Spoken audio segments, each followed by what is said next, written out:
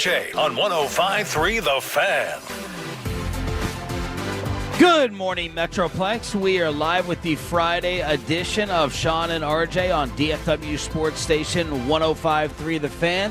Thanks for being a Tolo. That stands for Turn It On, Leave It On. We are in Denton on the road, Firehouse number 9. Denton. Just Denton. Yep, just like that, Denton. We are in, it's Denton Fire Station number 9. This is brand new. This thing, I think, opened, it was like last August or something. I mean, it was 2024, but it's brand new. They're bringing Whataburger in. It's going to be a great morning. I honestly didn't even know this airport that we're next to over here. I didn't even know this thing existed, to be honest, just because I usually stop at the stadium over there. I needed to fly here from where I drove from. Yeah, dude, so you clearly, I saw on Twitter you said it was pee that woke you up, but that was some of the loudest thunder I've heard in forever in Flower Mound. Like, that was like waking me up every 5 minutes. Y'all hear me now? Yeah, I got you. It was easy. I got here in 15 minutes. Well, good. I didn't get woken up. Congrats. He's got that shot from Roanoke. The other 364 days of the year you can brag about too with your long drive. I know. Give us the city background. Absolutely. So people settled in Denton in 1843 before it was officially established in 1846. It is named after lawyer and Methodist preacher John B. Denton. Oh, who was killed in the former TCU color analyst. No, different Denton. guy, different one. Oh. John Denton was killed in the 1841 skirmish with the Kachai people that Choppy's always going on about. Yeah. The education system is big out here. 3 of the 4 largest employers in the city are the University of North Texas, Denton ISD, and Texas Women's University. But Sly Stone from Sly and the Family Stone was born in Denton. Stone Cold Steve Austin, a couple of the Von Erichs went to North Texas, as did Dr. Phil. I found out Kelly Finglass from the Cowboys cheerleader. She's a North Texas grad. Oscar-nominated actor Thomas A. Church. But UNT's big claim is the music program. It's not Peyton Russell.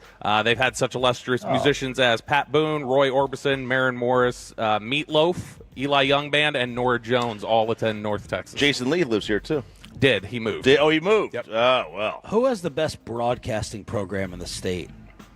UNT's up there. North Texas. It's up there. Churns out the most people. Pepe, when you were searching around for broadcasting programs, who else was highly acclaimed? Who else was on the list to get in? Well, I wasn't going to be the guy that traveled really far, so I picked Texas State. I visited UTA.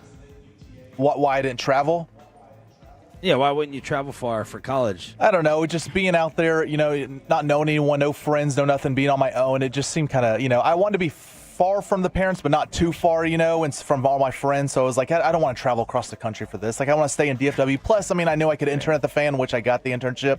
And so I knew I could work around Dallas, and that's what I wanted to do eventually. But UNT was the number one choice. I am telling my kids, get away. As far away as possible. I need them to live in a different region. I think everybody needs to live in a different region of the country like once or twice, right? Move multiple regions. Regions, right? I think it's better for you. Get away. I don't want to be able to go up there on a weekend without taking time off work. That's too close. I don't want them to come back. I don't want any pop-ins. All that is well and good, and the famous people and the settlers and all that stuff. And the Kachai people. I need to know about this Italian restaurant that RJ was trying to get into.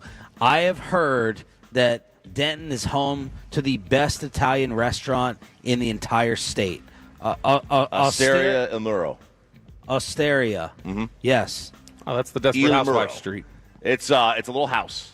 It's a little house. It's not like a brick and mortar type building. It's a little house, right? That they've manufactured into a restaurant. And let's see. I think it's on Monday as you get you can get your next reservation this coming Monday. DJ's a foodie. Have you heard of this place, DJ? Of this restaurant? What's it called? Osteria Il Muro. I've heard of it, but I haven't tried it yet. This is It's got a reputation. It is like a little blue house. Yeah. And then you still see down here that it's going to cost you about $100 a head in that little blue house. That is wild. But they release the reservations for the entire next month on the final Monday at noon in Denton. Yeah. There's a lot of. This is like a hipster, crafty kind of city, right? Anytime you're going to get a college, you're going to get that. And they've done a tremendous job with food. But this restaurant, apparently, and I've only tried a few times to get a reservation. I haven't been able to. My ex-wife got in here and said it was awesome. Really? Like, just some of the best food you're going to have. But you literally, if you don't get that reservation at noon on that last Monday, you have like 30 seconds to get it.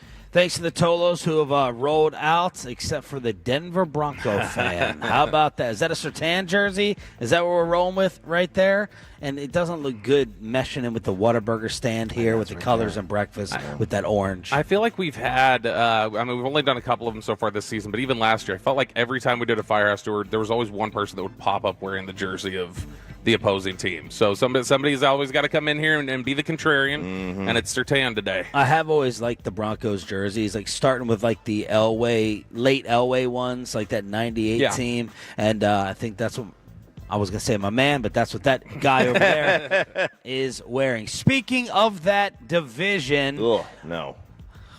What a ugly game last night, Peyton. On a 2nd and 10, Herbert to throw. Takes a shot to the end zone for McConkey. Caught! Touchdown! Chargers! 27 yards. Lad McConkey. Get Carson Wentz off of my television. Ugh. I am tired of seeing the Minnesota Vikings. I'm tired of seeing Carson Wentz attempt to play football. Even the great Kevin O'Connell cannot fix him. 37-10 Los Angeles. They improved to 5-3. The Vikings fall to 3-4. And apparently, like right after the game, McCarthy's like, yeah, J.J. McCarthy's playing next week. We don't care if his right arm is cut off.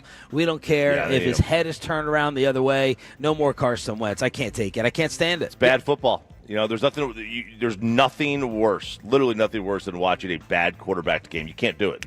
It's unwatchable because the teams don't change how they are. They still try to throw the ball all over the place. And all it does is make the game, A, longer, right, because incomplete passes, and B, there's no scoring for that team. And the game becomes non-competitive. The other team wears you down, and all of a sudden it's a 24-point blowout. Just an ugly, disgusting game. Yeah, and it's all by itself. It's a standalone. This game was buried at noon on a Sunday. Nobody cares. I couldn't tell if this was the injury that he was clearly dealing with or if this is just what Carson Wentz looks like when he plays football now, because he kept doing the swinging the shoulder and pulling at it, and now the Vikings are getting a bunch of accusations of, were you not disclosing injuries? Because if you say this is something he's been dealing with for a couple weeks, why wasn't he on the injury report? But, man, that was a brutal football game to watch. That one, and I mean, usually I can stay locked in even on a game that's a blowout like that. That's just one of those blowouts where it's like, I don't know that the Chargers were scoring 37 points against anybody last night except the Vikings. Well, fortunately, you did have other games to watch, including your Dallas Stars. Are we now down to moral victories? Puck comes out toward the line. Byfield in pursuit. Kempe with him. Byfield. Kempe. Score! Kempe again, the overtime hero. And I think that fool gave the horns down after scoring that. Someone sent me that on Twitter. I think Kempe gave the horns down as the Dallas Stars do pick up a point, Choppy, but they lose their 4th straight game. Yep. And look, it's to make matters worse, Cody Cece, who was here last year, he gets a goal in the game. They're missing something. They're missing something. I was talking to some friends, like they're missing Pete DeBoer. No, I was not missing. Did not talk about Pete on the ice. Just like a simple guy like a Mason Marchment, who was just kind of a antagonist. They're just missing. I don't know if it's him or not. They're just missing something. Something's just not right now, and they do have some injuries. Obviously, they've dealt with that. They've had to move their lines up a little bit, but something's just not right with this team, and I know exactly where Bobby's going with this. Yeah, look, Money Puck said the Dallas Stars should have won this game 80% of the time last night. I was trying to share my screen on the Zoom. Doesn't give them that capability to just do it like a normal Zoom chat, but believe me, this is a lot of green on the win-o-meter. Best game that they've played since the first 2 games of the season. Pretty clean game on both sides. Tons of quality chances. Did not get the puck luck, as Jake Rietma calls it. Their goaltender from the Kings, really good with 29 saves. Power play was good. I heard Gulletson praise that afterwards. Both goals were on the power play. 5v5 chances were there, just did not go in. And then they end up losing in overtime. The Kings come back and win. Gulletson sounded frustrated in the post as Rietma was checking that out and sent over his thoughts to only get the 1 point, but encouraged with the performance. So we'll see if they can bounce back tomorrow. But not a fantastic night in the sports world, I guess, except for the association. By the way, that was my worst nightmare, having to watch games on 2 different apps. It's not, you can't hit previous channel. You got to get out of the app. Then you got to go find the other app. And then you got to I hate where the sports world is going right now. It's so annoying. Glenn Gulletson on the Stars' 4th straight L. Yeah, we were good in all the departments except the most important one. So I thought that our power play looked good. It was dangerous. We gave up another PK goal early, but 5-on-5, we got to find some scoring there. We had a lot of chances. We outchanced them heavily 5-on-5. We got to find the back of the net. It's a little bit of squeeze still left in us, but overall, Again, sometimes the results lag. Coaches can go to bed at night looking at games like this and go, okay, we're moving in the right direction. NBA was fun. We had 2 overtime games with ESPN and the Barkley crew working a second straight night. OKC goes to double overtime again against Rick Carlisle's Pacers. Shea scores 55. He's got 55. Steph scores 42 in an overtime win over Denver. And Aaron Gordon had 50. So you had 55, 50, and 42 scored in the league last night. They're saying that Aaron Gordon game last night might be the most efficient shooting game we've ever seen. I mean, he scores 50 points on, I think he put up 20 shots. 17 to 21. 10 of 11 from 3. He hit 10 threes? 10 of 11 from 3. He was out of his mind last night. And then, of course, it's not enough. We're seeing, and he ends up -1 but for his plus minus. Yeah, defense wins championships. But did he tell anyone he was going to make 10 threes? What do you mean? What does that matter? LeBron told his buddies yesterday. Okay. Said, I know he's going to make 10 threes. Did he tell anyone he was going to just start chucking threes left and right? Game 1 of the World Series is tonight. Toronto's hosting. Mm-hmm. That kind of surprised me hearing that driving in. I was like, okay, Toronto ends up with the better record, and we have a new manager in the American League West, Choppy, and the National League West, as Albert Pujols does not get the Angels job. Kurt Suzuki on a one. Did I see that right? It's a 1-year deal? I'm pretty sure I saw that right. No. Yeah, I thought I saw that right. It's a 1-year deal. Which has that ever been done? It is a 1-year deal. It's a 1-year deal. This is as Angels as it gets. Poor Mike Trout. Could we just shake this guy's hand and say, hey, nice to meet you? Like, he knows him, obviously, played with him. But, like, sir, a 1-year deal? That's what happened? It made no sense to me that you were going to give a 1-year contract to a manager. I know it's a rookie manager. But were you going to give out? Is that why Albert pulled his name out? Maybe, yeah. That they want to see it because I'm looking at the quotes right now. A lot of time to build that culture there. Yeah, a lot of time. Yeah, a lot of time to build that culture. I mean, Wash was there, and they didn't give him a 1-year deal. Now he obviously wasn't a rookie manager, but this made no sense. Can we get a video shot of this crowd already to send to G-Bag? I mean, this is incredible. Pouring rain. This Firehouse is tucked away. It's pouring rain. Friday morning. Look at all the Tolos picking up the suck on that G-Bag. Brand new giveaway cup that I'm holding up on the Fan Cam, Twitch, and YouTube. We got Whataburger breakfast as well. It's unbelievable. I know, it's great. This is fantastic. I mean, and then not just look. We get the mugs. These will be gone in 2 seconds. They'll be gone. G-Bag. We're gonna get the G-Bag stuff out here in a minute. Do we have flags put down as a mat? Yeah, they need somewhere to dry your feet. Yeah. I'm sure we have some somewhere. Dawson and Broadus just steaming. Dude, they both take that so serious. I'll see you when so auction worked up sir. about it. Yeah, they don't care about the ratings difference. They care about the giveaway No, difference. they're just like we can move merch. No, they got to scroll 3 pages to find themselves. You going golfing today after this? There's a chance. There's a chance. If it's cart path only, I'm not playing. I don't play cart path only. I don't do that.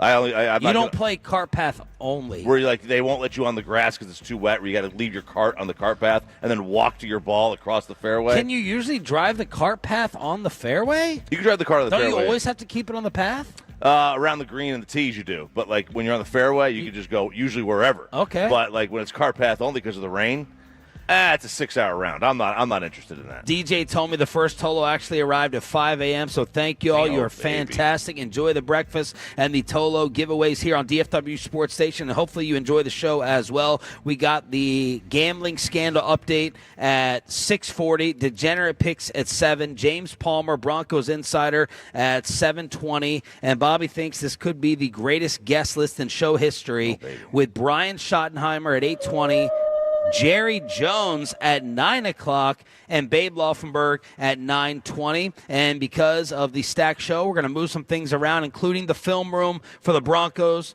Unstoppable force meets immovable object, while the Cowboys offense is about to face its toughest test of the season. Bobby takes us inside the Denver film room to get you ready for Sunday, next on 105.3 The Fan. But let's get you over to Underdog Fantasy promo code.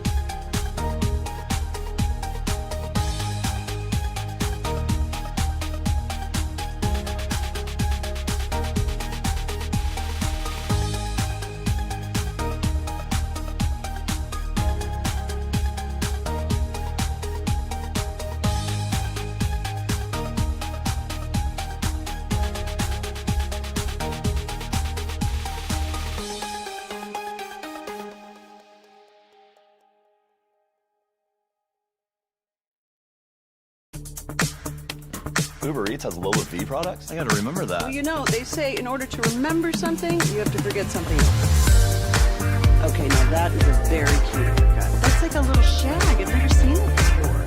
Well, I mean, of course you have. It's the Rachel. Oh, is that your name? No, I mean, like your name. No, I'm Jen. My name's Jen. Right, but I feel like this is your haircut. But that's hair on your head. I'm not saying this is your hair. Okay, you're freaking me out a little bit. Let's start.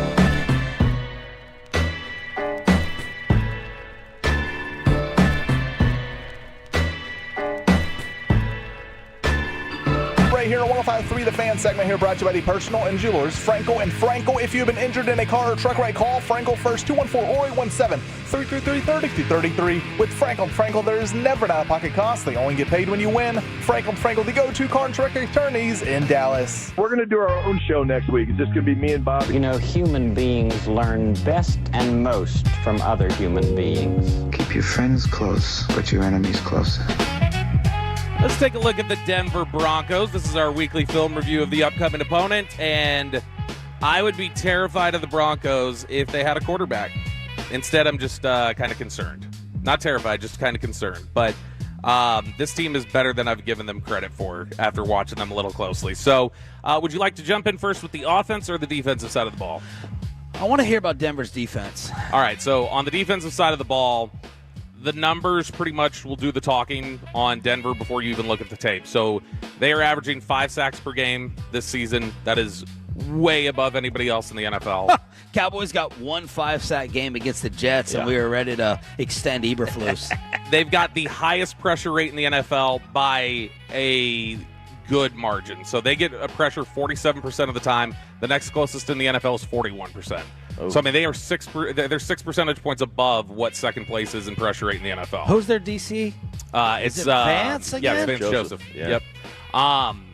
This is a different type of pass rush than the Cowboys have faced, and they do a lot of it just rushing 4. It's just sometimes you're sitting there trying to tell who the 4 are going to be. So they'll use a lot of creepers. They'll use a lot of sim pressures, which the creepers and sim pressures on their defense. So so the sim pressures, the sim pressures will be like whenever you would see Baltimore used to do a lot of this, where it'd be like you see 8 guys on the line of scrimmage, and then you just got to figure out which 4 are coming and which 4 are dropping. That's the sim pressure, and then the creeper is a defensive lineman will drop, and one of the linebackers or safeties near the line of scrimmage will rush. So it's still 4, but it's kind of like a simulated pressure. But they do a lot of those. They'll also just outright blitz. But, you know, all of their pass rushers are really high motor guys. Zach Allen, John Franklin Myers, they are really good on the twists and the stunts. Franklin Myers is really good with his hands. He plays with a lot of power. He's driving back guards pretty consistently. Tyler Booker's going to have to be locked in and ready and healthy this week if he's going to go up against John Franklin Myers. Well, speaking of health, Guyton on the injury report yesterday. Cooper Beebe was a limited participant in practice, but now you're sitting here talking about stress on your tackles. Yeah, and it's one of those things where when Guyton pops up on the injury report, you look at it and go, okay, he was just limited, so does that mean it wasn't that bad? He's fine? Or is it happened in the middle of practice, so they had to list him as limited because he got taken out for the rest of practice? So that's one of those things that you don't really have a handle on until the next day. Jonathan Cooper, solid player for them off the edge, but Nick Bonito is the guy. He is a big handful, so he's super explosive off the edge. He's one of those guys who he gets to the quarterback in under 2 seconds. He's got probably 3 sacks this year where the ball is snapped and the tackle's getting out of his stance, and he's already having to turn around and reach and, like, fall over. I think he might be my number 1 best, still most underrated player, unknown player in the league. Like Bonito, give us a little more background on him. So he was a second-round pick out of Oklahoma a couple years back, and he was thought to be kind of an undersized tweener rusher. And when you look at him, he looks smaller on the line, but man, he is so explosive. Did he dominate at Oklahoma? He was good at Oklahoma. He's one of these guys who has become a better player in the NFL. But man, he's super explosive. I really hate using this name here, but there are times when you're watching it looks like Micah, where it's that kind of explosiveness. It's that same kind of build because he's like 6'2", 6'3", and he's like 240. So it's that same kind of build, but he's got he's really good at. He's not the athlete that Mike is. 2-time All-American. He's not the athlete that Mike is, but there's more tools in his toolbox. Like, he's a more refined rusher. He understands how to use his length better. He's got a Euro step inside move that he uses a Euro step. Yeah, he'll set somebody. No, he will. He'll do the Ginobili? Euro. No, he will. He'll do the Euro step like as an inside move. So he'll set up a tackle outside and then he'll kind of hop step into the gap. He uses a spin move really effectively. And one of his favorites to use is the long arm, where he'll hit with his right arm, just kind of jab the tackle and then shed him. I mean, he's really, really good, but you're not going to see him use the same rush style on back-to-back plays very often. Denver plays about as much man coverage as anyone in the league. The only team that plays it more often is the Giants. You've got 2 options if you really want to try to attack Denver through the air. So their linebacker, Alex Singleton, is god-awful in coverage. I think I would rather have Kenneth Murray. Is Greenlaw a big loss for them? Yeah, Greenlaw's a significant loss because I feel like the second level is where they struggle the most in general anyway. And so I would rather have somebody that's a little more proven, even if he wasn't playing great. But that you're talking about Alex Singleton. That's a below-average athlete with bad instincts in coverage. He's fine against the run. He does a good job against the run, but he is a massive liability for them in coverage. And then your other option is Riley Moss, and he's the corner opposite Patrick Surtain over there. And that's a hesitant player who does not seem to have a lot of trust in his own eyes, where there's like a little hitch. There's like a little hesitation to break on the ball. There's a hesitation to pick up a guy when they're in man-match coverage and it's supposed to be passed off to him. He doesn't look like he's sure what he's looking at every time, and I think they can take big advantage of that. Is Surtain going to follow? So Surtain will flip it, just depending on how they want to assign him. Do they think Surtain's a better matchup for Pickens? Do they want to have him on Lamb? They'll both flip sides. So they will. I think they've taken equal snaps. Riley Moss and Patrick Surtain, they've basically split their snaps equally on both sides. Can't stop George Pickens, so why would he even bother? Yeah, you think he should travel with George? Go lock down the other guy. He made what's his name? I don't remember his name. He made a young boy over there. That's why I was calling him over during the break. CeeDee Lamb's his favorite player, and he wanted to ask Choppy, why do you want to trade my favorite player? Did he ask him? And Choppy's response was, because you need to get a new jersey. You got to help the Jones family. You got to get the New Jersey out there. You got to buy another one. I'd like to get some seam routes or out routes working early to Ferguson in this one. Tight ends have really abused Alex Singleton. Find Riley Moss, match up, whoever Riley Moss is on. If he's got Pickens, if he's got Lamb, whatever, just find Moss and see if you can attack him on some quick slants. Because, again, he's just not very decisive. He doesn't see things quick enough. If you can get a quick step, you don't have to worry as much about the pass rush getting to you as fast. Just get the ball out, try and get some catch and run stuff. Denver's going to make it really hard on you to run the football. Javonte Williams is going to have to fight through a lot of contact from their front four. I could see Denver's front four giving you the same problems Carolina did. So the same sort of issues where Carolina was just kind of blowing things up right from the start and clearing the way for linebackers to run free. It feels like Denver could do some of that this year. They've got really good players on the interior. So did they struggle against the Giants? I know you had one BS deflection touchdown. Did New York offense control them? So no, they had they had the BS touchdown. They had some short fields that they've been given. Alex Singleton gave up a big play. So a lot of it was just some of the same stuff that's always hurt, but they locked in eventually. And it was just like, all right, here it is, and this is the same Denver defense. So the Giants really just missed their opportunity. You needed to hold that offense down is what you needed to do. They were, they didn't really get tested against the Giants, though, the corners. No, not very much. They did not allow pass. But they didn't allow a completion. No, and I went back, I watched the Giants game. I watched the Bronco corners didn't allow a completion. A completion? Moss and Surtain against the Giants. They only got targeted 7 times. Everything was like, because it's just the different way that they were running routes and where guys were at in zone. So it wasn't credited to them. But they were part of the scheme that would allow the receptions. But I went back and I watched last week's game. I watched the game against Philadelphia. I watched the game against Indy. I was curious because Indy's the only offense that's above Dallas. And so I was curious, all right, how did Indy put up 29 points against this defense? What did they do? And it was a lot of what we're just talking about. They were picking on Riley Moss, and they were picking on Alex Singleton. They got a better break, though, and this is going to be the biggest thing. Jonathan Taylor got almost blown up in the backfield on like 2-3 different runs, and then he stayed up, and he kept running. And he had big gains that way. So if you can get through the trenches, there's some occasional tackling and over-pursuit problems at the second and third levels for Denver. You might be able to take advantage of some of that. So I wouldn't be surprised if this is a game where Javonte Williams has 75 yards on 15 carries. And you're like, that sounds like a pretty good day. But I think it's like one of those carries breaks for 38 because he broke through the line of scrimmage and Denver's back 7 couldn't make a play. And then he picks up 37 yards on the other 14 carries. That's the kind of approach I think they're going to have. It's a really good defense. It's a really good pass rush. I'm terrified about Nick Bonito going up against Tyler Guyton. I don't think that's going to work out. You're going to need Dak to do what he did against Micah. Chop, do you know, or what would you guess is the over-under? 48.5? 50.5. Okay. I was just trying to feel out how Vegas was thinking that these offenses would score against each other. Well, specifically the Dallas offense against them. Yeah, I don't look. Cowboys on the road. Obviously, it's not the same track meet, but they can still score.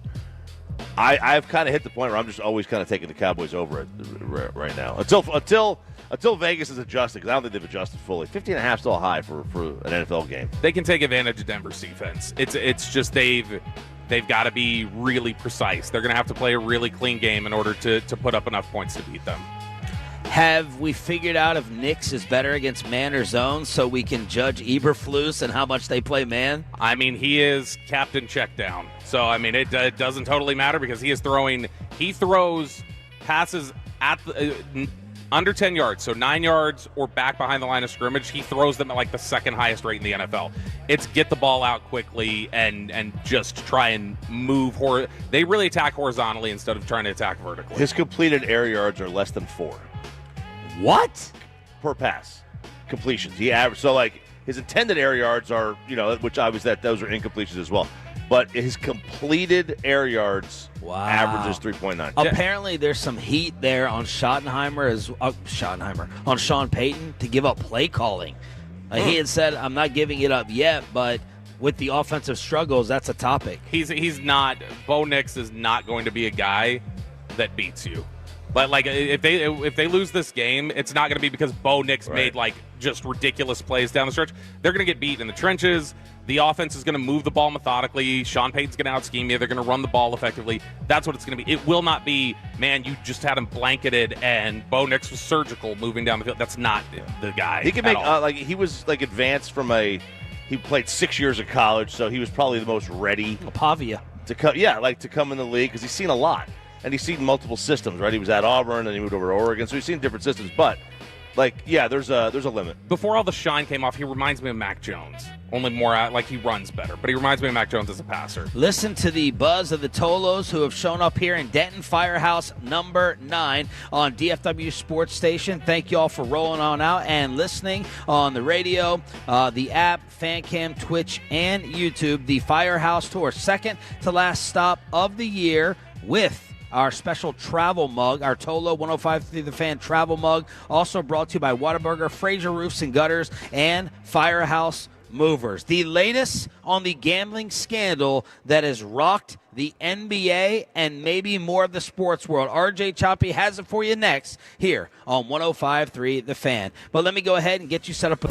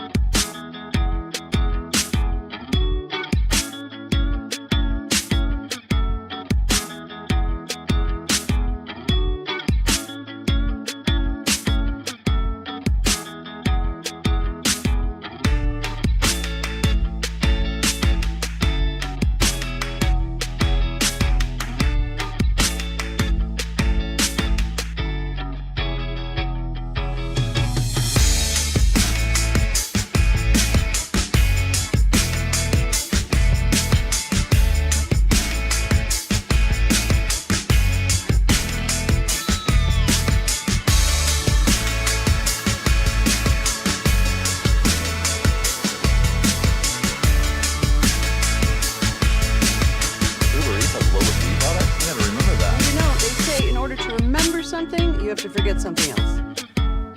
Okay, now that is a very cute haircut. That's like a little shag. I've never seen it before. Well, I mean, of course you have. It's the Rachel. Oh, is that your name? No, I mean like your name. No, I'm Jen. Trade your vehicle, get the classic Chevrolet in Grapevine today. The back-to-back #1 Chevy dealership in the world. More new Chevys than anyone else, all priced to sell. Visit ClassicChevrolet.com. This is Texas. This is Classic Chevrolet. Together, let's drive, relax, enjoy the difference. Based on new Chevrolet registrations 2023 and 2024. Shout out to all the Tolos rolling out here. Denton Firehouse number 9, including Ben and Andrew, driving 45 minutes. We're rolling deep with the Tolo Travel Mug giveaway that I'm holding up right here on the FanCam, Twitch, and YouTube. So rolling out and get them while you can. We have Whataburger breakfast to get your weekend started as well. Sean Sharif, RJ Choppy, and our Cowboys insider Bobby Belt. RJ's Degenerate Football Picks at 7. College football preview. Broncos insider at 7:20. Junk drawer at 7:40. Brian Schottenheimer, Jerry Jones, and Babe Laughenberg. The show of whales continues. And RJ Choppy, take us inside the latest with the gambling scandal. Were you obsessed with following all this yesterday? Yeah, I was pretty into this because, I mean, look, I'm a gambler and I fashion myself as an expert. But no, not judging January 1st. Not judging by your record. I don't know, man. With my 9-1 last 10 NFL games. Oh, 5-0 weekend last week. My struggling bad. Struggling in college football, which ironically is what I'm an expert in. So that's that should tell you all about that. Why they canceled you on the network? That's right. Not yet. Okay. We got a couple months left. Jared Sandler being brought in. Yeah, bring Sandler in. So obviously the main player in this continues Chauncey Billups. I mean, he is the main face of this. And what happened there, and we talked about this at the end of yesterday's show, largely was a poker scheme where they would use illegal tactics to basically screw over stooges, schmoes. Yeah. Right?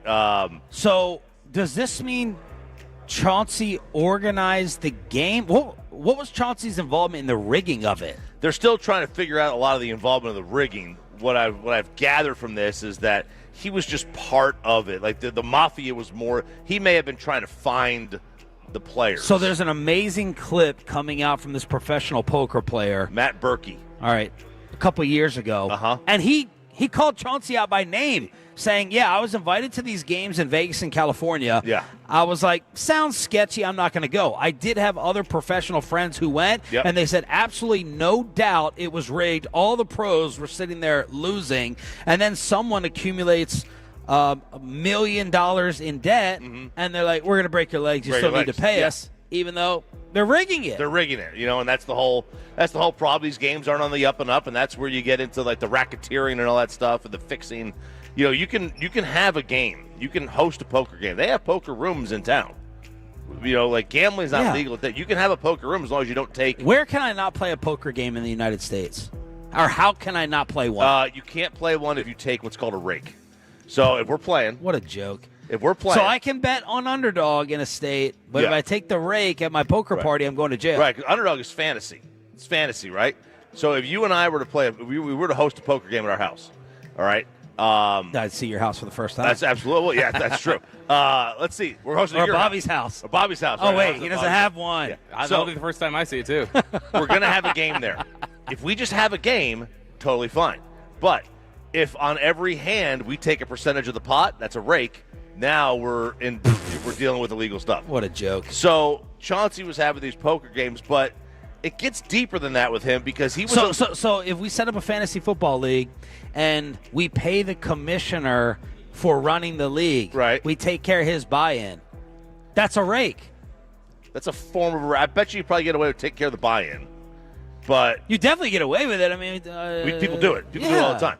But yeah, you would if he's like a paid employee of you guys, that would be a rake. So where it gets really sticky with Chauncey, and this is where the NBA really kind of probably cares. They care about the alleged gambling fixing anyway, but he apparently tipped off a gambling ring that the Trailblazers were going to tank games, that he was going to sit players during games. There were some other players. I think it was Damon Jones who got popped in this situation. I remember they cleared Terry Rozier before on a pass gambling charge. Now they got him again based on the same thing. Yeah. But Charles Barkley called out the NBA for that yesterday. He's like, you guys screwed up the Terry Rozier investigation. Right. This is a 2-year thing. You cleared him. Now the FBI has all this other different evidence. Yeah, now basically the other evidence they have new evidence they found that details some of the fixing stuff. LeBron. So it's not necessarily that Chauncey Billups, we don't know that he sat the players for the mafia. They were just going to do it, and then he informed them. Right. Yeah. Right. So he tipped them off. Which is not as bad as making personnel the same. None of it's going to matter. I don't care about that part. I don't consider that. Like Damon Jones. Right. Damon Jones, what he did is he would tell, and I think he did the same thing. The issue with him is that he allegedly sold the information. Yeah. He was on the Lakers staff. He knew LeBron wasn't playing. Right. What a slimy media attempt to drag LeBron into this I thought it was terrible. I had people hitting me up yesterday going, LeBron's in it.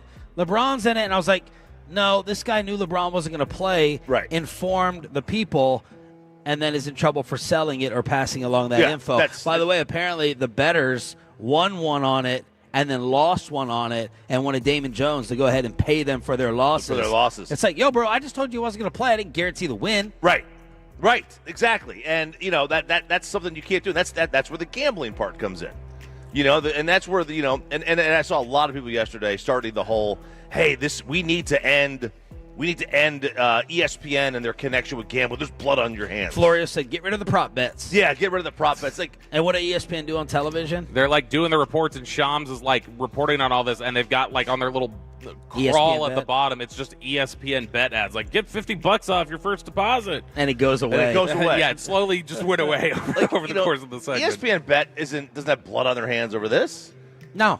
Underdog, DraftKings fan, they don't have blood on their hands. Do the leagues? For being in bed with them in terms of taking sponsorship money? Yeah, it's like it's like with my kids, right? If I have alcohol out at our bar, and my kid one night I come home and he's 15 and he's throwing up on the couch and he smells like rum, have I invited it?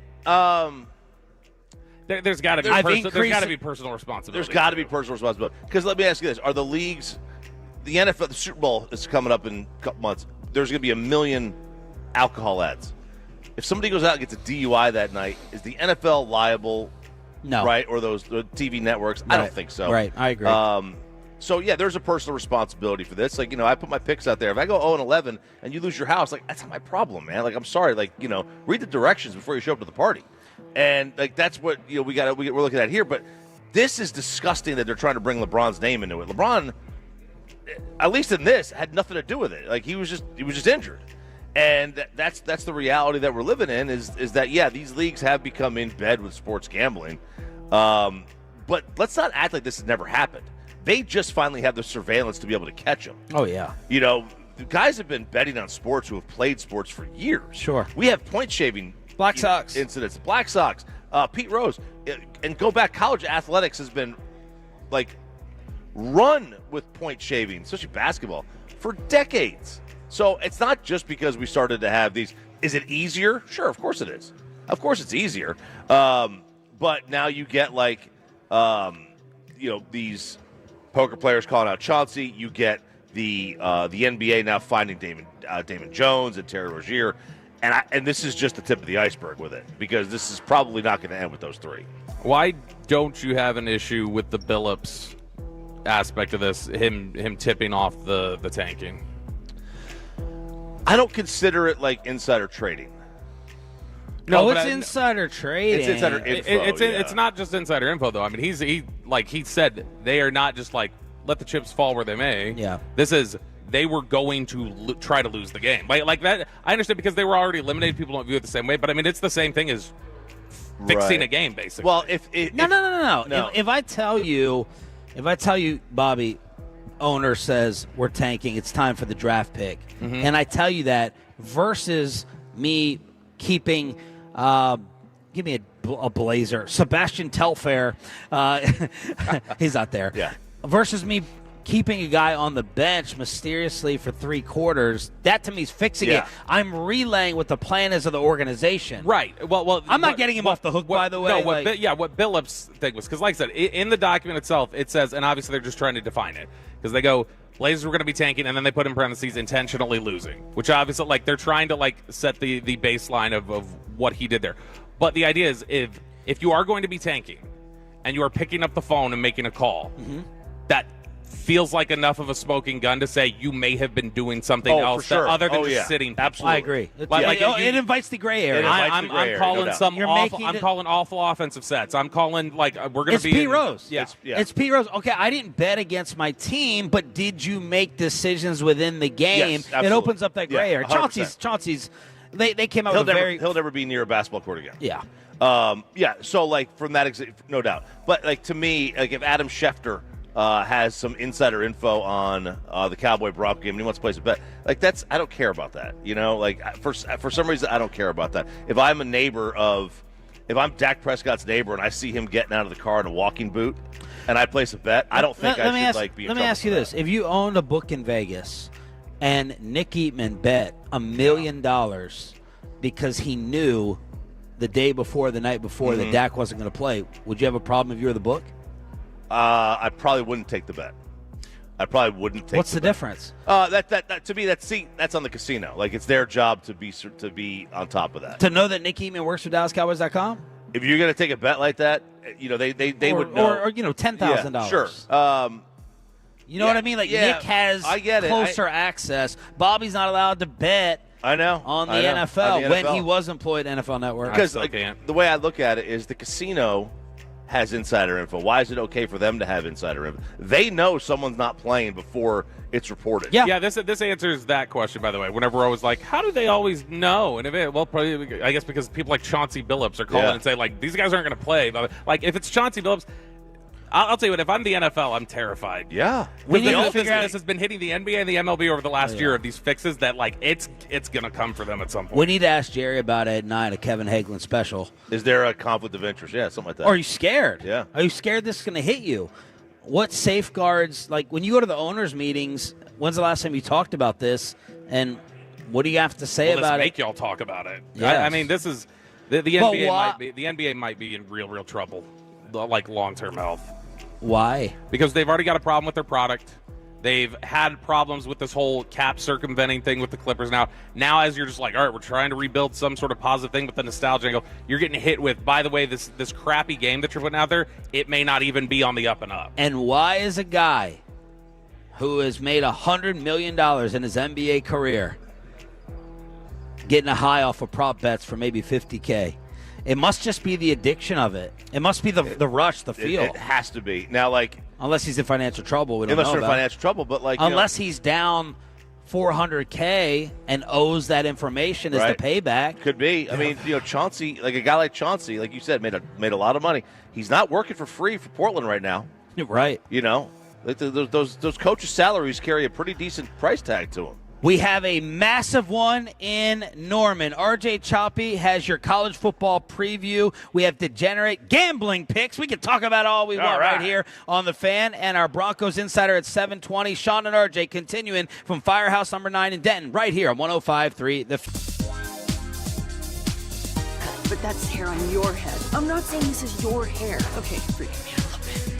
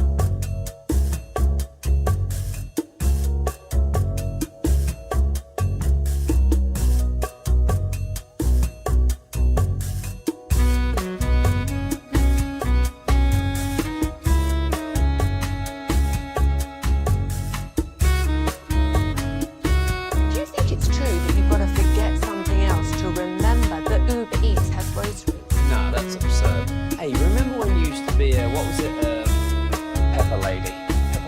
Wasn't it Seaman Sisters? Angel Babes. Saffron Squad? Nutmeg Maidens? Pre-club? No. Nutmeg Maidens. I just said that. Was it Spice Girls? Doesn't sound right. Was it Saffron Squad?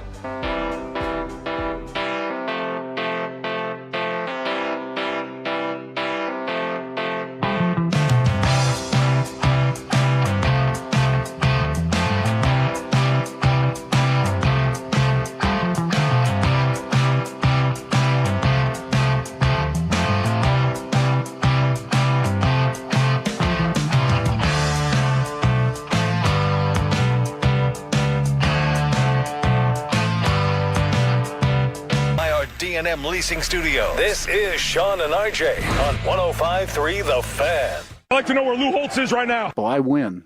Google me. We're not hosting an intergalactic kegger down here. It might not be a must-win for Oklahoma this weekend, but it is kind of pretty close. It is the College Football Kegger here on 105.3 The Fan. Oklahoma hosts Ole Miss. OU coming off a win at South Carolina. Ole Miss a loss at Georgia on the road. By the way, SEC teams this year playing back-to-back road games have not won the second half of that back-to-back at all this year. So different in the SEC, man. Playing back-to-back road games, they always lose the second one? Yeah, they've always lost the second one this year. That said, Ole Miss can lose this game and still make it through. I'm pretty sure Ole Miss plays the Citadel 3 times the rest of the way. But Oklahoma still has a difficult road. They still have to go to Alabama. They still have to go to Tennessee. They got home games against Missouri and LSU. So that is not an easy schedule. This is starting to stretch of 5 straight ranked opponents that Oklahoma is playing. So they've got to win this game. If they lose, they can still make it because they're going to have a great schedule the rest of the way to be able to make up for it and get into 2 losses. And Mateer's rustiness, playing himself back into that Heisman form. Where is it going to be against a ranked opponent? Ooh. That wasn't rustiness. That was the University of Texas, baby. Yeah. Is that what that was? Yeah, that's what it was. Look, that's what NFL talent was. On the defensive side of the ball. Anyway. Whether it's rust or not, the reality, how much of it is still injury?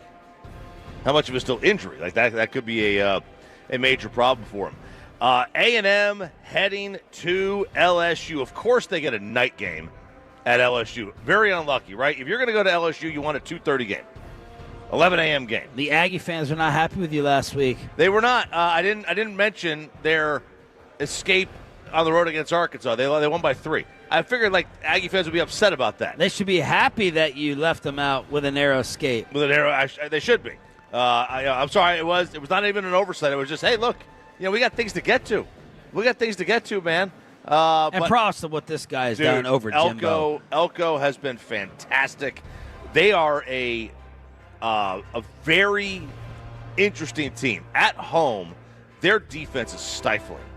On the road, they've only played 2 road games this year, but they've allowed 40 and 42 in those road games. So 40 to Notre Dame, 42 to Arkansas. And I would not look necessarily, Arkansas obviously quit on Sam Pittman. They've got Petrino in there. They're playing for their jobs for next year. They're playing for, NIL money. So they've got a little bit of juice to them. So I don't think the escaping Arkansas is a terrible thing. This is going to be interesting though because LSU seems broken. And Garrett Nussmeier, who I think is, obviously was the best quarterback to me in the sport coming into the season. I don't know what's going on with him in LSU this year, Bobby. I mean, look, he's not been he's always been a gunslinger. That's kind of his thing. He's the guy he gets comped to the most, honestly, by draft analysts early on has been Romo. And Romo always had that kind of Favre gunslinger thing. So he's gonna have some turnovers from time to time. But man, I don't think there's a match there with Brian Kelly. I think that's I think those two are just not fit for each other, and it's coming at an awful time when Garrett's trying to put resume tape out there, essentially. There is it would not surprise me if Brian Kelly is Penn State's coach next year. How do you get how? How do you fail so bad at LSU and then still manage to salvage a job like Penn State? He's just a better fit up there. He's not a fit for LSU. He hides crimes. That's I true. don't think he is a great fit. I think you need a softer, personality with the stuff that's gone on there to handle it better PR-wise. He's awful PR. Awful PR. He's a jackass. He is. Lane is too seedy for that place, too. Right, yeah. Where does Brian Kelly fit? Like when you think about that, Miami? Like, if the Miami job was open, would you be like, yeah, you could be a jackass there? Yep. Yeah. I want to say Nebraska because Tom Osborne, those Nebraska teams were kind of... I don't know. I never thought of Nebraska. I mean, and Dominic Sue obviously was kind of a dirty player, but I don't think Nebraska. I think good and wholesome. I think Midwest boys. But I just mean, he's definitely not fit for the South. He is not a South guy. Miami, not really the South. Even if it's in the South, it's not the South. Right. So, yeah, maybe Miami. That's a good one. A&M's got some hurdles to jump, though. Right now, they're absolutely, the playoff representative from the SEC at the moment. They're the only undefeated team left. There you go. They still, have, they still got to go to Texas this year, so they got some hurdles to jump through. It would be a massive disappointment, though, at this point in the season for them not to make the playoff. A massive. Yeah. That would be almost a fireable offense to not make the playoff. You've got Texas traveling to Mississippi State. Of all the road environments, this is not necessarily the toughest, but those stupid cowbells will annoy the hell out of you. Sacramento Kings, Phil Jackson. They ring them until... the team the offensive line gets set, and then they have to stop ringing the cowbells. Oh, it's like the Sean McVay headset. And then as soon as the ball snapped, when you're listening to the game and you're watching, it sounds like bees. Right? It's just it's silent, and then they all start ringing these stupid, idiotic, middle school cowbells. It's so dumb. I can't believe they still allow it. You can't bring in tortillas. That's not allowed. You can't have a tortilla, but you can bring in because they won't let you do what was NBA playoffs. I remember the Mavericks were having a playoff game here, and back 20 years ago, one of the items they told you couldn't bring in was a jar of pennies. They were that specific with noises that you couldn't bring in there, and they said a jar full of change was not allowed to be brought into the stadium. Are people bringing in jars of pennies and shaking them? They were worried people were for the Mavericks 20 years ago, and so how's that not go over the metal detector? Ooh. Well, back then they might not have used them. Yeah. When was the last time you put a penny in your mouth? College, when I got pulled over for DUI. It did not work. It didn't work. Did not beat the breathalyzer. Dang. When I was 5, maybe? Yeah, it's been a while. Maybe I lowered it. Maybe lowered. There you go. Missoula at Vandy. This is where game day is going to be. Vandy win puts them one step closer. They have to win this one. They still got to go to Texas. They still got to go to Tennessee. They still play Auburn, which should be a win, but I've seen crazier.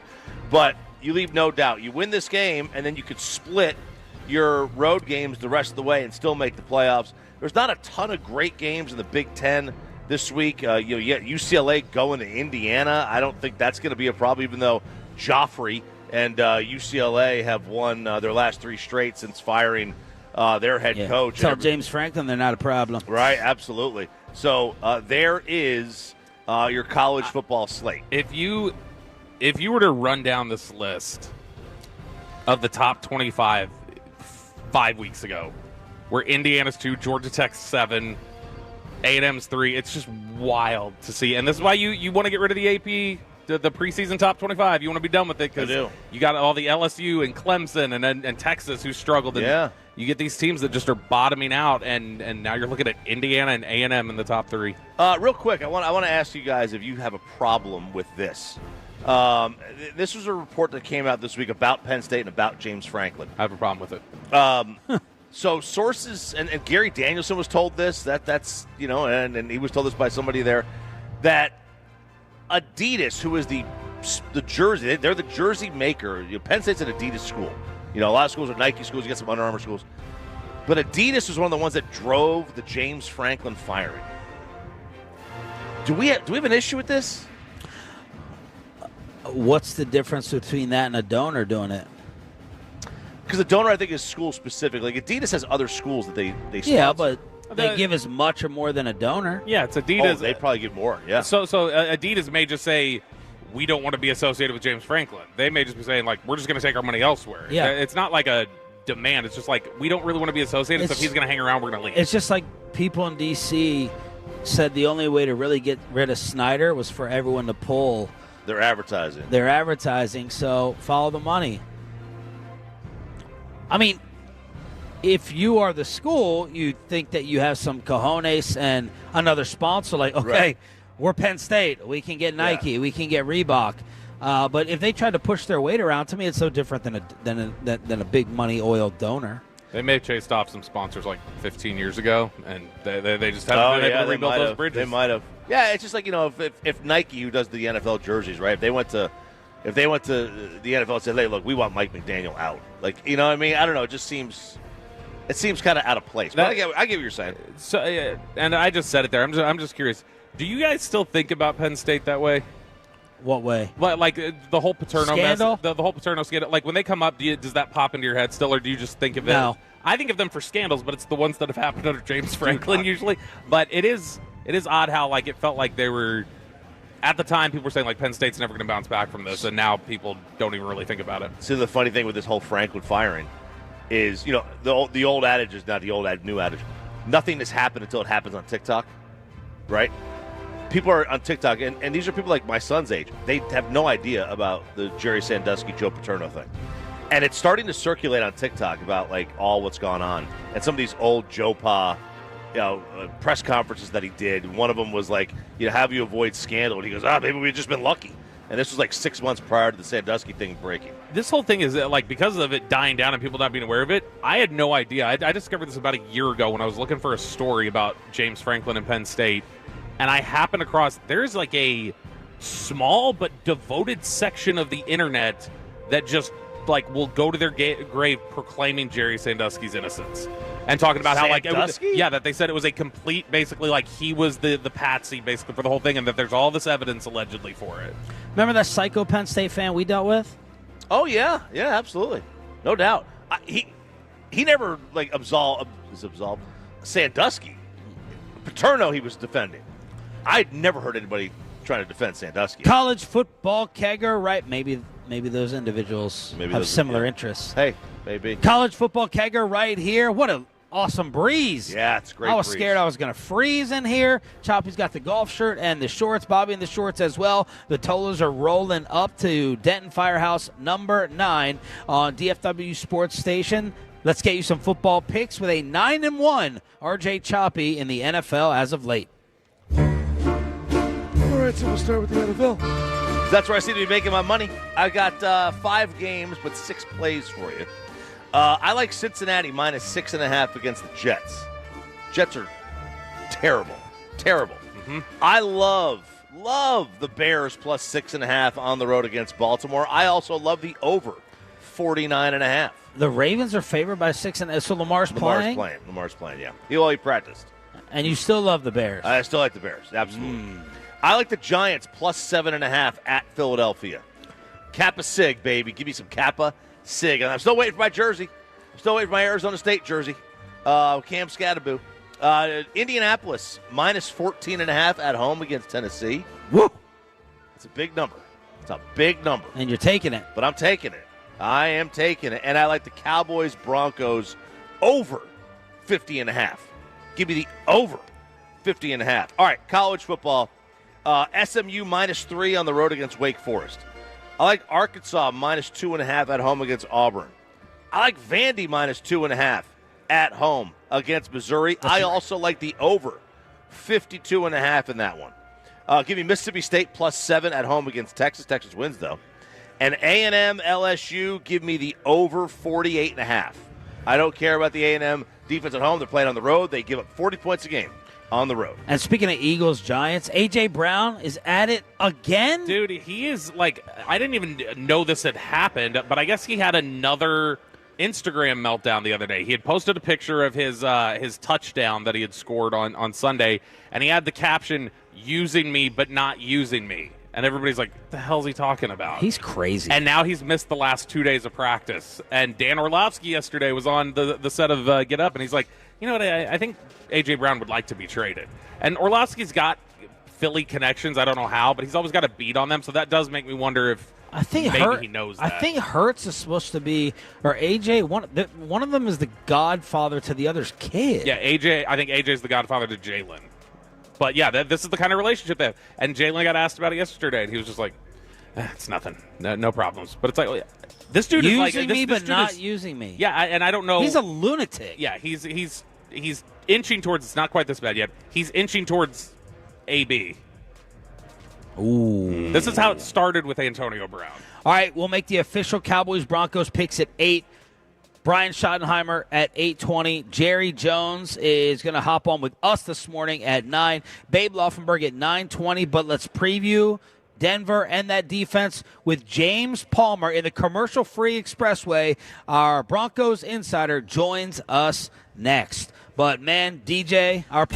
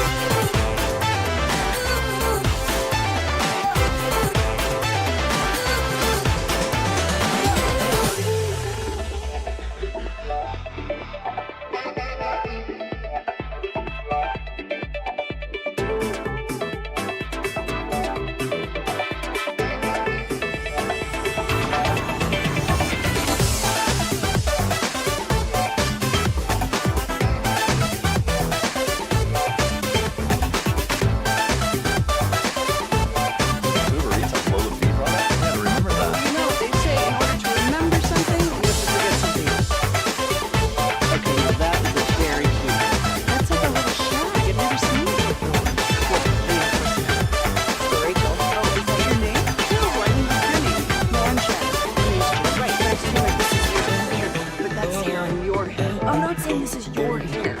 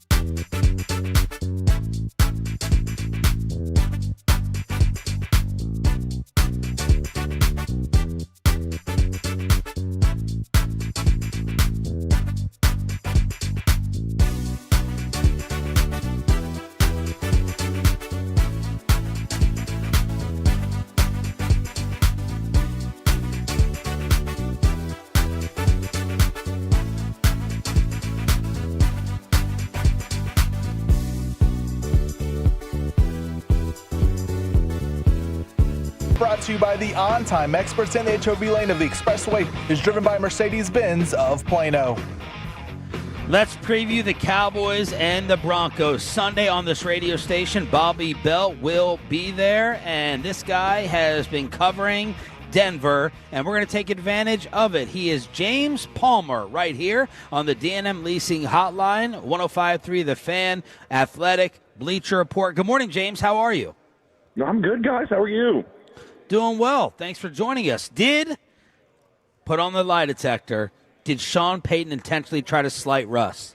I'm more surprised Russ clapped back. That's more out of character for him. Sean slighting Russ maybe more on brand for Sean. I know what he said this week, and I kind of know the way Sean feels about Russ. It was tough to determine at the time.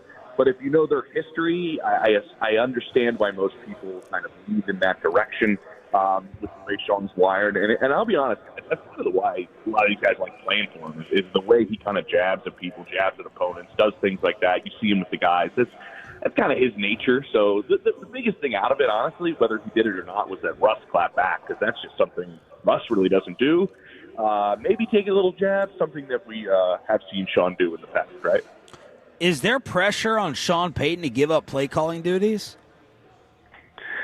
I don't think so. If I ask around, it's really this. And I know maybe you're saying it just because, was it Ben DiNucci sends a tweet out during the game last week where, maybe it should be time for Sean to give up play calling. And they do have a really talented young offensive mind in that room in Davis Webb, who keep your eye on him as a future offensive coordinator for sure to be calling plays in this league. I talked to a guy, he called plays during the game during the preseason and was outstanding actually at it. But if you ask around against teams, and I have, that have played against this Broncos team, he's still scheming guys open. There's still been, really good play calling in terms of making sure some of these pass catchers that maybe talent isn't outstanding around Bo Nix in terms of these pass catchers, but he's finding ways to get them open. At the same time, the same coaches are saying that Sean is getting a little predictable with some things. The Giants were calling out screens nonstop, calling out plays a bunch. And I think you have to figure out, and I don't think any of us can unless we're in the meeting room with Bo Nix and Sean Payton, is the play calling being called a certain way because of the way the quarterback is playing and the limitations of the quarterback right now with the way he's playing football, or is Sean, or is it the play calling? And I think it might be a little bit more the quarterback than it is the actual play calling of Sean Payton. So has the results met the excitement then from Sean, or is that still up in the air? In terms of Bo Nix? No, in terms of Sean Payton, the head coach. Like when you got him, the excitement that, hey, got a Hall of Fame coach versus what the results have been. Has that matched? Yeah, I mean, I think he's turned the culture around really quickly. I think when he first arrived, which was one of the things that shocked me the most in that locker room, is that he had a lot of young players that haven't achieved anything, really believing that they were a good football team. And the wins weren't even there the first year entirely. But he turned it around pretty quickly in terms of, a culture and a mindset in the way Sean likes to have an organization. And so I think the run last year and Bo Nix exceeding a lot of people's expectations during his rookie year was something that obviously got this city pretty excited. I would say the two of them, everybody has been starving for a quarterback here in Denver for some time since 2015 and the Super Bowl and Peyton Manning retires, and then it's been a revolving door, and they feel like they have one now. And the excitement, I would say, the enthusiasm over Bo Nix and Sean together was maybe a little much during training camp. Now, we know Sean played his part in that, right, with some of the comments that he had saying Bo's probably going to be a top 5 quarterback at some time and all the expectations that he kind of put on this team. I think the city's expectations have been extremely high. Now, they've been tampered a little bit with the way that they've played offensively a little bit here. But overall, I think everybody's pretty pleased with the way that Sean has done things here because it's turned around rather quickly, in all honesty. James Palmer, Broncos Insider here, previewing Sunday on Sean and RJ 105.3 The Fan. James, it felt like Bo Nix was what Jackson Dart is now in terms of the new, hot, young, fun rookie quarterback. And as you just talked about offensively, that's cooled a bit. Is the is the Bo Nix arrow still headed straight up? Have we turned sideways a little bit, or are we going south a little? Yeah, that's a really good comparison, honestly, because I think you saw Bo play a little bit like Jackson is playing this year when he was out there last year. It's not there. He used his legs really, really well. He's an outstanding athlete. He really is. And you saw him use his legs in that fourth quarter against the Giants. But what's happened is there's been a little bit of a book on him now, honestly, and that happens to every quarterback. He's got 20 games something under his belt, and there's film on him, there's tape on him, and my understanding is they know he has to try to fight his way through that. And so I think the arrow's still pointing up. I don't think it's where Broncos fans had it at the beginning of the season, and maybe some other people around the league had it at the beginning of the season. The issue has been really anything over 10 yards. Like, you could say downfield, there's been a number of guys that have been schemed open and behind the defense, and he's just missed them. I mean, if you look, whatever metrics you're looking at, he's one of the worst deep ball throwers in the NFL right now. And so that's led a little bit to what you were talking about with the play calling and some of the predictability of it is because some of that stuff downfield he just hasn't hit, and it's been difficult to run. And so there's been kind of this argument here about, obviously the fit offensively is decent for Bo, but a lot of the personnel changes that Sean does from play in and play out, and Bo's kind of a tempo player and likes to play up tempo. It's hard when you're making that many switches in terms of personnel, and how does that all come together? And so I think he's fighting through it. I think the arrow's not down by any stretch, but I don't think he's met the expectations that a lot of people around here have had for him in year 2. But if you kind of ask around the league, and I have, it's, the book is there. He's going to have to fight through it. And, a lot of this growth with these second-year quarterbacks isn't linear. And he's in a rut a little bit now with a couple of things. But at the same time, like, look at what he did against Philly. Look at what he did against the Giants. When, he has this kind of like Baker Mayfield, like, kind of vibe to him to where, like, he's really annoying to play against. You know what I mean? He doesn't go away. He fights and claws till the end of a game. Like, he's really poised in the fourth quarter when he's down these massive deficits in the fourth quarter. It doesn't faze him if you ask people that have gone against him. So I do think there's definitely traits to work with for sure, but he's working through some other things at the same time. James, when you look at this matchup, Denver by a lot of different metrics, advanced and just standard metrics, is the best defense in the NFL. You can make that argument. Dallas has a case as being the best offense in the NFL. Yep. When you look at this matchup, though, it still feels like one that, man, Denver's just got so many overwhelming advantages in the way that they do things. Where is their vulnerability for the Broncos, you think, where it's like Dallas can attack this, or if Dallas can do this, that's going to be their mode of attack that they would have success on Sunday? Yeah, there's two things that I look at, honestly. It's the whole league has thrown at Riley Moss, the opposite corner of Pat Surtain, and rightfully so. Pat's the best corner in football, and in my opinion, and a lot of people opinion around the league, it may not be close. And so, you throw at that other corner quite a bit, and I don't think Riley Moss is terrible, But obviously, that's a spot you go to when you have George Pickens and you have CeeDee Lamb and you have really two number ones the way that they're playing, that you look at that being, possibly an advantage because teams have had success. Like Riley's played okay, like I said, but there's been big plays. There's been stuff downfield that has been successful. Fouls, penalties, things like that have played against them in a sense. But they've really struggled, and this isn't just this year. It's been a number of years kind of where, like, covering tight ends has been a difficult thing for them. And, you've seen that kind of week in and week out where tight ends have had an ability to do something to this offense. And Trey Greenlaw has the suspension. Now, Justin Chanad's played really, really well while he was out this whole time. He had the interception against Jackson Dart, but he'll slide right kind of back in. But they've had kind of an issue covering tight ends. Jake Ferguson's been outstanding this year. So, to me, those are the two things that I look at. And I'm fascinated to see, with the lighter boxes that Javonte gets to run against now with both of these receivers, how does Denver kind of do that? I think the interior of their defensive line is kind of the part of this defense that nobody talks about. It's really actually good, and Jonathan Franklin Myers and company in there. And how do they hold up against the run, I think, is big. But the tight end spot and the number 2 corner are kind of the two things that I look at in terms of matchups. You mentioned Javonte Williams there, and we're talking with James Palmer about the Broncos and Cowboys matchup coming up this Sunday.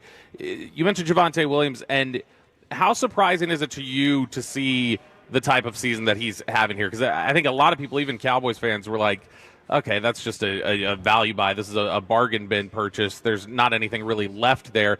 But he's shown a lot more juice than it looked like he had at the end in Denver.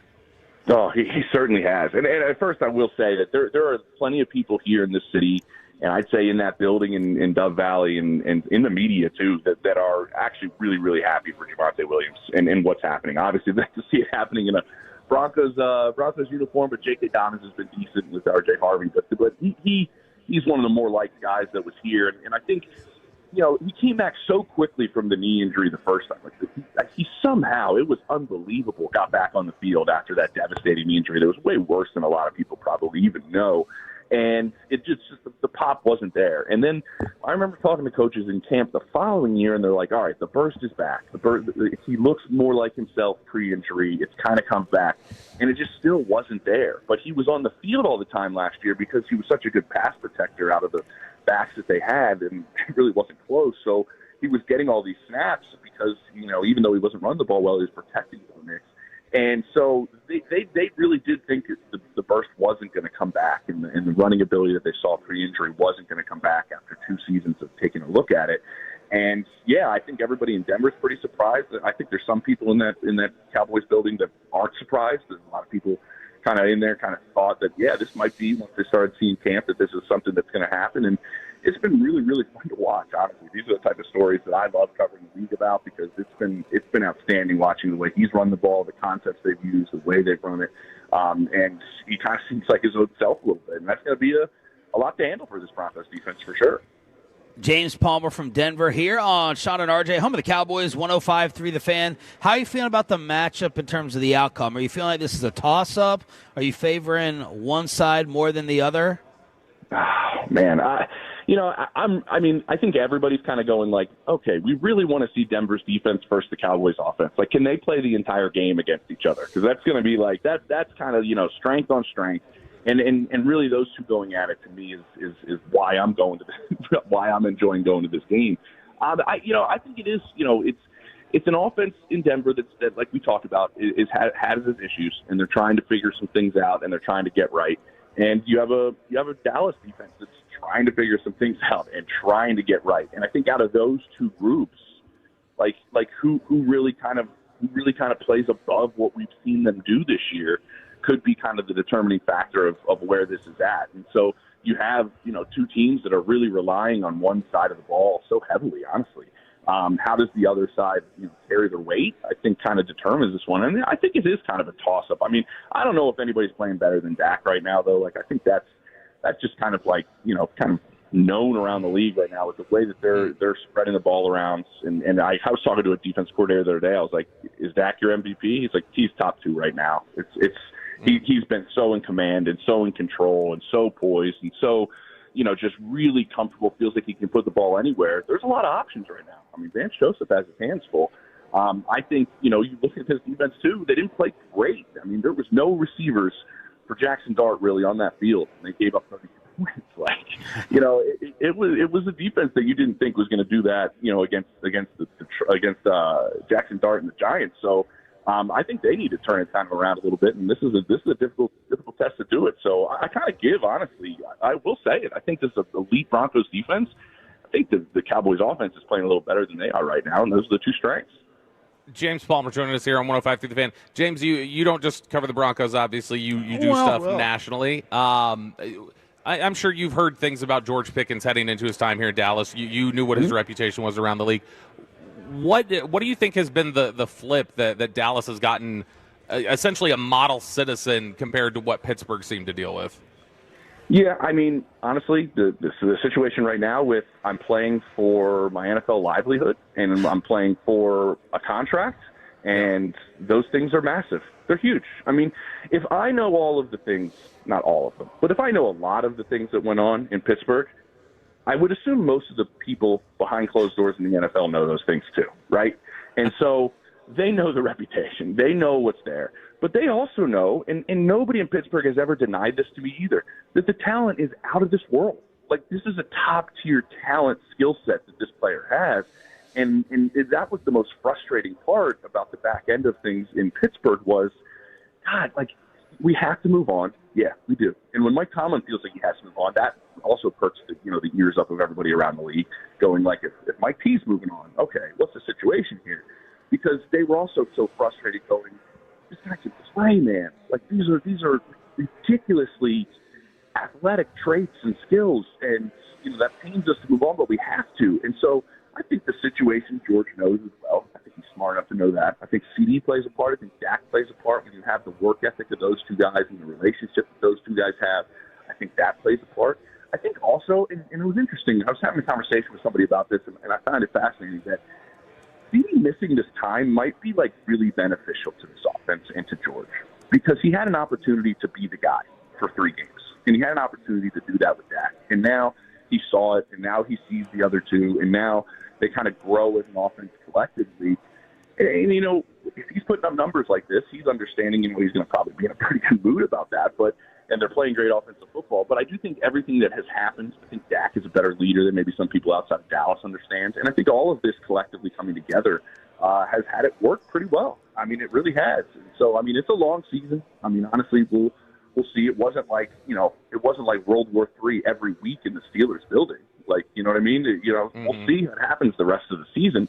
But I would say there's probably no thought that this is going better than anybody assumed. Would you sign him long term then and risk becoming the Bengals, or let it play its course? Yeah, I mean, I do think you have to wait. I really do. And I mean, I think George is probably, I mean, who's he represented by? I mean, that group. I think he would probably want to wait. I would assume he'd want to see what else is out there. I mean, he can still be a 1 somewhere, I would think. I think he's very happy. I mean, I don't want to speak for him, but he just, CD is one of the best players in this league, and that's not changing. Does he want to continue to be, like you mentioned, does he want to be T? Does he want to be, go and move somewhere else and be a 1? There's plenty of people in the league that think he is a 1, for sure. So I don't think, I wouldn't assume that you jump the gun at this, but we'll see. James, thank you so much. We appreciate it. Enjoy the game. And we did get a text from someone in Frisco saying you have the best hair in the game. So just wanted you to know that. Wow. That means a lot, guys. This is an early morning for me here in Denver. This is a good start to a Friday. Now it is, yes. Thank you, man. Appreciate it. All right, appreciate it, guys. Take it easy. James Palmer, Broncos insider on the D&M Leasing Hotline. Before we get into the junk drawer, the official picks Cowboys Broncos at 8. Let's talk about this Bengals linebacker who wants out, Bobby. Logan Wilson. Logan Wilson is probably best known to a casual NFL fan as the guy who got jobbed at the end of the Super Bowl against the Rams for the ticky-tack interference call on the goal line that gave the Rams the extra down and the Super Bowl victory. Logan Wilson, who's been a good player, linebacker out of Wyoming a couple of years back, he is asked out. He had fallen out of favor with the Bengals. He's due $6 million next year, but he's basically been relegated to the bench. But Jeremy Fowler talked about that he's somebody who likely could be on the move. He mentioned the Cowboys as being somebody you could pair with them. And he's now officially requested out of Cincinnati, and that's somebody who, if the price is right, if you don't have to give up a lot of capital for it, 6'7". Yeah, exactly. If you've got the right capital for it, he would make them better. He would be better than the linebackers you have here. Not knowing what DeMarvion Overshown's going to be coming back, I would feel the most confident that Logan Wilson would be your best linebacker. Overshown's has got the highest upside, but we just don't know what he's going to be when he comes back. Brian Schottenheimer at 8:20, Jerry Jones at 9, Babe Laughenberg at 9:20. You hear the crowd. It's electric in here. Denton Firehouse, number 9, with Whataburger breakfast. And we still do have some fan travel mugs. This will not be good if we have leftovers. No, it won't. This is the latest that they've been available in any of our Firehouse shows. And it's surprising because we've had a good crowd all day. Really good crowd. We realized we had to start supplying more because we knew what the demand was. See, they're going to be gone. Don't worry. Let's clean up the junk drawer. Did you know that Benjamin Franklin invented the junk drawer? Junkin! This is where, and I'm starting to get email anxiety. I'm getting that notification. You're 85% full. And I just hate it. For your storage? Yeah. For my storage. Do you buy the cloud? No. I'm not paying extra stuff. Even though my wife says, and I do have to get you guys to switch my cell phone, that I have to get the cloud first because I dropped it, and she thinks that I'm going to cut. I'm going to cut, or Ava's going to cut herself on the phone. It's really easy. It's It's not totally about that. She's calling me lazy and all that. This thing is totally fine. I'm not convinced. It's also about like usability. Usability. Yeah. Like, I don't know that the next one is going to totally work fine without bugs or do the exact same thing. Look, the text message problems we have is not solved. That is your phone. That is not. That is your. We're all good. We're all good. We're all good. That phone is as old as the Cowboys' last win over the Broncos. This thing is ancient. One of the things I hate about technology is the planned obsolescence of planned obsolescence. These companies will plan for. You're going to make it obsolete. They're intentionally. So when they make a phone, they're like, we're making this phone, designing it to be obsolete. It'll shut off even in 7 years. So your computers. Remember, we both had the same computer for years, and then one day we just couldn't update it anymore. Well, that's the planned obsolete. They're basically making you buy a new one. Yes. You're not in that situation yet because that phone's not that old. It's like 6 years old. I think right? it's an 11. iPhone 11 or 11 or 12. You can still, you're getting close to the point where you won't be able to update it. Right. So you're getting close. So it's the planned obsolescence. All right, Bobby, what do you have for us? All right. This was something that I didn't get a chance to put in my email yesterday because it happened after I hit send on my email. But I thought it was important to bring this to you guys and leave some for the rest of us, bro. My gosh, dude, you got 6 of those things. All the Whataburger burritos gone. He's feeding the office. He's feeding the whole office. I thought You're gonna be late bringing breakfast. At least you're bringing breakfast. I thought it was important to bring this to you guys and get you to make a ruling on this. So on a scale of 1 to 10, with 10 being most likely, how confident are you that Brian Broaddus might be a serial killer? I don't think he is now. I think he could have been. But like right now, what would you put it at? 1 to 10. 10's most likely. 4. Chop. Yeah, on a scale of 1 to 10, I would say he's not quite Dexter season 4.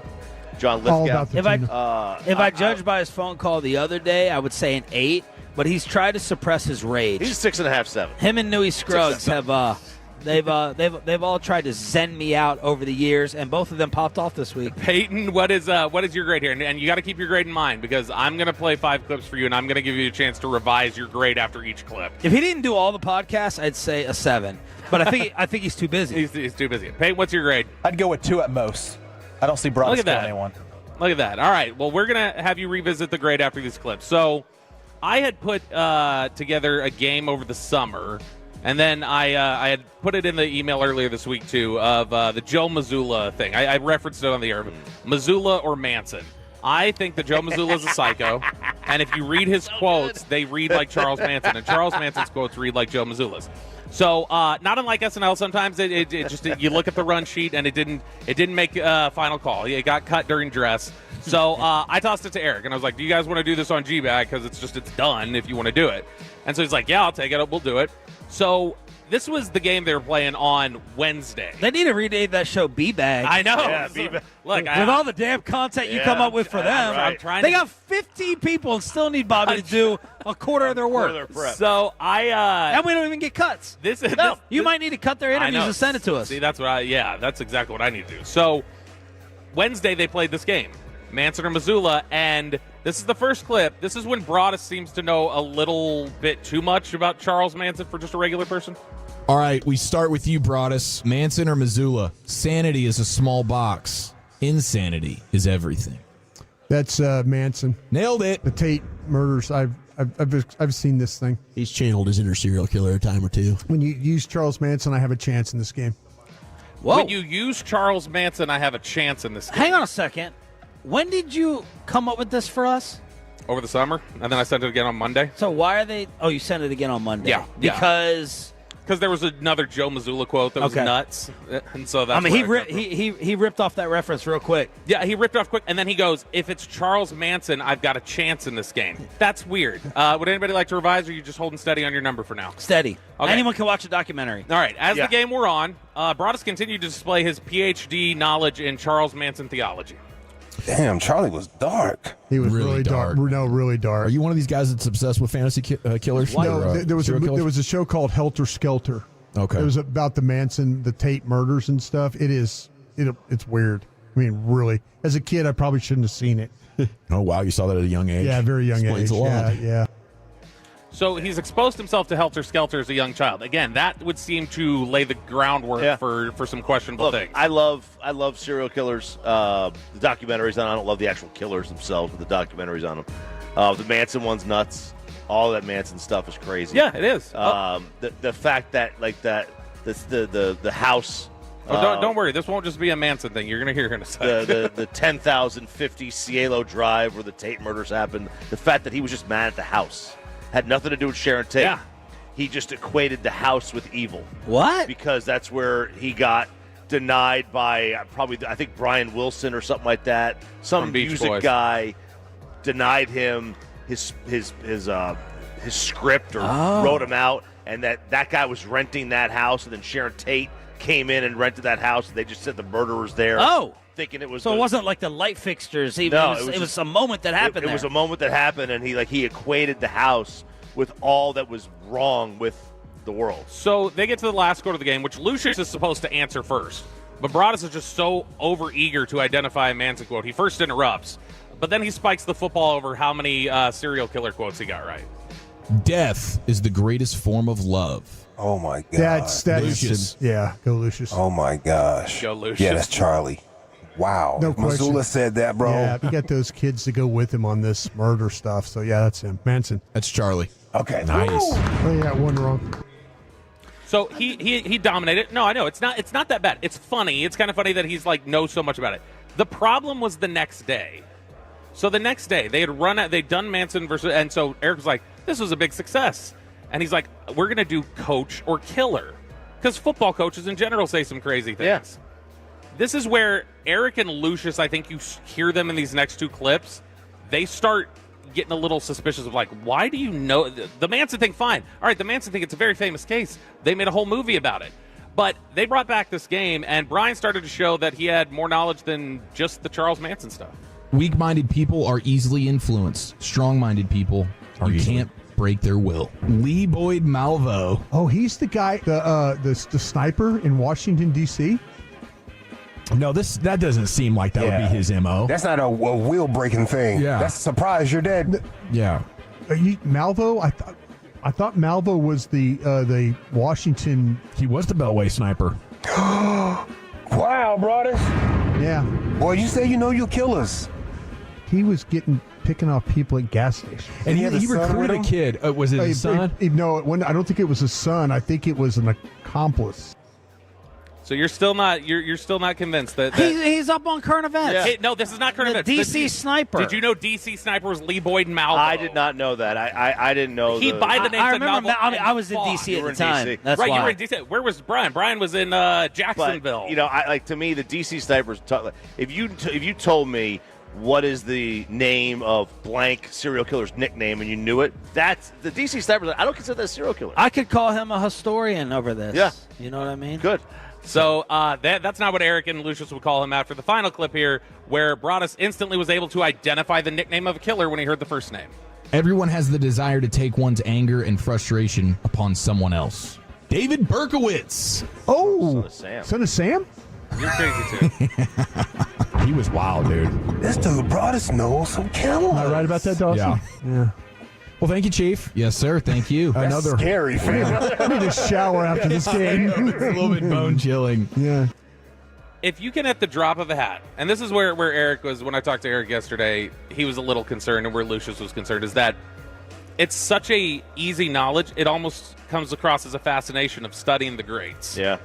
And that's the problem, is that, like, I can drop it, like, you can throw a player off the Cowboys roster in 1993 and go, oh, yeah, he went to Auburn, because I studied it. If I watched a documentary, there was one on Netflix, I think it was about Bin Laden. Mm-hmm. Uh-huh. So if you did Missoula or terrorist, and I ripped off and nailed all the Bin Laden quotes, would you think weirdly of me?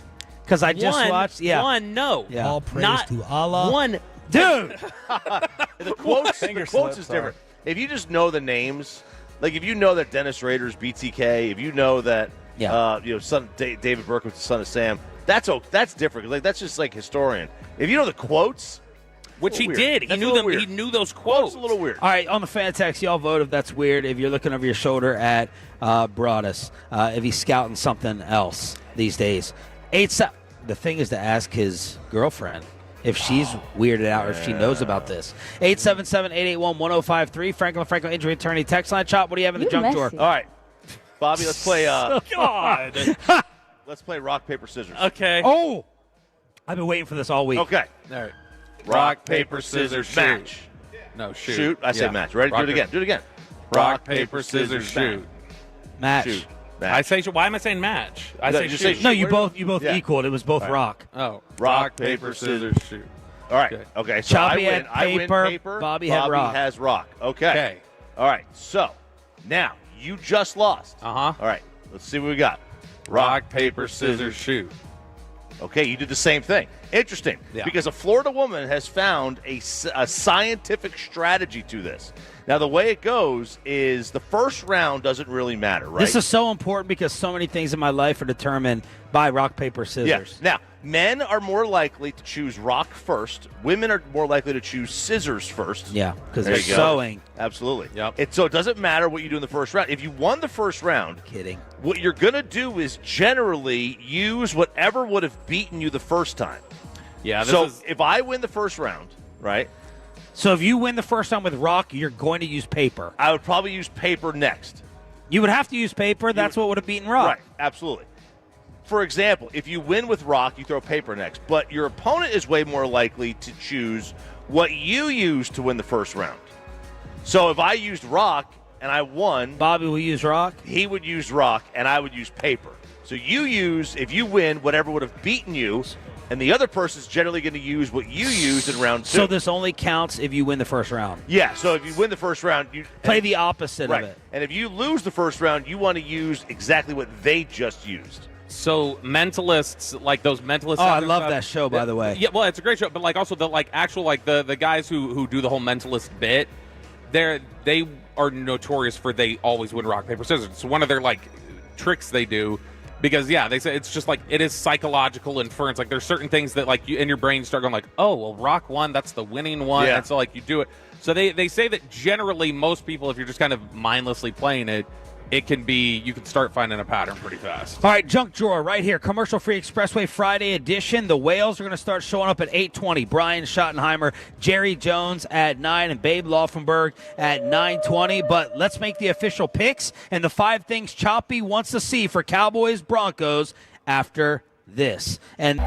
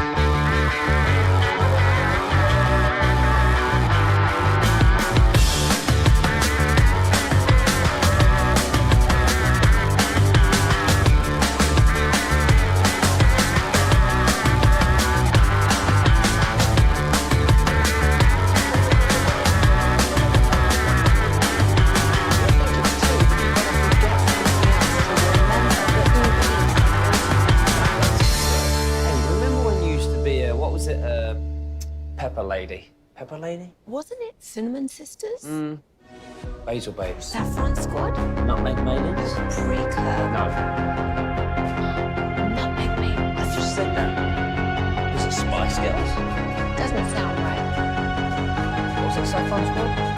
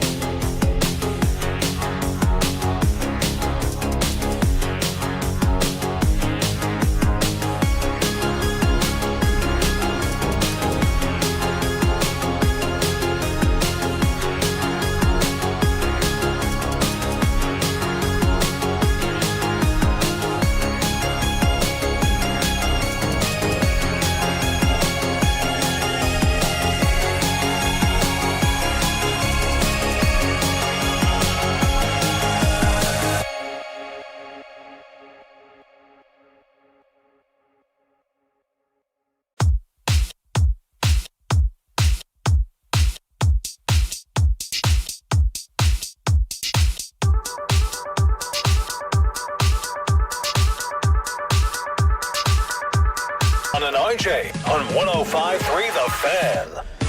8 o'clock hour here from Denton Firehouse, number 9. Entire morning squad with all the Tolos. Jared Sandler, Texans, saying, how many people are out there? It sounds crazy. It's like a Ranger game. This is rowdier than the Rangers fans. Exactly. Yeah. Sean Sharif, RJ Choppy, Cowboys insider Bobby Belt. We got Tolo J. Ochoa. I'm going to need his Vegas scouting report when I head out there in the next month. We have another Tolo who's trying to get us to go to Corinth. You're going to Vegas again. Or again, you're going to Vegas? I didn't know that. Yeah, I told you. Did you? BravoCon. Oh, that's right. BravoCon. Yeah. BravoCon. Just lost man card points. Taking the wife out there for that. Gavin Spittle, please email this Tolo back who wants us out. Actually, don't email him back. I don't want to go to Corinth for that drive. Too far for you? Too far for me. Spend the night. Spend the night at the Choppy House. Okay. 15 Shout out. minutes from here, man. Wow, we could do another sleepover. Yes. Yeah. Robes. Shout out to Tolo. I still have mine. I do too. Fred in Fort Worth. He's been listening to us since day one, and he asked for a shout out for his nephew who's been dealing with dialysis because of a need for a kidney. Johnny Edwards, a.k.a. Bubba. So keep crushing it. Johnny, Bubba, and Fred, thanks for stopping out and turning it on, leaving it on. Brian Schottenheimer, 820. Jerry Jones, 9. Babe Laughenberg, 920. Why would you go anywhere else if you love football and the Dallas Cowboys? And a monster guest list. RJ Choppy with his Broncos preview and the 5 things he wants to see. All right, number 1, make Bo Nix beat you downfield. All right, his completed air yards, so the yards through the air per completion, is less than 4. It's 3.9%. Only Dylan Gabriel, Aaron Rodgers, Kyler Murray are lower. He still arguably threw the best pass I've seen in the NFL over the past 2 years. Yes. Was that a playoff game? No. 70-yarder in it's the like air, a Monday whatever night it was. game. It's Yeah. crazy, right? Freaking rope. Yeah. So a rookie, a 40-year-old, and Kyler. Like, those are the guys who are better. So make him beat you downfield. Part of that, too, is make him beat you with his arm at all, just in general. He can run a little bit. Yeah. But he is among the worst quarterbacks in the NFL in CPOE. It's not perfect stat, but it does mean that he's attempted some low percentage throws out there, so make him beat you. So 11th in total offense this year, 19th, though, in the passing game. Number 3, don't play scared. Also, don't be a weenie. All right? Their top 2 corners Surtain is awesome. Riley Moss is. They had a good game. Again, they did not allow a completed pass last week, and they were only thrown to 7 times. So don't play scared. You're going to have to challenge Surtain at some point because you got 2 great wideouts. So do that. Number 3, be on the lookout. I'm sorry, number 4, be on the lookout. Sean Payton loves rubbing it in on the Cowboys. Expect a fake punt. And expect fake field goals. Is there a beef, or it's just a fun Jerry thing? It's a fun Jerry. There's no thing. bitterness, right? No, it's like a competitive. You're trying to get the best of your buddy kind of thing. I prior to the change in rules, I would expect an onside kick, but that's not going to happen because they don't do it like that anymore. Just be on alert. And then number 5, some Javonte revenge. A little Javonte revenge. It's always on Dak, but this time let it get to somebody else. Let your player go out there, eat versus his old team. Show them they were wrong, but of course don't do it too much because I still need to hit the over. And there's your 5. Trayvon Diggs and Donovan Wilson, both DMPs yesterday, and Tyler Guyton banged up. Yeah, that'll be something we'll have to ask Shoddy about, and something we'll definitely have to ask Jerry about at 9. Is just, what's the status of Diggs and Wilson? That's a bad sign if they're not available for Thursday practice, just like JP was talking about with Washington. We have that same thing here. If you're not at Wednesday and Thursday practice, that's usually a bad sign for your availability. And then, just finding out how serious is whatever took Guyton out of practice yesterday. Was he limited because he's a little banged up, so we're taking it light on him today? Or was it he injured something in practice and couldn't finish? Because both of those would be listed as limited. Cowboys will be looking for their first win over the Broncos since 1995. That is a impossible stat to actually believe. Their first win in Denver since 1992. Mm-hmm. They've only played 3 times since in Denver. So, it's every 8 years, right? Cowboys have lost 7 straight in the matchup. Their longest active losing streak against another NFL franchise. They last met November 11th, 2025, 30-16 win for Denver. And that defense showcasing that pass rush, the best one over the first 7 weeks, as Bobby talked about, at 620. They lead the NFL in sacks with 34. Quarterback hits with 65. Quarterback pressures, 125.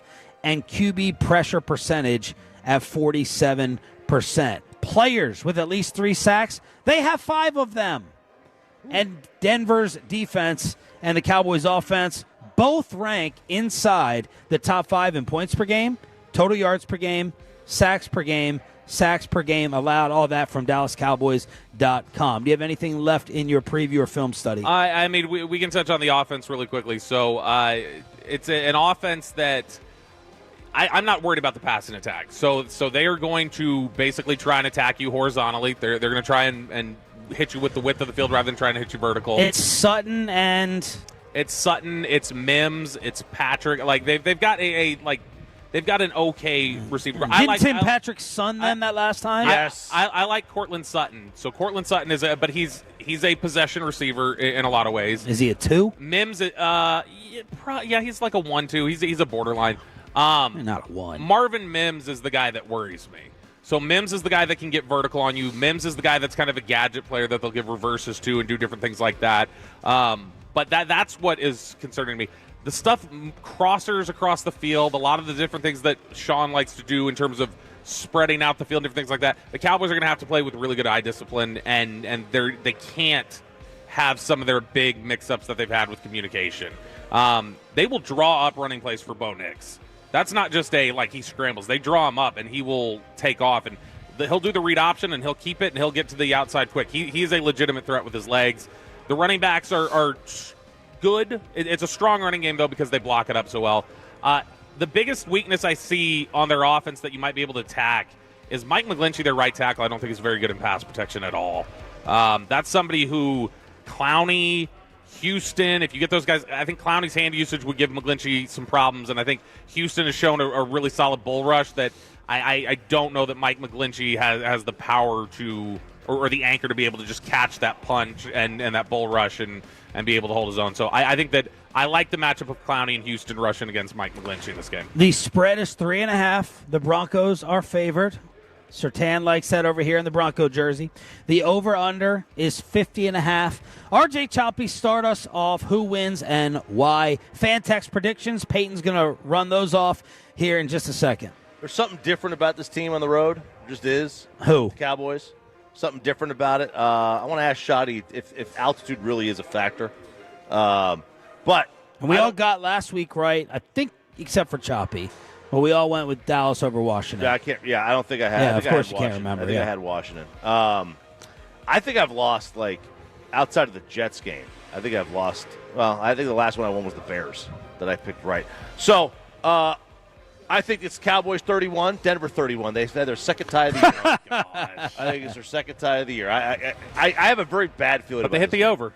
They hit the over. You have a bad feeling? I don't have a great feeling. Oh. Like, I don't have a great feel for this game. Okay. Because I don't trust Denver at all. I don't trust their offense. I also don't trust the Cowboys' defense. What we saw against, Washington was positive. There was a lot of positives. They did lose their quarterback. And right? they didn't have any of the receivers. And they had any of the receivers. So I don't know. What we saw against the Jets was the positive. But it's the Jets. Every other team has really put it to them. But, at the end of the day, I bet with the quarterback. So, truthfully, joking aside, 31-28 Cowboys. Bob? I really like Dallas's offense. I think that Dak had to play perfect pretty much for you to be able to nullify what Micah was doing with the Packers a few weeks back. And I think it's going to be that kind of a day again where Dak needs to be perfect in the pocket and perfect with his awareness of where the pressure's coming from and getting the ball out. And I don't know, it feels like an overwhelming task. I think Tyler Guyton's going to have a lot of problems in this one. So I think they're going to move the ball, and then they're going to have a sack, and it's going to take them out, or they're going to end up having to kick a field goal. So I got Denver in this one 24-23. And real quick, the Cowboys on that 31-28, they will win it on a 73-yard Brandon Aubrey field goal. That's what Atolo said. This is the air. Yeah, it's the altitude to do it. Altitude. It's the altitude to do it in. Pepe, who you picking? What are the Tolos saying? So the Tolos have weighed in, and you're starting to get a lot of late texts here with the Broncos winning. You have 214 saying Cowboys by 6, 27-21, 214, 28-23 Broncos, 940, 31-20 Broncos, and 325 has the Cowboys winning by 10 in a high-scoring game, 35-25. In this one, I have the Broncos winning by 7, 27-20. Like Chop said, the Cowboys offense just isn't the same on the road unless they're playing like a crappy Jets team. They can put up over 30 on. If the Cowboys can win the turnover battle like they've been doing lately, I think they can steal one. But I got the Broncos winning in high altitude by 7. I'm picking Bobby's score, but just with the Cowboys winning 24-23. I am terrified about the Cowboys' offensive line and pass protection, but Dak Prescott, the ultimate chess master, like Bobby said, against Green Bay. I don't trust that Denver offense right now. I have more of a good feeling about the Cowboys than a bad feeling. This is going to change week to week, but I'll go Cowboys win 24-23. So get the picks in on the Franklin Franco Injury Attorney text line at 877-881-1053, 877-881-1053 with Brian Schottenheimer coming up. Yeah, again, I just think for me, like, I really like Dallas's ability to take advantage of some of the stuff that they've got up there with Singleton and Riley Moss. Like all that's good. I don't know that some of the stuff we've seen where we've talked about, the pass protection could be a little better. They are giving up a little too much pressure, and Dak's kind of nullified that. I just think that there might be a little too much this weekend. Speaking of that Green Bay game, PFF has come out and said that Micah Parsons, they love themselves some Micah. He's got 4 games with a 90-plus pass rush grade this season. No other player has more than 2. Jonathan Jones reports the NFL investigation into Brian Daboll's tent episode, going to get an autograph from Jackson Dart, could conclude within the next week or two, with a 6-figure fine being a possibility. 6 figures. They don't play with like you looking like you're trying to do anything to manipulate the medical tent. Now, will Scadaboo get a fine? I don't know if it would be the same. And thing. Daboll went off on that physician. I don't know that it would be the same thing because Scadaboo can't tell the physician. Daboll is the head coach. Like, he could say, get his ass back out there. So I'm sure he would get slapped on the wrist for something like stay out of there, but I don't know that he would get levied with the same thing. The NFL, Kevin Hagelin would love discussing this with Jerry Jones. The NFL has been drawing 18.5 million viewers a game, highest viewership at this point in the season in 15 years. It's a lot. It's a lot. maybe there is something, because we talked about it didn't make any sense that the baseball ratings were so high. Maybe that just the ratings are just up this year in sports. Maybe we see the NBA numbers are through the roof, because I do think they are calculating the TV ratings a little bit better. Well, I mean, they've said in the last 2 years, like, they were starting to count streaming, and they were starting to count bars or, like, gatherings of 25 people. So they changed the way they did something, and you started seeing all these records drop the first year. Hell, man, they're counting Canada now. They didn't used to do that. Let me give you some odds for the World Series that starts tonight. Choppy, first off, we got about a minute and a half. How excited are you for the World Series, and do you think it's a total mismatch opening in Toronto? I'm mildly excited for it. I really want I don't want Toronto. I don't want the Dodgers to win. I'm mildly excited. 92% of America is rooting for the Blue Jays. Yeah, it's pretty cool. The Raptors and Maple Leafs have moved the game times around when they're playing at home for these games. Go home, Dodgers. Dodgers are favored at -210, so that's a 67% chance of them winning it all. Yeah, so like I have some issues, like the fact that the Blue Jays are not naming a starter for Game 2. Like, come on, guys. Well, you've had a week. You've had all week. You're not going to name a starter for this thing? Like Aaron Glenn. Jenks. Yeah, it's like, come on now. There is no – everybody knows everybody at this point. Who cares about your stupid little mind game advantage? League should just step in and say, name a starter. I guess I'm the only one who wants the Dodgers to win. Wall Street Journal wrote a whole piece the other day, this big essay basically saying the Dodgers have become the new evil empire. They've replaced the Yankees. Dave Roberts said something that nauseated a lot of people. Is they let us win 4 more and really ruin the sport. That did not go over well with many. What does go over well, it's the highlight of my radio week. Brian Schottenheimer joins us live next on 105.3 The Fan.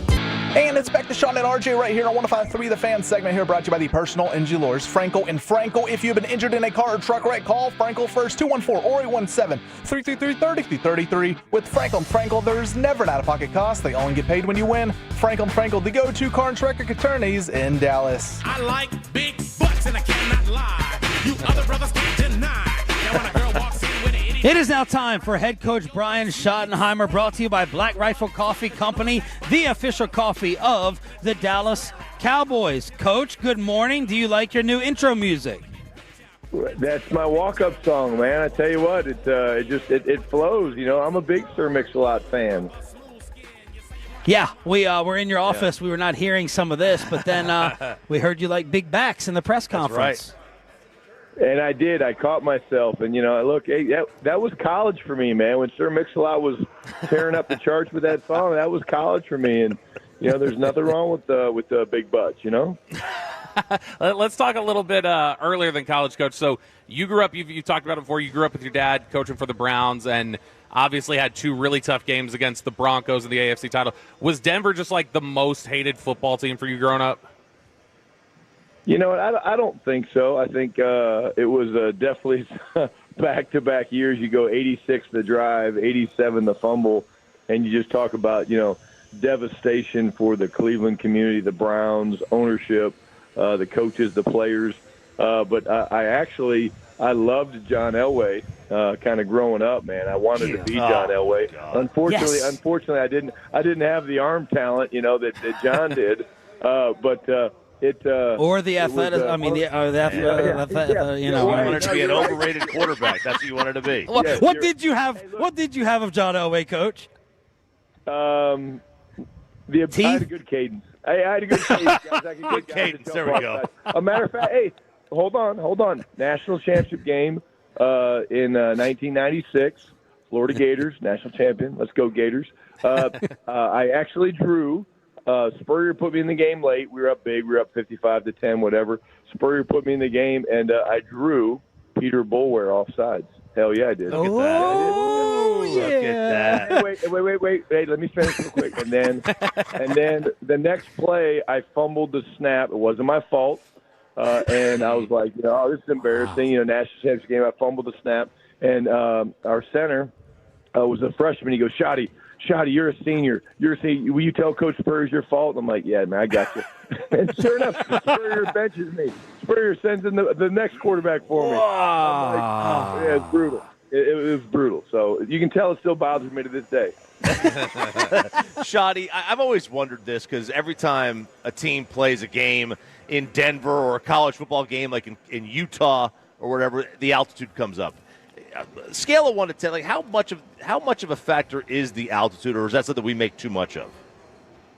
You know, I think it goes both ways. I think there is an impact. How much it is, I mean, look, unless you're going to move out there for a couple weeks and try to get acclimated, which no one's going to do. I mean, it's part of what you do. The big thing you do is you focus on hydration. You focus on the things you can control, and you know, there's oxygen out there for all the guys. And but again, I think it does. I mean, it does play a little bit of a factor. It helps in the kicking game for sure. You know, everybody thinks Brandon Aubrey should kick a 90-yard field goal this game, and maybe we'll try it, maybe we won't. But you know, it definitely does have a little bit of an impact. But I do think you can get too overwhelmed with it, and we're not trying to do that. Brian Schottenheimer right here on The Fan. The guys gave you some credit this week for the energy boost you gave in the defensive meeting room last week. Maris Leofau quoted you, and I want you to explain for us and our listeners what this means. Maris said that you always say the answer is in the mirror. What does that mean? Well, I think it starts with yourself, man. I mean, again, this is the ultimate team game, but when you're building a team, you're building a culture, you're trying to build a Super Bowl world championship caliber team. After every game you play, you get a report card. We do. After every game, we'll get a report card after Denver. We got one after the Jets, and so on and so on. But if you don't start by looking at yourself in the mirror and say, okay, what can I do better to help this football team improve? And that's after a win or a loss, guys, or shoot, in our case, a tie. I mean, you literally have to start with yourself, and it's amazing how many times I've literally been brushing my teeth either in the morning or at night and been like, you know, hey, we need to do this, or hey, I need to be better at that. And so that's all it means. And when you've got a team of 69 guys and then 20 coaches, whatever it is, I mean, there's a lot of answers that you can come up with when you start by leading yourself. Coach, last week you guys said, Eberflus said it yesterday, that the matchup dictated more man. Do the analytics show one way or another that Bo Nix is better against man or zone this week? Well, why would I answer that question when you know this is such a popular show? I'm sure Sean Payton's in his office right now with his notebook open, making notes with what you guys are talking about and listening to us talk about big butts and me fumbling fast in the national championship game. Hey, look, you talk about Bo Nix. The guy's an incredible young quarterback. But really, the worst part about me going up against a Bo Nix-led team is I played against his dad in college, so that just means I'm old. Yeah. I know. Yeah, I liked a little bit of yeah. So his dad Patrick was the quarterback at Auburn when I was at Florida. Now his dad played and I didn't. So let's leave it at that. So, Coach, what did you think? What was your evaluation of Bo coming out of college? He had kind of an up and down college career. It was a tale of two careers, really. And how has he played? And has it played the way you expected him to in the National Football League? Well, first of all, we're a big Auburn family, and most of my family has gone through Auburn. I don't know how that happened, being a Gator, but so we're big Auburn people. That game's usually on the TV at our house somewhere. But again, I think he's part of the new generation of quarterbacks, guys. When you look at with the transfer portal and stuff like that, I think he had something like 60-something career starts or something like that, and I think. It was definitely up and down. I think he found his groove at Oregon more so than Auburn, although he did some good things at Auburn. But the athleticism and the quick twitch and the ability to extend plays, that's always been there. I think I heard Flus say the other day in the defensive meeting, I think he's got 6 fourth-quarter comebacks already in his career, which tells you that there's poise, there's confidence. He's got some really good weapons. I mean, Cortland Sutton's a guy that we're very impressed with watching him on film, and Evan Ingram's a guy that's been around a long time. He's a true weapon. But to answer the question, I really like Bo coming out. But again, he is really developing into a fine player at a very young age. Cowboys head coach Brian Schottenheimer joining us here on 105.3 The Fan. Coach, across the NFL this season, there have been 6 drives that have begun in the final minute of the first half and they ended in a touchdown. So your team has half of those, including one last week. What is it about your offense that makes it particularly difficult for teams to defend in those situations where you're kind of up against the clock at the end of the first half? Well, I think it starts, and ends with really the players. I mean, I think, you got a quarterback in Dak that's extremely confident and comfortable in what we're trying to do from a 2-minute attack. You've got elite weapons across the board with, CD and George and Ferg and Turp and guys like that. And then, again, the guy that doesn't get enough credit is Javonte Williams ripping off 50 and 60-yard runs at the end of, 2-minute drives. And also, I think, guys, is we literally practice this every day. Not even at full speed, because it's hard to practice at full speed every day. But we do 2-minute and game management stuff every day. And matter of fact, today is the day that Ryan Feeder gets up in front of the team and takes them through some of the things that he and I have already watched this morning. And I just think there's a comfort level with what we're trying to do in those situations, and it shows with our ability to do it. What'd you say? Half the time, 3 of 6 or whatever it is. It goes back to confidence and preparation. Coach, what's your philosophy? It seems like in these games in the first half, you guys will try and draw the defense off sides and use a timeout, and you have no problem using the timeout. Is your philosophy that first half timeouts, you're just willing to use them a little bit more liberally than you would in the second half? Yeah, I mean, you never want to burn timeouts, but yeah, it's like when you get into a short yardage 4th and 1 and, stranger things have happened, people have jumped off sides, but there's a clear distinction between when you would use your timeouts in the first half compared to the second half. In the second half, man, they are like the golden ticket, man. Like, you don't want to give them up because you never know when you're going to need them. Whereas in the first half, you're a little bit more, not casual, that's not the word, but choose the right time to use them and try them. And Again, it hasn't worked for us yet, but you never know when it does, and it's definitely a big distinction between first and second half. Coach, Denver has the most prolific pass rush in the league by the numbers, and one of the more successful lobbying campaigns, I guess, from the analytics community over the last decade has been getting a lot of fans to say that sacks are largely a quarterback stat. How do you believe in that concept, or what are your thoughts on that concept of sacks generally being a quarterback stat? Oh, man, I tell you what, I think, I don't know if I agree with that. I think, there's so many things that go into sacks, and I think, when we talk about pass protection as a unit, offensively, of course, we talk about, look at, the offensive line or the running backs are the ones that generally get credit for giving up the sack, when in reality there's so many things that are in play. The quarterback holding on to the ball too long, the quarterback not trusting his read, receivers not getting open. There's different things. So what I will say is this.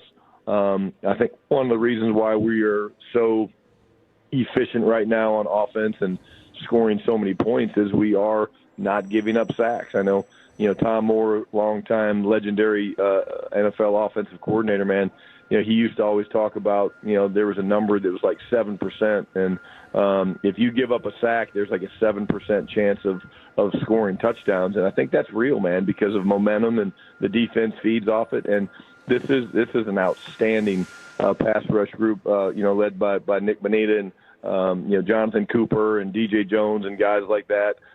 Very, very talented. And shoot, they led the league last year in sacks, and I think they got 34 right now.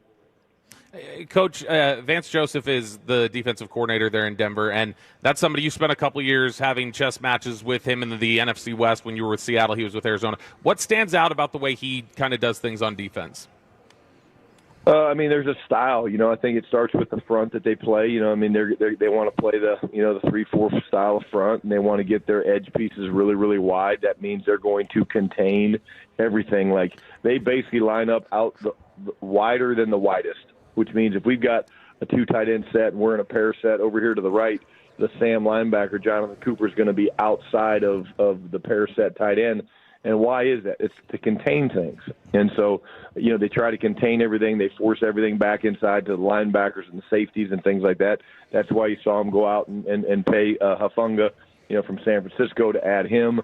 And then again, I think, the other thing that you look at with these guys, man, is they're built to – they play 3-4. So compare Carolina to Denver. Very, very different. Maybe a good thing for us since we got our butts whipped by Carolina. But Carolina's more of a 2-gap read and react, and this team is a 3-4 attacking, because what they want to do is they want to knock the guards and centers back with Allen and DJ Jones and those guys into the pass rushers, Cooper and Bonita. And so very, very different, but it's what he's always done. And then third down, they're outstanding. I think they're first in the league in third down. They're forcing a ton of third and longs, and they're first in the league in red zone. So statistically, they're one of the best defenses in the league, and the film proves that as well. Brian Schottenheimer joined us here, 105 through the Fan. I haven't picked up on a trend on whether y'all always are going to, take the ball or kick, whether you win the coin toss or not. But when do you decide that during the week? What goes into that decision on whether to kick or receive? There's a lot of things that go into it. We normally kind of decide it around today, tomorrow. A lot of factors that come into play. It's, okay, how do we feel about the openers? How do we feel about the team we're playing? Are there other things, wind or, sun that that affect your decision making? And there's a bunch of those things that come into play. And again, I'm probably by nature more of a defer guy. I think, getting that extra possession at the start of the second half is important. But as we've proven, there's different reasons to do different things. Coach, Trayvon Diggs, Donovan Wilson both have not practiced yet this week. Tyler Guyton popped up on the injury report yesterday. How are things looking for those guys? Again, we'll find out more today. Today's the final dress rehearsal. Again, it looks like, I don't think Trayvon will be able to make it, but we'll find out about the other couple guys. And again, we got a lot of guys that we need to see today, and it's that time of year, man. You're right into that game where I was literally thinking about this the other day. We're really 7.5 games in, because of the 2 overtime games that we've taken full time. So again, we're definitely not beat up. We're getting healthier, but we definitely got some guys that we need to see perform today. And last one for you here, Coach. As you approach your first trade deadline, how do you expect to contribute in those conversations? Is it like an agenda item in team meetings or something where you just say, I need to go approach them with just some thoughts? How do you expect to handle that? No, I think there's just, there's daily communication between myself and Jerry and Steven and Will McClay. And, Will's in all of our team meetings, and he and I have a great relationship. We're always talking about different things. And, again, my focus is on beating the Broncos and helping these guys be prepared as they can be. And they're doing a great job monitoring all those situations. But the daily conversations that come up, we discuss a lot of different things. And certainly roster construction and management is part of that. But it makes it easy when you do it all year long and you don't just do it, okay, hey, we're a week or so away from a trade deadline. Mm-hmm. Now let's sit in a room and have conversations. Coach, thank you so much. We appreciate the Radio Gold as always. Have a good trip and good luck on Sunday. Okay, guys, always enjoy it. Thanks so much. Brian Schottenheimer, brought to you by Black Rifle Coffee Company, the official coffee of the Dallas Cowboys. Bobby gets into the latest trade talk and trade ideas for the Cowboys in Below the Belt after this. Coming up on...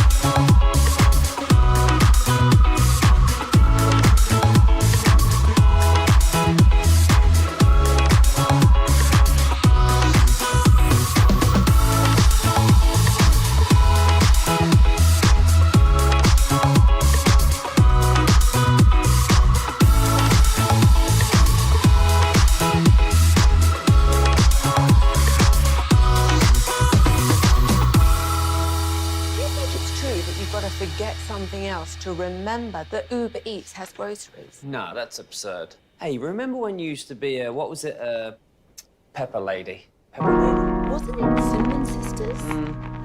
Basil Babes. Saffron Squad? Nutmeg Maidens? Paprika? No. Nutmeg Maidens. I just said that. Was it Spice Girls? Doesn't sound right. Was it Saffron Squad?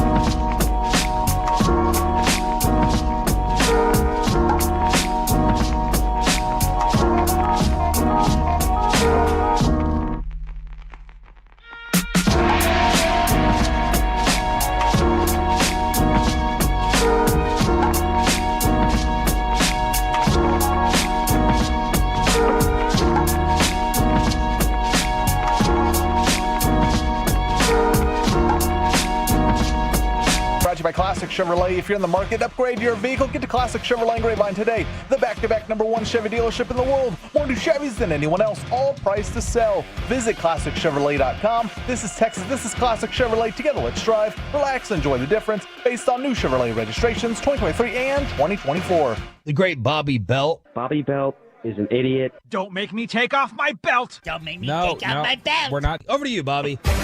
So what exactly do the Dallas Cowboys need? Let's talk about it here in Below the Belt, which is sponsored by D&M Leasing and Window Nation. And it seems like a very easy question because you've got the whole issue of the defense is a problem, and I think everybody just goes, there's just what wouldn't help? You could add anything on defense right now, and it should be able to help it. By the way, Jerry Jones coming up at 9 o'clock. So take that, KNC. Oh, baby. I'm already coming up with 50 different ways to try and ask a creative way of asking who you're going to trade for, basically. But just find 50 different ways to ask it. So this came up yesterday. I was looking at this. John Machota had an article up over at The Athletic, and he was just looking at some various Cowboys trade targets. And not ones necessarily that the Cowboys are zeroing in on, more just here are people that are on the market that would make sense for the Cowboys given some of their needs and the level of player that you got there. So he highlights 6 players in particular. 4 are defensive ends. 1 is a defensive tackle. 1 is a linebacker. And most of these lists I've seen have only been really about the pass rush. That's all I see anybody suggesting on national lists. Okay. Even a lot of the people. Nick Eatman, Tommy Yarish. Yeah, and that's a very important thing. Their pass rush needs to get better. But the fact that you would ignore corner, though. Well, see, so here's the thing for me is that they're obviously not listening to Jerry because Jerry and Shoddy told us capable pass rush in league history, deepest pass rush in team history. Yeah. I agree. You can use help everywhere. Like everybody agrees with that. But if you're going to stack needs to me on defense and just say this is what is killing this team and has the potential to just destroy this team, 1A and 1B, and I don't know which order I'd have them necessarily, but 1A and 1B are corner and safety. It's the secondary. The secondary is the biggest problem. Safety's probably a little ahead of corner, but they're right there with each other. And I think that if I went through the exercise of this is what I wanted to do. I went and looked at the Jeremy Fowler top 10 lists because this, I think, will be the best way to answer the question, what do you really think they need? I went and looked at the Jeremy Fowler top 10 list, and I found the #1 player at every position on defense this past year. And I'm just going to say, if you take these players, and let's just say that you could put one of them magically on the Dallas Cowboys to make the greatest impact on the Cowboys' chances to make the postseason or win a Super Bowl this year or whatever else, who would it be? Because I think then you answer the question. You're talking about the very top of every defensive position, which one improves your team the most? So here are the candidates. The top edge rusher is Myles Garrett. The top defensive tackle is Dexter Lawrence from the Giants. The top linebacker, and we're going to assume health here. He's not healthy right now, but it was Fred Warner. Let's just imagine a perfect world. Right. Fred Warner's healthy. Kyle Hamilton was the top safety, and then Patrick Surtain is the top corner. So if you show me those 6 players, or you show me those, what was that? 5 players. If you show me those 5 players, then as great as Myles Garrett is, I think he's 3rd, maybe 4th in terms of, I think, impact changing the bottom line for the Cowboys this year. Look, what Dak did to Micah in that game needs to be remembered. Not because of it doesn't mean Micah's impact or Micah's not a great player. Right. What it means is when you get to the playoffs, elite quarterbacks can neutralize great pass rush by shifting protections, getting away from, getting the ball out quick, throwing away from them, throwing into them, whatever. I think Dexter Lawrence would be more impactful. That's why I think he RJ might. Choppy. A D tackle over a D end? Because you can. What's happened to you? You get pressure from the middle. Not only pressure up the middle, you're protecting your linebackers. Yeah. You're making your linebackers better automatically with Dexter Lawrence. So I think Surtain as well. So Surtain your cuts the exact field in half. order is Surtain then Lawrence? For you? For me, it would be Surtain then Lawrence because you can eliminate. How's Miles against the run? Good. He's great. I mean, he is superhuman. He's fantastic at everything. To me, it's just edge rush is so important and getting pressure is so important. When your defense is just... There's an ambulance coming here for Choppy over a D tackle take. When your defense is as bad as this one is. Because most of the time when you're talking about, man, we really need pass rush, we got to go address that. I don't think you're operating under the assumption that you're as bad at all three levels as this Cowboys defense is. A lot of the time when you're talking about what you need, clearly a awesome pass rusher like Micah Parsons didn't change their fortunes. It wasn't enough. And they were better than this defense right now. But which effect is more reasonable? Surtain is on the team and makes the pass rush that much better, or Myles Garrett's on the team and makes the corners that much better? Which one's more reasonable? Surtain does not make the pass rush better.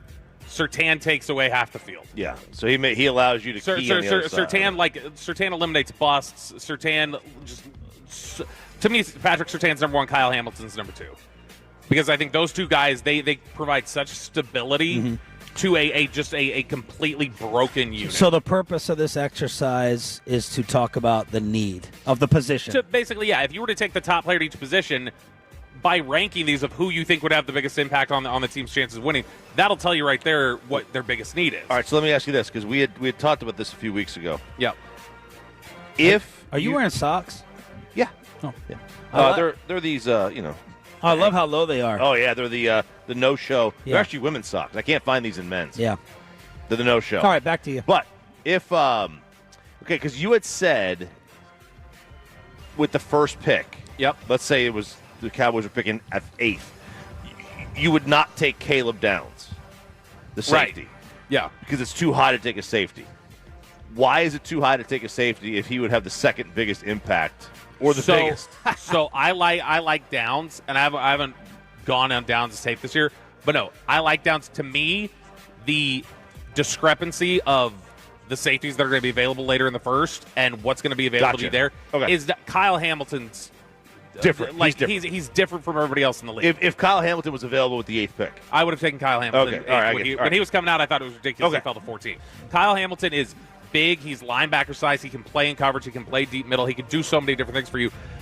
Myles Garrett does a lot to help you. And look, this is right here will tell you how different the opinions are. Because to me, easily the one that's last is Fred Warner. And I think Fred Warner's a great player. But Fred Warner makes the least impact on your team if your defensive line's getting eaten up and they're just able to go up there and get to the second level blocking. But you get stuff here, 6'8", I think Fred Warner is the most impactful if he joined the Cowboys, taking away the run game and the middle of the field. We got some people saying that it's Surtain. Others say it's the pressure up the middle. Go get Dexter Lawrence. So there are all the different ways that you can stack it. And I know it sounds like insanity because in a vacuum, Myles Garrett might be the best position player in the sport. And yet you're going, I don't know if he moves the needle up for this defense. And so, I don't know. How do you think about it, Sean? I think I like Nick Eatman as a radio coach who texted me and said, get to the point, Bobby. That is the point. Look at Nicholas. Look at Nicholas Eatman coming in. I believe I said the point right from the very beginning of how I would stack the positions. Yeah. I didn't think it was too late, but I like to dig there from Nick. Are there any other trade names to throw out here before something crazy unexpectedly happens this weekend, even though the Cowboys wait a few more weeks? So we've gotten it, and gosh, it's Jeremy Fowler's list of the 25 players who could move on ESPN is so deflating, I think, if you're a Cowboys fan in terms of looking at what does this team need. So when you look at it, there is one safety on the list of the 25 players that could move, and he's the 24th best player on their list. It's Kyle Duggar from the Patriots, which he's fine. He's not making enough of a difference. So then you go, okay, well, they need a corner. What can they do? Well, then you go and look, and the top corner available is Reek Woolen from the Seahawks. Reek Woolen is a man coverage corner. He can't play zone. And this is a defense that is clearly showing you they want to play zone. And they don't, they're not worried about those sort of things. So these are the players that he listed that were on the top 25 that he had as a potential match for the Cowboys. Saints cornerback Alontae Taylor. Bengals linebacker Logan Wilson. That's a name that we talked about a little bit earlier. Titans edge Arden Key. Falcons edge rusher Arnold Ebiketie. And Texans linebacker Christian Harris. That bores me. So Alontae Taylor, I don't think is a good player. I don't think Alontae Taylor's a good player. The corner from New Orleans. I just don't believe in him. Logan Wilson, good player, but like we talked about earlier, he's due $6 million next year. And again, a linebacker on his own is not going to move the needle a ton if you're not winning in the trenches. So that's a problem right there. Key's a completely average pass rusher to me. He had a lot of upside at one point, but he kind of became a bust at LSU and didn't reach the potential he was supposed to. Ibikiti is somebody who he's got some upside, but he's had some disappointments as a second-round pick out of Penn State.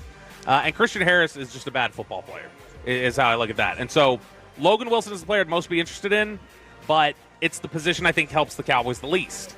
And so if you're looking at what's available to you, what's out there that you could actually shop for and reasonably get, that's there. Because the names on there like Trey Hendrickson, they don't have Dallas in on. And they don't have, the rest of the names at the top, it's like Jalen Waddle and offensive players that are not things that are going to help what the Cowboys need right now. So you may be in a case right now where any move you make is either not going to be for somebody that moves the needle, or you're going to overpay to make somebody move a player that's not on the market right now. Yeah. I'm worried about the Cowboys losing in a trade because of recent history. Like, I'm not only just thinking about the player, I'm thinking about getting burned. Oh, you're not happy with the whole Mingo return? No. There are a lot of people who weren't happy with the pick. A lot of people thought third was too much for Pickens, too. Well, look, they've hit a grand slam. I mean, they deserve Executive of the Year votes for that move. And Javonte, but that, Javonte was Bill Barnwell. Javonte wasn't a trade. And then I wasn't totally thrilled with the Micah return. And that's fair. I think that one is still like it remains to be seen. You're gonna have to see where those picks end up and what you're able to do with them, obviously. All right, B-Lo Friday edition, Denton Firehouse number 9. We're out here for another hour. Stop on by with some Whataburger breakfast, and I believe the fan cups are officially they're gone. They're gone. We got one up here. You can take mine as well if you're one of the final two. Jerry Jones joins us live next on Sean and RJ.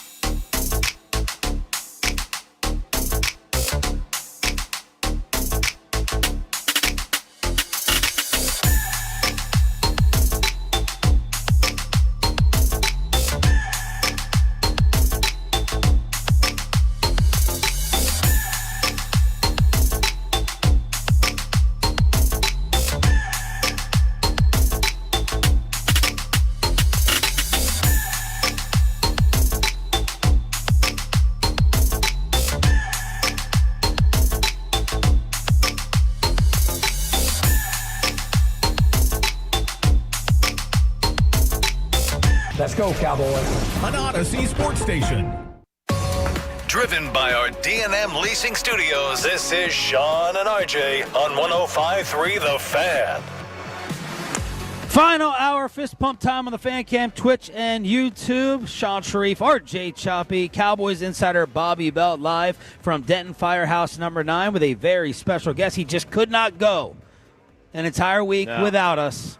So Jerry Jones joins us now here on the home of America's team. Of course, brought to you by your North Texas Ford dealers. Ford is the best in Texas. Jerry, good morning, and thank you for making the time for us this week. Well, absolutely, and good to be on here, and good to be on here on behalf of all these Ford dealers. And those are great guys, and I've spent a lot of years excited about buying a Ford and driving in a Ford, so good to be on this morning. Jerry, I wanted to ask you about what's going on in the sports world. We've seen the NBA and Major League Baseball in the past year get caught up with gambling issues, with insider info, and players relaying information to gamblers. Are you worried about that reaching the NFL? What kind of steps have you all taken to make sure that doesn't happen? Well, one of the most sensitive things that I've been involved in the 36 years that I've been involved in the NFL is the sanctity and the perception of the game as it pertains to being involved, players, coaches, anybody, owners, anybody associated with the game, being involved in any type of gaming. And that's always front and foremost. It's talked about all the time. It's certainly got big, bright lines as to what you do and can't do regarding anything to do with gaming. And fantasy football, that whole world is a big part of the enjoyment of watching a game. And that is my town against your town, my player against your player. And all of that's a part of the game. But it certainly has to be squeaky monitored, squeaky clean relative to the NFL. And, of course, that's a big challenge because you've got thousands of people involved. But in answer to your questions, it's front and foremost the perception of where the game is relative to how the players are focused on winning that game. It wasn't too long ago where we had a player, Tony Romo, who was in trouble with even a fantasy football convention. The league would never touch Vegas. None of the sports leagues would. What changed with being okay and going to Vegas, and what changed with all that? Well, I think we all have realized that wagering and the sport carries with it a natural instinct of people that usually among the fans, friends of my team against your team and everything that goes with that. And I think it's a recognition of that. And in our case, I think it's a good look at trying to do it as above board as you can. And perception is a big part of that. And not creating perception that there could be less than one thing in mind when players, coaches, everybody get involved, owners, and that is to win the game. So, again, that's unfortunate. I'm sure basketball has, over the years, really tried all the ways that, not all, but every way they can to create a problem from having or an issue of having, as we're talking about. It's on the front burner right now. But it's probably impossible to not have, from time to time, a questionable area of behavior by someone involved, someone that's touched as a sport, like all of the, like I said, players, owners, coaches, everybody that's involved. Anybody touching that sport does not have the same privileges regarding gaming that everyone else does. We know that Jerry Jones is a riverboat gambler. What is Jerry Jones' game of choice that he's allowed to play or cut loose with a little bit? Well, believe it or not, I don't gamble, and I gamble relative to what I do. It's a big enough gamble to make a decision on a player relative to is it going to work or not. It's a big enough gamble to drill a well, because those often come back with negative results. I gamble in everyday life. Consequently, I don't think you could put enough out there for a gaming bet or a historically type of bet of cards that would get my juice going. I live it every day. Jerry, you got the Denver Broncos this weekend. The last time you guys beat the Broncos, it was one day after you signed Deion Sanders in 1995. So it's 30 years now. It's your old friend Sean Payton on the other sideline. Would it be a little sweeter to pick up a victory this week? What are you asking? Would you love to pick up a Deion Sanders this week, or have the victory over Denver? Both. Yeah. It might surprise you. It had more than just a Denver result when we picked up Deion Sanders. And, yeah, I'd like to do some of that. Jerry, fans and media always speculated about, Sean Payton and the Cowboys, and it just seemed like something that would happen one day. That ship obviously seems to have sailed. Both he's happy in Denver, you guys are happy with Brian Schottenheimer. But was there ever a time in the past where you thought Sean Payton might one day end up being your coach? Several times, and it just never fit. He was never there when we needed to be thinking about making a change, and the timing never fit. And so he's certainly one of the better coaches that I've been around in my career, and we've always had a tremendous respect for his ability to coach a team in every respect. And I thought before he ever was a head coach that it probably would happen here. And turned out he took that New Orleans job, and the rest is history. So, no, there's no coach that we think any more of, respect any more than we do Sean Payton. Cowboys owner and general manager Jerry Jones with us here on 105 through the Fan. Jerry, you've had two guys who haven't been able to practice this week, both of them in the secondary. How are Trayvon Diggs and Donovan Wilson looking for Sunday? Well, again, as you know, those are the standard answers, game time. But I would say that questionable at this time on both accounts. Jerry Jones joined us here on 105.3 The Fan. What is the outlook for Trayvon Diggs? Well, again, I think questionable for this week, and we won't go past that. But questionable this week. Real questionable. So, Jerry, everyone assumes that you guys will be keeping tabs on defensive players as we're getting closer to the trade deadline. As you kind of look at your team right now, is there a specific position on defense where you'd be really tempted to go for it if a team called you and offered a premier player? Not really. And I'm reluctant to say, for the obvious reason, that players are every day our players are highly sensitive to their positions. Mm-hmm. And so, I don't talk about during the season. That conversation before the season starts is just a part of the game for the players. But in being sensitive to our team, being sensitive to the construct of getting ready to play Denver, I don't really get into specifics as it might impact the mentality of a player that's playing Sunday. And, of course, but looking at competition on an area means that it can mean additional help for a player, but often it concerns them and should. So I don't talk about it much. Jerry, so outside of just that, then any particulars or anything like that, obviously with that coming up soon with the deadline, would you only be willing to add in general, again, not talking about specific positions, but would you only be willing to add if you thought, hey, this is a team that I think can really go far and be a Super Bowl contender? Well, I would add a player on that premise. In other words, I do think this team has a chance to be in competition. And so under that criteria, and that's a good one, and that's all the reason in the world to have your alert sign up. So in that case, I do have my eyes open and interest level up. Well, and when we're talking just again kind of about generalities, not anything specific, then when teams call, would it be something where you would be interested in potentially a player whose contract is expiring, or would you need to say, hey, we would rather have some control if we're going to add somebody? Yeah, both.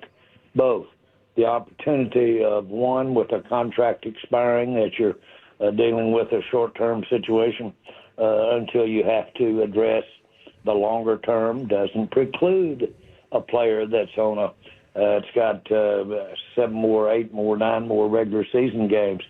It doesn't preclude you from looking at that situation. And that has worked before. But both a situation, it could be a long term. So you can look at both of them. There's no, just because you're looking, just because you're talking, that's a long way from doing it. And I don't have to worry about, boy, I better not even open my mouth. I might do something that I would regret. I don't look at it that way. I entertain all action. Jerry Jones right here on Sean and RJ, special Friday appearance on 105.3 The Fan. Jerry, we've known you long enough by now. We know you love anything that adds to the interest of the sport. I'm coming at it from a fan perspective with this comment. This trade deadline talk is fun. Like this Raiders rumor blew up this week about you all possible involvement. This didn't used to be a thing about 10 years ago, trades in the National Football League. How much more does it add to the sport, and how much do you like all the trade buzz? I love it. It's tremendous for the sport. Any time that you can add an element of what goes on to ultimately score a touchdown, win a game, or a championship, any and all part of that, I thought, not to all fans, but to a lot of fans, can be interesting and entertaining. The reason that I got involved in sports and got involved with the Cowboys the way I did when I was 46 is because I was so involved in every aspect of it. I loved the thought of spending my days involved in that. There's a little of me that thinks there's some of that in so many people. And so I'm all for putting every aspect of it out here and have our fans involved in it. I've always referred back to it. That's why we were the first team ever to put a camera for the fans in the draft room. And there as it turns out, there are just literally umpteen ways to get fans involved. Good for some wouldn't even look past their newspaper to glance at it. Others would hang their hat on it. That's what makes this so great. Jerry, I'm going to ask you for a negotiating lesson here, because a lot of times you've said they need to call us, or you don't want to pick up the phone first. Why is that so important for many of the trades in your philosophy, and do you apply that to other negotiations in life? Do you really feel like you're giving away that much leverage if you pick up the phone first? Yes. I can do that real quick. Yes. But really, I'm calling. I use you to call. And you say, how's that? I use media to express an interest all the time. And so, and that's not uncommon and very effective, because don't think I don't listen to that radio, and don't think I don't look at that newspaper. And so if somebody's talking it up, we're talking to each other. You know, the old adage, you can driving along and not saying one word, but look over and there's a little frown. You're talking to me, baby, and I hear you loud and clear. Not a word being said. So when you're playing a team, do you find that those, I don't want to say negotiations, but those conversations, do they ramp up a little bit more when you're playing a certain team? You get an audience with them, you talk a little bit more in depth about player availabilities? You do that. It's a big point. It's one of the things you do when you go to league meetings. It's one of the things you do when you have an occasion socially to be around off-season, in-season. That is a part of it, and it very much is a part of the every brush with your opponents. And they're doing the same thing. They're doing exactly the same thing. And the ones that do it the most, the ones that have the interest in doing it, seem to do well that way. But let me say this: there's nothing wrong with showing up where your most interesting people are in your life. There's nothing wrong with showing up there and being around it. Some of it will rub off on you. It's just a fact. I used to, long before, like when I was 20, 21, 22, I would read where Lamar Hunt was meeting with the original owners of the AFL. And I would not tell anybody, certainly wouldn't tell who I was working for or what I was supposed to be doing. And I would slip off and get a plane ticket and go down to that meeting that Lamar Hunt used to have, whether it be in Houston or where. And I'd sit in the lobby just for a chance to go up when those owners would break and hang out and just introduce myself. I just thought maybe some of it might rub off. And I think it did. Jerry Jones still making the weekly appearance right here on Sean and RJ. Fantastic stuff. We're looking forward to this matchup with your offense and their defense. Have a good trip, Jerry. We'll talk on Tuesday. Hey, I like this 9 o'clock slot. Just put them in anytime. We've got. Thank you, Jerry. All right, guys. Fun to be with you. Bye-bye. Yes, sir. Jerry Jones, brought to you by your North Texas Ford dealers. Ford is the best in Texas. So 3 appearances this week. Yes, on 2.5. 2.5. Are you counting KNC as the half? Yeah. Let's preview this with the X's and O's from the great Babe Laughenberg, Cowboys color analyst, joins us next.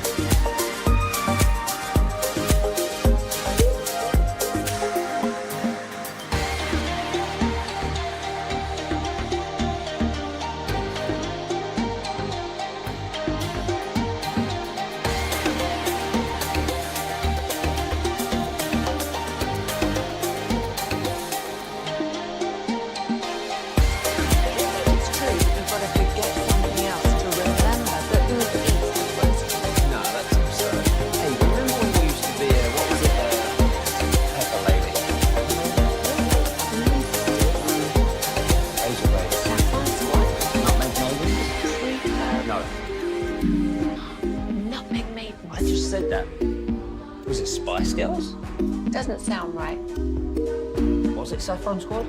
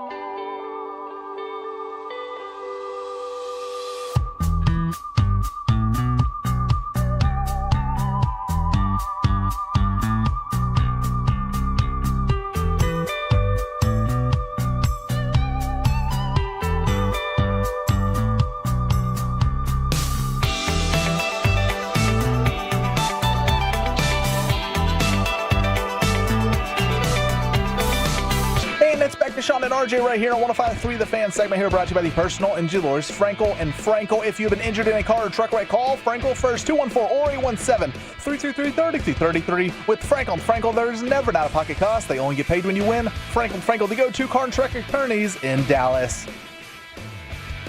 Worst take is going down with the KNC Masterpiece. At 9:40, as we are in Denton Firehouse number 9, joined by Babe Laughenberg. The show of Wales continues with Brian Schottenheimer, Jerry Jones, and now the Cowboys color analyst on the D&M Leasing Hotline. Good morning, Babe. Hi, good morning, guys. Let me ask you quickly, did you guys ever want to be a fireman when you were a little kid, when people ask, hey, what do you want to be when you grow up? No. It was a pilot for me. I knew I didn't have it, even back then. I love it. No. Did you? Okay, ready? Yeah, I think every kid, I wanted to be a forest ranger because we used to go camping in Yosemite, and I thought, man, that's the coolest job in the world. The last thing I wanted to be, not that I didn't want to be, was an athlete. You just don't think about that, right? But, fireman, forest ranger, all those things appealed to me. TV personality as well. Yeah. TV. Yeah, I didn't say, I think I want to be on TV. When we had one black and white 13-inch TV. It wasn't a thought that I'd say, I think I'll do TV one day. Okay, ready for a little trivia, gentlemen? Yes, sir. Okay, so I listened to your Brian Schottenheimer interview this morning. Very good, by the way. Loved it. Thank you. So he has led the Cowboys so far to the number 1 ranked offense, right? And that goes by yardage, total yards. So he's got the number 1 offense in the NFL. Who was the last first-year head coach to finish the season with the number 1 offense? Like a rookie head coach or a first year with a new team? Nope, rookie head coach, yes. And I think you guys are going to get this one. Sean McVay. Oh, no. I know now. Great. Go ahead, say who it is. Sean Payton. There you go. Sean Payton. As soon as I said Sean, I was like, 06, right? Yeah. 06? As soon as I said Sean, I was like, oh, yeah, that's it. Put up 42 on the Cowboys that year. Did he 42? That I didn't even know that. 42-17. That was the Reggie Bush game at Texas Stadium. Oh gosh, yeah, I remember that. I don't remember the 42. I do remember we were down playing in New Orleans. I think it was a Monday night game, if I'm not mistaken. But I looked up Bob Thomas as our statistician, and he's got his little grease board up there, and he marks all the player individual numbers, the team numbers, So I look up, and there were first downs. It said 30 for New Orleans. So I remember mouthing to him, 40. And I said, 40? And he was like, yes. And I was like, oh, my God, I've never seen that before. And it turned out, I don't know if it's since been surpassed, it was an NFL record at the time. Cowboys defense wasn't real good then. Babe, talk to us about why this Denver defense is so good based on your film study and where you think the weakness is and the strength is for the Cowboys to try to take advantage. Cowboys offense versus Denver D. Boy, there's really no weakness over there, to be honest. I mean, they've got maybe the best corner in the league, certainly one of the top 5 in Pat Surtain. The other corner is pretty good, too. I think Riley Moss. We know they rushed the passer. They led the NFL in sacks last year by a wide margin. They're leading the NFL in sacks this year by a wide margin. They have guys that can go rush the passer. Jonathan Cooper, obviously Benito on the other end. I mean, Benito has 8 sacks, Cooper has 6. They come up, they give you a lot of those looks, sort of like Minnesota. They're going to have 6, 7, 8 guys up on the line of scrimmage where they're going to make it difficult for you to identify who you're supposed to block. And snap of the ball, sometimes some of them come, and sometimes they drop them out. So, other teams do that, but I don't think anyone does it as much as Minnesota and Denver. Vance Joseph, their defensive coordinator, they give you a lot. They give you a lot to prepare for. They really do. Babe, is Dak going to have to be, one of the things we've talked about this morning, is Dak going to have to be as proactive avoiding the rush as he was when Micah came to town? Because it just feels like this is going to be a really stacked deck for them with just how many guys Denver can throw at you on the pass rush. Yeah, it's interesting about that, and I think Shawty touched on it a little bit earlier, talking about, you equate sacks to the offensive line and maybe the backs, maybe the tight ends, and quarterback does have a big part in that. Some have a bigger part than others. If you watch last night's game, and I'm not looking at the all 22 on last night's game. I'm just watching the TV, but I'm just sitting there with Carson Wentz saying, get rid of it, throw it. Yeah. And I think the Cowboys have given up the second fewest sacks. Obviously, Denver has the most sacks defensively, but a big part of that is Dak. I mean, you look at the tape, and when you're watching the game in real time or live, or you're either there at watching on TV, however you do it, the ball gets gone, you follow the ball, and you don't see Dak getting hit, and you don't see the things he did to avoid not taking a sack. And he has been great this year at just getting the ball off. We all see it, right? He hits that back foot and the ball is gone. There are guys getting beat up front, but they're not getting the sack because, again, Dak has the ball gone.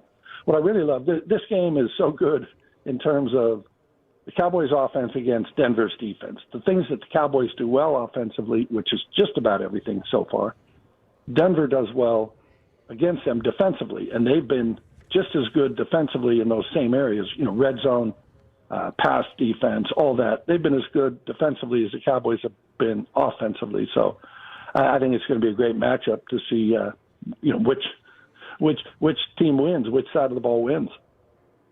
Yeah, the Cowboys' offense just isn't as prolific on the road.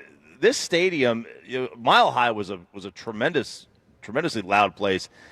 In the times you've been to this new one, does it even carry close to the same advantage for them? I think it does. Obviously, the altitude, we know that's a little bit of an advantage, but those fans are loud. Those people have had their season tickets. It's not quite like Green Bay, but it's sort of similar. It's a kind of a knowledgeable football crowd. So it is a tough place to play. The interesting thing about all the home road, last year, we know for 2 years nobody beat the Cowboys at AT&T Stadium, right? They were 16-1. They had won 16 straight. Last year they go on the road, and they won on the road. They lost at home. They were one of 3 teams last year to have a winning record on the road but a losing record at home. The Cowboys were, and one of the others, other 2 was Seattle. And Seattle, again, we all think, tough place to play. So the whole road, home, I mean, it's always more difficult on the road. Obviously, you're using silent count, all that stuff. But the Cowboys were a good road team last year, and this year, again, it's kind of flipped. The numbers are great at home, not so good on the road. But obviously, very small sample size when you're 7 games into the season. Babe Laughenberg, Cowboys color analyst on the D&M Leasing Hotline here on 105.3 The Fan. I want your opinion on all the trade talk. Is there a position? Do you think that the defense is fixable? Is there a certain name, a rumor, something that has piqued your interest with all this trade discussion? No, you know what's funny? I really don't. I don't get into it. I don't. Excuse me. I don't really look at it. You never know who's available.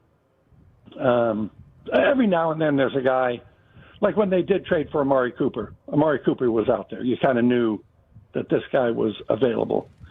So many times these trades happen, and you didn't even know the guy was available. So could I pick a guy to say, I'd like to have that guy? Sure. But is the other team going to trade? Is the trade value commensurate with what they're asking for? All the above. The one thing I'll say is, the pass rush, I heard you guys talking a little bit about this earlier. The pass rusher makes your defense better. Let's just say you get a great corner in a trade. He makes that spot better, but they just go throw the ball somewhere else. That pass rusher is the greatest deodorant because you could have busts all over the secondary, but if that pass rusher gets to the quarterback or affects the quarterback before he's ready to throw the football, all of a sudden, you never look at it. You never notice it. 3 guys may be running wide open for touchdowns, but a Myles Garrett, a Micah Parsons, they come in, they hit the quarterback, and you never knew it happened. So if you can get a pass rusher, that would be my number one priority. But as we all know, teams don't say, yeah, we got a 15-sack guy here. Yeah, you can have him. Well, except for this one. Well, okay, I didn't think about that, but yes. That's right. See, Bobby's someone who knows ball. Listen to him, pass rush. Bobby knows ball. No, Babe Let's does talk know ball. ball. I absolutely buy into that. Thank you, Babe. We appreciate it. Have a great trip. Okay, thank you, guys. Have a great weekend. The great Babe Laughenberg, Cowboys color analyst on the D&M Leasing Hotline on DFW Sports Station. It's not a delay. I don't know. I can't get Babe's. His cadence? If his cadence was this good playing football, I'd jump offside. I'd jump off sides. I'd be Sam Williams of radio. Jumping left and right. I'd be Sam. I just don't know. I still can't get over the Babe video when he was playing for San Diego, like a 37-step drop back that he had.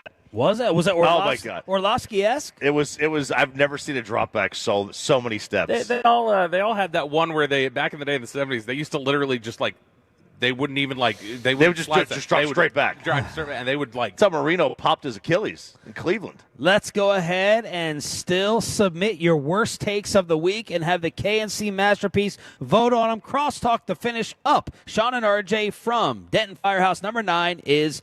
You got to remember that. You know, they say in order to remember something, you have to forget something else. Okay, now that is a very cute. That's like a little shag. I've never seen it before. Well, I mean, of course it's the Rachel. Oh, is that your name? No, I mean your name. No, I'm Jen. Your name's Jen. Right, but I just feel like this is your hair. But that's hair on your hair. I'm not saying this is your hair. Okay.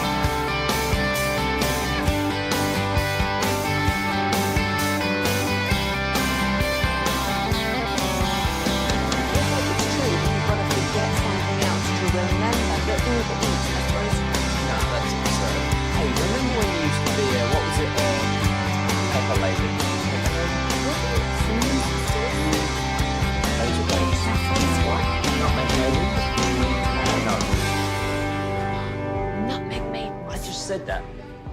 Was it Spice Girls? Doesn't sound right. Was it Saffron Squad?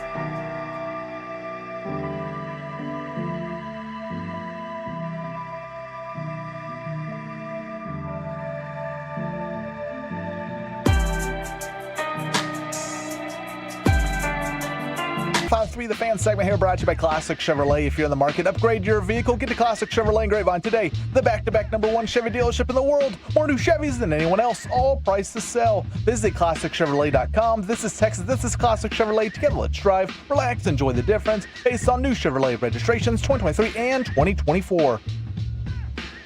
Let us now crosstalk with the KNC masterpiece here on 105.3 The Fan. We, of course, are in Denton, Firehouse number 9. Thanks to the Tolos who came out and who are still here. Corey Majors, where are you?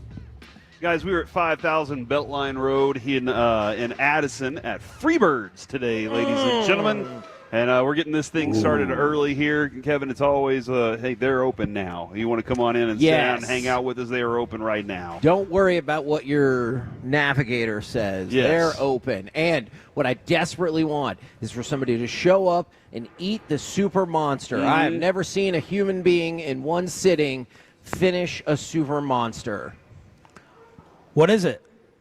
It's essentially like, you've been to Freebirds before, right? Once. Oh my God! You need to be here more often. So it's essentially a version of their largest burrito, the Monster, but it's like almost 2 of them, and I can't fathom a human being doing it. Maybe Chiafalo, but yeah, it's gigantic. It's Aggie Run, right? It's Aggie. That's right, baby. Yeah. And what do you get if you eat it? Take it down. My admiration. Yeah. Oh, I don't know if you're hoping for a more tangible gift, but yeah, I'm sorry. That's fair. My admiration. I'll work on coming up with something else better. Corey, what's coming up? Man, guys, we have Jim Nilt joining us on the show today at 12:40, so we'll have him rocking with us for a little bit. As usual, on Fridays at 1 o'clock, Kyle Yeomans will join us to break down the game ahead of us. Masterpiece of the week, the greatest segment in all of radio, according to people. Wow. So that'll be a 1:30 today. But yeah, we get into Cowboys win, Cowboys lose, because at 10 o'clock, you know the people, Chop. You just haven't seen them lately. I do know the people. Choppy, can I ask you a question? Sure.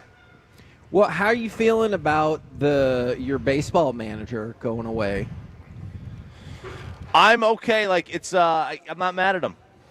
You know, he's going to the show, man. Like, he's probably taking a pay cut too.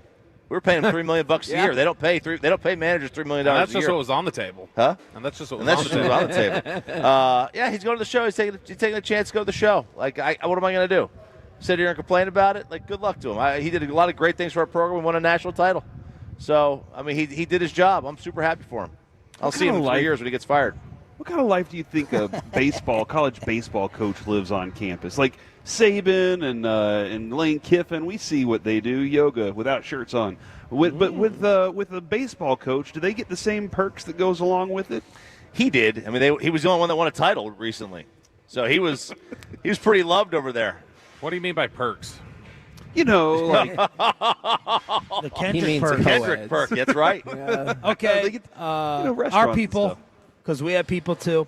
We're not just satisfied with Jerry Jones at 9 o'clock today because it replaced a segment that we're now going to do with KNC. Hit it, Peyton! Ever met someone who is so extremely dumb that they don't know how stupid they actually are? There's been a whole lot of stupid said this week. You are made of stupid.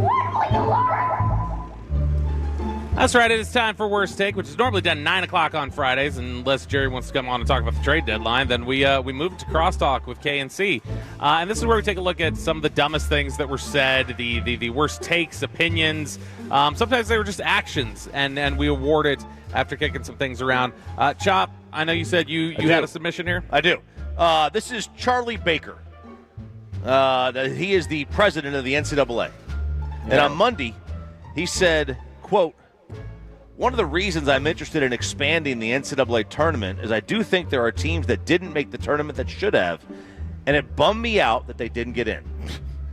Now, listen, I have no problem. If you want to expand the NCAA tournament, I wouldn't, but it's more basketball. It's more high-quality competition. I love the tournament. The tournament's fun. If you want to make Thursday, Friday, and turn it into Tuesday, Wednesday, Thursday, Friday, where you're getting game galore every day, fine. But don't tell me it's because you feel bad. Oh, I feel sorry for Memphis State that they didn't make the tournament. They want to make more money. Yeah, they want to make more money. Just say you want to make more money. I'm fine with that. I can deal with it. I'm comfortable being lied to. I'm used to being lied to. People have been lying to me my entire life, and I'm used to it. And you know what? I actually kind of respect it.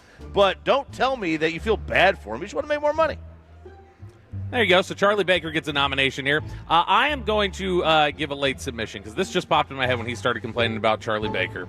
And that is the hack who goes by the name of Bill Barnwell. What a freaking you don't want me to do this one yet? No content. I'm not going to do it then. Save a topic. He wins. Bill Barnwell wins, and he's a hack loser. All right, let's go to the next one here. Oh, wow. That's a great tease. Now you got to tune into the entire show next week, every single day, every single hour. Stealing a segment. I always Shannon, one. Yeah. You can't burn segments here at Crosstalk. Choppy was mad yesterday that he ended up using content that he could have just stashed in his email, and he was going to have to find an extra story because he found it during the show, and he got mad that he ended up using it. But we're going to take a trip to Milwaukee and the Make-A-Wish Wisconsin Board of Directors, or the former Make-A-Wish Wisconsin Board of Directors. Shannon, I'm not even going to try and pronounce that hockey-ass last name. I'm going to guess it's Kovalarchik. This is Brewers Karen and her interaction last week with a Dodgers fan. Why is everybody quiet? Why is everybody quiet? What is it? Oh, why is everybody quiet? What is this? I'm sorry. You know what? Let's call ice. Call ice. Call ice. I'm a U.S. citizen. We're veteran, baby girl. We're veteran. 2 wars. Ice is not going to do nothing to me. Good luck. Good luck. Good luck.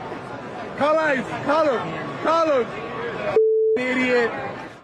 So call ice on the 2-tour war veteran at the Dodgers game, which I just found this out, by the way. This Brewers Karen, she lost her job as a lawyer at Manpower Group, and she also lost her role on the Make-A-Wish Wisconsin Board of Directors. I'll tell you, the place named Manpower, that's my dream company to work for, Manpower. No, but here's the interesting thing. The war veteran there, Ricardo Fasado, they were both banned from the stadium for life. Ricardo was? He was. For what? Because they found, apparently, surveillance tape after of him then getting into an altercation with another fan, and he had hit them or something. And so because of that, he is now banned from the stadium as well. So they both get banned, but gosh, if you're on a Make-A-Wish board or something and a camera's literally in your face, I don't know how dumb you have to be to just be like, apparently this is cool. very dumb. Or drunk. And very, very inappropriate and racist and offensive. Look, I hate trash-talking sports fans. Like, you didn't do anything. Why are you trash-talking me? But when you're being trash-talked, when you're the woman being trash-talked and your team's losing, you just got to sit there and take it. You don't clap back. You just take it because your team is taking it. Yeah, and that's part of the code. That's part of the code. You know, I'm not a trash talking sports fan, but if someone wants to trash talk me, I'm not going to sit there and fight. I'm just going to take it because I'm getting it. You know where. All right, our next submission here is actually a group of people. It is the parents of the football players at Skyline High School in the state of Washington, which is apparently a pretty historic program out there. Now, Corey, Kevin, you guys have covered high school sports before. Well, you've seen some pretty nightmare sports parents, I'm sure, right? Yes, it's true. All right. Tell me how bad this one is and if you've ever heard of anything like this in covering high school sports. Skyline High School in Washington, one of the most respected high school football programs in the entire state. However, the program is starting to make national headlines after a controversial district decision sidelined head coach Peyton Pallure with a suspension. This is not Steve Pallure's kid, by the way.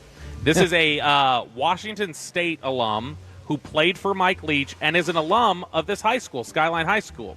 The reason why he was suspended by the school is because a collection of parents complained about his player rotation and said he wasn't playing the right players, and the school decided that they needed to investigate if he was playing the right players at 4-2, and they suspended him, and the entire assistant coaching staff then threatened to quit until he needed to be reinstated for them to return to the field. You know, before yesterday, I would say this belongs on here, but after Chauncey, I don't know. Do they think something is going on in terms of payment or relationship or bribes? With something? this? Yeah. No, not on this. It's just strictly like it's literally your rotation you're not. is bad. You're playing. They're saying he's playing favorites and not playing the right kids. Oh, and the entire coaching staff is going, "This is BS." We're not. They all signed a statement that they put up on like Facebook or something where they were like, "We're not returning to the field. This is like completely outraged." They're a big historic program and they're 4-2 and parents are mad. Well, look, I mean, this is. I would not put it past the fact that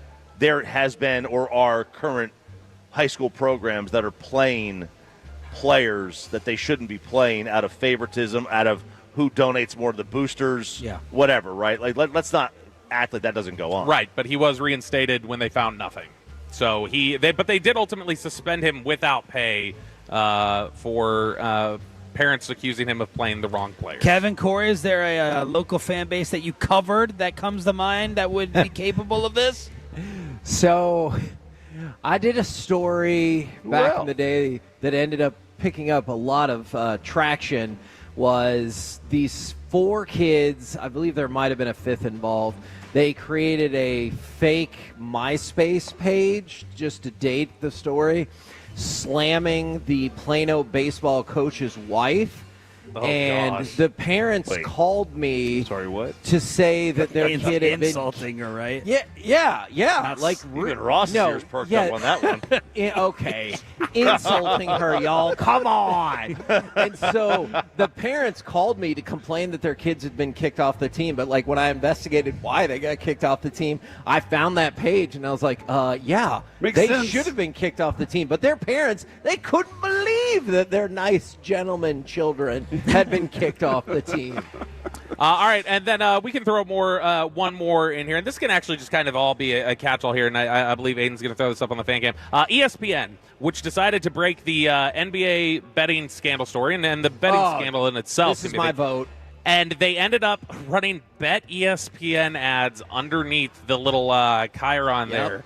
And they left them up until they started seeing the social media reaction and then very quietly removed them off of the television, but they didn't have that awareness in there. So ESPN is getting crushed today for just total lack of awareness while they're reporting on a betting scandal. So those are your nominees. But RJ's going to defend it. I don't see a problem with them putting this up there. ESPN is not, like, they are not in any way a co-conspirator in all this gambling stuff. Like, we still have personal responsibility. Please. What?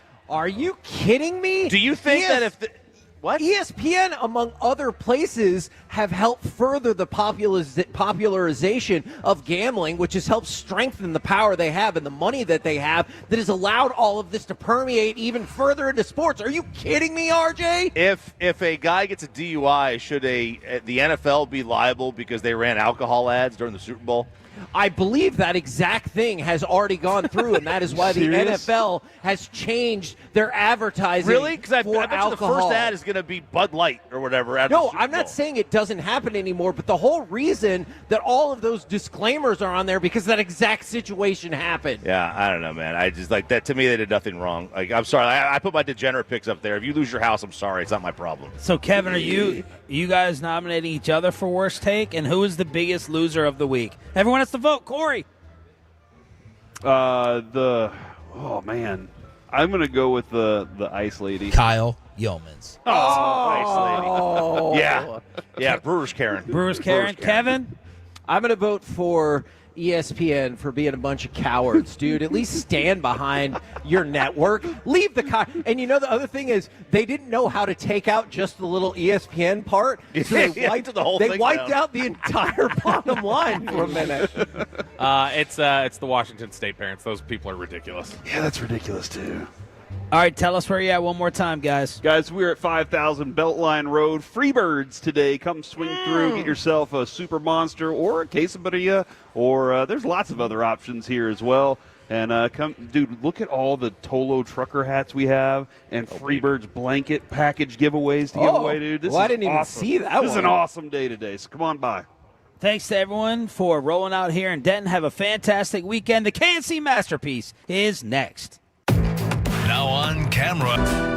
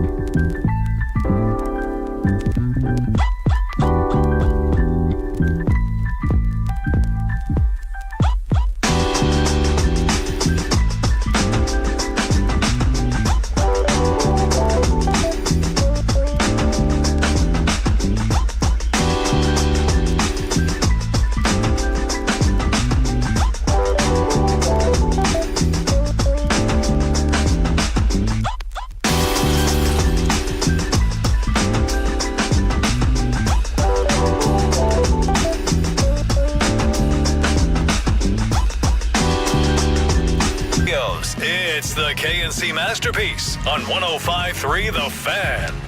KNC Masterpiece right here on 105.3 The Fan. We are live from Freebirds in Addison, 5,000 Beltline Road. And you got me, Kevin Hageland. You got the famous Alec Medford. And now, back from jail for his illegal poker game with the Mafia, it is X-Ray Table Corey Majors.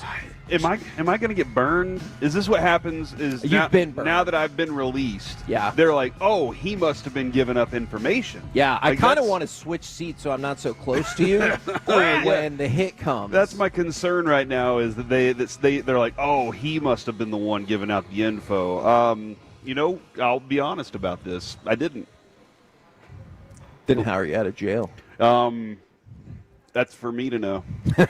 Okay. And for and the people who let me out of jail. All right, we are going to have a huge day here at Freebirds, and I'm really hoping that somebody comes out here and tries the Super Monster. Mm-hmm. Yeah, I'm hopeful for that too, Kevin. I want to be honest. I was very well prepared to do it.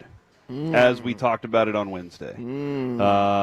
Waking up in the morning on Thursday, I was like, I can't eat much. So I'm sticking to starches right now. But I do want to see this as well. I want to see somebody roll in here and knock one of those back. For somebody who maybe did not feel well, it's probably not the best to challenge your digestive tract with the Super Monster. They also have the new pumpkin cheesecake cookie as well. So we're going to be having fun. Excuse me? Yeah, look, it's right in front of you. That But looks I don't know if amazing. you are allowed to eat it just yet. We're also giving away Tolo trucker hats. They have the Freebirds gift packages to give away as well. So huge day in Addison, 5,000 Beltline Road in Freebirds.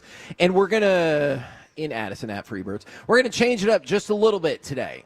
We're going to start the show with Cowboys win because Cowboys lose because 877-881-1053. Tell us why the Cowboys are going to win. Tell us why the Cowboys could lose against the Broncos. We're also doing a shout-out Friday from the 214. Can I get a shout-out? Today's my 30th birthday, and earlier in the week, I started a new job. Woo! That's a busy birthday already. New jobs are awesome. I'm happy for you that you're starting a new job, and you got a birthday week going on. That's pretty awesome. So much hope and possibility and whatnot.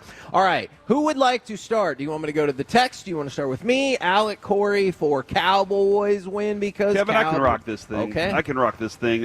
Cowboys win because George Pickens has struck fear into Vance Joseph and his defense. And the official. The official? Yeah, because they're like, whoa. Oh, yeah.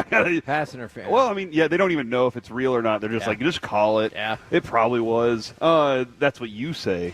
No, I'm saying that's why. Oh, you man. can't just accept that was pass interference and move on, Kevin. You know what? You're trying to talk these I'm sorry. defensive court or these referees into not giving us calls. We got to talk about something else first, Corey. Okay. I had a major faux pas on the show yesterday. Oh, no. You said the F word? It might have been worse than that. Uh-oh. I was trying to say that the publication, the USA Today, was trash. I left out a very key word. You said the country was trash? Man, you almost made it worse. I left out the key word today in that sentence, and so the second text, anti-America, Kevin. The second text I saw after the shout out was Corey ask Kevin why he hates America. I love America. I really screwed that one up. Okay, Alec, I'm concerned. I mistakes were made. I always by thought me. you liked America until just now. I'm a fan. What I heard. So yeah, here's the thing with George Pickens. We know that Patrick Surtain can take away. He's Dion, right? Like, he takes away half the field. You don't want to throw his direction. And I don't think he's going to move, so I do think he's going to stay and there. that's the way they like to do that. They're like, look, I'm just taking away a section. Yes. The rest of it, we'll push the entire offense over into that section if that's what you want to do, and we can play defense in another half of the field. So you're taking away that quarter area for the offense. And so George Pickens, I don't know where he lines up in this, but if he goes deep, Surtain has to go deep with him, all right? if he's on that side. If he goes deep on the other side, Moss has to go with him. And so this is now becoming a as we were discussing this week, Stephen Jones loves seeing it. Brian Schottenheimer loves seeing it. Jerry Jones loves seeing it. When he stretches the field, forces a safety to go with him, and a cornerback, he's taken 2 players with him, now you are creating other spaces, other areas for the rest of the offense to flow. I'm very scared for this offensive game, Kevin. We've been a very good offense. Yeah. This is a very good defense, and it's because it starts there. Their pass rush is good. I think that I saw something. They get a lot of sacks. I saw something. Was Sean and RJ and Bobby and Peyton show this morning? There were 7 passes downfield. That was it last week again with Jackson Dart. So that's another factor there. So if George Pickens has struck fear into Vance Joseph, and they have to feel like we have to eliminate him, the rest of this offense is going to eat. From the 469, it is I once again saying that the Cowboys will win because the offense puts up 40 points. The Cowboys will lose if the defense lets up 40-plus points, and the Cowboys will tie if the defense gives up exactly 40 points. It worked last week, and they want to stick with it. I like it because if you can build a winning streak off of at least in part superstition, I support that as well. From me, this is my new favorite for the day.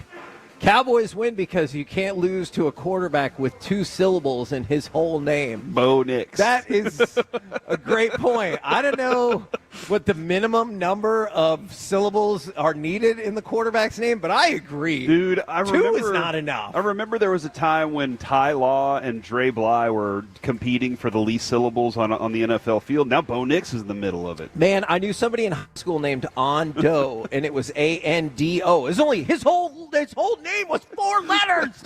I always thought, because I was really terrible handwriting, I always thought that was so cool. I was like, bang, you can knock that out like every single time. All right, I'm going to go Cowboys win because they do not turn the ball over. So you are in the midst of, believe it or not, a historic run of Cowboys football. Dallas has recorded at least 1 takeaway with 0 turnovers in each of the last 4 games. That is the longest streak in franchise history. It has never happened before. And on the flip side, the Broncos have only forced 5 turnovers all season. That's tied for 5th least in the league. Now, to be fair, the Cowboys aren't super higher than that. But my point is the Cowboys are not turning the ball over, and for as good as the Broncos defense is, they have not forced very many turnovers this year. I think that combination right there is going to be the Cowboys win because the Broncos don't buckle up. Javonte, baby. They don't buckle up for the Javonte Williams revenge game. He won't admit it. He won't say it. He literally did not say anything when he was asked about that by the media. And good for him for not putting out bulletin board material. But, anytime you have the returning to the original team or whatever, there's always added motivation. They will always deny it. I mean, Mike Vrabel just tried to deny it whenever he went back and whooped Tennessee's ass, and Drake May had to pull him back and say, no. We need to celebrate this a little bit. They care. It matters to them, and he wants to show them, hey, I know that it didn't go the way that we thought it would. I know I got hurt, but y'all doubted me after that. You let me walk.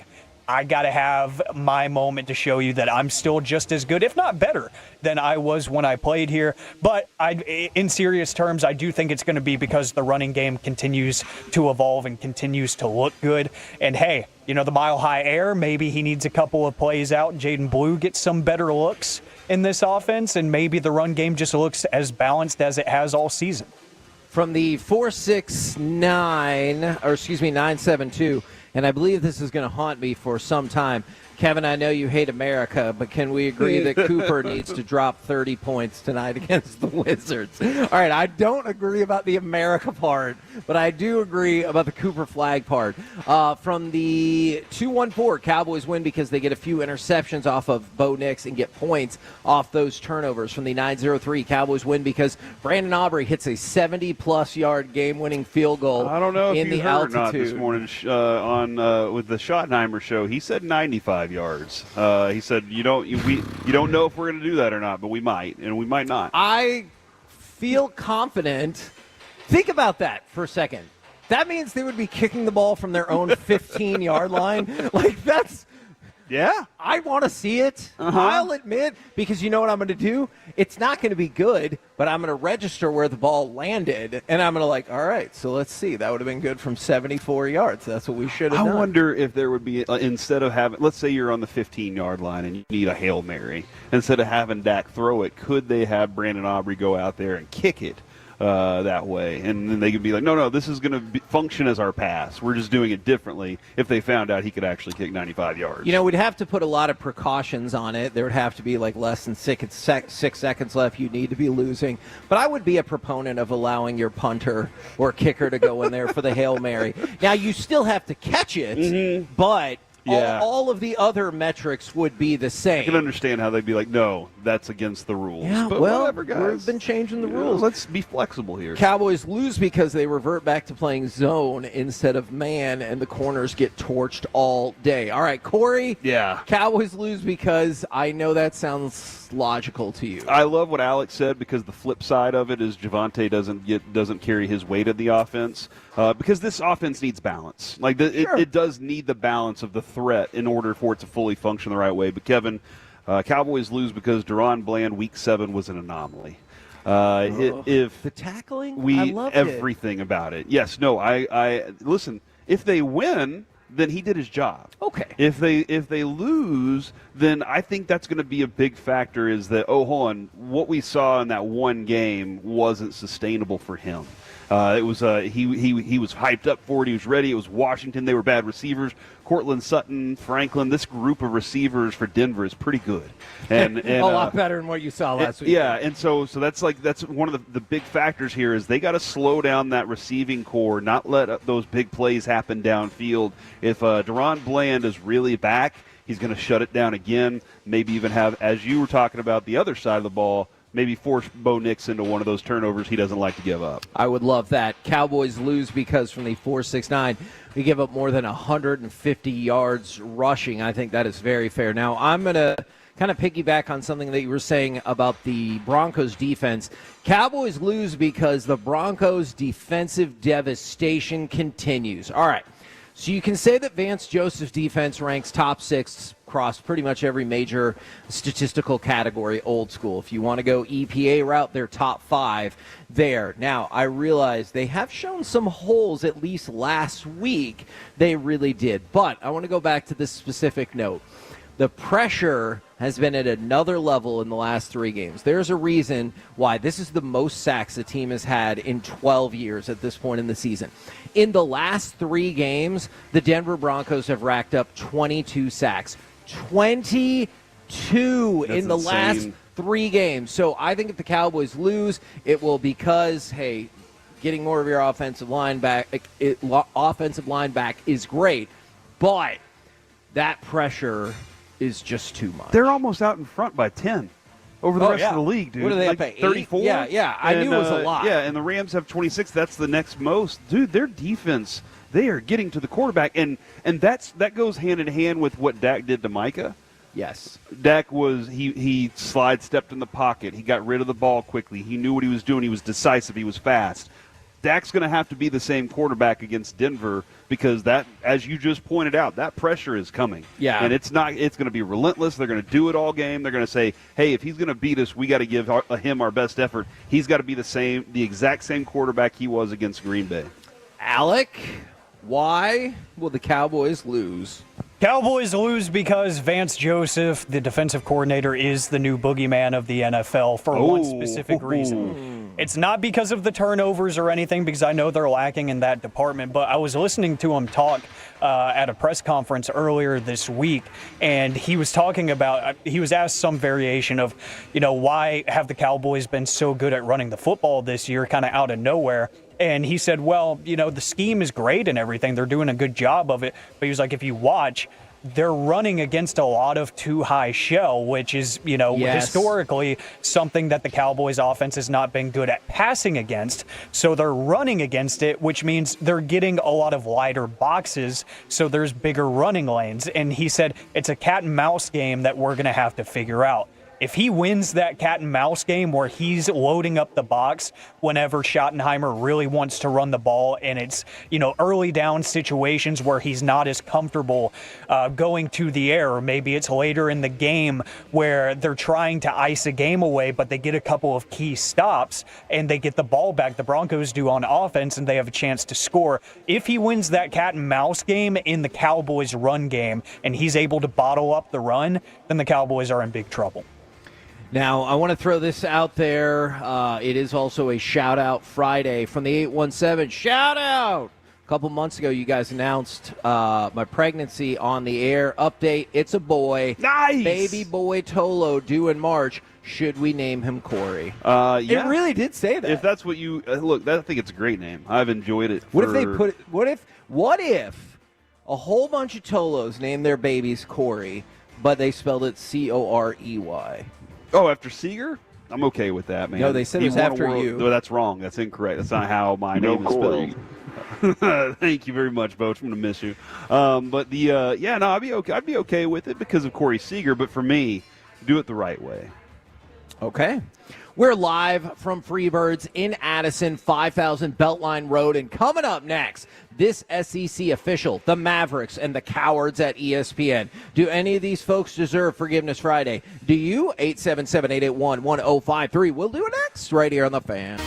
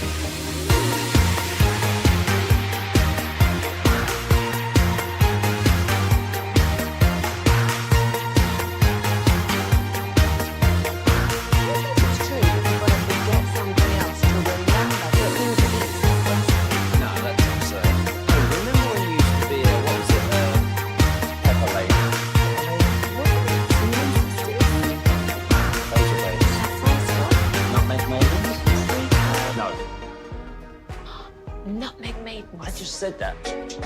Was it Spice Girls? Doesn't sound right. Was it Saffron Squad?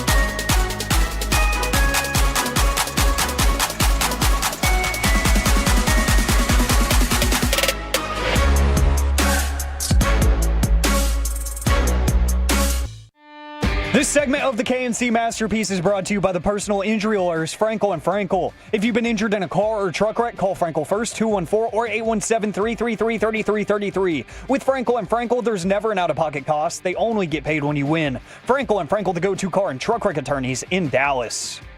Lively denied emphatically by Wembanyama. It's like playing against your dad in the driveway when you're 8 years old. What do you do? Wemby 3. You bet! Plus the foul! That was the most ridiculous play of that game. That call from Jay Billis was amazing. We're live at Freebirds in Addison, 5000 Beltline Road, and there's a doings a transpiring here, Corey Major. Yeah, our boss man Gavin Spittle just texted me and said, your name doesn't have an E in it? Actually, for a couple years, I do believe that certain, not Spittle, no, Spittle always got it right. Certain members of management were unaware of that. Now, we're live at Freebirds, and we just got a few things dropped off. Some of them are temporary tattoos, and I would love people to come in and get a temporary tattoo from Corey Majors. I think that would be super fun, but also, and probably most importantly, is I got a new Nintendo 64 game. I'm sorry, what's actually most important, somebody is now going to try the Super Monster. So essentially, he's putting rice on it. It's two monster burritos linked together. Yeah. That rice looks like more than I could handle, and so we're getting going. Fast carbs. I have never seen somebody eat an entire Super Monster in one setting. So I'm really excited about that. But I'm also excited for this. It's time for Forgiveness Friday, 877-881-1053. I do have a couple of shout-outs as well. From the 817, shout out to Xander Ruiz. We are in Vegas celebrating the Cowboys win because I am in Vegas. I might have read that incorrectly. No, I got it. Celebrating if the Cowboys win because I'm in Vegas. So congratulations to y'all. And then from the 469, can I get a shout out from my wife and her coworkers at Holland Elementary for pulling a 12-hour shift for Meet the Teacher. My wife did parent-student-teacher conferences last night. I know that can be a really long day. Dude, I can for imagine teachers. like parent-teacher conference with Jess has got to be fun. I can see that. She's just such a delightful person, and so but I imagine that's got to be a lot of fun. She did not like my first question because she teaches gifted and talented. And I asked her if she sat down with any parents and had a hard conversation about if maybe their kid doesn't belong in that program. Oh, wow.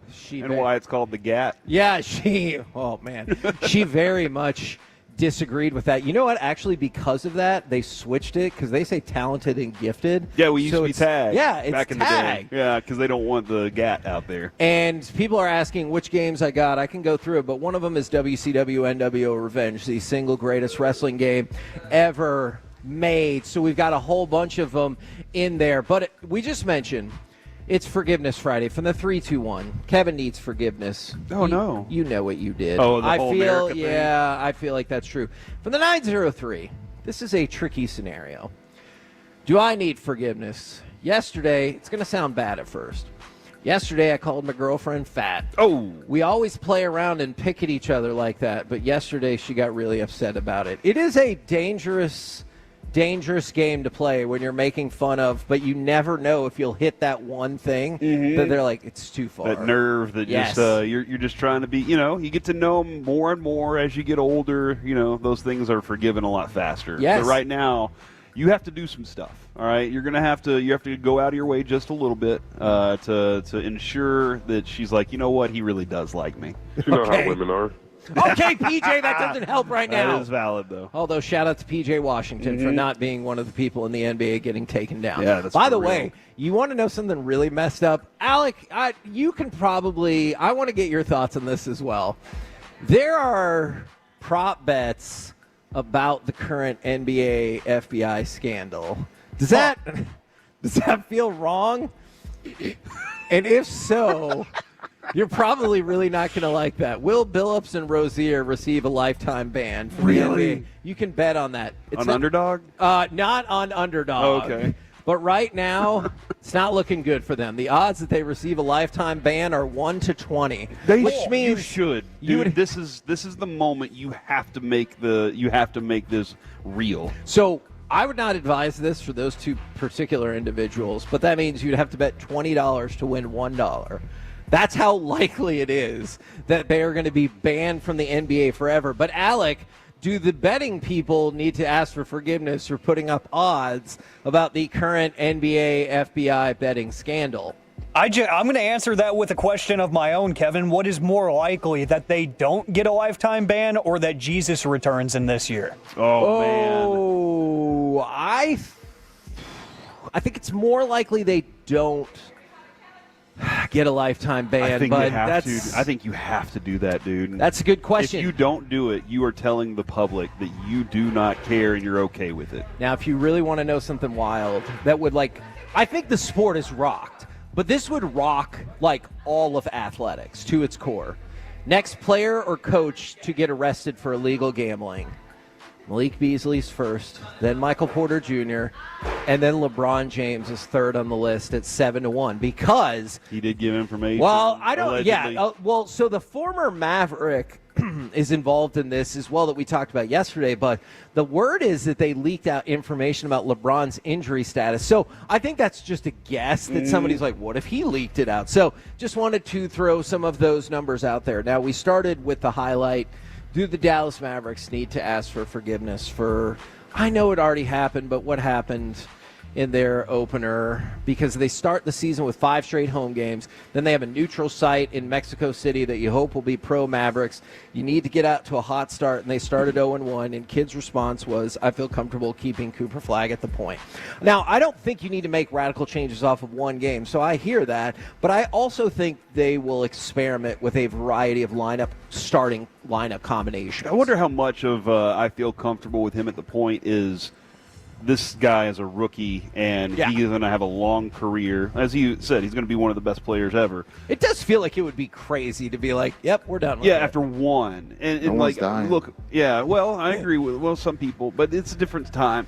But the mindset of, I don't want to ruin the player now. Mm-hmm. We know what he's capable of, so we're going to continue to develop and grow, but we can't panic on one game this early, and it's more than just this season with Cooper Flagg. I know everybody wants to win this year, but individual, for Anthony Davis, it might be about this year. For P.J. Washington and Daniel Gafford, it might be this year. But for Cooper Flagg, there's a career ahead of him that the Mavericks have to nurture and develop. Now, somebody threw in this joke, and I saw a variation of this morning. Use the code indictment on Underdog for a $20 profit boost. That's not true. Just like I saw, there was a faux headline that said NBA officials are massively concerned about this betting scandal. Use the code massively concerned on ESPN Bet for 30% boost. I don't think that's accurate. I'm also concerned. I'm pretty sure that Artolo over here was given a warning about the Super Burrito. What was the warning? I think they said, take your time. Was it a stern warning or was it gentle? No, a friendly, they want him to live warning. And so I would also, they're we only have one restroom, whenever it's complete, just be aware. And then from the 469, do the Mavericks need to ask for forgiveness? Yes, they do. They played like S. And then from another 469, the Mavericks need to ask for forgiveness for not firing Nico and for their defensive efforts against the Spurs. I get it. Yeah. I think I'm way more concerned about the defensive effort. I didn't get a chance to really discuss that with you yesterday, Kevin, obviously, because I wasn't there. I actually thought maybe at first that's why you didn't come in. Because you were so sickened by the Mavericks' defensive effort. It was disgusting. And the other part of it, too, is, Van, you saw how much Victor Wembanyama changes a game. Unbelievable. The length the player has. Even had Anthony Davis, who's one of the biggest players in the NBA, going, I can't make this shot. I can't take this shot. You just backed him down like nothing. Yeah, and so even when you drive to the basket, you have to care that he's behind you somewhere. He could be at the three-point line and still block your shot. And so, he just changed the game for the Mavericks offensively, and they're going to have to do a better job of figuring out how to wrap their heads around what they can do there. From the 903, we need to forgive Dak and company for the beatdown they're about to put on the Broncos. Man, I'd freaking love There's a lot of that. intense excitement from Cowboys fans this week. I like it. I like it too. Now, we mentioned this, or it got brought up in Worst Take. Are we overconfident, though? Is that what's happening? See, I've always thought it doesn't matter if a fan is overconfident because I'm not going to compete in the game. Okay. I'm just going to watch. Like, if I was a player. But but that's what I'm saying is, as media and fans, do we need to be harder on the Cowboys going into this game, knowing that they might be like, oh, everybody's confident in us? Okay, fine. Then I will make it very plain and clear for everybody. The Broncos are the betting favorites. Okay. So, like, if you think the Cowboys are going to win, I hope you're right. That would be an upset. Yeah. You guys are not good enough yet to go out there and act like, hey, we did it, guys. There's no mission accomplished banner yet. You know what's really fascinating about this game, though, is the point spread.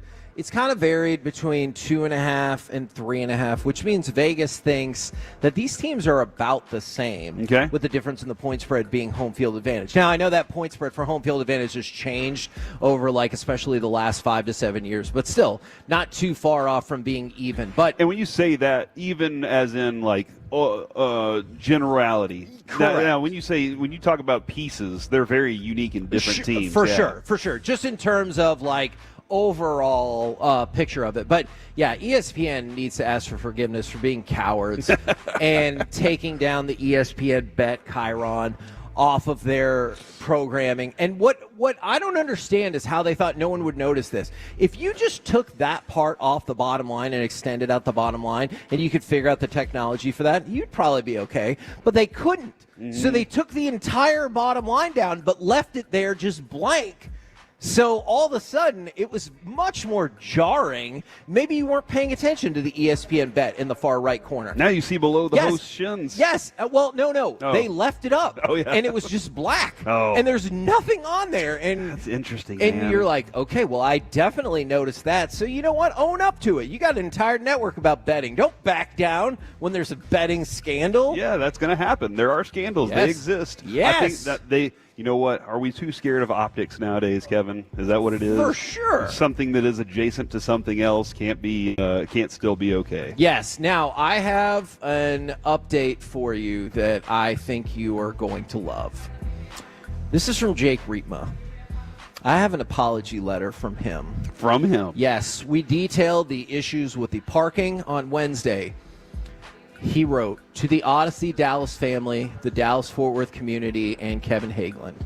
Each day I wake up with hopes and aspirations of positively impacting the Odyssey Dallas empire. Today, I failed. Oh, man. Joe Buck would describe my actions today the same way he described Randy Moss's fake moon at Lambeau Field on that fateful night in 2005. A disgusting act.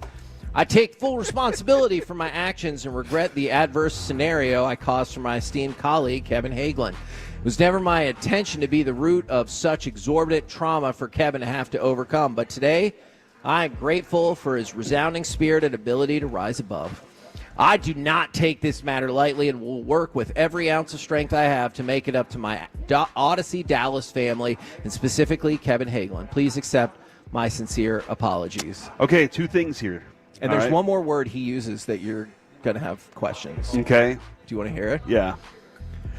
Lastly, and in no way does this justify my pernicious actions, but if that's any consultation, I wish, Alec, I don't know if you're looking right at the fan cam. I am. But the look that Corey gave me. He's in pain. I got work to do. was amazing. I will tell you this. Oh, having a harmful effect, especially in a gradual or subtle way. Jake Rietma has redeemed himself. Okay, kind of. He texted me Thursday morning, and he was like, hey, I'm getting ready to leave. Are you near the office? I have the third spot on the left. Oh, and the my lower. gosh. And so I got his parking spot. So redeemed. Okay. All is forgiven. All right, I appreciate that for you. Here's something I need. I love the integrity of the apology letter. That's all the words he used. Lots of integrity there. Did you want me to go? And there goes a home run from Castellanos. I feel like you should probably do a wheel spin during Peace of Oh, we could do that. You think you could do a wheel spin and like that would ultimately pay it off right there? I think every host of the station, and he does the Fan University show with Carter on weekends, so I think that every host has had to suffer the wheel at least once. And I think that would be a prime time for him to do this, to really apologize. We should let Carter vote on this as well then, since he will hopefully get to enjoy some of that. And shout out to the 806 for the Castellanos text right there. We're the KNC Masterpiece right here on 105.3 The Fan. Coming up next, it's time for Baseball Nuggets. What history Shohei could make in the World Series. We'll discuss live from Freebirds in Addison, 5000 Beltline Road right here on The Fan.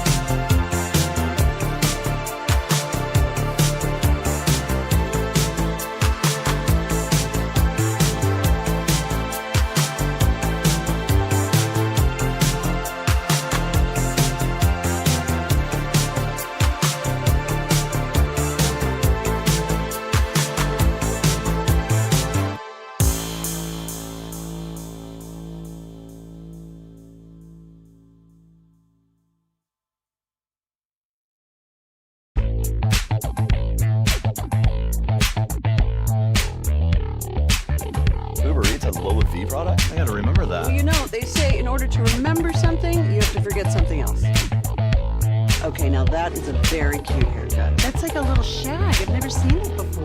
Well, I mean, of course you have. So, Rachel. Oh, is that your name? No, I mean like your name. No, I'm Jen. My name's Jen. Right, but I just mean like this is your haircut, but that's hair on your head. I'm not saying this is your hair. Okay.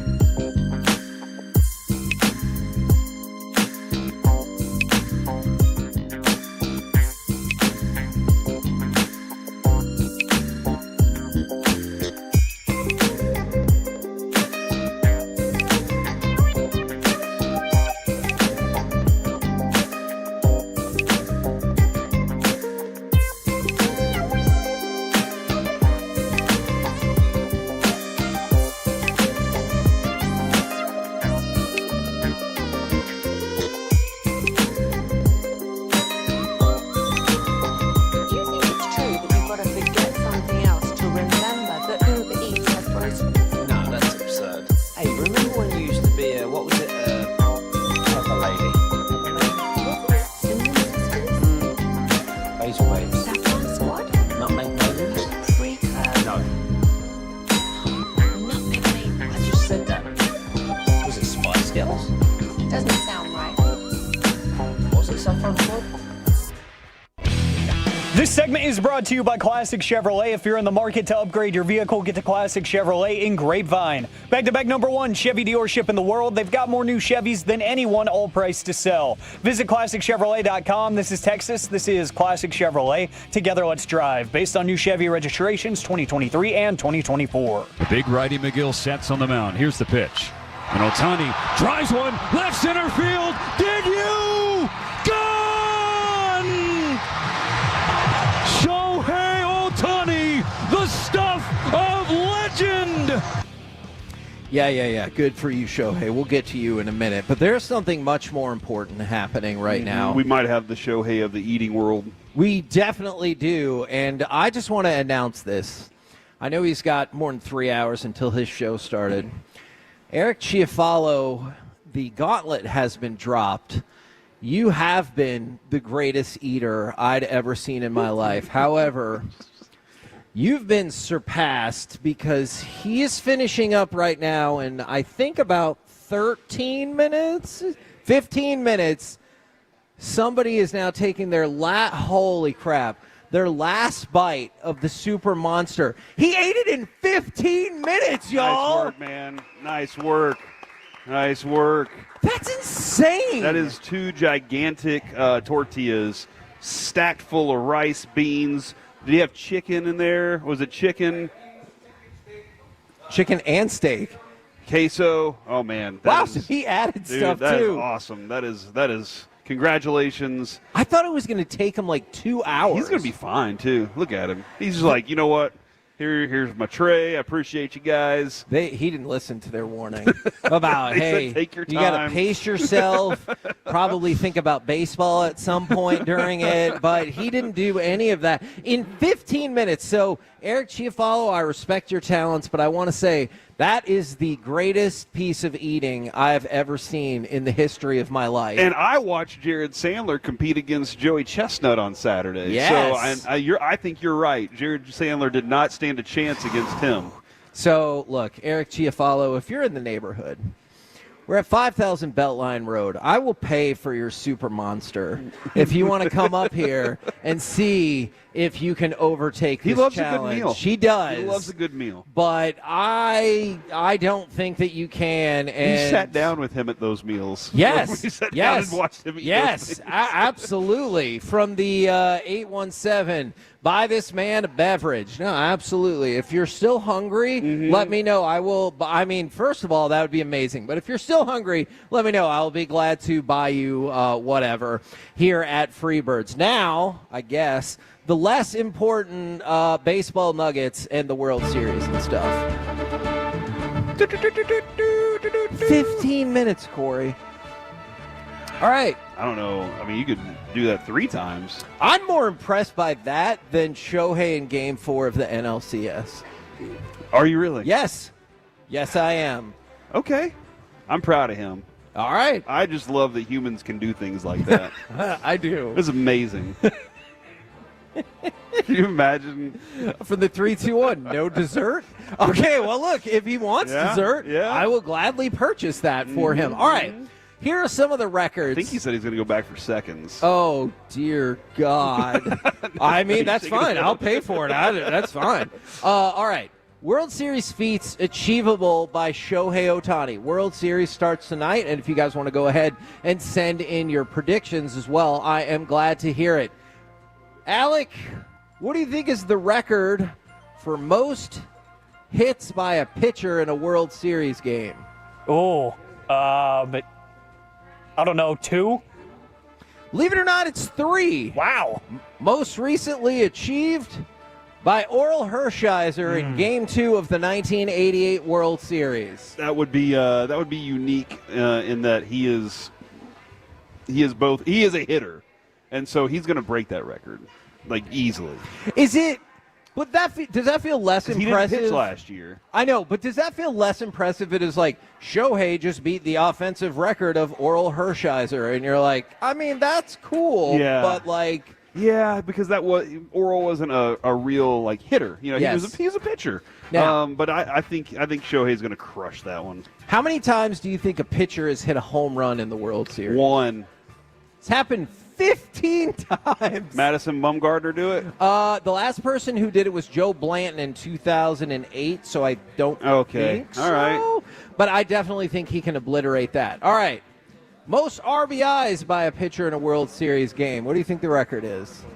1. It's 4. Okay. Man, World Series pitchers are not too bad It's a at big offense. moment. It's a big moment. Yes. I think that these guys just get up there and they see the moment and they're like, I understand how essential this is. Plus, if you're a pitcher and you're hitting, you are up there trying to help yourself out. Sure. Look, I would not have guessed going into this before I did the research. Most hits by a pitcher in the World Series game, 3. Most home runs, 1, done 15 times. Most RBIs, 4. Most total bases by a pitcher in a World Series game, 7. And then there's this. This is really what he should aspire to. In Game 3 of the World Series in 1926, the Cardinals' Jesse Haynes homered, singled, drove in 2 runs while throwing a complete game shutout in a 4-0 win. So that was 99 years ago. That is the standard. I would like to see Shohei hit a home run, get multiple runs driven in, have another hit, and throw a complete game shutout. I would like to see that as well. Make it happen. Awesome. All right. Blue Jays have announced their Game 1 starter for the World Series. Who do you think it is? You Savage. Yes, Savage. And I think that's awesome, dude. Dude, big moment, Game 1. Here you go, kid. He started the year in high A. I know, to move up that quickly and be like, all right, here I'm on the biggest stage. And he's, yes. It's insane. And it's not for rotational reasons. That plays a part in it, but he has They want him earned on the it. mound. Yes, absolutely. Yeah, no, that's really cool. All right, Corey, I'm not trying to make you upset, but I have the expert picks from MLB.com. Okay. How many experts do you think they have? 3. It should be 3. 3 is a good number for the number of experts. They have 5. That's okay. I'm okay with that, actually. And then there's a 6 after that. 56? They have 56 experts. That's ridiculous. Alec, that have picked they're not experts. the World Series. They're not experts. There could be 56 experts in baseball? Yeah, no, that's too many. Okay. Because then you're not an expert. You're just one of the group. Okay. It's like you got 3 experts is enough. 5 experts is okay. That's about my limit right there. Okay. 5. So 56 is far, far beyond. Way beyond the ridiculous limit. claim in the history of baseball. Okay, you know what, John part of a Smoltz? group. This time I agree with John Smoltz. So 36 of them, non-experts, voted for the Dodgers. 20 voted for the Blue Jays. But 33 of the experts think that the Dodgers will win in 5 or 6 games. Okay. Nobody predicted a sweep, so they're cowards, too. Can I ask you a question? I want to. Okay. Yes. I want to see, because you said Shohei Ohtani things he could do. I want to see if he could break Freddie Freeman's consecutive home runs in the World Series record, which is 6. In consecutive games? Freddie Freeman, Wow. I think he had hit 2 in a previous World Series, and then he hit 4 straight last Do you year. think this series is going to go 6 games? He would have to hit 7, Yeah. He would have to be 7. Do you think this series is going 7 games? Kevin, I think we pointed out recently. I told Zach yesterday the stat that you had given, and if you think Toronto's going to win this series, there is money to be had for sure. And that would probably stretch it out to 7. Yeah. So Yeah, dude, I'm very fascinated by that. And that would be at home too. Yes. Joe Carter. Yeah. You know what I mean? Okay. Yes, that is true. By the way, if you're interested in such things, I did just watch the Who Killed the Montreal Expos documentary on Netflix. It's a little different than I thought it would be, but I thought they did it Pedro? No. Okay. Although he is heavily featured, he loves Montreal. Yeah, he does. But yeah, they do a lot of background on it as well and talk about some of the issues from the jump. I thought it was really fascinating, especially if you love baseball or you care about the Expos or anything like that. Now, I'm going to leave it up to you guys at some point later in the show. I have prop bets for the World Series as well. Maybe we can try to work those in. We're the K&C Masterpiece right here on 105.3 The Fan. Coming up next, let's talk with our Dallas Cowboys insider, Mickey Spagnola, right here on The Fan.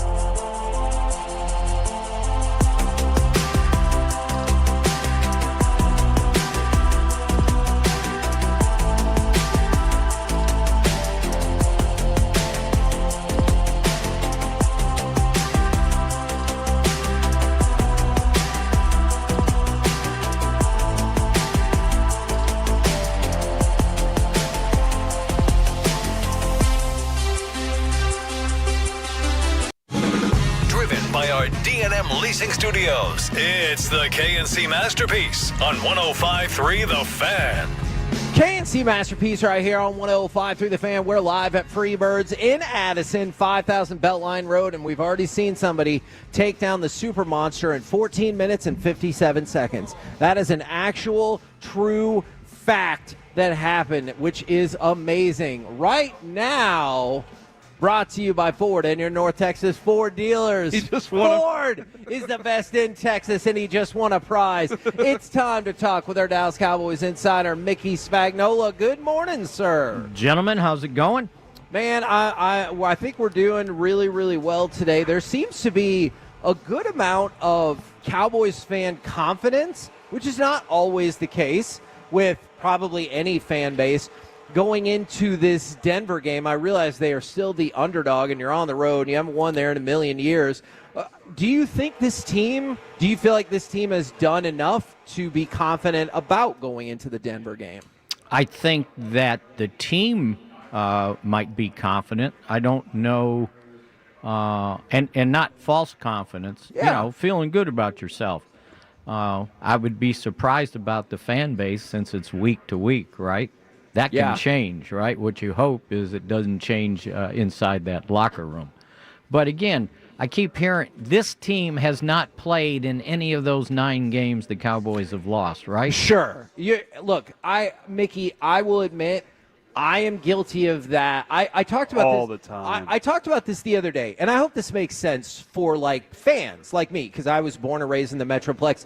Is I carry a lot of the weight of the previous 30 seasons. Right. And that's not the responsibility of the people on the current team. I understand how people fall into the traps of history like that. Yeah, and I understand it. So that means that Cowboys helmet can't beat the Broncos helmet, right? Right. So it's different quarterbacks, different teams. It's not like, it's Denver, we can't beat them. We can go back to 1977, right? That's right. In the Super Bowl, we beat them. So I don't put a lot of stock in that. Now, if it had been the last 3 years, then that's a different story because it's some of the same players, right? And maybe some of the same coaches. But when you look back that far, I don't put any stock in that. I know we have talked about the progress made by Cooper Beebe. How we feeling about perhaps having the original plan starting offensive line in place, or at least getting another step closer to it? Yeah, I think all of that. What were the words you used? Possibly, maybe? Yeah. Possibly, maybe. Yeah, I think that I bet he's listed as questionable for the game. Okay. Which is, better than being on IR for 4 weeks, right? Sure. So, I think there's a possibility there. Didn't like that Tyler Guyton showed up as limited on the practice report. I was just about to ask about that. How are we feeling there? A glute? Yep. His butt. That's a butt muscle. Did somebody get mad at him, kick him in the what, or what? You know what? Hey, you missed that block, darn it. Yeah, I don't know, but It'd be Dak, wouldn't it? I kind of hope that's what happened now. I hope he's fine, but I hope he did get a swift kick in the butt because something happened. Yeah, right. It's like, come on, get with it. But, other than that, from an injury standpoint, I would imagine Diggs and Donovan Wilson are probably out. Diggs for sure. Wilson, we'll see. I mean, they may be just trying to get him to the game. It was at least encouraging that Wanye Thomas is just still limited.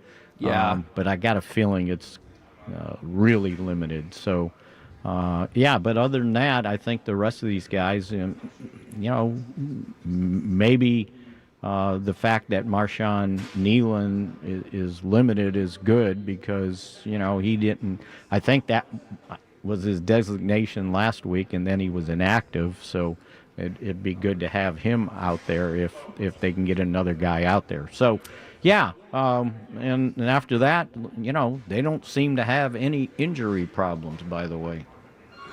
The Tyler Guyton in or out, whatever the case may be there, this offensive line, how confident are you getting with them? And how much is what they do, what Denver does up front, what they can do getting to the quarterback? How similar of a game do you think Dak's going to have to play like he did against Green Bay, getting the ball out fast, working real well there? Yeah, I think, obviously they lead the league in sacks, and they're pretty darn good with their two outside linebackers that turn into defensive ends, right, when they're in nickel.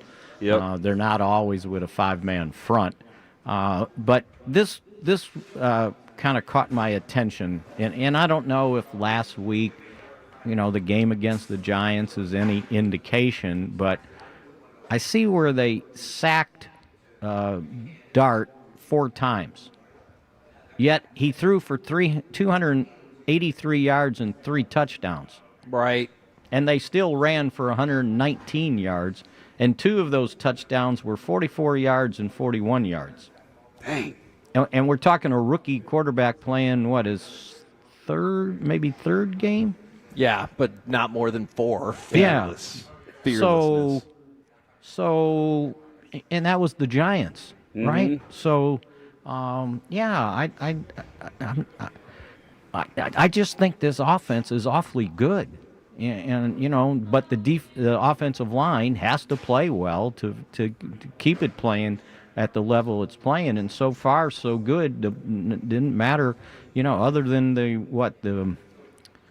the Bears game, they've functioned pretty well. So let's go score some points. I think that's got to be their attitude.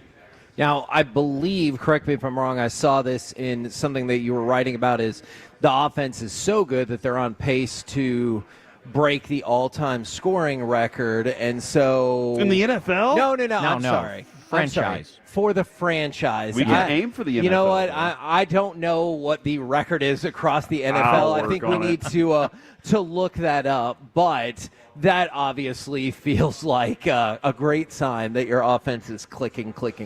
Yeah, and to qualify that, somebody I'm sure is sitting there going, well, they play 17 games. Well, I figured out the average per game, and their best average per game when it was 16 games was 29 yards, and right now they're at almost 29 points.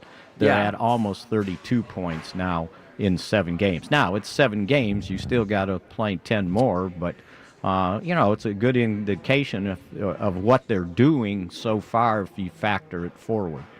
It was, by the way, the 2013 Denver Broncos in a 16-game season scored 606 points, averaging out at 37.9 points per game. All right, so we think the Cowboys are 76 scoring total touchdowns. Incredibly. That Broncos team scored a total of 67 more points in 1 fewer game. It must have been the altitude, right? Okay, great. Easier great to throw the ball. And by the way, it dawned on me the other day, I can't remember. I think we were talking about the altitude, and I was telling you how it kind of sometimes affects me.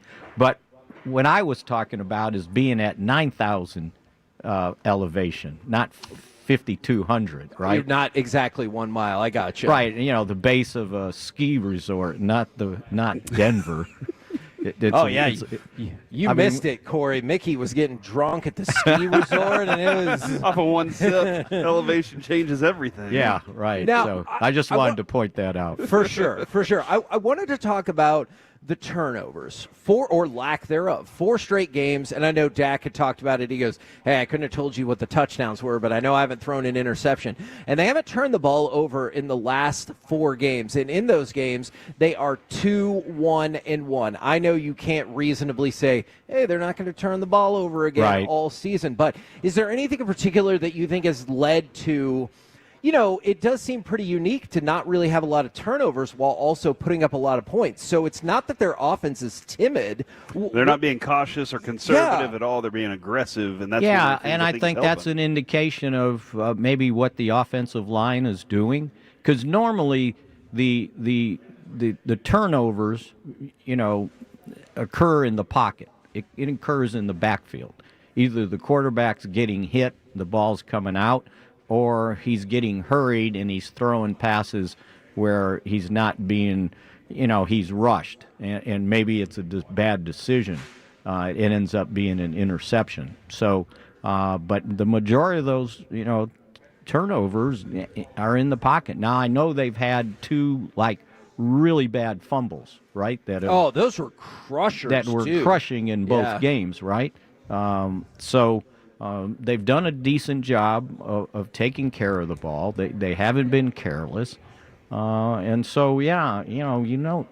hard to qualify those things. But I think as long as you're protecting your quarterback, you got a fighting chance to maybe win how did they win the turnover last week, right? It was in the pocket, right? Yeah.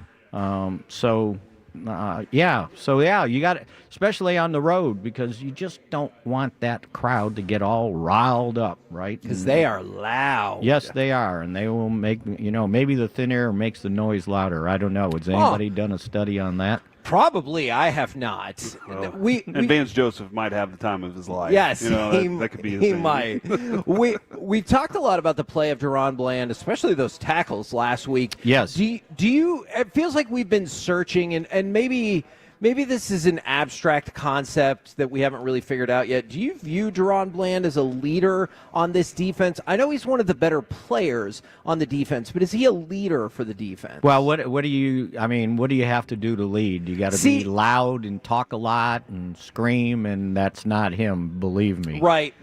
I don't. And he would rather not do interviews either. He's nice about it. And sure. I've had just BS conversations with him, and he's great. But I don't know that he's a guy that's going to get in the huddle and start kicking butt or whatever.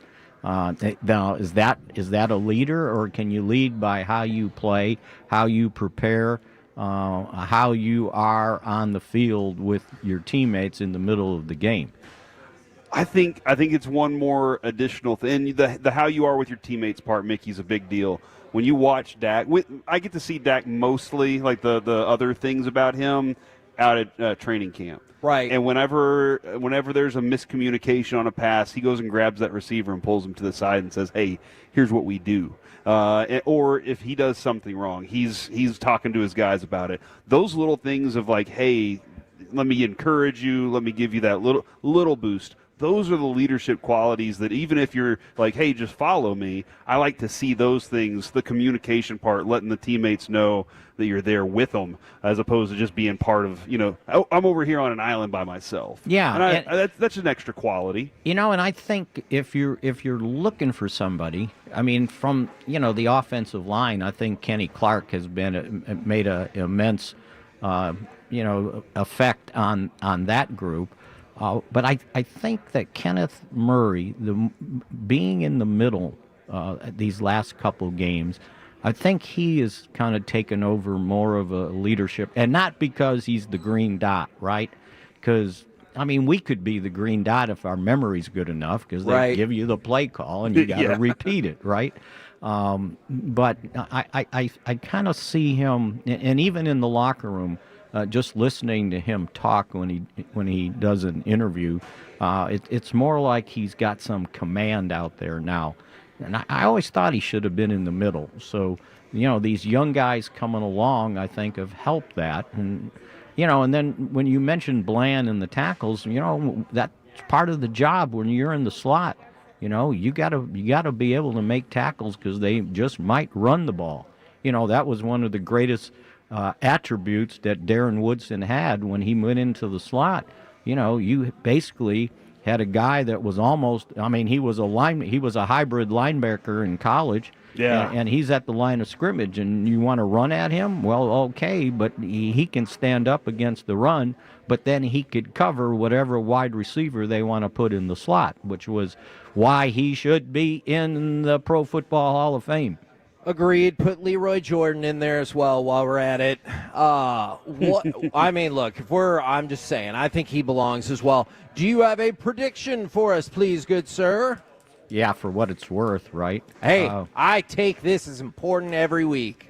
Because people listen to my scores and then they decide what the over-under should be.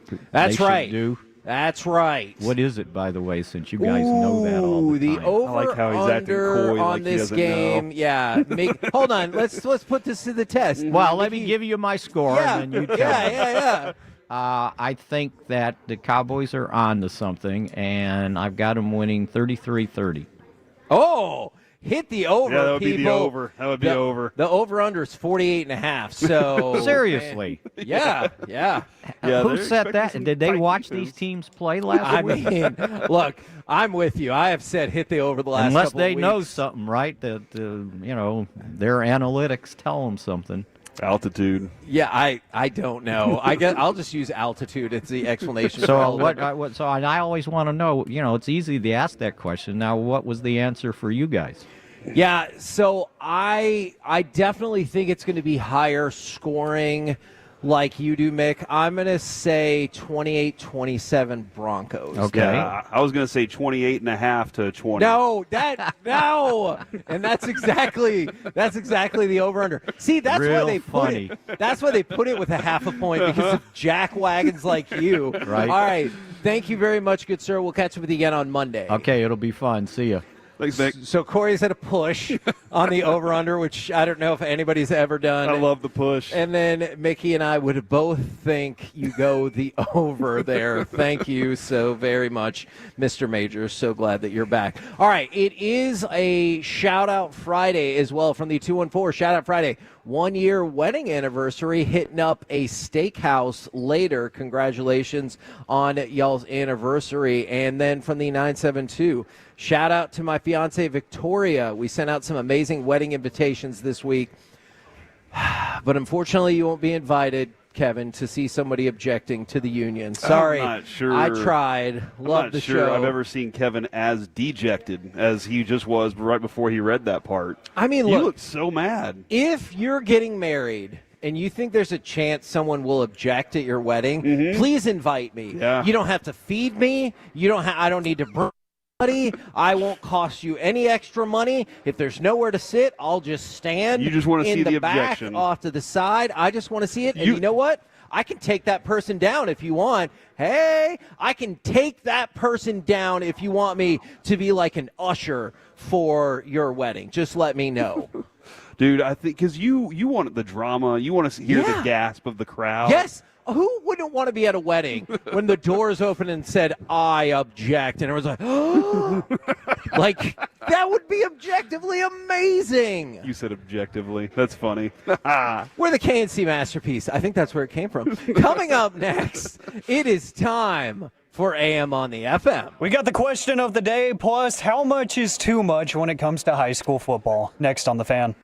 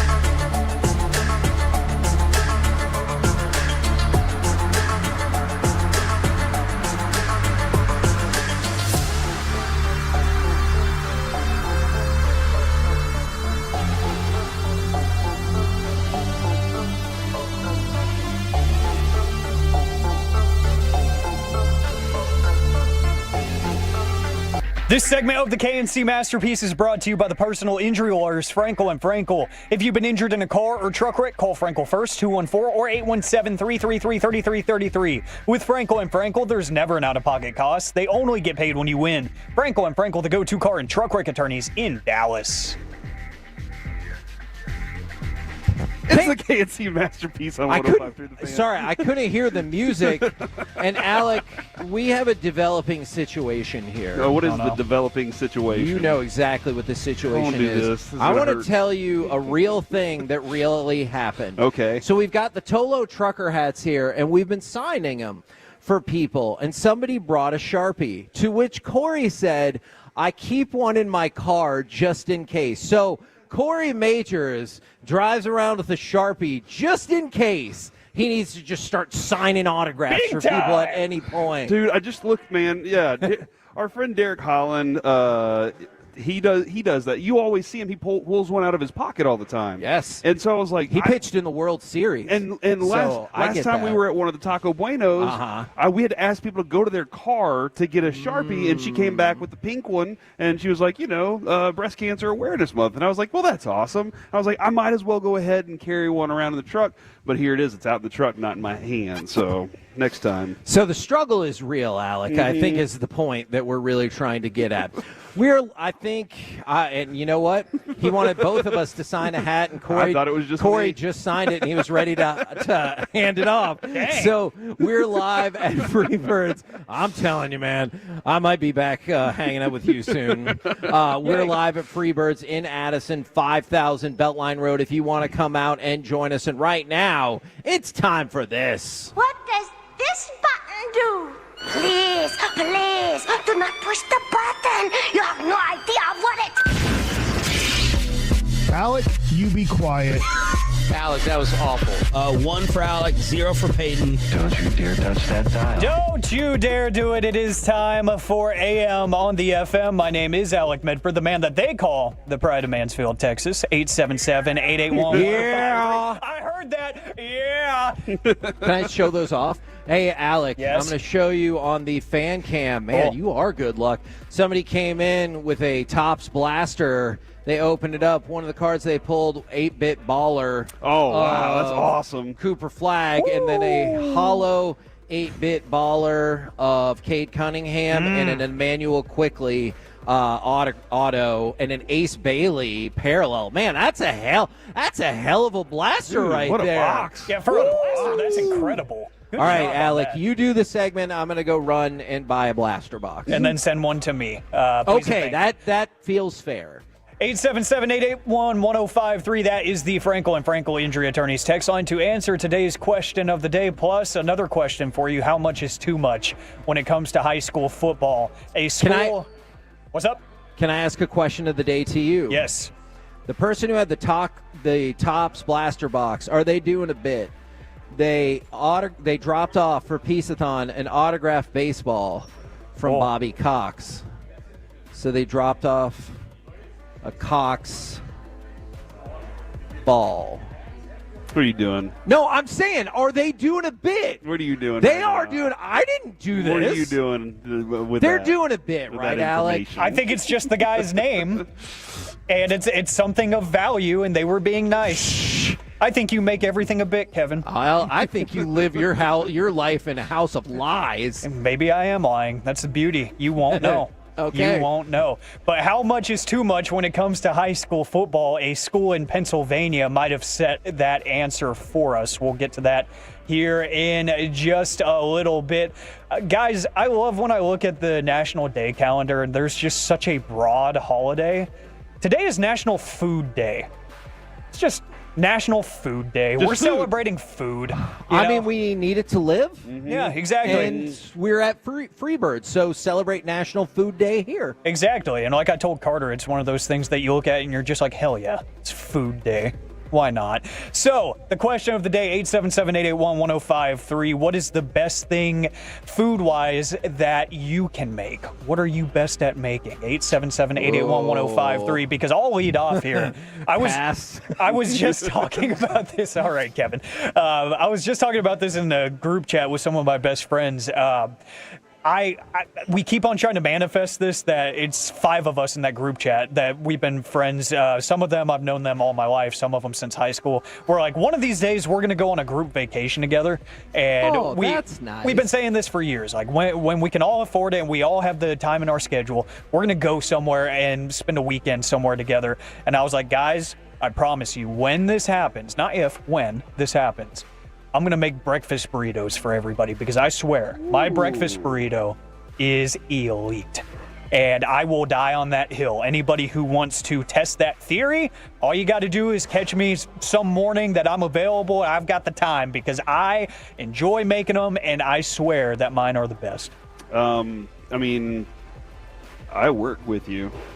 I would gladly bring you some burnt-ends if you would gladly bring me a breakfast burrito at some point in the next couple weeks. You know, speaking of burnt things, do you think I could make a better pecan pie than Mike, since he burned it last year? Yeah, that pecan pie was very burnt. The top of it, I don't know how the inside tasted. Yeah. The crust pretty much had a toasty flavor to it. Yeah. Or look to it. Look, not flavor, because we didn't get to try it. And then the pecans, they looked more toasted than they should have been. Yeah. I challenge him to make a better one this year. Could fill a pothole with it. That is right. I like that. 877-881-1053. The food that you are best at making, the meal that you would say is your claim to fame. From the 817, what? Do you think that normally I am engaged in this segment and I participate in your questions as best I can? I'd say so. Okay, can I pass on this? I am not good at cooking. I eat lots of processed food. That's gotten me into trouble in the spot where I'm at right now. So I'm not ignoring your question. I just don't really cook. I mean, that's valid. I appreciate the honesty instead of you lying to me. And then when I'm like, Corey, I'm like, hey, so I work with you. You should make that for me. And then you're like, hey, I actually don't make that. You know, I would rather you just be honest with me than lie to me. So thank you for that, Kevin. Honesty is the best policy. I can roll into this one, Alec, a little bit if you'd like me to. Please do. Speaking of rolls, pot roast recently made it, and the kids loved it. Oh. Made a pot roast with the potatoes and the carrots, and then all that good stuff, and the sweet Hawaiian rolls. Those were good. But I think the thing that they ask for the most is the burn-ins. So I'm going to assume, because they're like, the boys are the ones that I'm feeding the most, and they ask for that all of the time. So but I do poor man's burn-ins. I don't do the real brisket. I go get a chuck roast and make it that way. They love it. So I'm gonna throw the burn-ins out there. It's a great process. I love the getting the smoker all fired up and letting it roll throughout the entire day, and just seeing the boys' happy faces whenever they're eating. I feel like the burn-ins will forever be an underappreciated meal. And I call it a meal. It's not a side. It's not an appetizer. I agree. Like I could live off of those, and they will forever be underappreciated. But let's see. From the 972, this sounds great. I want to be your friend. The Blackstone chicken fried rice. Anything on the Blackstone, sign me up. Yeah, it's my favorite way to cook on the griddle. I'm problematic when it comes to chicken fried rice because I think it's delicious. You don't want the carrots or the peas. No, in there. I'm fine with that. I don't want the onions that's in fine. there. All right? I'll just make them small so you don't know. So, I mean, look, I am like a child. Just don't tell me what's in the food. That's your best shot you have at getting me to eat it. Ooh, from the 817, bacon-wrapped stuffed venison backstrap. That sounds incredible. There's a lot of moving parts there. We should hang out with that person tomorrow. What are you up to? From the 817, brisket and ribs. If you can cook a good brisket, then you are A-OK in my mind.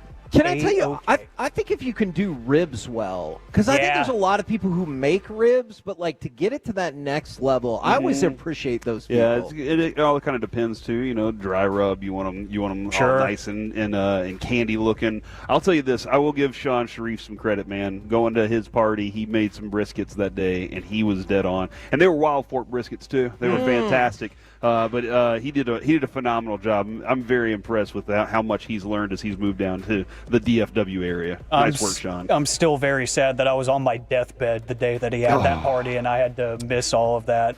Yeah, that was incredibly defeating whenever I was getting texts about, dude, this food is amazing. It was so good. You guys are obliterating the text line, and I appreciate that. 877-881-1053 for National Food Day. The food or meal that you are best at preparing. Keep those rolling in as we continue on with AM on the FM here before we wrap things up, guys. We know that Texas high school football is like religion. Everything is bigger. Everything is better. Shout out to Fort Worth All Saints. I called their game last night, their homecoming game. And, 45-10 win. And it was incredible. I called a scoop and score touchdown, a pick six, a 70-yard touchdown pass, and 2 50-yard touchdown passes. It was quite the game. Can you recreate any of those calls for us? Yeah, I dare you to. I could actually just grab the audio and play them. At some point. That's what I plan on doing because I want to start instead a new of Masterpiece of the Week. I think you should do that. Oh, Alec on the football call. Yeah. I want to start a bit next week with you guys. Next Thursday, for the question of the day, I'm going to have y'all pick for each quarter a word that I have to fit into the broadcast. And I will pull it. Deal. And I will replay it for you as proof the next Monday when we come back that I actually got those words in. And I love it. I will pay that off for you. But a school in Pennsylvania has built a brand new $25 million football stadium on top of a 300-car parking garage. Wait, what? Excuse me? Yes, you heard that right. Pennsylvania High School is building a new $25 million football stadium on top of a 300-car parking garage. This is He said 300 floors, and I was like, that's the largest parking that lot would be in the world. awesome. I would not go to that football stadium. I'm sorry, no. That would be absolutely awesome. But this is the Executive Education Academy Charter School that is going to be playing its games on top of a parking garage starting next season if everything goes according to plan. They do have some renderings up online if you search the school. That's the first articles that are going to pop up because people are amazed. Yeah, playing football on top of a parking garage. That sounds cool, kind of. I don't know. Or terrifying. I don't know. I can be both. Dude, they put a giant park on top of the highway down in downtown Dallas. That is a good that's point. True. That's valid. That is weird to think about. That's a great point. What an excellent edition of AM on the FM. We're the KNC Masterpiece right here on 105.3 The Fan. Coming up next, it's time for Gridiron Gravy and a wild and expensive Cowboys trade idea. We'll do that next live from Freebirds in Addison, 5000 Beltline Road right here on The Fan.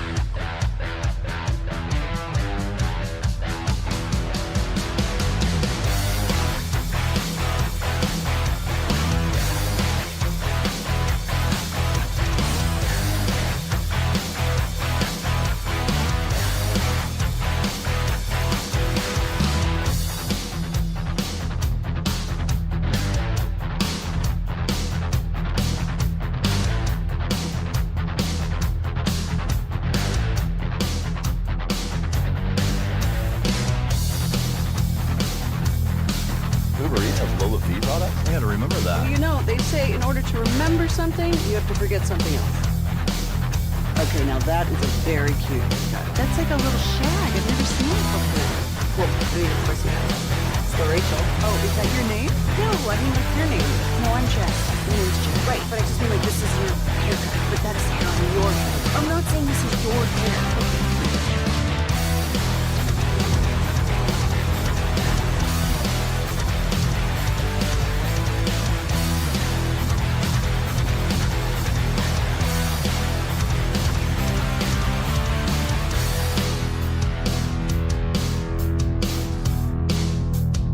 To upgrade your vehicle, get to Classic Chevrolet in Grapevine. Back-to-back #1 Chevy dealership in the world. They've got more new Chevys than anyone, all priced to sell. Visit ClassicChevrolet.com. This is Texas. This is Classic Chevrolet. Together, let's drive. Based on new Chevy registrations 2023 and 2024. First down and 10 at the 32. Golf backside pressure. It's Hendrickson. The ball is out. Scooped up underneath by the Bengals at the 28. KNC Masterpiece back here on 105.3 The Fan, and I know I've said this several times today, but we have another developing situation. So you were just talking with a couple of folks, and one of them is a couple of years older than Brandon, and he's 23, and he's talked about how he's been listening to our show since it started, and it's just so crazy to think, like, that's somebody who's about the same age as my older son, not too much older than your oldest son, and he's, like, riding with us, and then maybe it'll be like it'll be the next generation and everything like that. And it's super. You're saying cool. He's going to pass the show down to his kids too? I mean, wow. You can hope and dream. I'm sorry, that's a lot of pressure I just put on him. I was like, hey, I need you to start having kids and start getting them to Tolo. All right, that's a lot of pressure, but I just think it's really cool, and we've had a really busy stream of people coming through Freebirds in Addison all day long. Requesting your autograph too.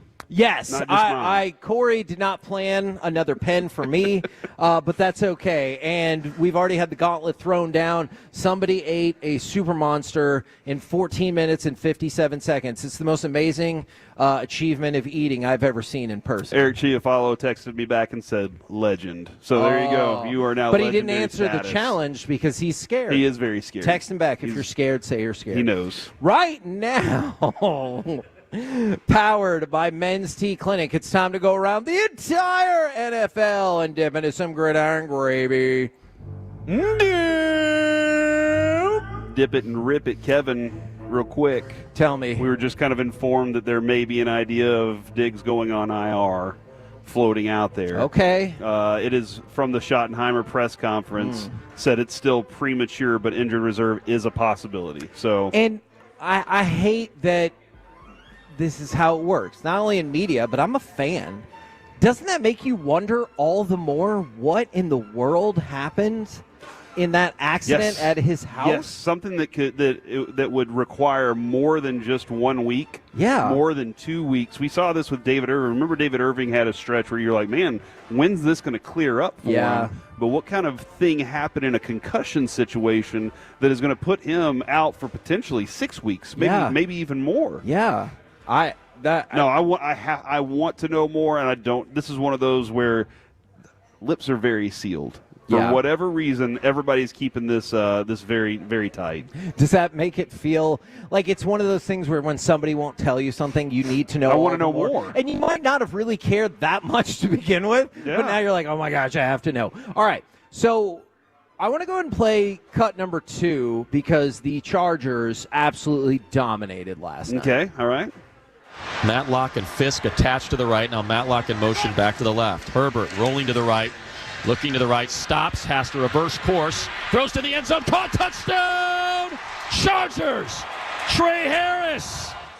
I don't know if you felt this way, kind of felt like this game was over in the second quarter, but something that came out of this, Derwin James has suffered a low ankle sprain. I thought that was relevant because it feels like 99.9% of all ankle sprains we hear about in sports are high ankle sprains. Yes. So good news for the Chargers, as Derwin James has only suffered a low ankle sprain. And look, the Vikings continue to spiral. Maybe it will change when J.J. McCarthy comes back, but we talked about it. He's had plenty of his own struggles, non-injury related, thus far this season, but they just got hammered last night. I'm a little curious, and yes, watching that game last night, I appreciated Justin Herbert's play and Vidal's play as well. Like, he was fantastic. The Minnesota Vikings still cannot do anything offensively. True. And I don't know how much of that falls on their offensive line or Wentz holding the ball too long, but the guy who we consider the quarterback whisperer, that's the unbreakable box right there, is Carson Wentz. Nobody that's been good at coaching quarterbacks has been able to open that thing back up since he closed up and went away. I have a question about Diggs real quick. If he goes on IR, is he tradable? I believe you cannot. You cannot trade an injured player, correct? You can't release an injured player. You know what, actually, maybe you can if they're on IR, because then you would have the understanding. That feels, but you. Yeah, you can, okay. But you can't rescind the IR tag. I know you can designate them to return, but like, there are people who think this is strictly because they're going to trade Trayvon Diggs. All right, well, consider what kind of sense it would make to put him on injured then. Well, then he's not going to be able to play for 4 weeks. Mm-hmm. Like, you can't say, well, he got traded, we take it back. That's not how the injured reserve works. I'm fascinated by what's going on. I personally don't think it's because they're trying to trade him. Okay. But I know there's a lot of people who disagree with that. All right, now I got a question for you. Ask me a question. Jim Harbaugh, with the win last night, he joined the 60-60 club. 60 wins as a quarterback and 60 wins as a head coach. That's impressive, man. Only one other player coach has ever done that. Can you name that player? Player coach. It's tough.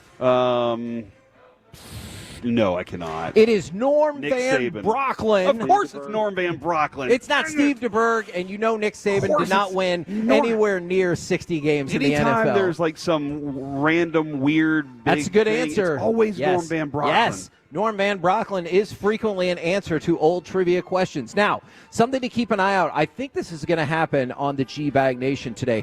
Logan Wilson, the linebacker for the Bengals, has requested a trade. And I saw Broadus respond to somebody on Twitter last night that he was currently watching Logan Wilson. So if you want to keep an eye out on him, I think that is somebody that perhaps you'll get a good breakdown on the G-Bag Nation today. Matt Eberflus was talking about the Cowboys' chances of playing man-to-man defense going forward, and he made it very clear they're not just switching to man-to-man defense, and it's going to be opponent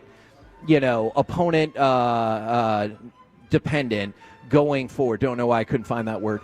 Going forward. And so if you're hoping that last week was a shift towards you're going to get, 80, 85% man defense, he indicated that will not be the case. And they'll make those determinations on a week-by-week basis. Yeah, and, I mean, obviously quarterback specific, I think, is where that dives to, right? So if you're adjusting that, you're going to make it to where it's difficult for him to visualize it. This morning, Schottenheimer on Sean and RJ and Bobby and Peyton Asian show, they asked him, and he was like, why would I tell you guys that right now? Like, Sean Payton's definitely listening to y'all's interview with me right now and writing down notes about this. So I can't tell you, but the same thing. He kind of laid into the same thing of we're going to go after the weakness of what that quarterback is and what that offense is so that we can benefit the most defensively, which you should be doing. And I know people are really fascinated by the Trayvon Diggs topic. Somebody asked about playing time related bonus.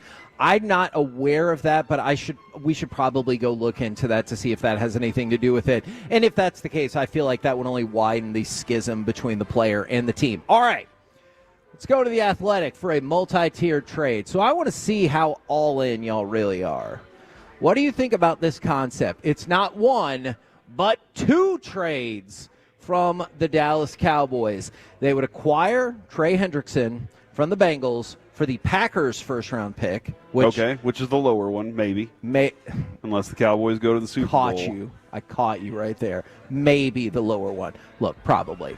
And a fourth-round pick. And then they also acquire Cam Jordan from New Orleans for a 2027 4th-round pick. All right, so you give up your next 2 4th-round picks, which Lord knows the Cowboys like to do, and you would also give away 1 of the first-round picks acquired in the Micah deal. You'd still have 2 in 2027, but this would go towards the concept of we're really making a push this year, and you would add Trey Hendrickson and Cam Jordan to parts of your defensive line. Do me one more favor. Can you repeat the payoff for Cam Jordan? Cam Jordan I got lost when you said his name. Is I saw that, a 4th-round pick in 2027. Let's do it. Okay. For this year specifically. And Hendrickson, you want to do both of them? Hendrickson's a 1-year deal, isn't it? By the way, Cam Jordan, I believe, is out of contract after this year. And that's for a 4th down the road. Yeah, man. A 4th?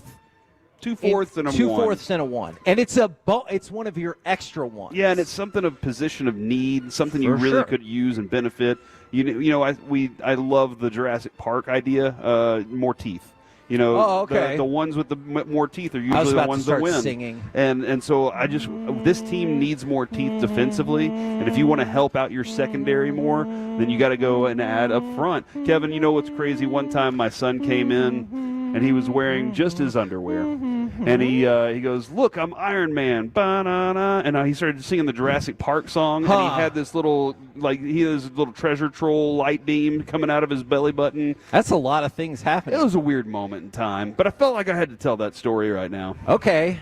And also, if you get a chance, look up the guy on YouTube playing recorder to do the Jurassic Park theme song. No! Because that's how I felt like the Cowboys played in that playoff game against Green Bay. Kevin, from the 214, don't give up any ones. And if that is your prerogative, I get that for sure. I understand, and I'm okay with that. I'm okay with giving up 1. Okay. But I understand, like, if I'm not giving up any of the 1s, it's because I'm planning for the future. For the right now, for this team and what it's doing, I'm more than willing to give up 1 of them. And still have something for down the road as well. Okay, let me ask you guys both a philosophical question for football then. All right, let's say you are going to make the Trey Hendrickson deal. You can give up Green Bay's 1 in 2026 and a 4th.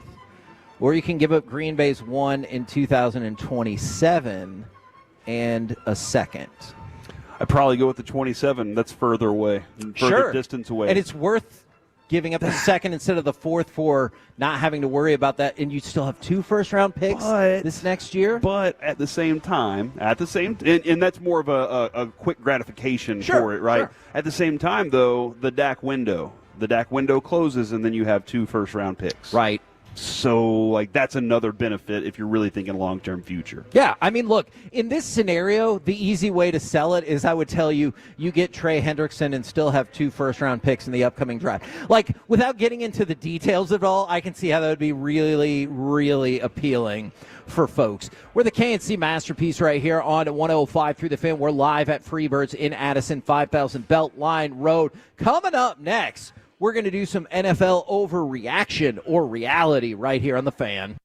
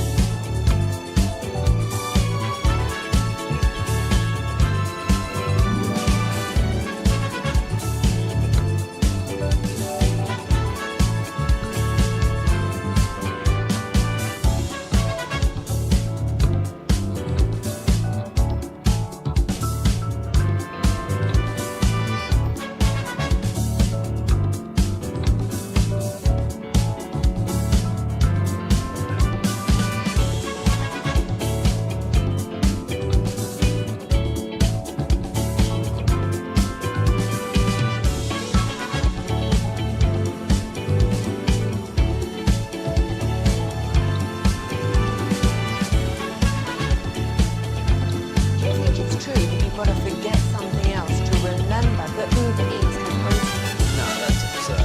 Hey, remember when you used to be what was it, Pepper Lady? Those are ladies. Not Megan Megan? No. I just said that. Was it Spice Girls? Doesn't sound right. What's it sometimes called?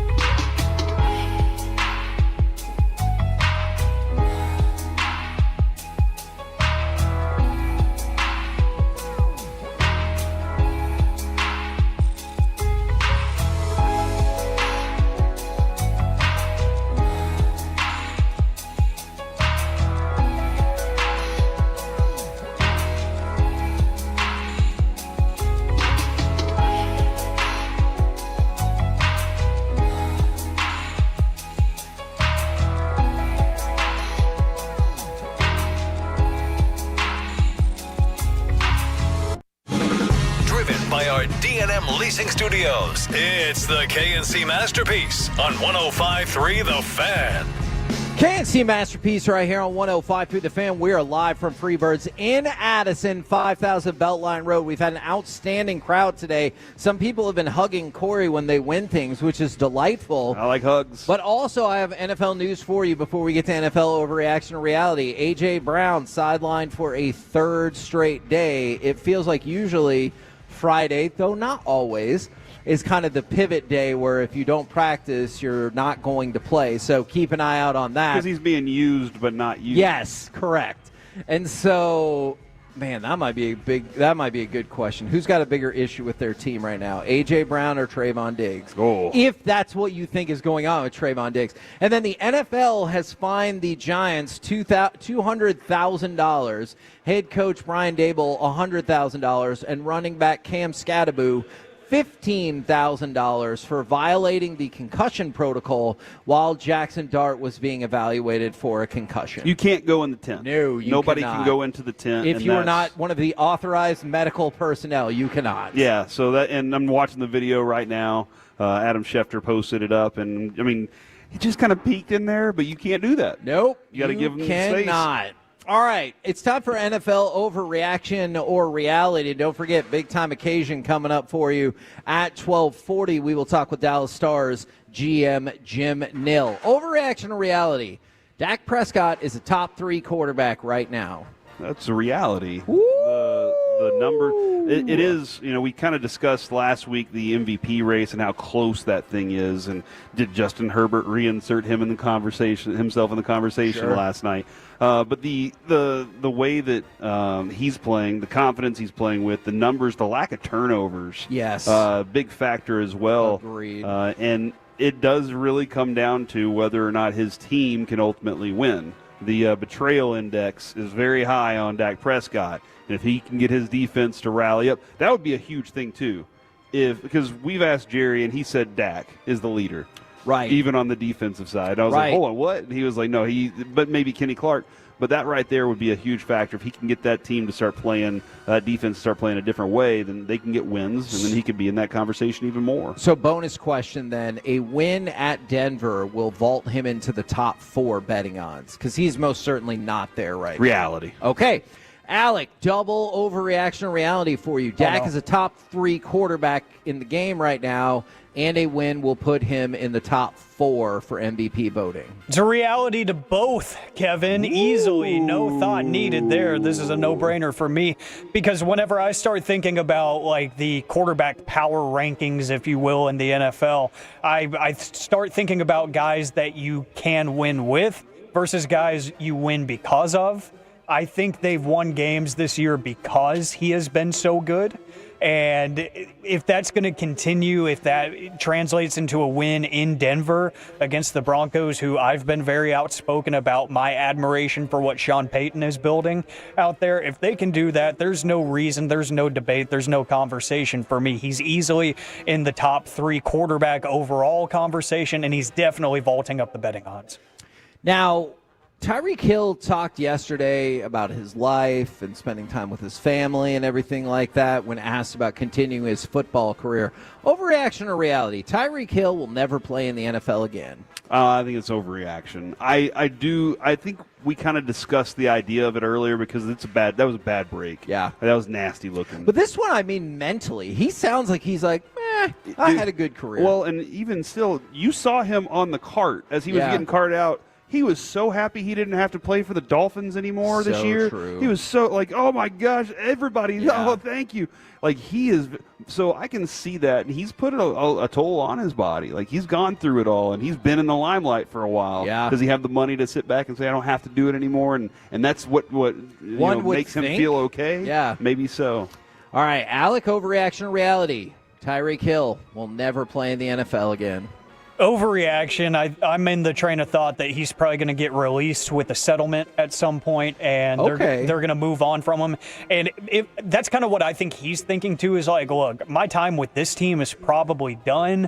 Whatever happens, happens, kind of thing. I think he's just kind of at peace because he has had a great career, but he knows that hey, I'm probably done with this team, and I know that I've got a long road ahead in terms of recovery. So people might not pick up the phone immediately. And if that doesn't happen, he's okay with it. But I think he's still going to be good enough. He's still going to be quick enough even after the recovery for people to be like, let's at least take a shot on him.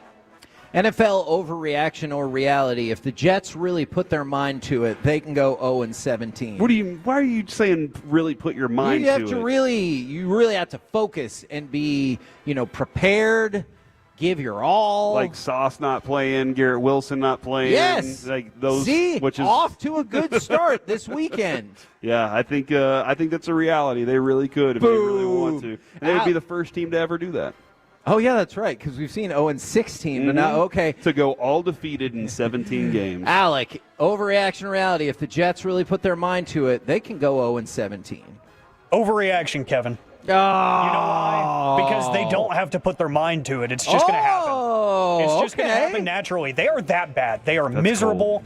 I thought Aaron Glenn was going to be probably, like, outside of Ben Johnson, the best to come out of this coaching cycle. He's not doing a good job there, and I hate that he's not, but he's not doing a good job. That roster does not want to play with each other. Yeah, I think it will just happen by natural causes. NFL overreaction or reality. Jonathan Taylor is going to win the Offensive Player of the Year. He has 3 games this year with 3 rushing touchdowns. The rest of the NFL combined has 2. They have a lot of balance in that offense, too, because Daniel Jones is playing good quarterback. It helps him because Jonathan Taylor is so effective, but there is a lot of balance there. I think there are a couple of different options at running back. That could definitely be in that conversation, but the amount of touchdowns that he's putting up, LaDainian and Tomlinson like. And so, like, that puts him in a different category right now. I don't think anybody else is going to match him touchdown-wise, but yards-wise, this could be a fun competition between a bunch of quarterbacks. I think that's a reality. Alec, what say you? I'd go reality. The running back renaissance that we've talked about for the past couple of years, you're starting to see it kind of slow down a little bit because Derrick Henry and really just the Ravens aren't doing too good. I know Derrick Henry had all the fumbles at the beginning of the year, but he still looks like himself. Saquon does not look like himself. So I think people might, I don't want to say overappreciate Jonathan Taylor because I think it's deserved, but they might put an extra big magnifying glass on him because he is doing so much better than the other top running backs, so I'll say reality. All right. Now, one more thing to throw out there specifically about Jonathan Taylor. He's just the 4th player in the NFL since 1950 to have 3 games with 3 rushing touchdowns this early in the season, joining Jim Brown, Priest Holmes, and Derrick Henry. So incredible company right there. Yeah, that's when football began.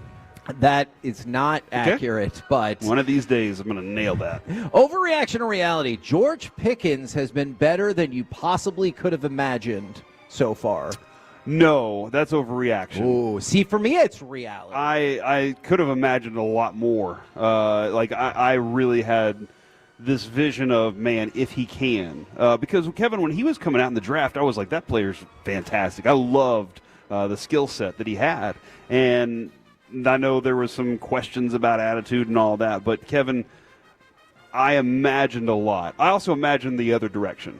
So that's where I am. Is there was the ceiling and floor were very far away for George Pickens. Right now, he is maximizing the ceiling. He's getting there, and I think there's still more that's untapped in what he can do. He's on pace for 87 catches, 1,474 yards, and 15 touchdowns. Alec, overreaction or reality? George Pickens has played better than you possibly could have imagined.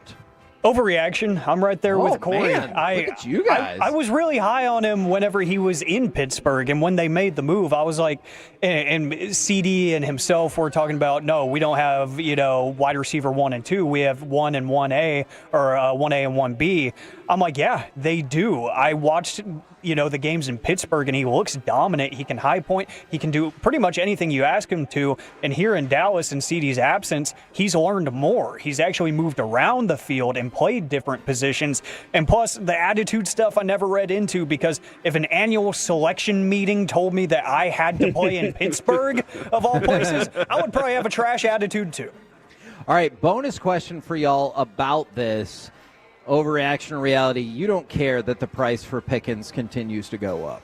I mean, it's not my money, so of course I don't care. But about the salary cap implications? Look, it's Steven's job to figure out how to squeeze all that pie together. Okay. All right? He's the one that's got to make more pie if it counts for it. So, and Kevin, just don't let Mike make the pie. And they don't have to have him. Like that, they don't have to. You have first-round draft picks you can use on wide receivers coming out of the draft. He's fitting in very well. This is great for him financially. It's great for the Cowboys as well, and it's great for CeeDee Lamb because it's benefiting him. But they don't have to do it. Do not lock yourself into a place where you have to. However, use everything you can out of him this year. Try to get him that Super Bowl. Try to get him all these things so that he's like, this is the team I want to be with. Alec? I don't think I care. I really don't. I don't either. Not in the petty way of Corey. I like his thinking, though, where it's like, it's not my money. Who cares? I appreciate that. But when I start thinking about his future, I seriously think he's going to be here next year one way or another. So I don't really care whether it's the long-term extension or the franchise tag. I think he's going to be here next year, and that's what I really care about. Year 2 of Shoddy, maybe some other pieces getting added in the offseason or a good draft class that really propels next season into something. Yeah, I don't care. Now, all of these numbers will be relevant. The Jacksonville Jaguars are 22nd in the NFL in points per game, 30th in third down conversion rate, 31st in completion percentage, 27th in passing yards allowed, 32nd in sack rate, and also give up 29 points per game in their last 3 road games. Overreaction or reality, the Jacksonville Jaguars should be panicking. Plus, it looks like their quarterback's back to having Where are poor we at with Devin Lloyd right now? Is he still injured? I think that was a factor, a little bit of a factor for me there. I think that it's slight panic, so I'm going to say overreaction. Okay. But it is slight panic, and yeah, I do still see Trevor Lawrence making decisions, and you're like, what are you thinking there? Yes. But then he'll come back and make 7 great throws in a row that I was like, what? I don't understand this guy at all. But I think it's slight overreaction, or I think it's overreaction. Just a slight panic should be had right now. Okay, Alec, overreaction, reality. The Jags should be panicking. Overreaction. I like Corey's idea of slight panic because I didn't expect too much from them this year, and I don't think anybody really did. I don't think I ever expect anything from them. So that's a good reason, but at the same time, you've got the first-year head coach. They obviously have shown us time and again that they believe in Trevor Lawrence, which now that he's got a really good play caller in my mind, I think they should. So I think the timeline for success has been expanded here. So for them, I'm not even just focused on this year. If they have a winning record this year, cool. But I think they have time to get this thing to work. We're the KNC Masterpiece right here on 105 through the Fan. We're live from Freebirds in Addison, 5000 Beltline Road. Coming up next, it's time for the Combo Platter. Give us a sports opinion, and then what in your life do you use or personally value way more than what you actually paid for it? That and Dallas Stars GM Jim Nill. It is a jam-packed expressway next on the Fan.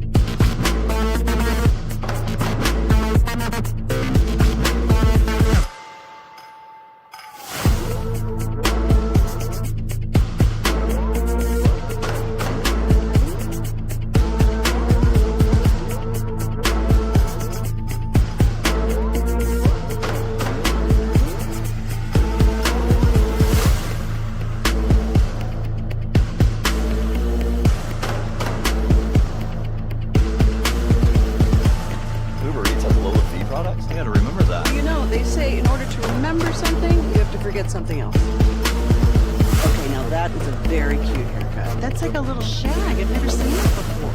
Well, I mean, of course you have. It's the Rachel. Oh, is that your name? No, I mean like your name. No, I'm Chad.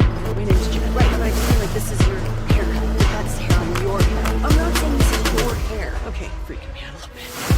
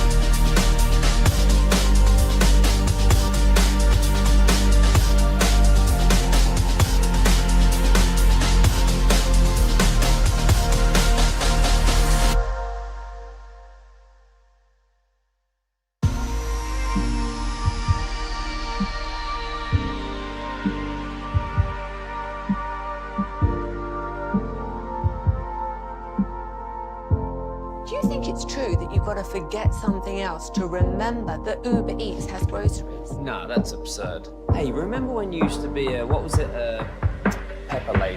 Pepper Lady? Wasn't it Singing Sisters? Razor Blades. Sapphire Squad? Nutmeg Mason? Tree No.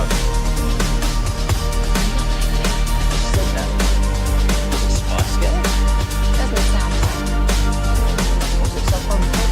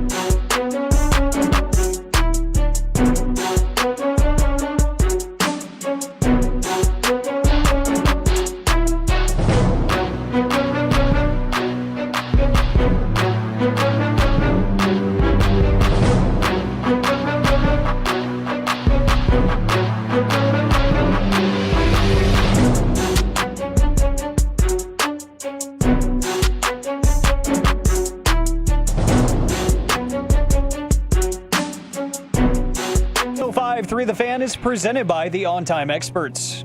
Puck comes out toward the line. Byfield in pursuit. Kempe with him. Byfield. Kempe. Score! Kempe again, the overtime hero. KNC Masterpiece back here on 105.3 The Fan. We are live at Freebirds in Addison off of 5,000 Beltline. In about 15 minutes, we will talk with Dallas Stars general manager Jim Nill after yet another tough loss. Man, that I guess it was kind of a turnover, kind of a clear out, and then that led to a great rush and kind of what felt like an easy goal over and overtime to give the Stars their fourth straight loss. But before we get to that, it is time for the combo platter. Give us a sports opinion, and then what in your life do you personally use or personally value way more than what you actually paid for it? My wife, she said Q-tips from the 972, a toothpick. This is concerning. I'm saving thousands in dental bills from a piece of wood that was less than a penny. That's good value. No, right there. if that is 100% how that works, but you know what? If it works for you, that is the definition of an excellent value. Corey, would you like to go? You want Alec? No, let's let Alec roll out real quick on that one because I got a thought about this sandwich. Alec, give us a sport. I mean, we are at an eating establishment. Alec, give us a sports opinion. And then what in your life do you personally use or value way more than you actually paid for it? Sports opinion, gentlemen. The Mavericks are going to be fine. Yes. They're going to be starting tonight? Okay, yes. I think they're going to rebound, no pun intended, here tonight. And they are going to start looking a little bit more like a team that has an offensive identity. I think that having Cooper Flagg run the point was unfortunately necessary at the beginning of the season, but all things equal is ill-advised. I think that he's better off cutting to the basket, making those back cuts, getting offensive rebounds and stuff, which he will inevitably be doing when the whole team is healthy. But right now, I think they will find a way to make it work. I think it was just the first game of the season. We were naturally overreacting because we have to. That's part of the sports fandom gig, if you will. But I do think that things are going to look better offensively, and I think they're going to look a lot better on defense too whenever they find that rhythm, because confidence, especially in basketball, I feel like is a real thing. When your shot is actually falling the way that you want it to, I think your defense on the other end is going to pick up because you're feeling good. Everything's going your way. Just calm down. I think the Mavericks are going to be fine starting tonight. I like it. And something that I value way too much. That's a good question because I like the idea of going with the toothpicks and like toothbrush and stuff, but for me, it is something that's like physical health related, but a little bit more specific. I have one of those like Theragun massage guns. Dude, but those things are so good. It's not even like the real Theragun. It's an Amazon knockoff version that I paid like $20 for. So I got incredible value. I bought it probably 3 years ago, and it's still running just as fine, which I expected for what I paid for it to die in like a year. No, it's still working just as fine. And, with whatever it is, like after a run, working out some of the soreness in the quads or, I've got lower back issues. Like it works wonders. I literally use it every single day. I use it every single day. I bought one for the wife for her birthday. And because of Alec. I use it more than she does. Now, I like that, and a lot of people are kind of going in that direction from the 972. Cowboys will win the division by beating the Eagles, and their favorite item is a bear claw back scratcher. That thing is amazing, and that's one of those things that, like, you don't think is probably too expensive, but you're like, this just changes everything. From the 972, this is nice. The Detroit Lions are making it to the Super Bowl, and I value my friendship with Kevin and Corey more because the friendship was free. That's from Michael, the burrito guy that took down the Super Burrito, is still just absolutely bananas. That was so impressive to see on his part, to watch him. Like the fact that we looked over at 1 second and he had a burrito wrapped in foil, and then within like 2 seconds later, the burrito was 3/4 of the way gone. Yeah. That was wild. From the 469, Cowboys trade for 2 impact defenders. Oh, my gosh, this is amazing. And then they will win the Super Bowl. And they said the Odyssey app. Man, I love that. I don't know if that was somebody from corporate or not, but I really like that. From the 214, the Cowboys will not make the playoffs, and the doggy door. The dog being able to let itself out is priceless. Dude, you are so right about that. Here's the deal. When we moved into our house with all the tables and the pool, the doggy door was already there. Oh, and they're starting to make a comeback is what I'm hearing, actually. And Landry, our old dog, he would not use it. No matter how hard we tried, he was just like, not doing it. Yeah. Do not care. Kodak, our new dog, when he came to visit us, like 5 months old, first thing he did was go through the doggy door. And I was like, this is my dog now. Because I don't have to get up every 5 minutes and go open the door and let him out. So I love it. It's wonderful. Now, here's another one, and then I'm going to go to you from the 817. Cooper Flagg should not be playing the point, and I value my $12 FM radio hookup in the garage more than what it's worth, so I can listen to my boys on the fan. Love it. See, that's the way to go. Sorry, Corey, one more. Cowboys won't lose another game this season. Holy crap. And then a great or a good pair of comfortable blue jeans. Blue jeans. You can have one pair, and you're good to go for months, How years long can you even. wear that pair of jeans before you wash it? Week. Okay. I think, and that's from a man that doesn't wear underwear. All right, so here's what I'm going to roll out there. Trayvon Diggs will never play a game for the Cowboys again. Wow. I think that there are people in that organization that are fed up with everything about what he is, trying to figure him out. The fact that he doesn't do the things that are required of him after he's gotten this contract. And I think that there's just too much that goes on that's a distraction from what their focus is right now. I think he may have been coddled a little bit by some of the coaches in the past, and because he had a lot of interceptions, because he has the talent. Yeah. He just doesn't have the commitment that I think this team wants and desires out of him. And so I don't think he'll be in a Cowboys jersey anymore because I don't think he wants to either. Ooh, baby. Kevin, here's the thing. I did not know how much my wife paid for this pillow. However, she got a Casper pillow. She got like 4 pillows. One of them was a Casper like foam or hybrid pillow. And I just looked up, and they're like at least $149. And I asked her, I said, how much did you pay for that? And she said, a lot, but I'm returning 2 of the 4. That's how they trick you. Yeah. That's what my wife does. And she buys all this stuff, and it's like $400. And she goes, don't worry, I'm returning it. But then she doesn't give you the specific breakdown of what she's returning. Exactly. So in my mind, she's returning $260 of stuff. But in reality, it's $42. And I'm like, what? Yeah. That doesn't help. However, whatever the price is on this pillow, I would pay more for it. You know how you guys love the pillow cube so much? I do love the pillow cube. I love this thing. Is the only one that I wake up in the morning, neck's not killing me, back's fine. I can lay in a variety of different ways, and I feel absolutely comfortable. Sleep is so important. And for recovery, for all your mentals and everything, and that pillow helps me sleep. I'm not saying this is the case for this pillow, but what if you got a pillow that you really liked and they said they would give you 50% off if you spouted out a whole bunch of pretty radical conservative viewpoints? That wouldn't be my pillow. Oh, okay. Gotcha. You know what I mean. I gotcha on I gotcha on that.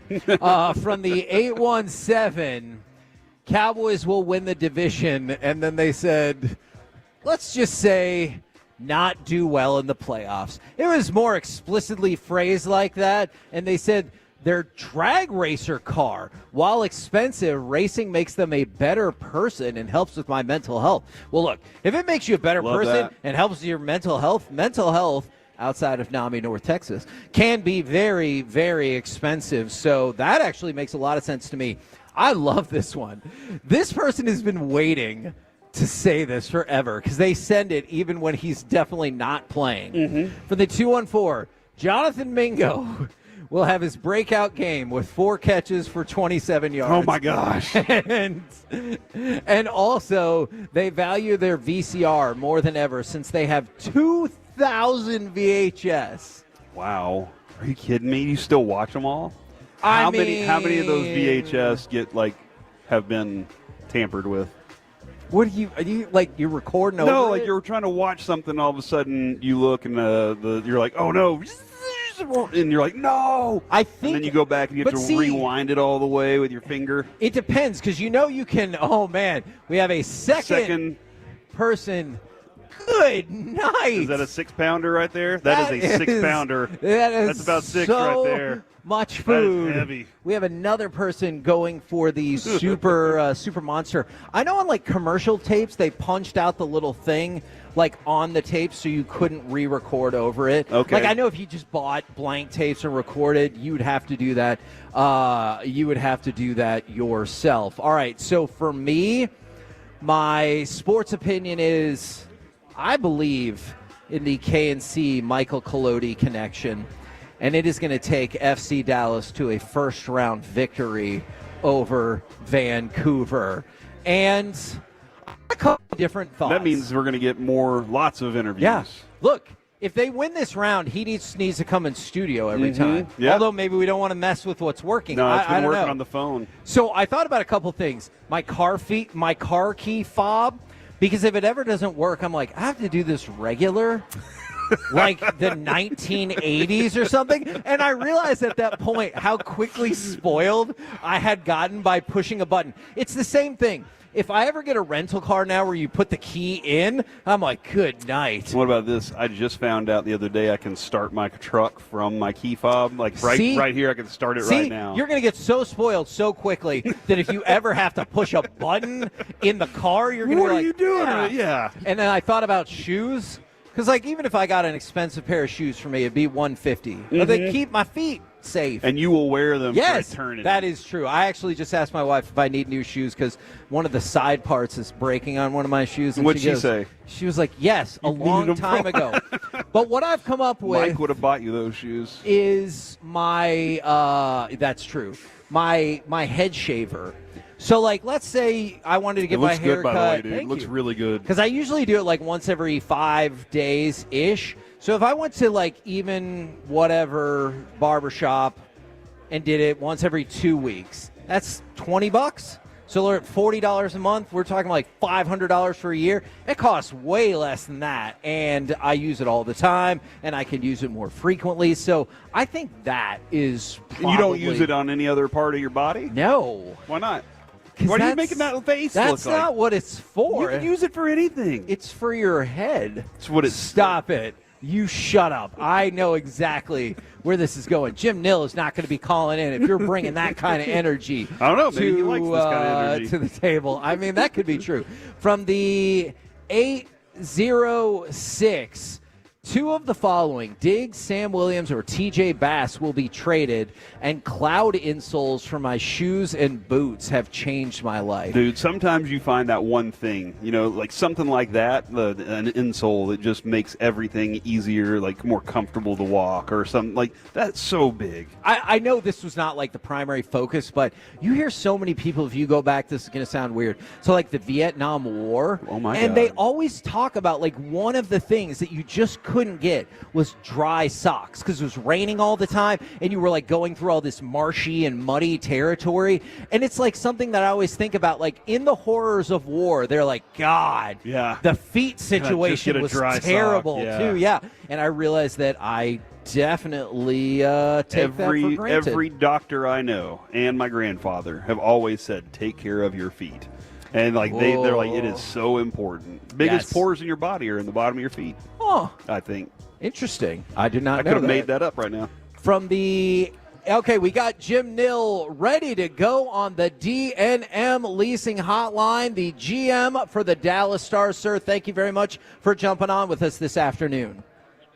Yeah, Kevin, Corey, it's a pleasure to be on your show. Thank you very much for having me. Yeah, absolutely. Now, I know we have a lot of issues to talk about, but one of the things I've been talking with some people about and reading some things about is people will say that October hockey can be strange and not necessarily representative of what the rest of the year will look like. Have you found that to be the case over the years, that maybe it takes a little longer in hockey to kind of get a good feel for what your team will be? Yeah, no, it definitely does. We kind of go from the game 10 to game 20 is when we start to see kind of where we're at, what type of where your team's settling in, where your weaknesses are. So we're still early in that process. We've played 7 games now, and that's funny. We played the first 3 games, we won all 3, and I thought we'd never lose a game. And now we played the last 3, and I don't think we're ever going to win another one. So that's kind of the sports. It's kind of the dynamics. And a lot of different things go into it. It's guys just getting up to their speed. Injuries have really come into play for us quite a bit. We really have lost our second line right now with Duchesne and Ben out. We lost Nils Lundqvist, one of our top 4 or 5 defensemen. So injuries come into play, but you got to work your way through it, and that's just kind of that's where we're at right now. I know special teams can make any game flow one way or the other. Just watching yesterday, and I'm sure you felt the same sentiment, I was particularly frustrated at the late third period power play that got no shots on goal. I imagine that's a situation where coach down to all the players will say no shots on goal in the power play is never acceptable. Yeah, no, that's something, especially late in the game. It's a chance to win the game. It's a 2-2 game. It's about, I think, 5 minutes to go, so that's your chance to maybe win the game. So you'd like to do that. And now, and on the flip side, I look there and we're 3rd overall in the league, our power play. So it's been pretty effective, and it's just sometimes just the timing doesn't work. And but it is, those are the points of the game where, that's where wins and losses can build up. If you can score that power play goal, then you're a good chance you might get the 2 points in the bank. Instead, you go to overtime. Jim Nill joining us here on the KNC Masterpiece on 105.3 The Fan. And Jim, I was one of those that was pulling for the 82-0 season. Kevin was not, but that's neither here nor there at the moment. So we'll still root for him. Hold on, let me ask him my question then. Jim, no one in hockey history will ever go 82-0-0 in the regular season, right? Yeah, you know what? You never say never, but oh goodness. Okay, put it that way. You got to be careful, but in today's world, but yeah. But with with the and you're going to notice the other thing that's come into play now. The parity in the league is getting tighter and tighter. You've got these teams that have been in the bottom half of the league. And they've been drafting over the last 7, 8, 9, 10 years, and it's almost like osmosis. Eventually, they're going to get better, and then they are starting to get better. So it's going to be a competitive season this year. That's my GM right there, Kevin. I just want to point that out. Jim, the messaging that we liked Gulletson whenever he was here in the past. We had him on a couple of times whenever we were working our Saturday show. And I'm just kind of curious from what you've seen, what's the difference in messaging or the way the voice comes across from what you've had the last 3 years? Everybody's got their own personality. Everybody's got a different way of pushing buttons and stuff, and at different times. But really, as far as the message getting through, I think it's pretty consistent. We've got a pretty strong core of players, and a lot of times the message comes from the players, more from the coaches maybe. But as far as the message, we know what type of team we are. We know where we sit. So really, I think the message is probably the same from coach to coach. It's just maybe the delivery is a little bit different. Everybody has their own personality, and over the years, Pete had a certain style, and Gully does. So I don't know if it really makes a difference. The biggest thing is I think the message is the same. With a new coaching staff, there is a window for a learning curve. As the general manager, what kind of window and learning curve do you have? As far as the evaluating the coach or the team, is that? Yeah, with yourself and growing as the position as your time's gone along there. Yeah, you're the one thing I've learned in this business. You're learning all the time. The minute you think you got it figured out, you're not going to. Sports is very humbling. Life is humbling.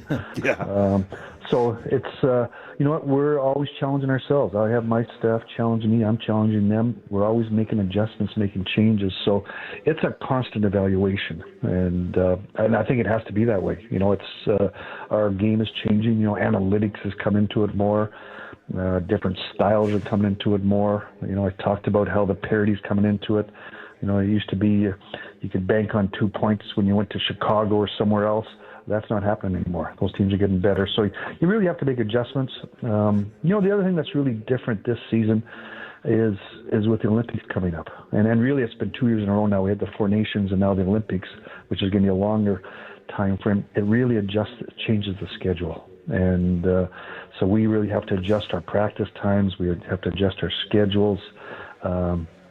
really worried about injuries because of the condensed schedule. A lot of games, a lot of back-to-backs, a lot of crazy travel. So we're really going to have to monitor that. So it's an evolution all the time, and this year is going to be a little more challenging because of the schedule. Well, you are the assistant GM for Team Canada in the Olympics. You got Wyatt Johnson, Thomas Harley as well. Is it tough to not fight for those guys, or are you like, no, actually I want them to rest, so... No, I hope they all make the team, and then I'm pushing for them, and they're in the mix, and in the end, their play will dictate whether they make the team or not. It's not an easy team to make, but you saw Thomas Harley what he did last year. That did a great job for us.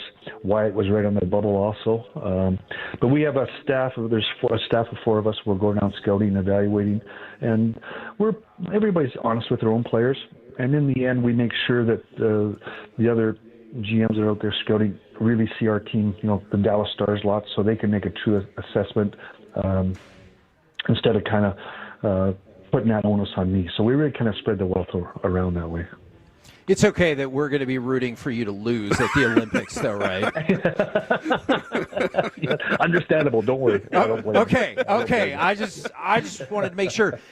Since Corey brought that up, and since obviously you have such an intimate knowledge of that, do you think the league is anticipating, like another popularity bump? Because it was very palpable how excited everybody got about the 4 nations. It felt like it drew in perhaps not your traditional hockey fans. Are you hoping for, or perhaps even counting on, another bump up with the Olympics?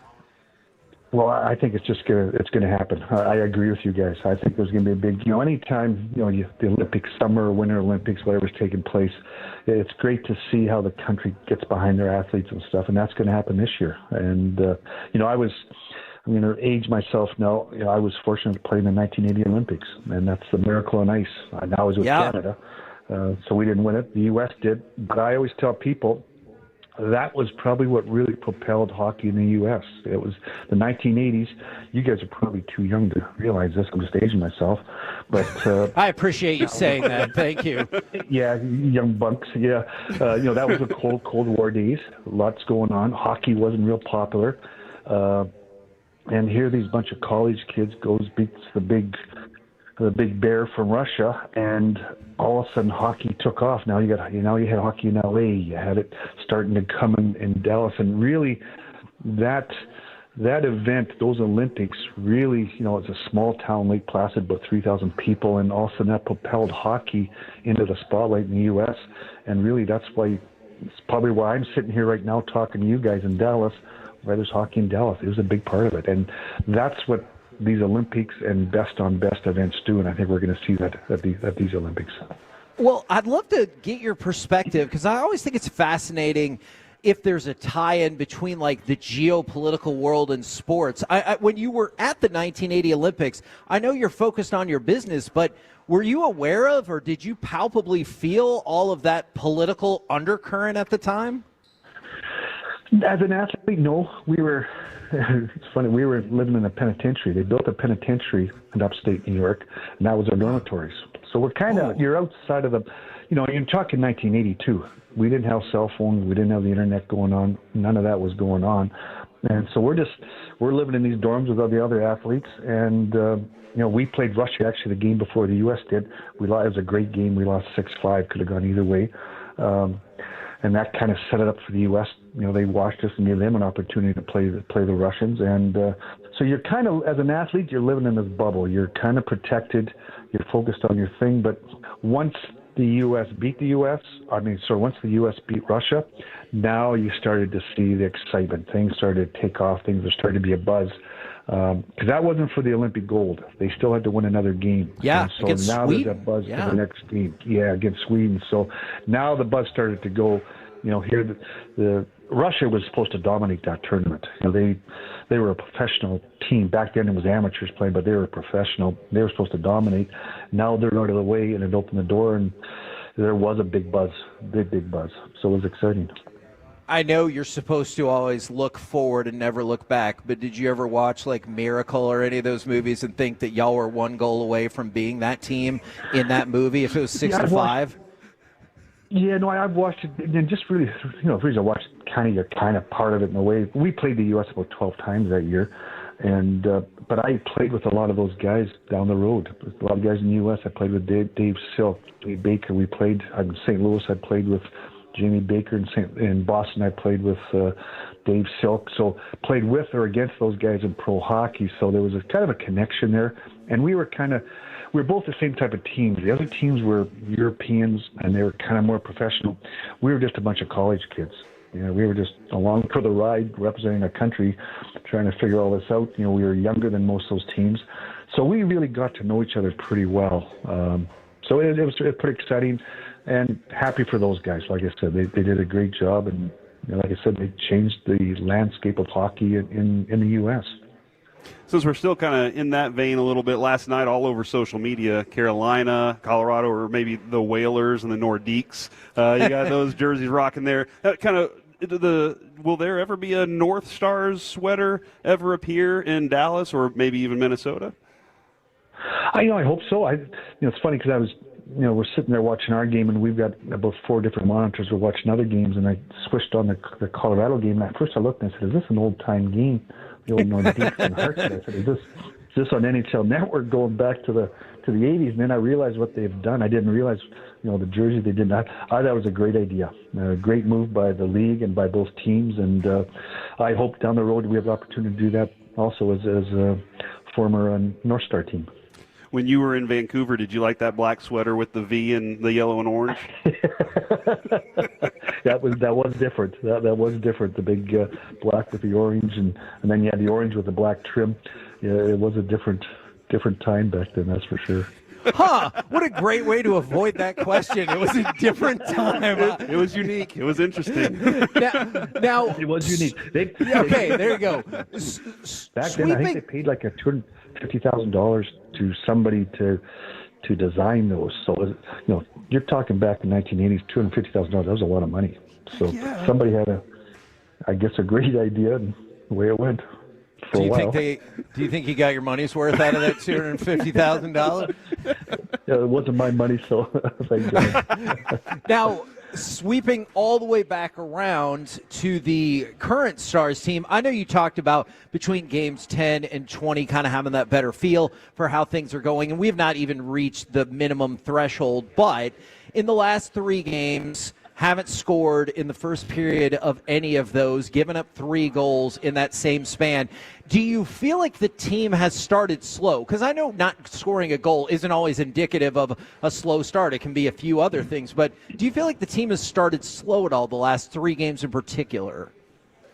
Yeah, we've been out of sync the last 3 games. I don't disagree with that. I thought last night was one of our better games, actually. Of the 7 we've played, we kind of looked like ourselves, I thought. We unfortunately got behind early because of those power plays.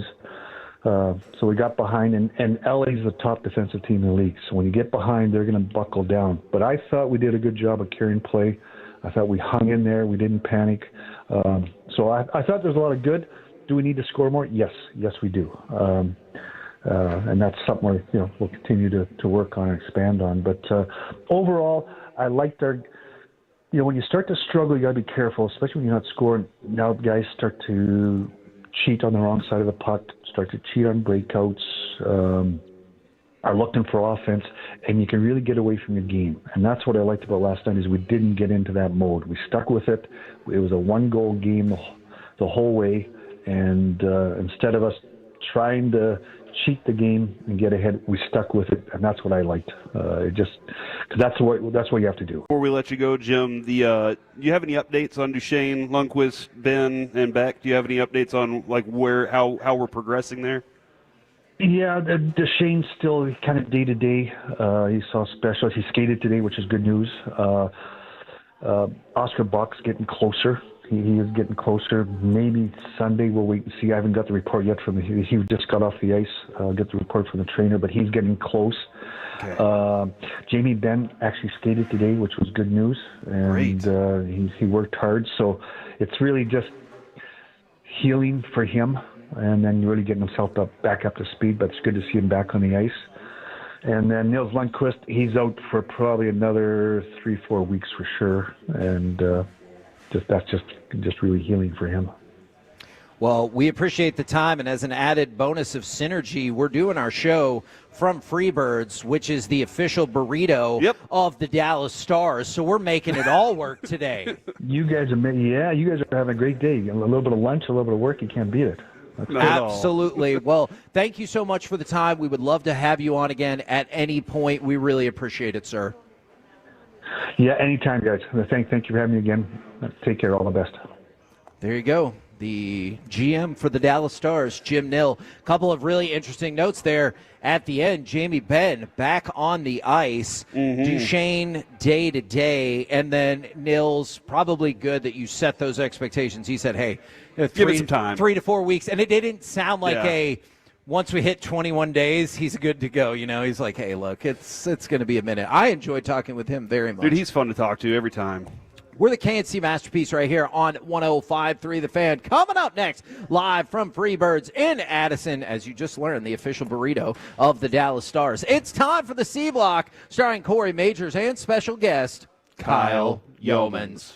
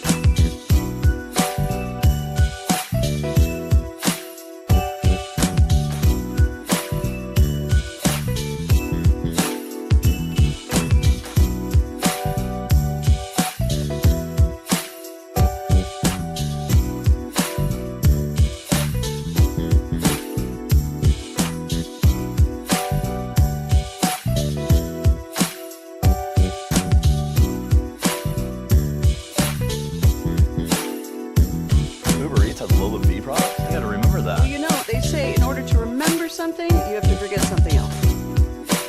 Okay, now that is a very cute haircut. That's like a little shag. I've never seen it before. Well, I mean, of course you have. It's the Rachel. Oh, is that your name? No, I mean like your name. No, I'm Jen. My name's Jen. Right, but I just mean like this is your haircut, but that's hair on your head. I'm not saying this is your hair. Okay.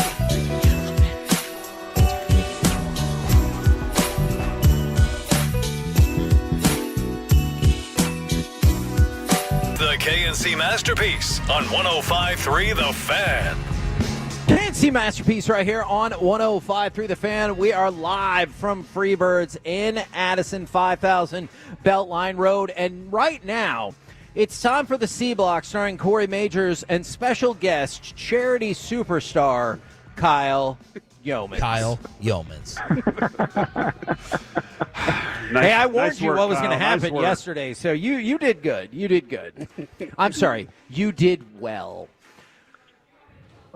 Are you guys introing me yet, or I didn't realize what was going on? I thought Corey was going to intro it all. We were just complimenting you and hoping you would join in the conversation. But you know what? You just threw all that away. No.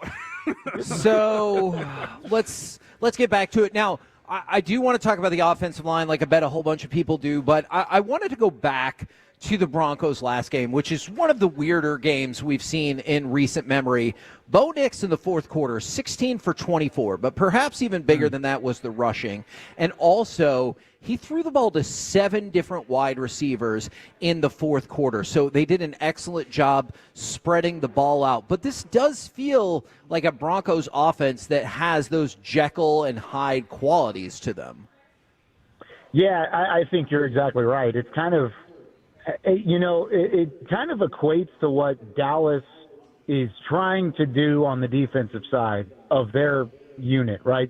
Dallas has not played well.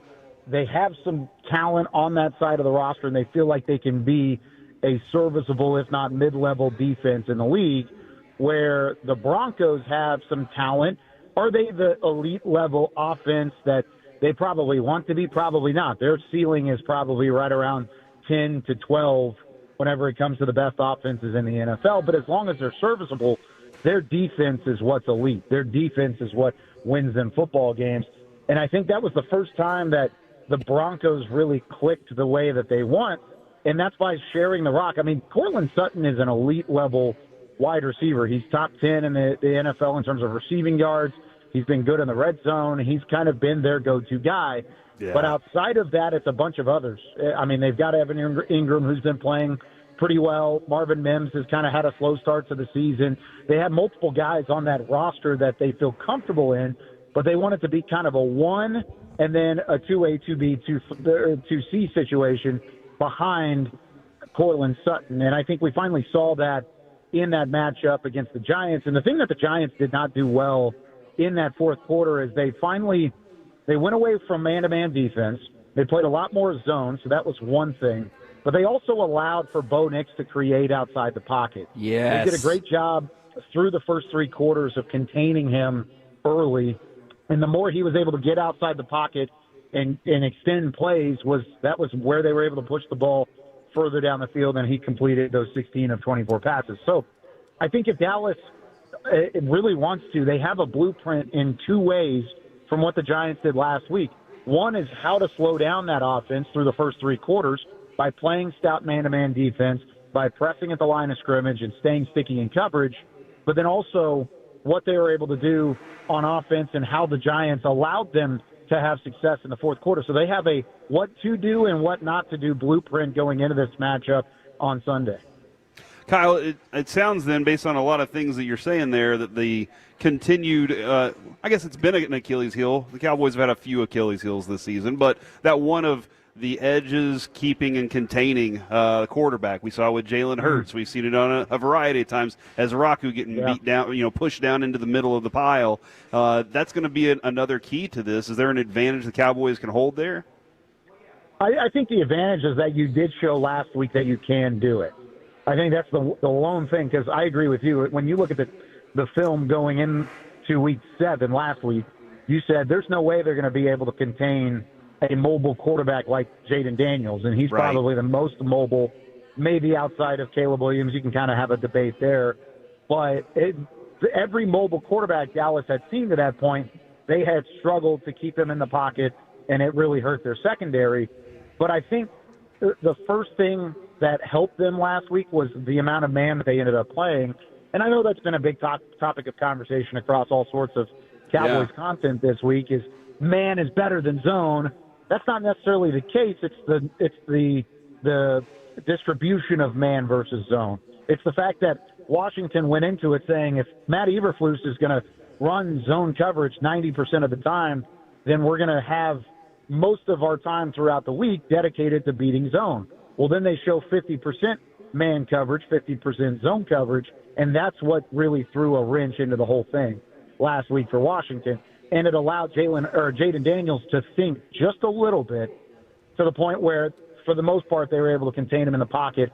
That's your advantage this week against Bo Nix. Not nearly as mobile as Daniels, even though Daniels was coming off of an injury, but Nix can still move around, and he wants to stay behind the line of scrimmage and throw it downfield, but he can use his legs if he wants to, too. How much help do you think that Guyton or Nate Thomas, potentially, and Steele are going to need in this game? Or is it going to be kind of like it was with Green Bay, and it's on Dak to get the ball out and play at his highest level? I think it's a sprinkle of both. You're going to need to chip guys like Nick Bonito. There was one snap on film where he was up against the Tennessee Titans, and I know the Titans have really struggled up front this year blocking for Cam Ward, but they were back toward their own goal line, and the Denver defense could just kind of pin their ears back and go. And Nick Bonito was 4 steps in the backfield by the time Cam Ward planted his back foot, and his back foot was on the goal line. And Bonito was basically in his lap at that point. So I think you're going to need a little bit of help. And Terrence Steele's a better right tackle than what the Titans are dealing with at the moment. And whether it's Guyton or it's Nate Thomas, they're going to have a challenge on the edge this week. They don't have to deal with Dre Greenlaw this week because of that suspension. That is a huge plus for Dallas. I think that's been an undersold storyline this week is the fact that if Greenlaw's not in there, that does take away an element out of that defense and out of that front seven that Dallas doesn't have to deal with. But that doesn't stop the fact that they have 5 guys with 3 sacks or more, and they certainly have some really good the number 1 pass rush in the league. You're going to have to get the ball out quick and provide some help when need be. Is Bonito playing better defensively than anybody in the NFL at this moment? I think it's hard to argue that, really. I mean, he's got 8 sacks, right? Yep. He's one of the top in pressure rates. He's one of the top in QB pressures and QB hits. And the entire pass rush is benefiting off of what he's doing. So it may not be the name that people are used to hearing and used to seeing whenever it's the leaderboards of pass rushers and production, but he's had more production than anybody else in the NFL by far to this point. And I think the film really backs it up. And maybe it's because teams didn't expect it, and they're starting to learn maybe how to slow him down and how to guard him a little bit better, and his production will dwindle as time goes on. Of course, we saw that a number of times with Micah Parsons whenever he was here in Dallas. Not the same skill set. He's more of a power rusher than he was a finesse rusher, than Parsons was a finesse rusher. But I still think the same thing can be said as teams are trying to learn how to deal with him, and nobody has found the right answer quite yet. And Kevin, if you listen to Shoddy this week at all, he mentions Bonito immediately. That was the first name defensively that he was pointing out all week long. Well, and it kind of feels like, y'all, that's the season that's happening in the NFL right now. Like, you wouldn't have expected Nick Bonito to be leading the way for Defensive Player of the Year, or for the Colts to have the best record, or for Daniel Jones, Sam Darnold, and Baker Mayfield taking over the MVP conversation. Yeah, and even I have an article coming out today where I ranked the top 5 remaining wide receiving cores that Dallas has to face this year, because I think Denver's got a pretty deep core of guys. It's not, of course, they've got Cortland Sutton at the top, but then they've got a couple other guys. But as I was looking down the list, I was like, guys, the number 1 wide receiving core in the NFL right now is the Los Angeles Chargers. And it's a 33-year-old Keenan Allen. It's a second-year player in Ladd McConkey. And it's a first-round underachieving bust of a player so far in Quentin Johnston that are leading the NFL in terms of receiving yards. They're the only team in the NFL that has 3 guys with over 400 yards receiving this year. And that's a dangerous trio, and that's not who you would have expected. And that's not, like you said, you outlined a couple of other really good examples of that. This year of parity in the NFL is about as even as I've seen it since I started covering the team back in 2018. So it really is it's been a fun year, and it also bodes well for the Cowboys, the fact that they've survived through the first 6-7 games of the year, and now they have a chance to try and make a push toward this middle part of the schedule that plays in their favor. All right, so if the league is zigging when they think they're going to zag, I'm going to do the same thing with this question. We talked about Denver's receivers. We've talked about Bo Nix. We all know how amazing the Cowboys' passing game has been, but you're also looking at 2 running backs in this game. I know they're not going head-to-head, but you know what I mean by head-to-head, in J.K. Dobbins and Javonte Williams that have also had really, really strong starts to the season. Is there any chance we've undervalued the importance of these 2 players when it comes to what's going to decide this game? Absolutely, 1,000%. It's almost like you listened to our podcast this morning. I know you guys were already on the air, but we had that conversation of, like, who is the deciding factor in this football game? Because Dallas has the elite offense, Broncos have the elite defense, and then both of the other units are just trying to figure it out and be serviceable. I think whoever establishes the run the most in the early parts of this game is going to win the game. And for J.K. Dobbins, it's more of an explosive approach. He's second in the NFL in rushes of 10 yards or more behind only Jonathan Taylor. I mean, he is an explosive tailback, where Dallas, it's more of a power approach that is going to wear you down as time goes on. And Williams will break the big run here and there, but for the most part, it's 4 yards in a cloud of dust and what they've been able to do with the run game this season. Whoever has more success is going to set up the rest of their offense to have more opportunity, more efficiency than they would have had if they didn't establish a run. I think that is a crucial part, especially for Dallas. I think we've already seen teams have success against the Dallas defense, even when they don't run the ball particularly well. I still think J.K. Dobbins needs to for the Broncos, but Dallas has to be able to give that pass rush something to think about. They've got to set up play action. They've got to run the ball effectively just so the Broncos in that front 7 can't pin their ears back and get after Dak Prescott, because that's when they'll get in trouble and mistakes will happen. But I think Dallas has done a good job of that so far, so there's nothing that tells me they won't try and do that in the early parts of this game on Sunday. Man, excellent breakdown as always. We really appreciate the time. Thanks, guys. No Mean Green talk this week. Hold on. No. Guys. I'm sorry. There was I wanted to ask one other thing. Fault. Yeah, that's on me. This one's on me. Hey, what you believe in Javonte Williams, don't you? I do. I do believe in Javonte. Clap, clap. Did you see the video? Are you kidding me? That's what you're trotting out there? If you're going to steal from Joe Hendry, I want to hear you do it right. Okay, I got to set it up here. You guys got to play it up, though. I didn't know if it was like a question or what. Okay. I believe in Javonte. You got to clap, though. You didn't clap. Oh, no.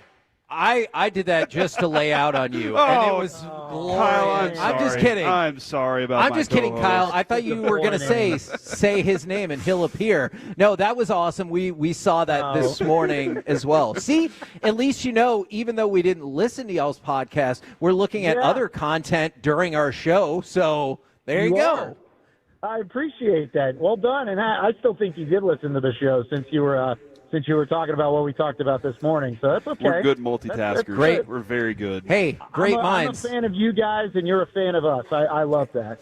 He's not a fan when I call him on the phone, though, because when I called Kyle on the phone, he goes, oh, crap. That is how he answered the phone. It's 1,000% true. But, hey, it got me to get my ducks in a row this week. Hey, so that's what I'm talking about. That's all that really matters. Thank you very much, good sir. We really appreciate it. Thanks, guys. Y'all have a great weekend. Now, look, here's the thing. He knew I was calling to harass him about Peace-a-thon. Yeah, that is Guess true. what? That's exactly what I was calling him about. But you know what? And it sounds like it worked based on what, it did. what I've been yes, told. So. It did work because people have been helping us out for Peace-a-thon. You know what? I wanted to throw out another group that's been helping us out, PNC. They had the Stars ticket giveaways for us yesterday. And, Corey, I know you're going to be excited about this. Tuesday, November 4th. And November 6th, we gave away tickets to one of those games. Before the Stars game, PNC Bank in the PNC Plaza is going to debut its Main Saint branch, a one-of-a-kind pop-up experience inspired by, wait for it, hockey hair and long-term financial growth. So you can show off your style and also learn about, making your financial situation a little bit better. Visitors to the pregame experience will receive a free limited edition Dallas Stars hockey hair hat in a variety of colors and cuts. I don't know if I'm eligible. Is that like you have a little extra lettuce back there? Is that what it is? Yes. Yeah, I like that. Is how you choose to say like that. that. That is exactly correct. Yeah. We're the KNC Masterpiece right here on 105.3 The Fan. Coming up next, I got some World Series prop bets for you if you like, but also Masterpiece of the Week. We will fire it up live from Freebirds in Addison, 5000 Beltline Road on 105.3 The Fan.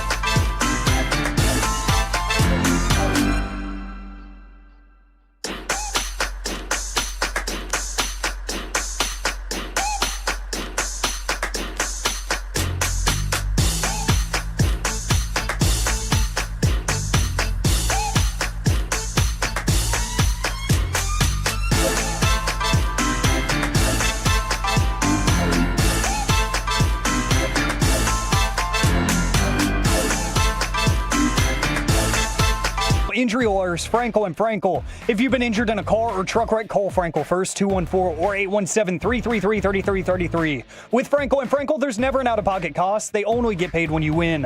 Frankel and Frankel, the go-to car and truck wreck attorneys in Dallas. Second down goal. That's a touchdown. Franklin, why not? He offered that drive. He finishes that drive with the touchdown reception of 3. And the Broncos have tied the game again. KNC Masterpiece right here on 105 The Fan. We're live from Freebirds in Addison, 5000 Beltline Road. Now, Corey, yes? Our friend Mike Curtis has alerted us to something about the Mavericks, Kevin. They will wear their blue Icon Edition uniforms tonight for the game against the Wizards. And Cooper Flagg will probably still be the point guard. Yeah, even if it's not his natural position. Yeah, who? That was Max Christie, I do believe, that he was like, I don't think that's his natural position. I appreciate that level of honesty. Now, I think maybe we can loop back around to the games you're looking forward to with G-Bag in a little bit, but wanted to throw this out there. I got some World Series prop bets, starts tonight. Over under, how many road games will be won? Oh, my gosh. Last bite. And the second person has finished a super monster burrito here today. This is good. This is good stuff. That is is good stuff. I'm Captain proud of people. Napkin Yes. is my hero right there. That was for his dog, and we had talked about his dog, I think, a couple weeks ago. That is incredible. I've never seen it happen once. Today I've seen it happen twice. Nice. How many road games will be won in the World Series? In the World Series? I'm going to say 2. Okay, Alec, what say you? I like 2, but I'm going to go 1. Ooh. Well, then you guys should definitely hit the under. It's 2.5. Okay. 2.5. So the Dodgers win games 1 and 2, and then I don't know. You think sweep? Like you're committed So to sweep. one of the things about the sweep that I just think is interesting is even if it doesn't happen, I like good odds. You get 6.5 to 1 on your money for a Dodgers sweep, and for a team that's lost one postseason game, I feel like that's a pretty intriguing number. Okay. Will any game end in a walk-off win? 5.5 to 1 on your money if that happens. Yeah, and I think it'll be extra innings too. Like I'd love to add that to the play. But yeah, I think that there's going to be you're going to have one of those very intense World Series moments that's going to rely on a closer trying to close a game out, and it's not going to happen. What will be the most runs scored by either team in any of the games? 11. Oh, somebody else yelled that out right at the same time. Mm-hmm. Alec, there's a lot of pressure on you to say 11. I would not, because I don't like repeating, because then I sound boring. I'm going to go 7. Ooh. 7-11. Now, the over-under, you guys are on either side of it. The over-under is 9.5. Look at us. So we were 2 off on each side, too. That is true. true. Very balanced. Will there be a grand slam? 6 to 1 on your money if there's a grand slam at any point. What if in the there's World not? Series. What's my money? 1 then, to 6? Then you would have to bet $10 to win $1. Nope, not doing that. Yeah, you probably should not. Now, I know this I don't think there will be one. Okay. I just don't. See, and that's just unfortunate. There's not really good money but to be throw made a dollar there. down on that bet, yeah, absolutely. Now, just think about this. If you think there's going to be no grand slam and you bet $1, you would win 10 cents. All right. Who will be shown first in Game 1, Joe Carter or Drake? I hope it's Joe Carter. Joe Carter is the betting Okay, favorite. all right. Yeah, I hope it's Joe Carter. He deserves it.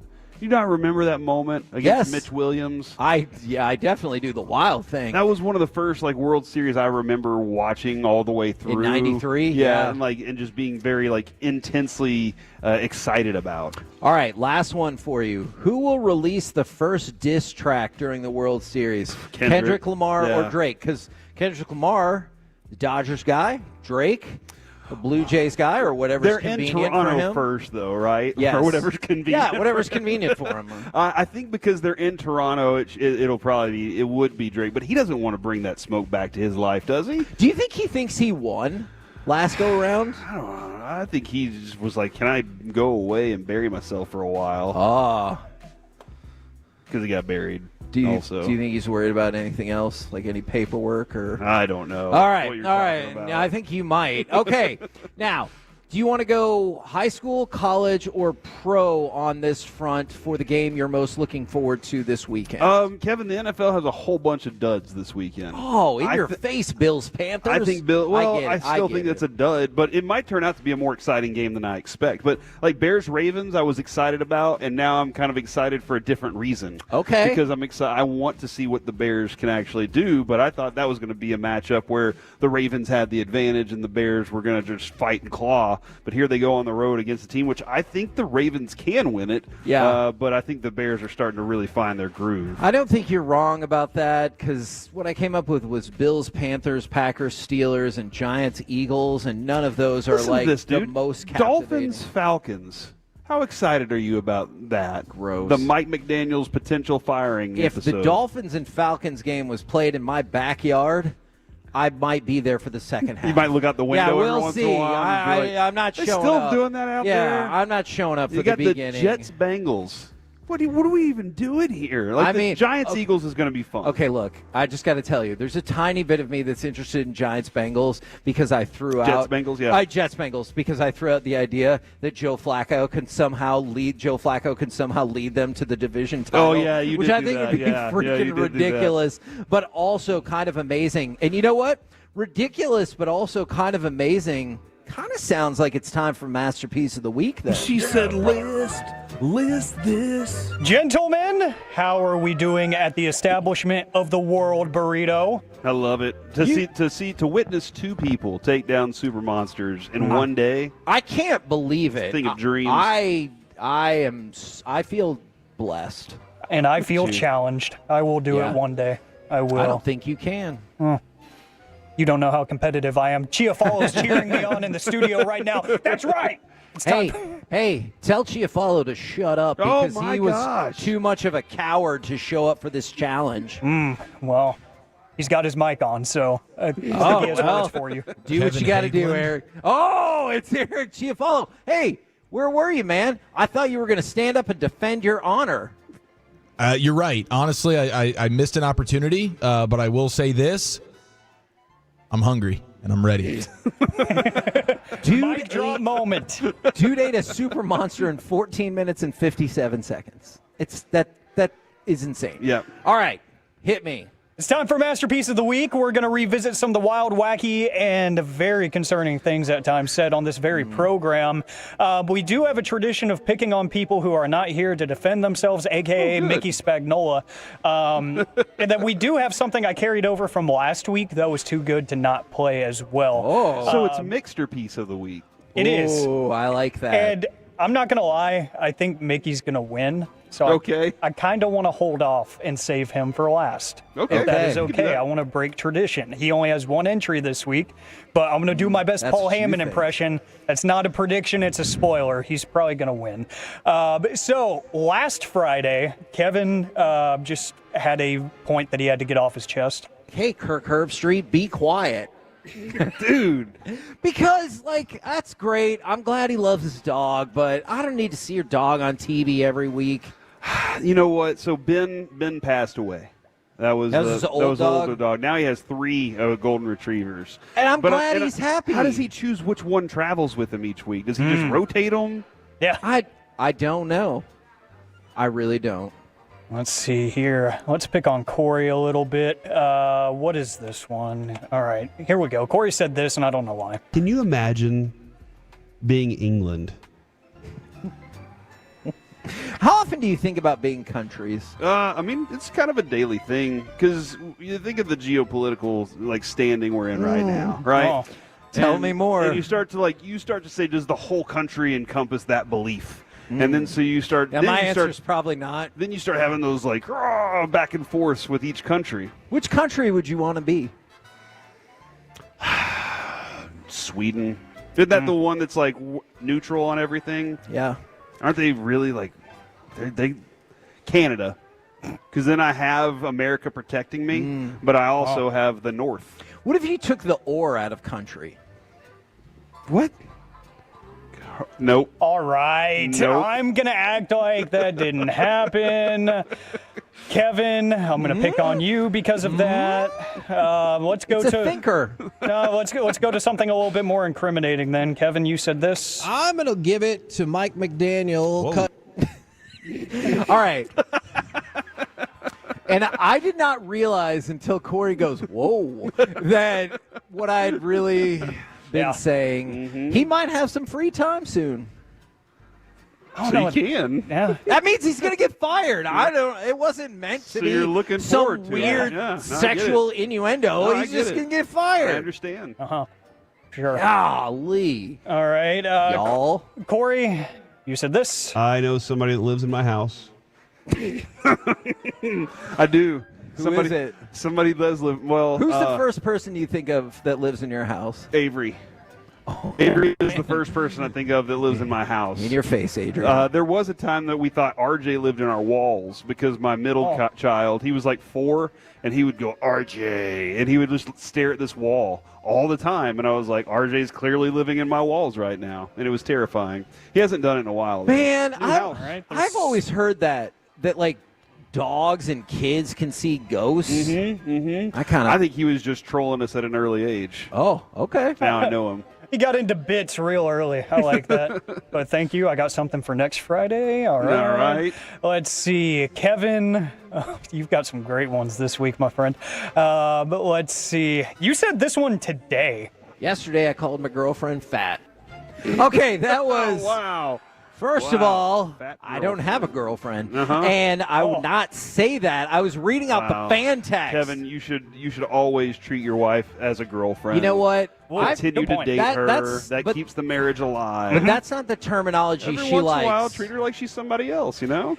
Sometimes if we're watching something and someone's like, we need to define our relationship, and I'm like, do you think we should define our relationship? And she goes, yeah, we're married. There you go. And that is the end of our conversation. And she would stab you if you ever cheated on her. No, if I ever tried to get a divorce. Oh, yeah, that's right. So there was this time, if you guys don't know this story, Alec, I think you do know this story. I do. That we talked about, like, somebody is joking about getting a divorce, and she goes, well, you can't get divorced from me because I won't agree to it. I was like, it's not like a nuclear bomb. Like, I don't need you to turn the key at the same time as me.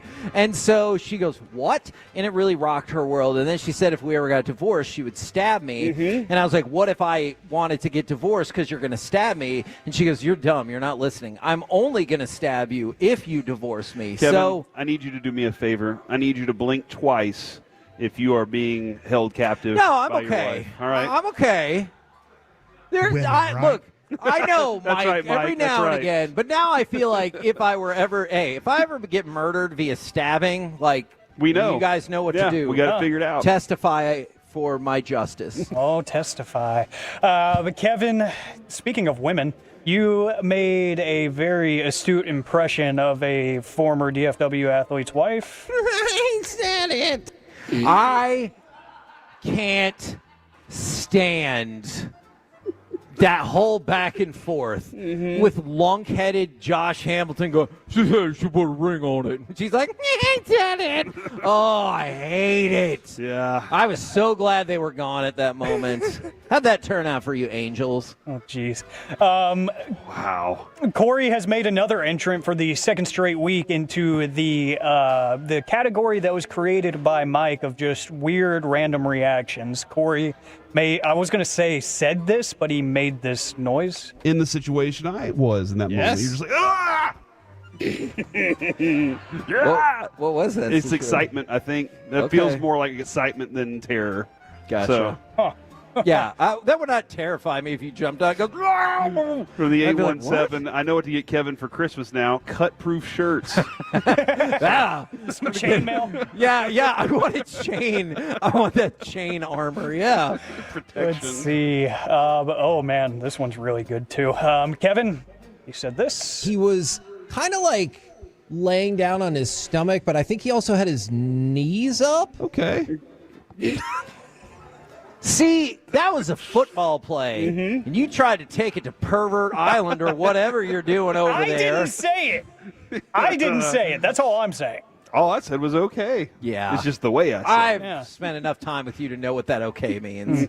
All I do is press the on button and hit spacebar, Kevin. That's all I do. Lies. Let's see. We got one more, and this might be the most glorious of them all. Mickey Spagnola said this earlier this week. And then they take the belt off or the buckle off and buckle somebody else, and the other guy stands and watch. He doesn't watch. He just simulates what the other guy's doing. What the hell? I have to pay $3.99 per minute usually to hear that. What?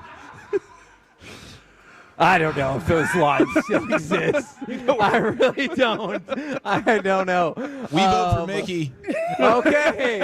All right. I think Mickey wins, dude. Play it. That was amazing. I just want you to know, it's not on the fan cam or anything, but Chiafalo literally danced. He was so ecstatic after he heard that. Okay, play it one more time, and maybe in the future we need to run this at like 3/4 speed or something like that.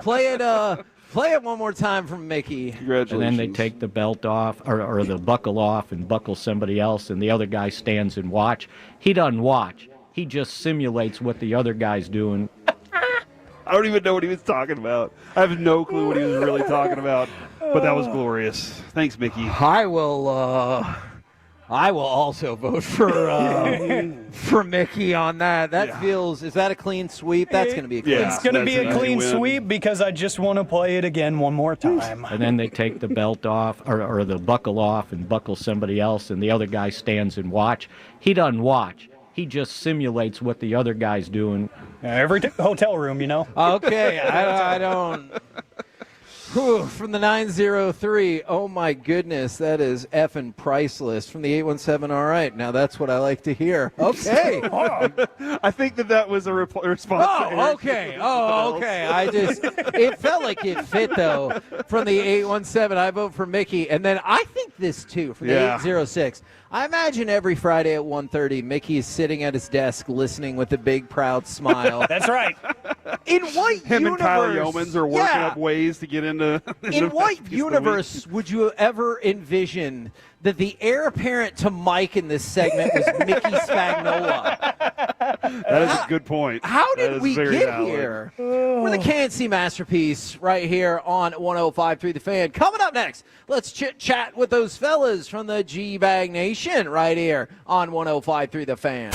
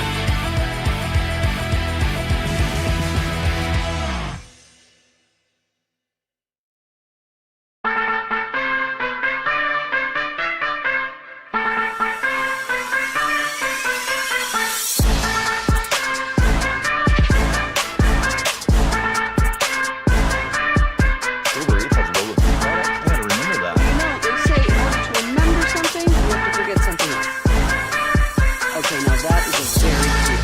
That's like a little shag. I've never seen that before. Well, I mean, of course you have. So Rachel, oh, is that your name? Yeah, well, I mean, that's your name. Oh, I'm Jen. Right, but I just mean like this is your haircut. So that's your hair. Oh, no, it's your hair. Okay, freaking me out a little bit.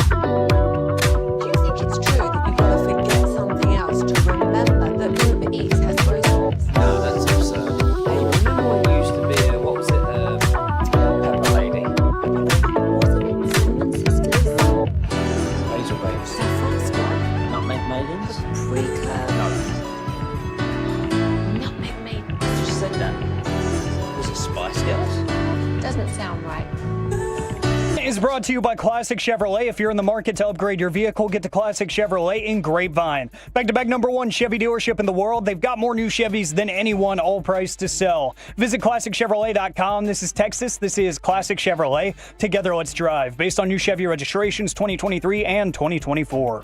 Fake pitch, going deep. There's a shot for Pickens. He got pushed. He cocked the ball to the post. Touchdown to Pickens. Dagger. KNC Masterpiece right here on 105.3 The Fan on a shout-out Friday from the 682. Happy birthday to my Tolo brother, Brent, 61 years old today. And shout-out to Freebirds and all the great people at Freebirds. A lot of them have been hanging out the entire show. And right now, courtesy of D&M Leasing, it's time for our chit-chat with the fellas from the G-Bag Nation. Gentlemen, how is you today? Pretty awesome, Higgy. How are you? I am doing great. I had requested somebody attempt to eat the super monster burrito, and I saw not one but two people take it down today, one in about 30 minutes and one in 15 minutes. It was amazing. Yeah, I was listening on my way in to you, looking for guys to try that, including our own Eric Chiafalo. I was kind of hoping he would go crush it in under 15 minutes, but also at the same time, I know how hard it is to work under that kind of body stress. Yeah, it's a lot of adversity to overcome on a Friday when we're just trying to feel good. But I am going to take you guys up on that. Do we know when you guys are going to be at a Freebirds in and around the Fort Worth area? Because Kevin is currently looking up the I will go locations. snag that schedule for you, but I would love to see it because to this day, and I know we've talked about this before, to this day, the most amazing feat of eating I had ever seen was when Eric ate the triple burger. I thought it was 4 patties. Well, was it 3? I thought it was 3, but Oh it was my gosh. so amazing that the chef sent him a dessert because he was even so in awe of the fact that Eric had eaten that whole thing. Yeah, and it wasn't even a lazy dessert like a cheesecake slice or something. You know, it was something that was well thought out, and it was Nice delightful. brownie with ice cream. Hey, Wolchuk he confessed back in college when he was in his eating prime, he took down a Super Monster burrito, and the tape was pretty painful. I heard. Yeah, it was. It was worse than my McDonald's extravaganza. And if you're a Nosebleed Seats listener, you know what that was. I'm not going to repeat that and embarrass myself. The key is, though, you can't, like, if you're going to go full gusto on a Super Monster, you got to make sure you're filling that bad boy up. So you can't half-ass this thing. Like, I'm going to skip out on the beans or some of the other toppings. I loaded it up. I did go over 30 minutes. It took a while. I used a lot of that badass barbecue. Had to change up the flavor profile. If Eric could do this under 15 minutes and it's fully loaded, which I honestly have a lot of faith and belief that he could, thank you. Kudos to you, sir, because it is a challenge. Well, and I know if Wolchuk shows up, he's not just going to be standing there watching either. Like, that's going to be a guy who's going to be simulating everything that is taking place. Every hump. Simulating holding a burrito and eating it? Unwrapping, biting, swallowing. That is going to get us kicked out of the establishment. But if you want to plan your life accordingly, November 21st, we will be at the Freebirds in Irving. If you think that perhaps that could get done. Now, gentlemen, what is there a price tag for this thing, by the way? I'll take care of it. Don't worry about it. I will. No, I just was curious. Sounds like about $30. Depends on the protein you choose. Yeah. Okay, go steak.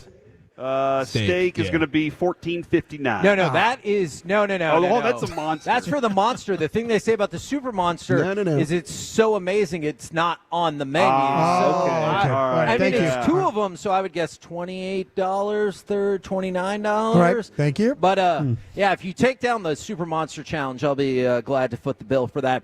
What is y'all's? He will pay to watch you eat for that. Let's just have a couple delivered here and see what we got. There we go. I mean, that's actually not a bad idea. Now, Broadus, when we come back in on Monday, am I going to be football depressed because A&M can't start 8-0? No, you'll never win a game in Baton Rouge, so don't worry about it, Heggie. It's okay.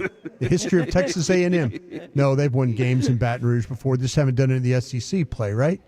Yes, correct. Yeah, it seems like to me that Texas A&M different on defense on the road than they are at home. And I wonder if that's the 12th man situation. But, yeah, LSU's got a lot of issues. So if you play sensible football, don't commit a bunch of penalties, protect the football, should be in good shape.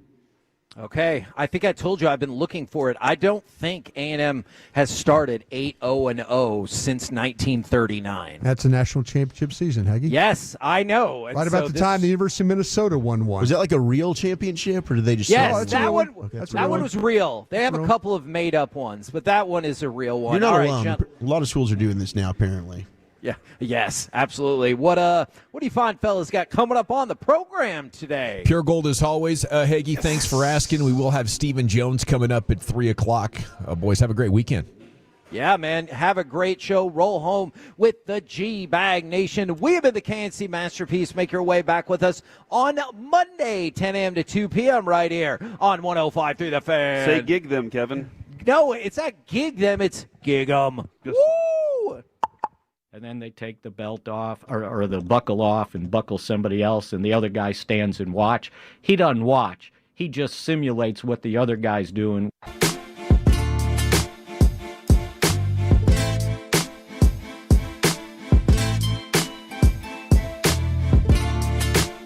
you think it's true that you've got to forget something else to remember that Uber Eats has groceries? No, that's absurd. Hey, remember when you used to be Pepper Lady? Pepper Lady? Wasn't it Cinnamon Sisters? Laser Baby. Saffron Squad? Nutmeg Maiden? Free Club? No. Nutmeg Maiden? I just said that. Was it Spice Girls? Doesn't sound right. Was it Saffron Squad?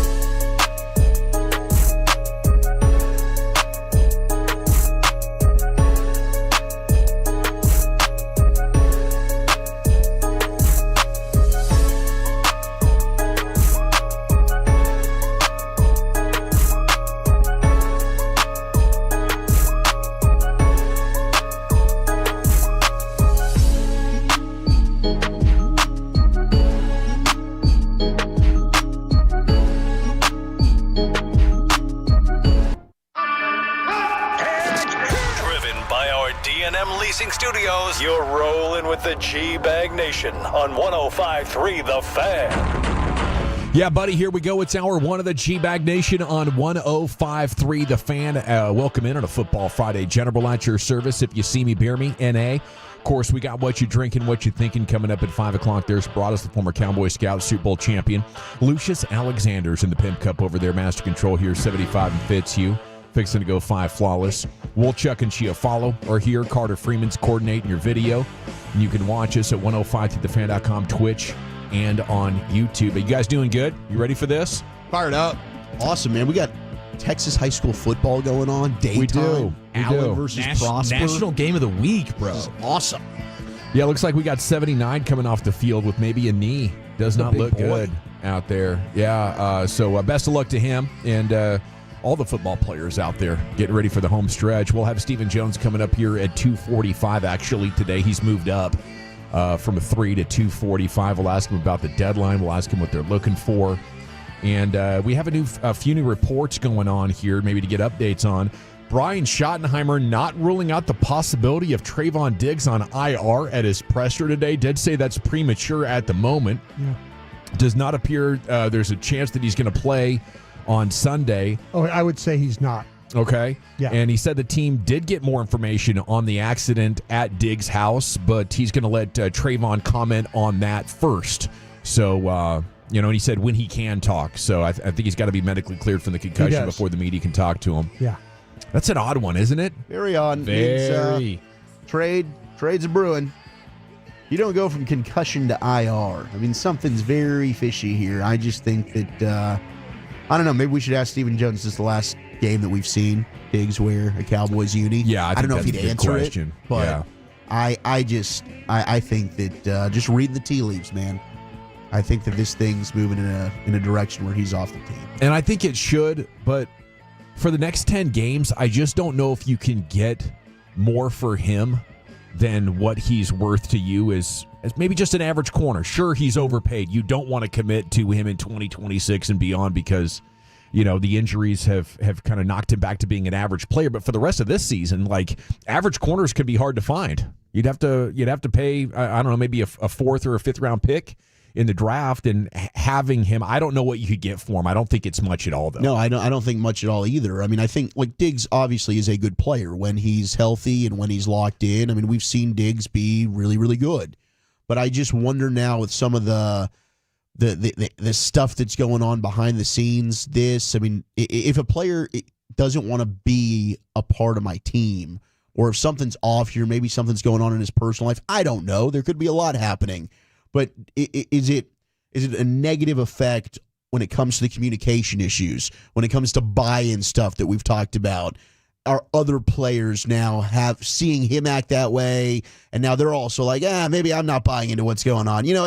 There's something possibly to be gained by just removing that from your team, and I wonder if that's the conversation that's being had. Because I don't know everything that's going on at all, but I don't know. It just seems like maybe we're just kind of sick and tired of this, and it's fresh start for both sides. Brian? You kind of feel like that maybe if you're a team, and I'm just asking this question, if you're a team out there and you're interested potentially in him, is this maybe like a Pickens situation? I think absolutely. I think it's very similar. Because what's going to happen is if they're going to put him on the market, these coaches are going to get on the phone and start calling each other. And the personnel guys are going to start calling each other. And I think you're going to have to be a team whose general manager, if you're interested in doing this, is very stable. Because if you're a general manager that might be, maybe 1 foot in the parking lot, they're not too sure about you, maybe they're looking to fire you for some stupid reason. it might be a situation we wouldn't make a deal like this. Jerry made the Pickens deal because he couldn't get fired if it worked poorly. Maybe you should call those teams, but I could say I would call the teams that have familiarity with Diggs, like the Commanders. I'd call the Bears. I'd start with them first. But what you're going to have happen to you is if you do try and move him, there's going to be all kinds of rumors and stuff going back and forth about him. It's going to be very difficult that way, unless you got a general manager that's like, I don't care, just get the guy here. Much like Jerry did for Pickens. Yeah, and I again, from my perspective, I don't know what you could get for him, and I think he's probably better than Kyer Elam. He's better than Kalen Carson. I agree with you. I would try and make it work, but I also, though, with him, it just seems we don't know what happened with the concussion thing. It's a very, very secretive deal, and as long as he's in the protocol, we'll never know. It kind of reminds me of the Amari Cooper situation where after a certain point they just say, okay, that's it. We're ready to move on from you. And, when things get odd and confusing, I used to say all the time on the show, follow the money. So I do wonder if there is like an insurance angle you could be working. He's got a concussion. He couldn't play. We're going to recoup. Money because of this injury. Was his fault, not your fault. Do they want to recoup salary cap space? And they're just anxious to trade him to get the prorated portion of the rest of the season. I think it'd be $8 or $9 million in salary cap space if you could just get a team to take him off of your hands. And if the guy doesn't want to be here, maybe it makes sense for all those reasons. But there is a thing. Unknown right now, not public right now, that I think would make all of this make sense here before too long. Yeah, I can't wait to get the details on how this all happened. It's crazy, and I they're also kicking the can on that. They are. Maybe, hopefully, 5 weeks from now, nobody's really caring about it. And that's another reason why I'm just thinking. I just feel like connecting the dots that this is they're going to try and move him, and maybe it's not just a Diggs trade by himself. Maybe Diggs is part of a package that then lands some of the other names we've been talking about. Like it's Diggs plus picks, and that's part of how you're getting a Crosby or a Hendrickson, or just name whatever player that we've thrown out there. Do you think it's possible, that he's got like an Eric Lindros style concussion where he just can't recover from it, and legitimately, because I have a hard time believing Jerry Jones is excited about giving a player $1.1 million a game to not play. That's exactly what I was thinking. That's odd to me, where they're just okay with it. So there's got to be some sort of a win on the other side of it for Jerry's. I got the Cowboys winning this game. First time in 30 years they would beat the Broncos. First time in 35 years up there. I'm just betting on this offense against teams that don't have an offensive identity, and that is the Broncos right now. We have talked about how this defense is vulnerable, but the last two games where you weren't going up against a good passing game, Washington due to injuries, the Jets due to them just being atrocious, you handled them pretty good, and it wasn't other than Carolina. So I think worst case scenario for me 2-3 weeks back was it doesn't matter how bad of an offense you are, you're going to come out here and put up points against the Cowboys. I don't think Denver is good enough to have that qualify for. I wouldn't be surprised if the Cowboys keep them around 20. Man, I don't necessarily disagree with you at all. I'm the more I watch the Broncos play and watching Bo Nix, there's just so much that you don't really like about the way he's playing. They haven't run the ball very well. They throw the screen at like a rapid rate. They throw at the line of scrimmage all the time. They're not very good at it. It's not like they do it and they find great success from it. Him running with his legs and somehow them finding a way to get the pressure that they've been getting on these quarterbacks. But I think you're going to have – I think there is some elements to this Broncos defense that is a little bit overrated. Yeah. And I think you will be able to find opportunities in the passing game, and I'm picking the Cowboys to win as well. I'm going to go 30-24. At 877-881-1053. Shoot us a prediction. Leave your name and city you're texting from. Broadus, Wolchuk, you guys want a piece of this prediction? Yeah, I'll tell you what. You have the better quarterback. There's no doubt about it. And when we were doing the game of win-loss, you just did not know you have an offense like this. You had no idea this offense was going to be this good. I think that getting BB back would be huge. I think that's kind of, if you handle those inside three, it's going to come down to how do you handle things on the outside with their pass rush. But, man, I do like Dak Prescott playing against a team that's going to try and travel a guy potentially. I don't think there's any reason for Dallas to back down offensively. I think they just go and attack Denver. It's really going to come down to block the inside three. Can you make things happen on your own defense? I got Dallas 28, Denver 24. Same deal for you, Wolchuk. Are we going unanimous? Save us, I'm taking the Broncos. There you go. And I think the Cowboys can absolutely win this game. And I think it's going to be Dak, and you're going to have to run the football. But I'm nervous about your tackles holding up against Jonathan Cooper and Nick Bonito. And weird things happen in Denver. Coming into this season, I thought this was the guaranteed L. I'm not going to be a hypocrite and change my opinion now. I do think the Cowboys have paths to victory in this one, and I agree with Eric. I do think on paper, and coming into it, I thought Denver was going to be the best defense in the league, and that's why I thought there wasn't a chance they were going to win this game. They have not lived up to that expectation, and I do think they are talented. But I love the matchup with Pickens and Riley Moss. If you get that one-on-one, throw the ball deep and challenge Riley Moss, I think one of two things are going to happen. Pickens either Mosses him, or it's going to be a DPI, and he's a guy that's going to draw some of those. But I am just going to go ahead in an ugly game. Bo Nix, I think, is going to have to run around and make some plays with his legs. Sean Payton, maybe with some trick plays. Maybe he's got something up his sleeve. Marvin Mims in the return game, I'm nervous about here. And the Cowboys have shown that they could be susceptible on punt returns. Marvin Mims is a good returner. And I think field position is going to be big. I'm going to go in an ugly, gross game.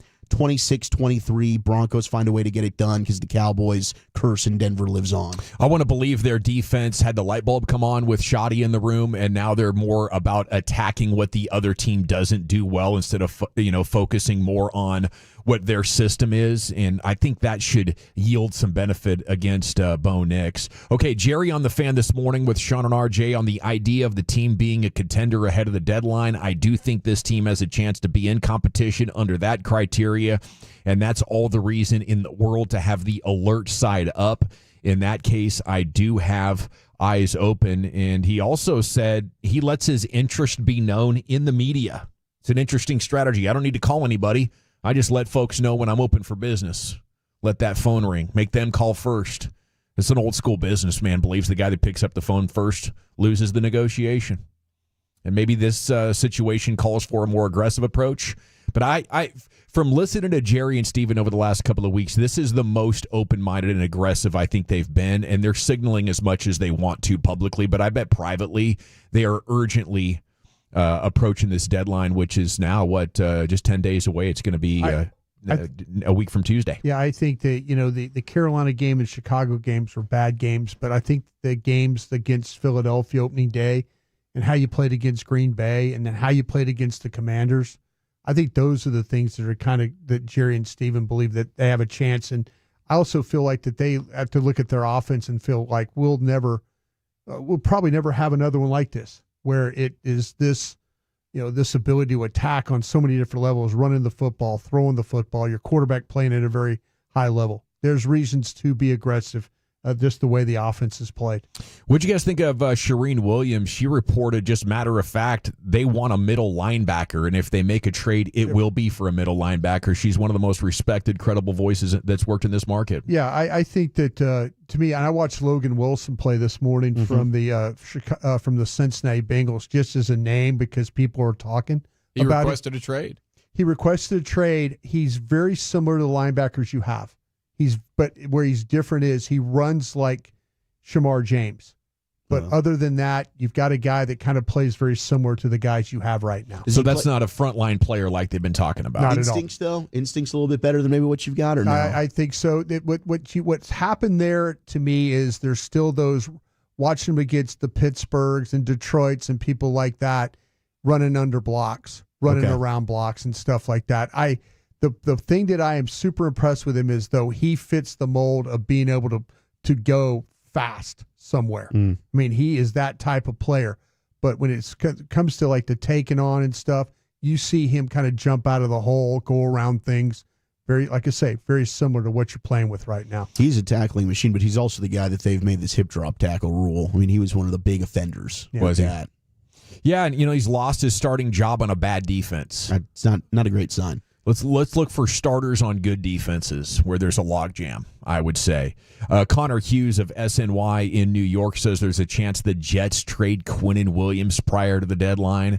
Says they're looking for a second-round pick. There are rumblings that Quinnen just wants out. That's the word around the league. First in run defense at his position, 10th overall.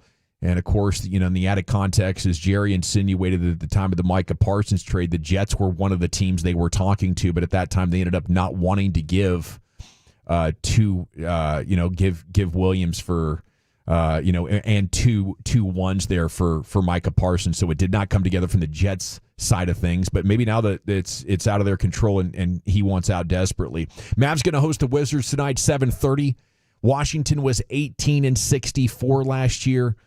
Obviously is a must-win game this early in the season. It's a preposterous idea, but it is must-win for having confidence that this team is capable of doing much. This thing could get off the rails real quick if you lose this game. I just hope that if this season is disappointing, that at least Cooper Flagg goes out there and absolutely balls out, and we can use it as a reason to fire Nico, bring in a new GM, get a fresh start. Then we'd really be cooking. SGA poured in 55 last night. Thunder had another double overtime game. They beat the Pacers in a finals rematch, 141-135. And Aaron Gordon went for 50.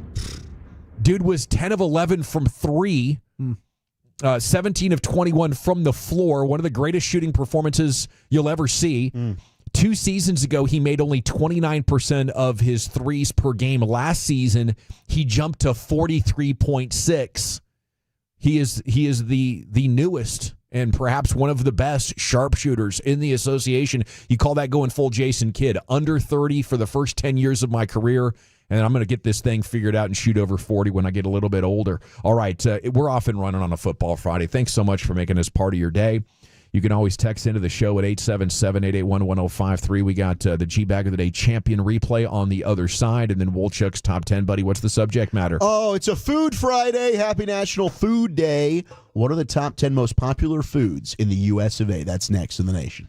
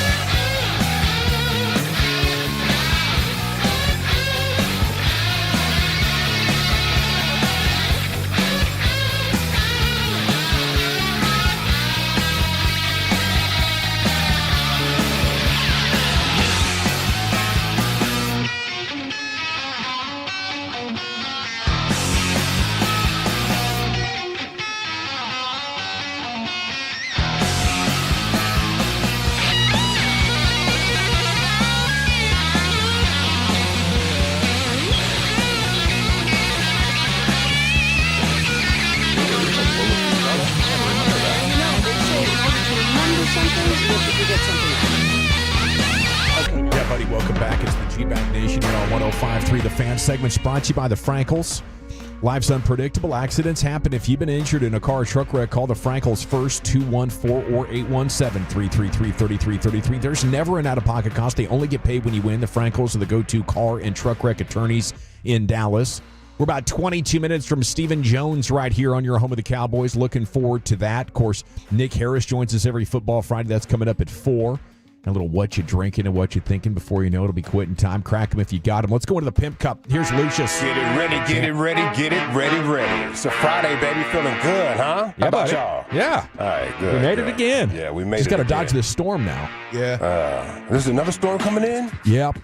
And it there's only about a 50% chance that it's really going to hit, but if it does, I think it's going to be super windy. Okay. All right. I don't want any more rain. Thinking about doing some fishing tomorrow, you know what I'm saying?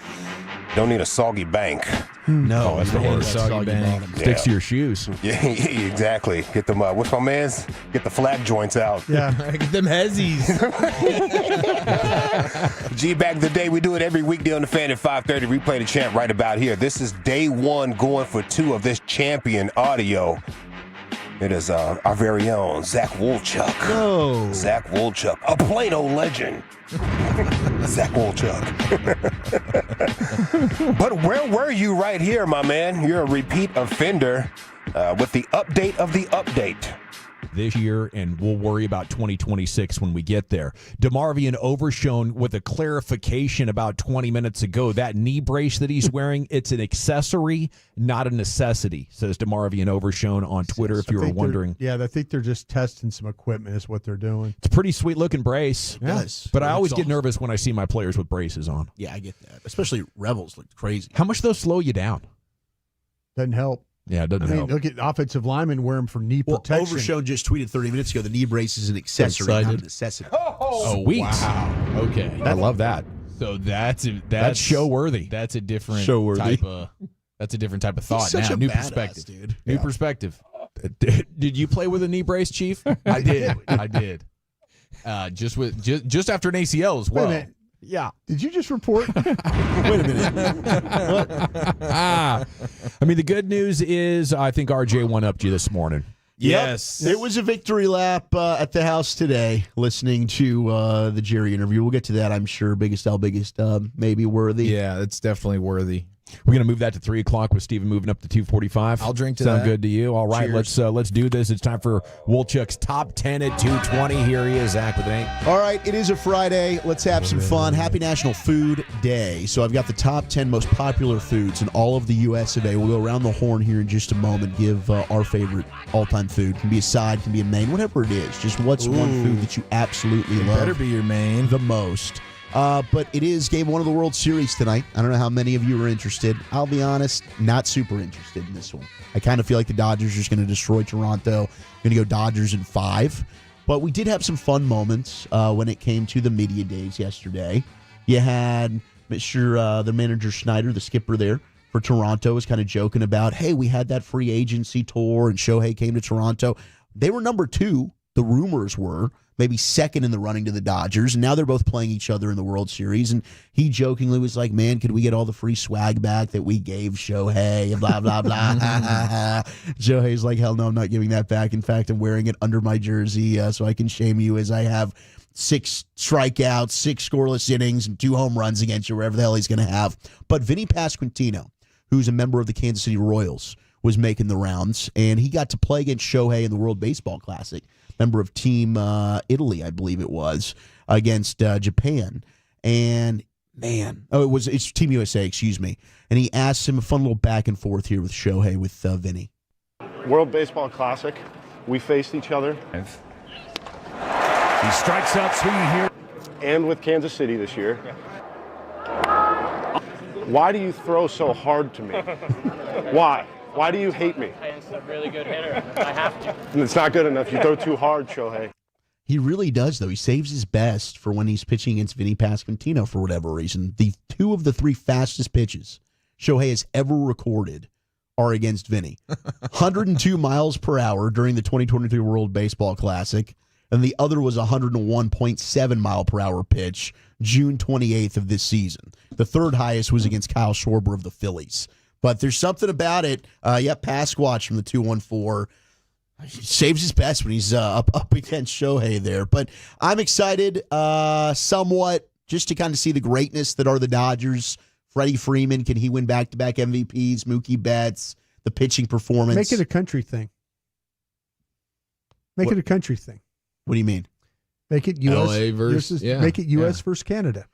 All right. That way you could get a little that way it's a little bit more. Yeah, you get a little sports hate. Okay, I like that. I like that. We'll just if you're not pull interested, for the USA. Yeah, if you're not interested, make it a little sports hate. Pull for the USA. Yeah. I think that. And earlier, KC was talking about will a road team win? I don't think so. I think that if I'm picking Toronto to get either game 3 or 4, I think they'll win 1 at home. But I don't think you're going to get a road team win. So the under, I think, would be the bet there. But give me the Dodgers in 5. I think a lot of people are going to have a hard time deciding if they hate Canada or California more, though, to be honest. Yeah, that's a good call. Gavin Newsom or free health care. Yeah. Both can jam you up pretty good. Just jam it. I am excited to see when Shohei's pitching. Which game does he start? Do we know what the schedule is for that? I'm sure they have. It's not tonight. I hope it's not tomorrow night, because tonight I'll actually be watching pretty good. Then all of a sudden on a Saturday night with college football, that's gonna be a little bit more of a challenge. Then they did the right thing. They took the off day on Sunday, so Monday Night Football. I guess I got to see who's playing Monday night. Oh, that's gonna be the Jaden Daniels-less Commanders. Yeah, it's gonna be game 4 in LA. Will be Shohei. So that'll be Tuesday night. Okay, so Tuesday, I would say tonight and Tuesday, World Series. You have my attention. I mean, the Dodgers are putting out Blake Snell, game 1, Yamamoto, game 2, Glasnow, game 3, Shohei in game 4. It's just a joke. And then they'll end up trading for Tarek Skubal. Got to get to their bullpen. Just unbelievable. And you do, but the bullpen's been fantastic. I mean, they got Kershaw coming out of the bullpen. He did make the World Series roster. Hopefully we get a good moment for him. Scherzer's in this. If you're looking for Ranger connections, Scherzer, Dylan Tate, Izzy, they're all part of the Blue Jays crew. Nobody on the Dodgers, but if you want to root for the hometown kid and Clayton Kershaw, you absolutely could. All right, let's get to the top 10 most popular foods in America right now in 2025 on National Food Day. 877-881-1053. We'll go around the horn starting with you, LA. Your number 1 food overall in the world. If I could eat it forever, it'd be lasagna. Lasagna? Yeah, but I can't, get crazy after a while. So second is chicken wings. Chicken Fam, I love chicken, dog. It's crazy. Okay, because it was tough for me as well. Like I got to throw chicken wings in this conversation. I was going to go ribeye steak, chicken wings. Surprised. You didn't have French fries. French fries are right You've up evolved over the last few years, I think. I have. think French fries used to be the answer. It was fries and chicken wings, I think. Just fighting. I mean, and it can change any day. Our palates change. Yeah, it's a little bit year to year, I would say. But right now, like if you tell me there's ribeyes and chicken wings anywhere, I will see you there. But you've got to pick one, though. Ribeye. Okay. Gavin? Man, I'm going to go with cookies and cream ice cream from Bluebell. I love it. Tried and true. They just need to make a healthy version, and then I could eat it constantly. Yeah, can we make like a no sugar, fat-free? If you butt funnel it, it becomes a completely different thing to the bloodstream how many and to the people health have been factor. DMing me saying, when is Eric going to do that? the Oreo McFlurry It's butt weird. funnel? It's like become a thing. I'm waking The up like, McFunnel? hey, when's Eric doing the McFunnel? I'm like, I don't know. Ask him. Was I supposed to arrange this? Is this Listen, like a bachelor man, party? Gamecocks lost. I don't know what to tell you. Gamecocks got dominated. They sure did. Brian? Man, I struggle with this one bad. It's tough. Because of my love for Cajun food and stuff like that. So crawfish etouffee gets thrown in there. But I'll tell you what, I could eat a steak salad every day. Steak salad? I could eat a steak salad every single day with the whole thing. Medium rare steak, blue cheese, the onions in there, the pecan, everything that you put in a steak salad, I could eat. The steak salad's weird to me because the juice from the steak kind of makes the lettuce a little bloody looking. That's okay. You don't mind that? Not at all. Okay. But I love me some, but I love also steamed crab legs too. Oh, yeah. I got my way of doing crab legs. I make all the sides that go along with it, the butters and stuff like that, the garlic butters and Can't stuff. go wrong. So yeah, but steak salad might be my favorite. 717 says ice cream and French fries. 214 says pizza. How do you get your ribeye cooked, Cheech, from the 682? I'm going medium rare with a nice sear, man. Got to have a good crust on that bad boy. We got a lot of California and Toronto thoughts coming in. Prime rib chicken being texted in there. Fried chicken being texted in. I feel like that's probably one. Jumbo Chicken fried steak is good too. Chicken fried steak's delicious. Biscuits and gravy would be up there for me. Yeah, biscuits and gravy with the sausage, right? Sausage gravy. Sausage gravy. But that's just like comforting. Chicken pot pie, comforting. Tim and Carthage. Carthage. Tim and Carthage is going with the pizza and the cheeseburger, and then he's got steak 3. Ooh, okay. Yeah, I think pizza's got to be way up there. Pizza for sure. I think. It's got to be in everybody's top 5. Yeah, but I would just suggest this: if you really like medium rare, just bump it up 1 to medium. Now you get a little bit less of a fleshy middle. Just go ahead and try it out. Try it. Report back. Let me know what Give you it think. a try. Yeah. The hash brown casserole. You're looking at me like I'm crazy. That's like a half step up. You would say. It's a half step up. And Still pink. It sounds like you don't like anything bloody. I go medium. I don't mind the blood. But I don't like blood on my lettuce. And it's not the blood. It's there's actual flesh in the absolute middle of a medium rare, and that throws me off. Like that bite is weird. So you don't like prime rib then? No, we've talked about this. You don't like too pink. No. You told me to get the end cap, right? I told you to get the end cut. Yeah.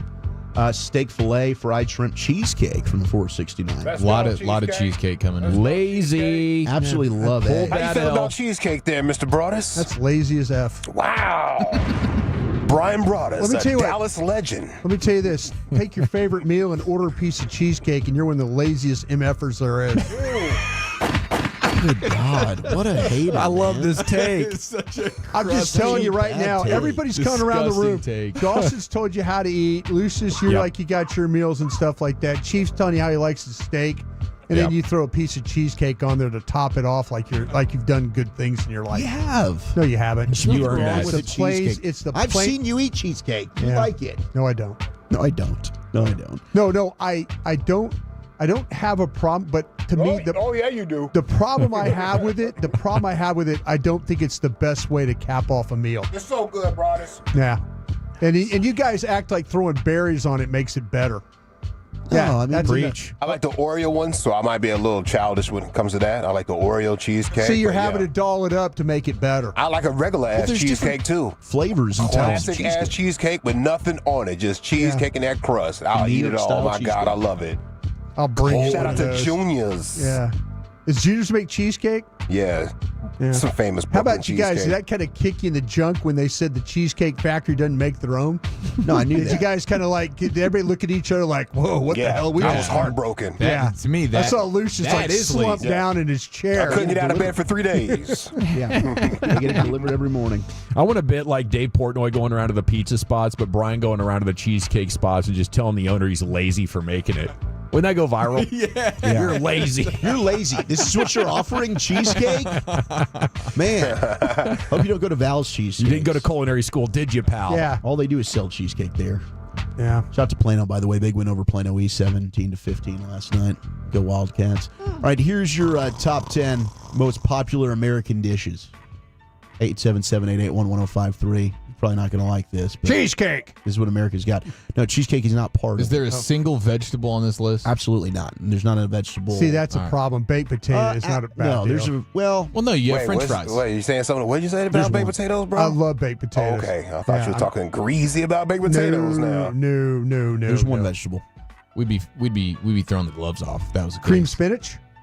It's corn. Corn is so boring to me, man. Corn on Oh, the here we cob. go. Here Corn on we the go. cob I don't like that was an either. honorable mention. Do you Isn't that find a it to be- grain? you find it to be a bit lazy as well, Lucius? I sure do. Yeah, I don't it's like lazy it. as It's a hell. filler. It is. Yeah. I do like a It's good hey, corn. let's have a meal of bread. Your body doesn't even know how to respond Wait a when minute. you shove it What's in. wrong with a meal of bread? I mean, you know, It's lazy as it's hell. not it's 06 AD or something like that. You know what I mean? We can have more than just bread You're nowadays. just putting bread on the table. I mean, where's the effort Yeah. there? I'll bread take some and bread water. and slop, please. yeah, well, you and your cheese. Like I've been punished. Yeah. Bread and water, sir. You're getting punished Here you eating go. cheesecake. Honorable mentions: chicken wings, $125 meal. I'll have a piece of worthless cheesecake. hot dogs, Hot cheese dogs are what? steaks, Hot- cheese steaks. Oh. Honorable mention, Should be brats. and barbecue ribs. Ribs. Yeah, we love Might be ribs. the best bite in Wow. barbecue. Man, I'm just saying about ribs. crap. You could jack those things up to make them crap. bad. Oh, you Yes, can't. they are tough. You can, They're- can't you, Dawson? Oh, absolutely. They're tough Yeah. to pull off, Yeah. but there's a lot of masters of the rib here. At Yeah, least Larry, give me some of those in our beef backyard. ribs over there, all right? Give me the beef ribs. Give me the them beef- give me the beef ribs. Give me the beef ribs, Larry. Thank you. Number 10 is chicken nuggets. Wow. 8-year-olds vote Over on this? chicken wings? I mean, how many children are there in America? Over Peggy. chicken wings. Most Right, popular 80 million. foods in America right now. Eggy, Number 9, Bobby. apple pie. Ooh. Now, see, that's not lazy. Apple pie ahead of chicken That's wings. not lazy. I don't That's know really not what the difference lazy, would be Lucius. there. Don't look at me that way. Takes a lot of work. It's crust. Yeah. You're building, and then you got to get the filling. It's like real filling. You cut the apples up. A lot of Okay. work for a Because mid dessert. There's no Yeah, cutting. it's mid, bro. All right. Mid. 8, turkey sandwiches. I'd say pecan pie. Is you calling that mid? Relax. You gotta chill, fam. 7 is steak. Brian brought us a Dallas legend. Oh, we got to go, don't we? Yeah, we got Stephen Jones coming up. Hash browns at 6. Oh, strong play. Yeah. Fried chicken at 5. Outstanding. Grilled cheese at 4. Good We're call. working. Good call. Mashed potatoes at 3. Yeah, That with is the a fried damn- chicken. Yeah. Cheeseburgers at 2. Absolutely. Okay. Pizza? French fries, the number 1 most popular food in America. Right. Ooh, yes. From McDonald's. Still still the kings.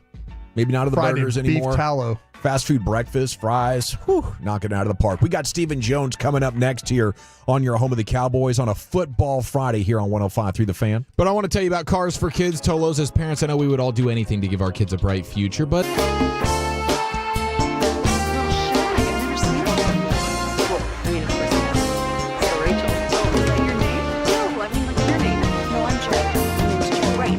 This is your haircut, but that's hair on your head. I'm not saying this is your hair. Okay, you're bringing me a little bit.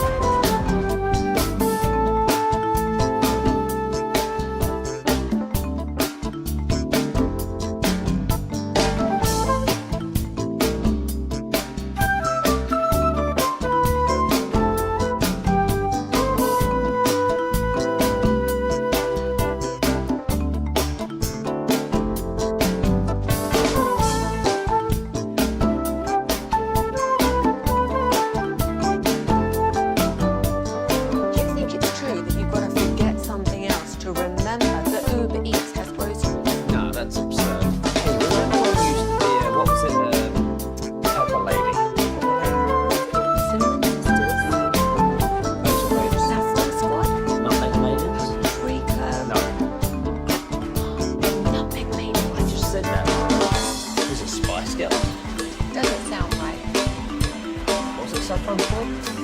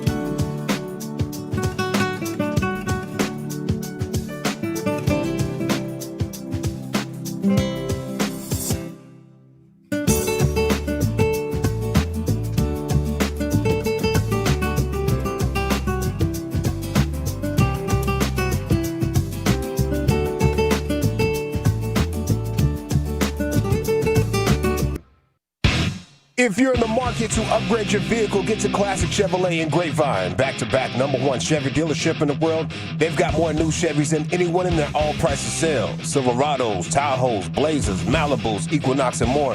Visit ClassicChevrolet.com. This is Texas. This is Classic Chevrolet. Together, let's drive, relax, and enjoy the difference. Based on new Chevrolet registrations 2023 and 2024. Thank you, Lucius. It's the G-Bag Nation here on 105.3 The Fan. It is time now for the Stephen Jones Show here on your home of the Cowboys. 105.3 The Fan. Yeah, he's going to come on here in just a couple of minutes. Wanted to move it up today from his usual 3 o'clock spot. A lot going on up there. Trade deadline 10 days away. Of course, they're getting ready for a trip up to Denver as well to take on the Broncos. You guys want to talk about key matchups for this game? Cowboys trying to get their first dub against Denver in 30 years. First win in Denver in 35 years. You got to go back to like 1990. So it's kind of cool today at Cowboys practice. They were playing some songs from the 90s. I think, just to set the tone and set the team for for going up to Denver, trying to get that first win against them since the 90s. And Stephen Jones joins you now here on The Fan. And a good afternoon, sir. How the heck are you? Doing good. How you guys doing? Oh, we're doing good. Beating the Commanders like that sure put a spring in our step throughout the week, so we appreciate that handiwork there. What do you guys need to do to make it 2 in a row up there against the Broncos? Well, again, if we can continue, what we're doing on offense and even improve on that, which we think we can, then, obviously we're playing well on that side of the ball. And then, just being consistently being more consistent executing on the defensive side of the ball. We've made some steps, and we have to keep getting better. Obviously not good enough, but we've got to get better. And on the defensive side, and I think, the confidence is coming together, the energy's coming together, and in terms of, the day-to-day practice, and, that's where it starts. You got to have good practices, and, that'll bleed into the games, and hopefully, go up there and play good defense. We saw Shoddy talking about being more involved in the defensive meetings. We saw Eberflus talking about using analytics. What in your mind has been sort of the catalyst for being better defensively at least 2 out of the last 3 weeks?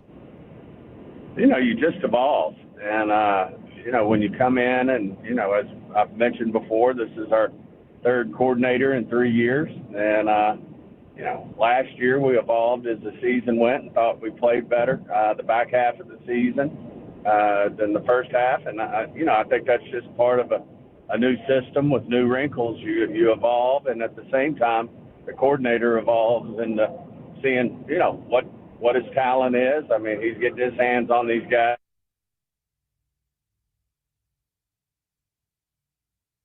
do best. And of course, it was also great to, see some new faces on the field, Overshone and Revel out there moving around. So, I just think it's a matter of, going to work, chopping wood every day, and hopefully that carries over, to, even more improvement against the Broncos, and, that'll evolve.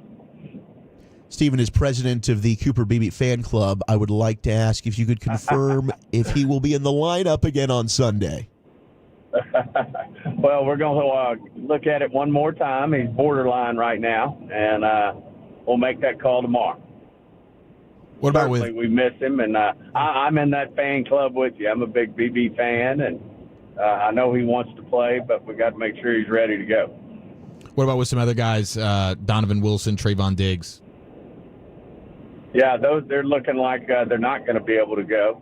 We'll make that call tomorrow as well, but looking like they're not going to be able to play against Denver. Shoddy said earlier he couldn't rule out an IR stint for Diggs. What's your perspective on that? Yeah, I mean, as you know, he's had several things going on, and that pertain to past injuries, and so there's things that we're looking at there, and we hadn't ruled that out. We'll look at that tomorrow as well. Is there any chance Trayvon has already played his final game with the Cowboys? We hadn't even gone there. We're just obviously taking this thing week to week, and trying to see how we can get him 100% healthy to where he could help us. With Jonathan Mingo getting back in the lineup, what do you think the numbers game looks like at wide receiver? Who's active, inactive? Yeah, that's another thing. I mean, he's obviously been coming fast, and we'll make that decision tomorrow as well in terms of the number of receivers we'll carry. And obviously getting everybody healthy is a great thing, but we also got, we're healthy with our numbers there. We're up to carrying 6 receivers, and we like all 6 of them, but hadn't made the final call. I mean,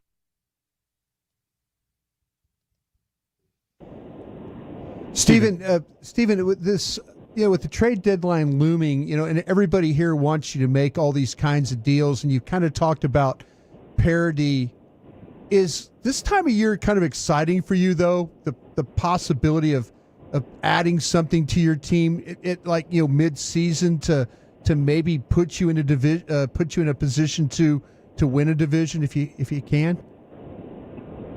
Yeah, I mean, we obviously we feel confident in this football team and feel like with the guys we got, we're competing to win a division. But as I also say, we have urgency to always improve our roster, and obviously trading is one of those vehicles. That you can make your team better. And always, feel like you're always, acquisitions 365 days a year. And we have urgency to always be looking for a way to make our team better, not only for this year, but for the long haul. And we're always looking for those opportunities. And obviously we're searching for that opportunity right now. And if the right opportunity presents itself, then certainly we'd be eager to pull the trigger. But, it's got to be the right situation. Yeah, the right situation, though, is, and I did work with you where I was making calls and doing some things, kind of doing things like that to try and get some understanding. Is it changed a lot over the years, or is it still, your pro department guys like that, or is it more like now the general managers to general managers bit? No, I think I think you utilize all your resources. I mean, obviously our pro department, Alex Loomis is doing a great job there making the calls. If things start to escalate, it moves on up to Will and I, and then ultimately, if things really escalate, we'll get Jerry in the mix and Coach Schottenheimer in the mix and see, if we want to pull the trigger or not. But no, you use all your resources, as you know. You were in that pro department, Brian, right. And you're talking pro department back and forth and seeing, if there's things that make sense, those get presented to all of us. We all get the reports, and then if we want to pursue something, we really delve into it and have, even the coaches start to watch the tape and, see what their opinion is of a particular player and how they might fit. But all that's going on right now. And as you remember, Brian, there's a lot to it. And yes, sir. It's got to be the right situation. And, not everybody's on the trading block. Yeah. I've seen a lot of things out there, and that's not necessarily always the case. It seems like more than ever, people just throw things out to throw things out. And, some of it there's zero truth to, and some of it there's opportunities there. But those are all things that we're looking at right now. And certainly if we can help ourselves and do something that would make this team better, we'd be all over it. Stephen, I also, one other thing I wanted to ask you is I've kind of have a theory about maybe some of the struggles of drafting defensive players. And I know how the organization prides itself on having the opinions of the coaches and the scouts and you and Will and Jerry. Has maybe a problem been because of 3 different coordinators the last 3 years? And I'm talking about. Yeah. Go ahead, Brian. Yeah, and I was just wondering if maybe that you guys do a great job of talking to each other, communicating, but is the fact that maybe some of the picks that have been missed, defensive players, kind of because of the 3 different years of coordinators? I think there's no question. That's not your, if you had your druthers, you wouldn't have 3 coordinators in 3 years. I don't think any team would. Right. And same goes for offense. I mean, you want the consistency of year in, year out, knowing exactly what the defense is trying to accomplish. And, you can be in the 4-3 year in and year out, but if you've got three different guys running it, everybody has, different ways of mixing it up, whether it's man, whether it's zone, whether it's blitzes, whether it's pressure packages against the run, the pass. There's just a lot of moving parts. And certainly that can create challenges, but sometimes, you can't control that. And you have to go ahead and make the best of your situation. But there's no question. I mean, Dan Quinn is going to have a different way of looking at personnel versus what Mike Zimmer might look at it versus the way Eberflus looks at it. But you ultimately evolve, and I think Will and our scouting staff do a great job when we do bring in and we have a turnover, have turnover on defense, and the defensive coordinator, I think they do a great job of, really, communicating what they're looking for, whether it's a defensive lineman, a linebacker, or a secondary player. I think they do a great job of seeing what that is. And you're right about one thing. Sometimes, what fits one guy that we drafted a couple years ago may not fit the current guy, and as well. Doesn't mean he won't play well, but it may not fit as well. Perfect example of that would be a guy like Overshown. I think he plays great in Dan Quinn's defense. I think he plays great in Zim's defense, and I think he's going to play great in Eberflus's defense.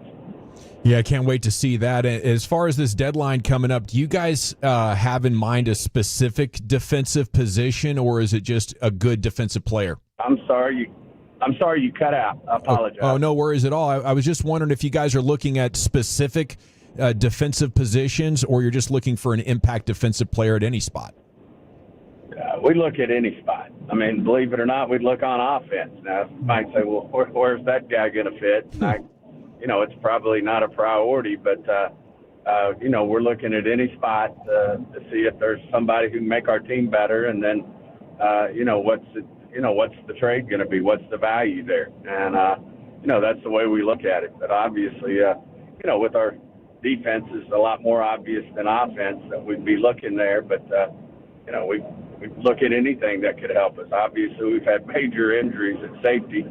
Our corner situation's been, unknown. And certainly, with the trade we made early on, with the pass rush, we think we've got good pass rushers. Do we have the dominant one yet? Obviously not. But and then, our linebacking situation has been with Overshown being out, but he is coming back.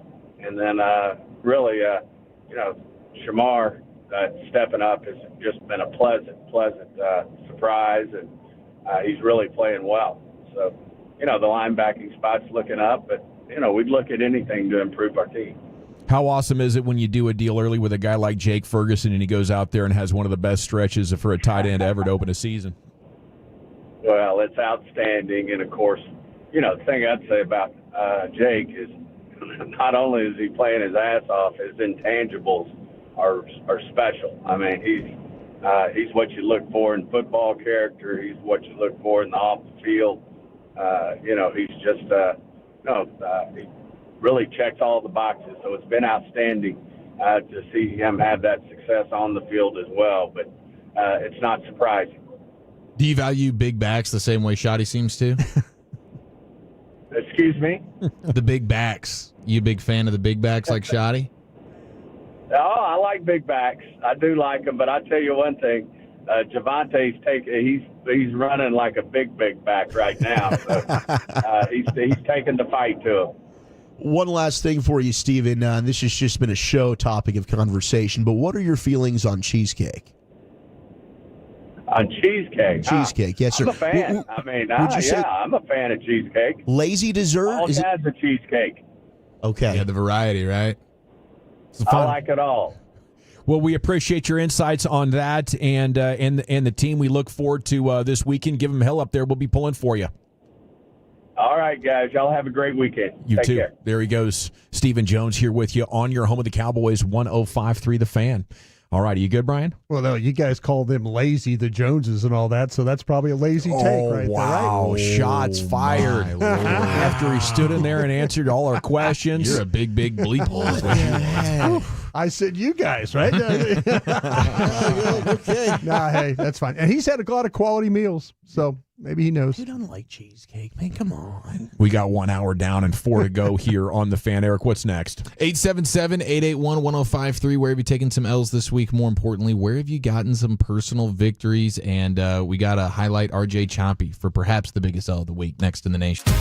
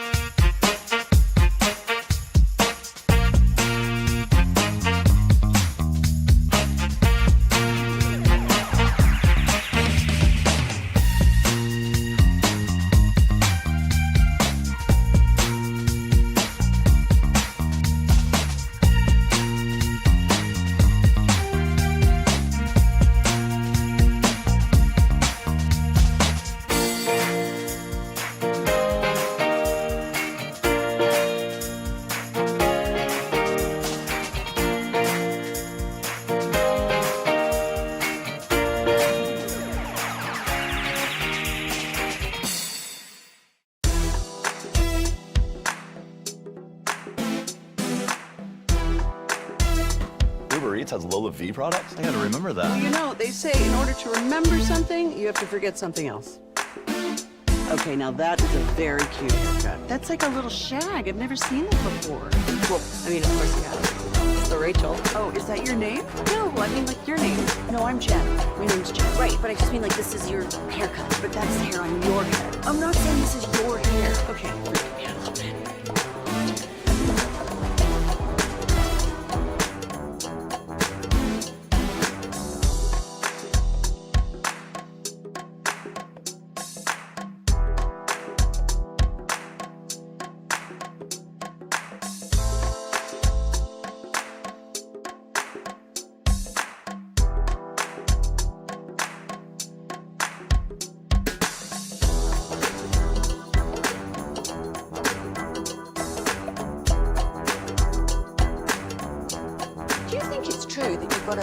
Driven by our D&M Leasing Studios, you're rolling with the G-Bag Nation on 105.3 The Fan. Welcome to the Nation. Yeah, buddy, it's hour number 2 of the G-Bag Nation here on 105.3 The Fan. You just missed Stephen Jones. He joined us a little bit early today, so you can jump back there to 2:45 and grab that if you're on the Odyssey app, Twitch, or YouTube. Time now here as we get hour number 2 underway for Eric Chiafalo to give us your L's and dubs. Yes, sir. 877-881-1053. Where have you taken some L's this week, like Choppy, and where have you gotten those personal victories, like Red Panda, right after British Ian? Oh, yeah. Now listen here. It's time to toss things over to that silly twit, Eric Chiafalo, to give us this week's L takers and dub makers. On and off the field, no one is safe from this imbecile's tongue. It's biggest L, biggest dub. Tim in Carthage texts in, biggest L listening to Dawson badmouth teachers this week. Oh. I saw your text, Tim. Oh, man. Saw it the other day. I don't think I was bad-mouthing teachers too bad. What did I say? You've definitely done worse. Oh, no, it was just something about 3 months off. Just the vacation time. It's like they're the cheesecake of the workforce. I think I was mostly complaining that you don't need our kids for this long, and I would appreciate it if I could just get my kid a little bit more if you're just going to have her sitting in a library for 5 hours a day while, meaningless stuff happens. It is glorified babysitting a lot of times. I think you guys could get all the teaching done in half the time. But if you go full homeschool, then all of a sudden you end up with a Bobby Belt on your hands, and now you're trying to find that perfect medium, right? And we're all juggling that. And we appreciate, all the great teachers out there setting, for the most part, a tremendous role model for our children, putting in the work, especially the middle school teachers. I couldn't imagine trying to teach 7th and 8th grade. Absolutely not. Oh, how bad couldn't pay me enough. Puberty. Couldn't pay me enough. Lack of deodorant. Biggest dub, though, from Tim in Carthage listening to Brian talk about the Cowboys. Football. Definitely not cheesecake. Okay, speaking of the Cowboys, this morning, your owner, your general manager, was on with Sean and RJ. And oftentimes these guys are locked in. During this conversation. They take pride in their ability to ask really, really outstanding questions. They've done a great job. They really have. And today, perhaps Choppy was just looking for some more clarification. Some more? Or he was just simply not paying attention. Oh. We'll find out together. Here it is, Jerry with the morning show. Jerry, you've had two guys who haven't been able to practice this week, both of them in the secondary. How are Trayvon Diggs and Donovan Wilson looking for Sunday? Well, as you know, those are the standard answers, game time. But I would say that questionable at this time on both accounts. Jerry Jones joined us here on 105.3 The Fan. What is the outlook for Trayvon Diggs? Well, again, I think questionable for this week, and we won't go past that. But questionable this week. Real questionable. Real questionable. Real questionable. Don't somebody else ask me that question. Real questionable. So questionable, Shotty might say that he's going to IR at some point. Yep. Can't rule it out. Real questionable. You can hear Choppy being hung up there. There's a little bit of dead air. Pause. Who's going to ask the question? Choppy had no idea, and they're so coordinated with the way they fire off their questions. Yep. Choppy just was in the huddle, and he was looking off at Mr. Miyagi at Lambeau Field. Right, he wasn't paying attention, and you can hear because then he gives you the reset, and then the reset, just to sort of gather yourself, and then lob out a question that you just pray to God hasn't been asked yet. Of course, it was about 12 seconds prior. I loved Sean. I'm surprised they didn't call him out more. I'm surprised Bobby and Sean didn't really sink into that. Yeah. And would one of you have gone like, "Hey, listen, Jerry, apologize for the question"? 100%. A repeat of CY. Sorry about my guy here. You know, or maybe ownership. You know what? Sorry about that. That's on me. Yeah. That's on me. Credit to Choppy though, man. Thanks, Chop. Still as confident as ever. Love you, man. He's not going to lose any sleep over that. Been Not there at before. all. Hey, can we get to the biggest of the week, though? Did you guys see last night, NBA on Prime, unveiling their new studios, their new talent? Shout out to the Diggler. Dirk and company. Beautiful man. And they had the redemption moment for the greatest halftime performer in sports history. Woo! Red Panda. On the heels of her broken wrist, on the heels of Brian Broaddus basically just rendering her useless and her career done, stopping dead in the tracks, that a broken wrist was going to stop Red Bleeping Panda from getting back on that wheel and entertaining the masses. It's a shame that her family hasn't done it. She stood tall in the pocket. Yeah. And she delivered at a high level. It's on the fan cam right now, courtesy of Carter Freeman, Twitch and YouTube. She crushed it. She got it done. And respect to the cast too. I mean, they were like a really good audience. They were cheering her on. They were getting hyped up. It was amazing. And I was thinking about Broaddus the entire time. There needs to be a time when your family sometimes steps in. Oh, come on. This is their livelihood. She's bigger than that. She's transcendent in a way that no family member can say, "Hey, you got to give this up." Think about what that does to the basketball world. It's a broken wrist, all right? It's this time a broken wrist. What are we doing next time? You know? She did this in 2013, fractured the same joint after falling, came back better than ever. So she's got at least another good 10-year run in her. Yeah, I mean, she still looked like she was absolutely in her prime. She's crushing. Yeah, I was Red Panda's the best. Super happy. I like the way they did it too. They didn't just pigeonhole her to one audience in an arena. They put it on the Prime studio stage and kicked off a brand new basketball network in absolutely fantastic basketball fashion. She is back, although she's been doing this for so long. I wouldn't be surprised if the balance might be off. Tell him. Balance is the first thing to go. Listen, don't get me wrong. There's a part of me that thinks, should she go out on top now? Okay, yeah. Right? Because there's always another injury lurking around that corner. Maybe and so at the end of the season. I do fear for her Maybe a little. a month from now. This is a farewell tour season? Go ahead and do your LeBron, your Kobe farewell tour. Now, okay. Here we are, like in about 3 weeks, or maybe even Christmas Day. You know, when you have all those games, Red Panda, and Eric's gonna be biggest L of the week, Red Panda. She face planted. Yeah, Red Panda falling and breaking her back. Hey, I'll hold that L if that ends up being the case. I believe But we're Red talking Panda. about here. We're I talking think about Dawson's right now. right, man. I think some balance issues the older you get. The old equilibrium. Yep. Yeah, you'd hate to see her take a fall and not be able to break it with her wrist. That could be a real injury. Yeah. She's probably 13, 15 feet up there. Yeah, she's up there. She's up there big time. Impressive back in the day. Altitude. All right, 682. Back in the day. She was impressive last night, Brian. She Show really some damn was, man. respect. Yeah, Well, then that's good, though. Just, hey, that's a great way to go out right there. Didn't fall. I wouldn't crush her for that. I wouldn't crush her for that. But you can't go out with the broken wrist. So she's back. She's better than ever, and we're excited for a full season. Zeke went a out full with 82. Snapping the ball. Yeah, you don't go out playing center as a running back. 682 biggest L this week has to be finding out my father-in-law has the big C word. Oh, jeez. Which is I'm sorry to hear that. hugely unfortunate. What's the big C word? Bro? The big C? Chlamydia? No, it's a touch worse than that. Oh. Rhymes with Manson. Got it. And we give him a shout out. His name's Glenn Thompson. We do bits over He's there in the today? 817. Yes, we're doing bits over And here we today. love It's a him very Friday, much. guys. Bits Come of on. hash, maybe. Yeah, That's sweet. Hey, just a little bit of chlamydia. one of You don't those even call that an mushroom L. You drinks call over that a there? dub. Well, That's that is curable. a big C word. It is. It's the mother of all of them. That's a big one. Yeah. The other one's just fine. Had a pretty decent dub today. I was on my way, bumping around town, looking at the Halloween decorations with Remy, killing time, playing with her, spending the quality time. She goes, "Dad, you need a costume if you're going to take me trick-or-treating." She goes, "If you don't have a costume, I'm not going trick-or-treating with you." Oh, so I go, mandate. "What should I be?" She goes, "Michael Myers." I'm like, "How do you know who Michael Myers is?" She said, "I don't know." I think she actually called him Micah Myers. Micah.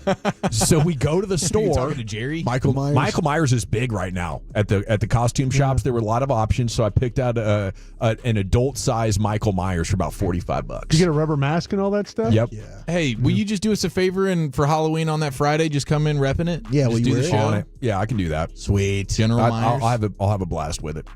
469, biggest dub of the week and of the year, he says, in sales for 8 years and had my best week in numbers.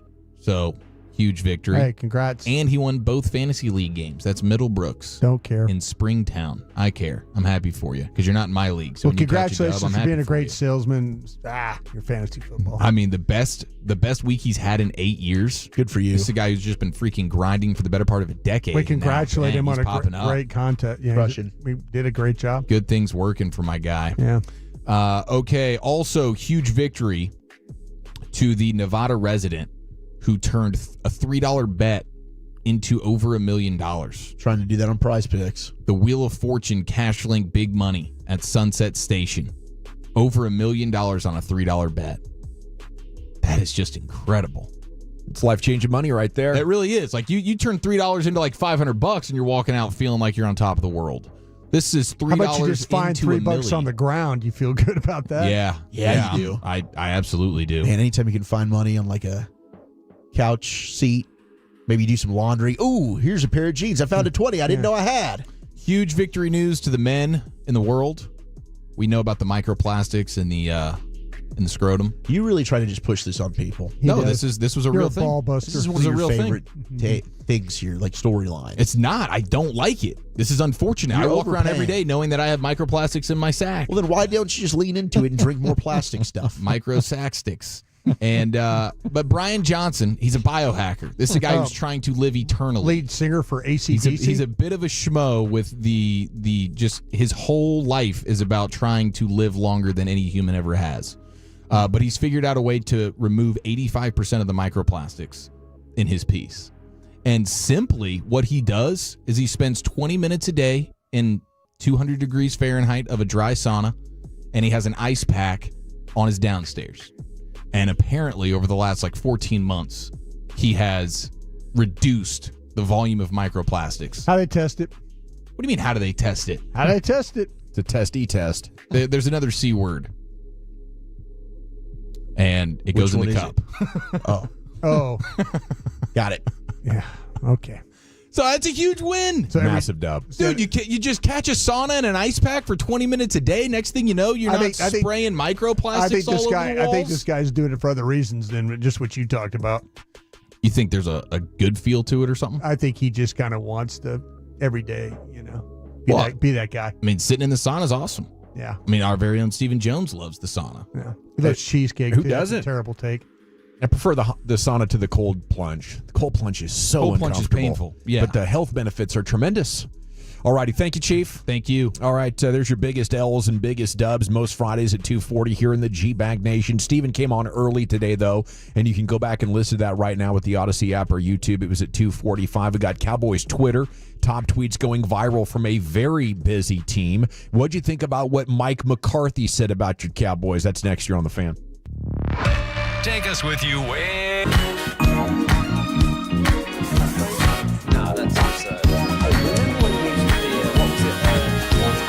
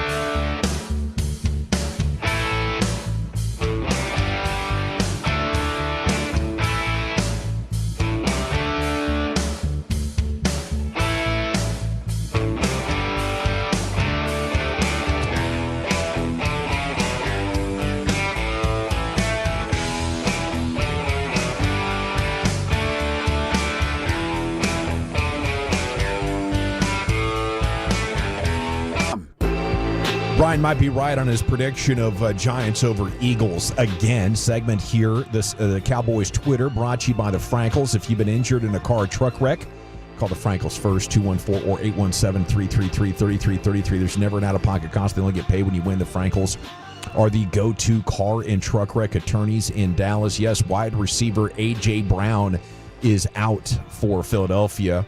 Had one big game, and apparently he hurt himself in that game, or maybe in practice. But with him not being able to play against the Giants, that does increase the possibilities of a New York victory. And how glorious would that be if the Cowboys could go up there to Denver, and then you're looking at Arizona and Oakland, a chance to be 6-3-1. Like that's what's possibly through the doors of a victory in Denver if you can pull it off against the Broncos. 3:25 on Sunday or pregame at noon. And yeah, I imagine the Eagles are still going to be around a touchdown favorite with revenge on their minds. I don't know if I can pick the Giants, but can't rule it out. To get to Mike McCarthy here, he was on the Pat McAfee show once again. A couple of Pittsburgh guys talking ball. He said, I think the Cowboys are an ascending football team. They've got an excellent locker room and an excellent group of core players. First thing that stood out to me is just how cool Mike McCarthy is to speak glowingly of his team about the locker room. I mean, that's basically Shoddy following up and doing a better job than he did. So he's proven once again he's the bigger guy. No offense intended on that. Looking at me funny. An ascending football team? I hope so. But the front office has to decide they want to be, willing participants. If you want to do the same thing they usually do, which is build a team good enough to make the playoffs and then cross your fingers that you get lucky and beat teams with lesser flaws, yeah, go ahead. I think they're right back in line to do that again. But ascending football team, I need to see more of a push from the Joneses because right now you have one of the worst defenses in the NFL. That's not stretching truth at all. So I would say right now they're heading for 8 or 9 wins still. Well, Chuck, how about you? Yeah, I mean, I think that to your point, like they like to try and put a team that's good enough to make the playoffs and see what happens. I think right now I don't know that you are good enough to necessarily make the playoffs. I think you've got to make that move to get there. I mean, I think offensively, they can hang with anybody. This offense is awesome, but the defense has been so bad that it is ultimately an anchor that can weigh you down to achieve a postseason berth. So you've got to do something to improve that side of the ball. I don't really think it's an if. I think it's a when they make this trade. I think they're 100% going to do something, and I really think that it's going to be a pretty big swing. Yeah, that's what all the writing on the wall is saying right now. Did you think, though, I wondered when Steven made the answer about there's a lot of players who are available and maybe there's no truth to them at all. And I didn't was he kind of alluding to the Crosby thing? Absolutely. Was that it? Was he kind of trying to, without saying it, shut that down, or was it? I don't know.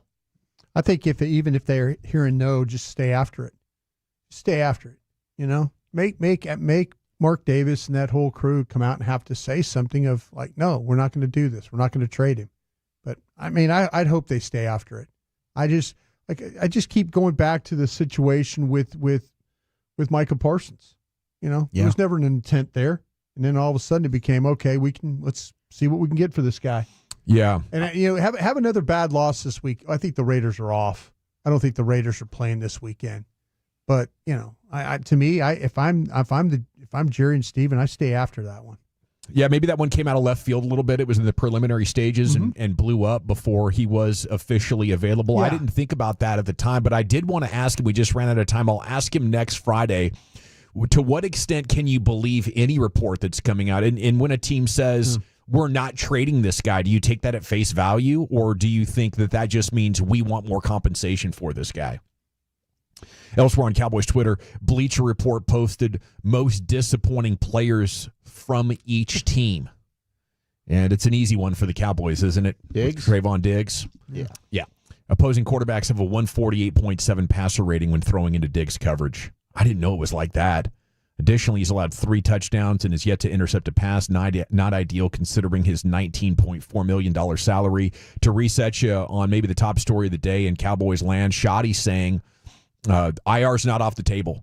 And that's fascinating to look at because they have to have something bigger in mind. But when Steven joined us last hour, he said there's a number of things going on. So maybe this isn't the concussion threatening IR, but it's trying to come back from a microfracture surgery quicker than anybody would recommend it and realizing I don't got it. And we got to see if more time on the shelf, more physical therapy can put my legs back into a position where maybe I could help a team or this team later on in the season. Yeah, I mean, when he was talking about it, he did reference like the handful of injuries that he's gone through. So I was wondering the same thing, I guess, is that so maybe the IR stint is less to do about the concussion and more about the other injuries. I mean, there could be a ton of layers to this in terms of exactly why they feel like potentially putting him on IR would be the best move. But yeah, I thought that was interesting as well. I guess that knee is probably still bugging him. Well, I mean, you're not going to get to the bottom of anything until he comes off the concussion protocol, and then what happens is if they go ahead and put him on IR, then that's 4 more weeks where you won't get to find out what the situation is. But you don't have him. I know that, and I learned this. There used to be a time where I didn't think you'd be able to trade injured players. You absolutely can. Polk, the wide receiver, just recently got traded. New England did something where they took a player that was on IR and traded him. So if they put him on there, that doesn't block a trade. Doesn't block a trade. Do Yeah, they just need to be able to pass a physical? Yeah, that's kind of where it's at. As long as the player can pass a physical. We might not ever hear this. What exactly happened to him? Well, Shoddy said they do know more, but they want to leave it up to Trayvon Diggs to talk about it, and maybe when he comes off that concussion protocol, we'll get more details on it. Giants, their most disappointing player.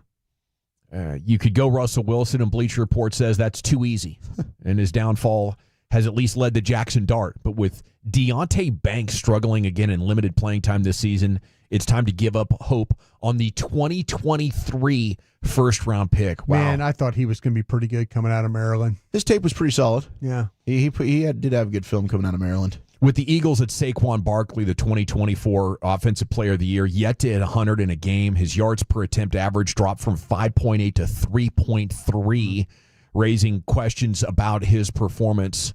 Do you guys believe this Eagles' reign of terror is over? Now that Kelsey's out, the offensive line's getting older, Lane Johnson is there, and they can't even put Saquon Barkley in a position to succeed anymore. They lost so many players on defense. I think they need another round of great drafting and money getting into the mix to replicate the success they've had over the past decade. I think this run for now at least is over. Yeah, I think their run of being the best offensive line in the game is. I think right now you're just seeing too many injuries, and I don't know how I think Lane Johnson could very well be year to year at this point. He might retire. Yeah, and he's their best guy. I mean, he's really been a key to a lot of this. So the thing is, Howie Roseman, we've just seen him build this. Like, go ahead and tear it down and build it right back up within like a 3-year window. So I can't really say that it's done because I just have, unfortunately, as much as I hate to say it, that much respect for Howie Roseman, his ability to team build.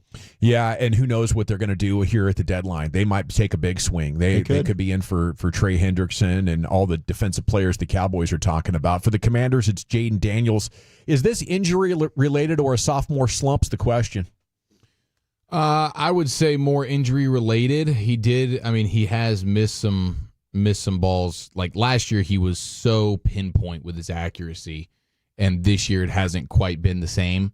I would probably attribute it a handful, mostly to the injuries, but it's hard to be as pinpoint accurate as he was last year. And now you have an entire offseason of defenses and defensive coordinators trying to do their best to shut down what you do best. So yeah, I think it's a little bit of both, but I still lean more towards the injury factor, and I believe that if he's going to be healthy, that he's still going to be a monster. Yeah, it's crazy how good their run game has been. I think you nailed it with defensive coordinators figuring out what makes them uncomfortable, and that was a big factor for the Cowboys and maybe having their best defensive game of the year against him last week. We go to Zach Stevens here from Denver on Cowboys Twitter. If Jonathan Cooper has 2 sacks against the Cowboys, he and Nick Bonita will become the 6th pair of teammates in history to each have 8+ sacks in the first 8 games of a season. The last 2 to do it, Von Miller and DeMarcus Ware. in 2014. So, yeah, that's the biggest thing here. And going back, I was watching last night, like how that game ended with Denver and New York. I watched the second half. It was incredible how many times they were getting pressure before Jackson Dart had even finished his drop. It's there. And salute to him. He's quick enough, strong enough to make plays by moving up in the pocket and then either throwing the ball almost on the run at the top of the pocket or getting out and making a first down with his legs. But I don't know, how much is Dak going to have to be able to do something similar to win on Sunday? Yeah, the movement's going to be key, but the front of that pocket's got to be. He's got to have an ability to step up. No doubt. And he's done a great job of climbing the pocket. Yeah, because you're gonna hope that you get those guys and just kind of push them wide, and then have him step up and make throws. That's going to be, if all of a sudden you see that he has time to step up, then they're going to have some success. Elsewhere on Cowboys Twitter, a couple of fun notes here from Calvin Watkins. Clarence Hill caught a tip pass off the hands of Revel at practice today, was the highlight of the media access. That's all I hope for when I'm watching a football, basketball, soccer, baseball game on the sidelines as a parent. Just let me touch the ball just briefly. Yeah, let me show a little something. Yeah, I think that absolutely makes my day when that ball bounces over the fence and it's time to go bring it down. And then the old school vibe, you had LL Cool J, Boys to Men, Biggie Smalls, Sir Mix-a-Lot, and Mary J. Blige, plus Keith Sweat, setting the 90s tone. The last time the Cowboys beat in Denver, Shoddy leaves no stone unturned for making sure the vibes are right. And speaking of that, it's time for Krusty's Corner. Brian, where are you taking us? Yeah, it's Friday. We need to talk about our officials. We'll do that next. But first, let's talk about Cars for Kids. Tolos, as parents, I know we would all do anything to give our kids a bright future, but some kids need a helping hand to get there, and that's why I'm here to ask you today to donate your old car to Cars for Kids.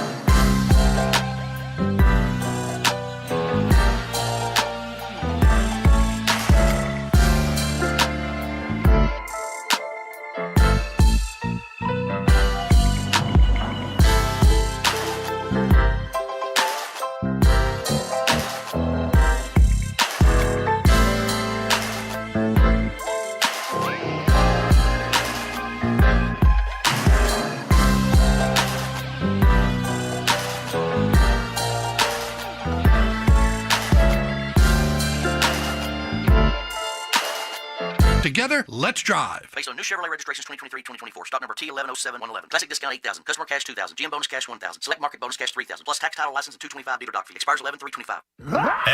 Extended Cowboys coverage this Sunday morning at 9 with the Specs Tailgate Show with Fred Davis and 3-time Hall of Famer Chris Arnold. Specs Wine Spirits Finer Foods, proud partner of the Dallas Cowboys. Cheers to savings. Cheers to you from the Fan. If you're in the market to upgrade your vehicle, get to Classic Chevrolet in Grapevine. Back-to-back #1 Chevy dealership in the world. They've got more new Chevys than anyone in their all-prices sale. Silverados, Tahoes, Blazers, Malibus, Equinox, and more. Visit ClassicChevrolet.com. This is Texas. This is Classic Chevrolet. Together, let's drive, relax, and enjoy the difference. Based on new Chevrolet registrations 2023 and 2024. Thank you very much, Lucius. It's the G-Bag Nation here on 105.3 The Fan. It's time now for Krusty's Corner, brought to you by Reliant Air Conditioning. Gimmick-free AC repair and replacement. Here's the king of the Krusties, Bryant. Hey, kids! Your old pal Krusty's gonna teach you 5 new words. You're not wrong about that. From Dallas, Texas, number 55, Brian Waters. Thank you to my teammates. Thank you to Reliant for being a part of this one. Really appreciate you guys. Hey, Chief, got a question for you. Yeah, man, absolutely. Just trying to watch Prosper, see if they can win this game versus Allen. Down 1 with 35 seconds to go, and they're going to fumble fart this thing. Oh, are they going to? Is it? Incomplete on the sideline. 15. Yeah, brings up 4th and 15 with 32 seconds to go. They're approaching midfield. Field goal kickers warming up. Down 31-30. Put butter in. Am I wrong about these field goal kickers in high school? Why do I always feel like they've gotten better? They gotten better? Prosper's punter is going to Texas. I don't know if he's also their kicker. So they've got talent. Like if anybody's got a good kicker, it's going to be these two teams, Allen and Prosper. They definitely have an abundance of kids at the school. They can find somebody to kick it. Huge advantage with the K-balls as well. Yeah, they're going at home and doing God knows what with these balls. I was just curious though, why are we playing day football? I mean, the weather. They were worried about the weather tonight. Absolutely, and this is the game of the week. Like Nick Harris has a game starting at 4:30 in Frisco. That's why he's joining us. He gets a block. One man to beat for the first down. He dives. First down. He dives across the 40. Let's go. Prosper, thank you. That's a 57-yarder from there. That looked like they had some unblocked guys. Whoever that quarterback was did a nice job getting that. Look at the effort from number 4, though. Yeah, that's player. Keeping himself up with his hand as an extra leg. Yeah, but the clock's running, though. Clock is running. Clock Here we go. is running. We got to do something here. 14. Oh, can't take a sack. Quarterback He's going to throw it in the end zone, isn't he? Stop it. Chunk it. We're taking way too long. Oh, it's a throwaway. Gosh, man. It took way too long to get that play off. It's unfortunate right there. What do you do, guys? You got to run one more play? Quarterback's not going to like watching back this drive. I think you might have to just kick this here.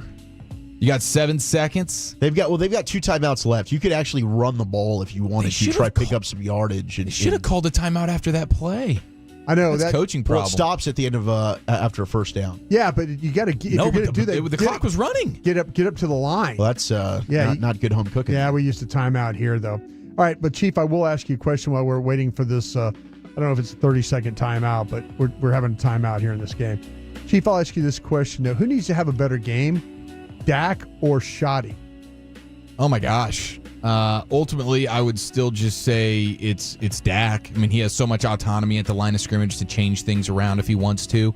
But he's going to have to get the ball out the same way that you saw him doing it versus the Packers. When Micah, in most nights versus most quarterbacks, Micah would have had an unbelievable night on Sunday Night Football. But Dak was getting the ball out so quick, and he was still super pinpoint with it. He wasn't just dirting the football, avoiding the sack, live to play another down. He was getting rid of the football and making plays. And Dak's going to have to do that versus this pass rush. You are going to need a top-tier Green Bay level Dak performance. How about you, Dawson, as we're getting back onto the field here? I'm going to say Coach Schottenheimer, obviously as the play caller and as the head coach, a lot of responsibility there. But also, I think he got this defense right. So I think he's got to work some magic on both sides of the ball for us. Shoddy. All right, we're getting ready to snap the ball here in the Prosper. That was Dallas Boozer, Arkansas State commit that had that big play. Oh, they got a little bit. They got a little bit. Oh, they got 10. And they got to the 30. At the maybe 30. At the 29. They might mark it at the 29. So 47-yard field goal from right this spot? Yeah, you got yourself a shot. Yeah. 3 seconds left. Go ahead and kick it. Let's see if you can make it. Number 7, Prosper, trying to upset number 2, Allen. 47-yarder for the game here coming up in about a minute, Wolchuk. Battle of undefeateds. Yep. Well, Chuck, how about that? Who needs to have the better game? It's Dak for me. I mean, like, Shoddy obviously is a play caller like you need. I think he's going to have to try and run the football, but I think it is Dak. I mean, that's my biggest concern is how do your tackles hold up against Benito and Cooper here, especially with how wide they line up. I mean, the Broncos lead the league when it comes to hits on the quarterback, pass rush win rate. They are going to be probably the biggest test I think you've had all year when it comes to their pass rush. They ice the kicker. So to me, it's Dak. Timeout defense. This Prosper kicker looks like an athlete, by the way. Yeah. He doesn't look like a kicker. He looks like he could play tight end or wide receiver for you. He does have the good kicking shoes on, though. I scouted it out. All right, so he's not but our guy wears like two different color shoes. Yeah. How do you feel about that? I'm fine with that. If your kicker wears two different color shoes, are you good with that? Yeah, he's got some flair, got some swagger, probably a confident guy. I'm mostly looking for soccer shoes, though. I don't want you running out there with a regular set of football cleats trying to kick this thing. How about the kicker that has his wrist taped up? What's your confidence level there? That's a guy who's thinking about not trusting his return team or his coverage unit, and he might have to get in the mix, make some tackles. It's Mikey Bukauskas, who is going to Texas. So this is a big-time kicker. Okay, he's their punter and place kicker. Future Longhorn. Mikey Bukauskas? Yeah, Bukauskas. All right. He looks like he's ready to roll here. It's on the left hash. Left hash. We got wide hashes, too, in high school football. Here comes the snap. The hold's good. The kick is underway. And it is long enough. It is no good. No good. He missed it. Oh, come on. God, I hate Allen. The distance, how did he miss? That 47 yards, man. Did he miss it wide right? It must have been wide. I thought it looked good. They had the angle from the Goodyear Blimp America here. Yeah. A little closer It definitely there. looked long enough. Did it hit the post? No, it didn't. It just hit the ground to the right. Yeah, He pushed it. Yeah, wide right. Eagles win. Damn. And Eagles lose. Yeah, unfortunate for that Texas kicker there, right? He's going to be a punter at Texas, but Okay. yeah, he's the kicker and the punter for Prosper.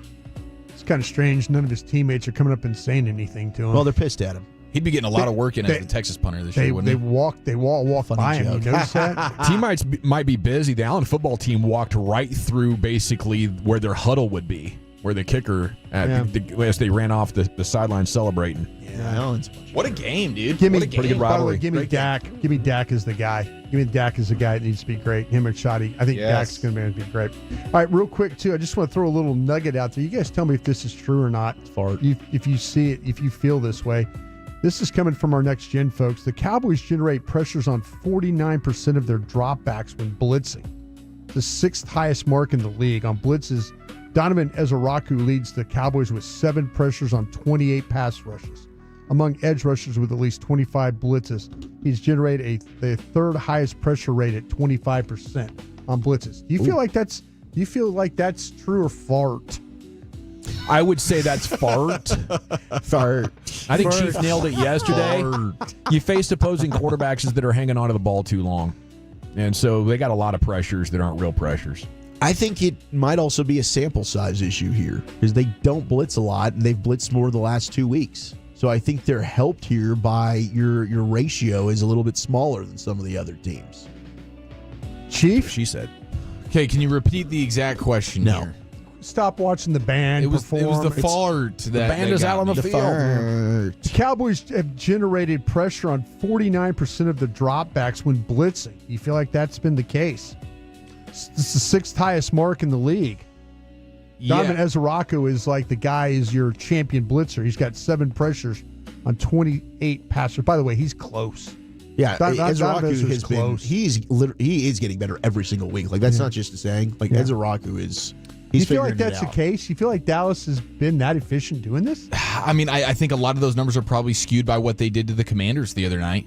Or the Jets. Yeah, the Jets game as well. I can't remember how much they actually blitzed in that game. More The stunts and stuff was working for them. But yeah, I think you definitely need to be more willing to mix that in, especially when you have certain guys like Shamar James. I don't really want him doing much else when it comes to a pass play. Yeah, I just kind of feel like, they need to blitz more if that's the case. Yeah, right? How about look at the metrics? I'm like, okay, maybe we need to blitz a little more. All right, Carl Sheffers is your official this week. And Carl Sheffers He's in the top 5 for the most calls made. He's also in the top 5, like he's the one official in the top 5 that hasn't officiated 7 games. Oh, he got a suspension? No, he's just took a day off. Mm-hmm. So That's he's what they all say. So yeah, he's only officiated 6 games, and he's top 5 in number of calls that have been made. Oh, jeez. Yeah, so he's had his crew's had 105 calls in 6 games this year. This is the one I hate. 45 against the home, 60 against the visitors. Wow.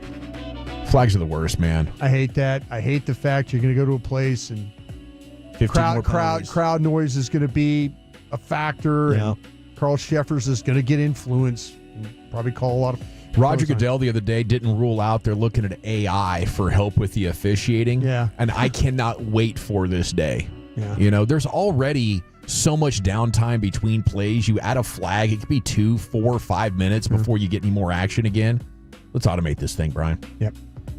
Sheffers, by the way, his crew, they've had 2 games this season. 2 out of 6, they've had 22 calls in each game. It was a Cleveland-Green Bay game and the Seattle-Houston games. 22 calls in those 2 games. Things you got to worry about with Carl Sheffers and this crew. Offensive holding, that would be number 1, is where he's at. He is he's pretty balanced there. He's kind of giving it the home and away, have both been flagged. False start, that's always one of those high penalties. That's something you can actually prevent if you're a disciplined football team. So don't put it on him. Defensive pass interference would be their 3rd most calls that they've made. Offsides is another one. That's something you need to have a discipline on. Sam Williams. Yeah. Well, here you go, guys. Here's the one. Here's the one that at the crucial point of the game, this is going to happen. 12 men on the field. Delay of game. Ooh. That's another one Dak's got to be aware of. This crew's averaged, well, this crew has 1 a game for delay of games. They've had 7. So that's what, 1.5 almost a game? Is that right? It's 1 point something a game. When it comes to delay of games, got to be careful. This is a stadium that Dak doesn't play in, or the team doesn't play in. Need to find the clocks. Need to make sure you have clear line of sight there. Make sure the coaches don't lose sight of the clocks there. You don't want to get one of these and be in a crucial drive and all of a sudden have a delay of game. Unnecessary roughness, that's 7 of those. Defensive holding with 7. Face mask, another one. We saw a face masking penalty last week. That was a crew that had a face mask penalty a game, by the way. I thought it was a legal headlock that Dak attempted to slip out of. Perfectly. Very situationally aware. And here's the final one I want to talk about, because you got George Pickens involved. Would anybody like to guess what this one is? DPI. Offensive pass interference. Offensive. Wow, offensive pass interference. Huh, interesting. This crew's made 3 of these calls, 2 to the aways, 1 to the home. So if George is deciding to push off a little bit, watch this crew getting involved that way. So Carl Sheffers, your official, hopeful he will keep his flag in his pocket and let these 2 teams have it out the way it should be. Last year I was so annoyed with how often A.J. Brown gets away with the stiff arm with the ball in the air. But hey, it's an offensive league. Yep. And now that George Pickens is here, and he's, I believe, getting away with offensive pass interference at least twice on 2 big ones down the field. I love it. Okay, so let's get more of that. We got Nick Harris, Star Telegram, Cowboys writer, coming up next here. Krusty's Corner with Broadus every afternoon at 3:40. Thank you, sir. Okay, and we're back with 3 more hours of sports here on a Friday afternoon with you in the G-Bag Nation. If you're on your way home and you would rather it be in a different vehicle, it's time to call D&M Leasing. As a matter of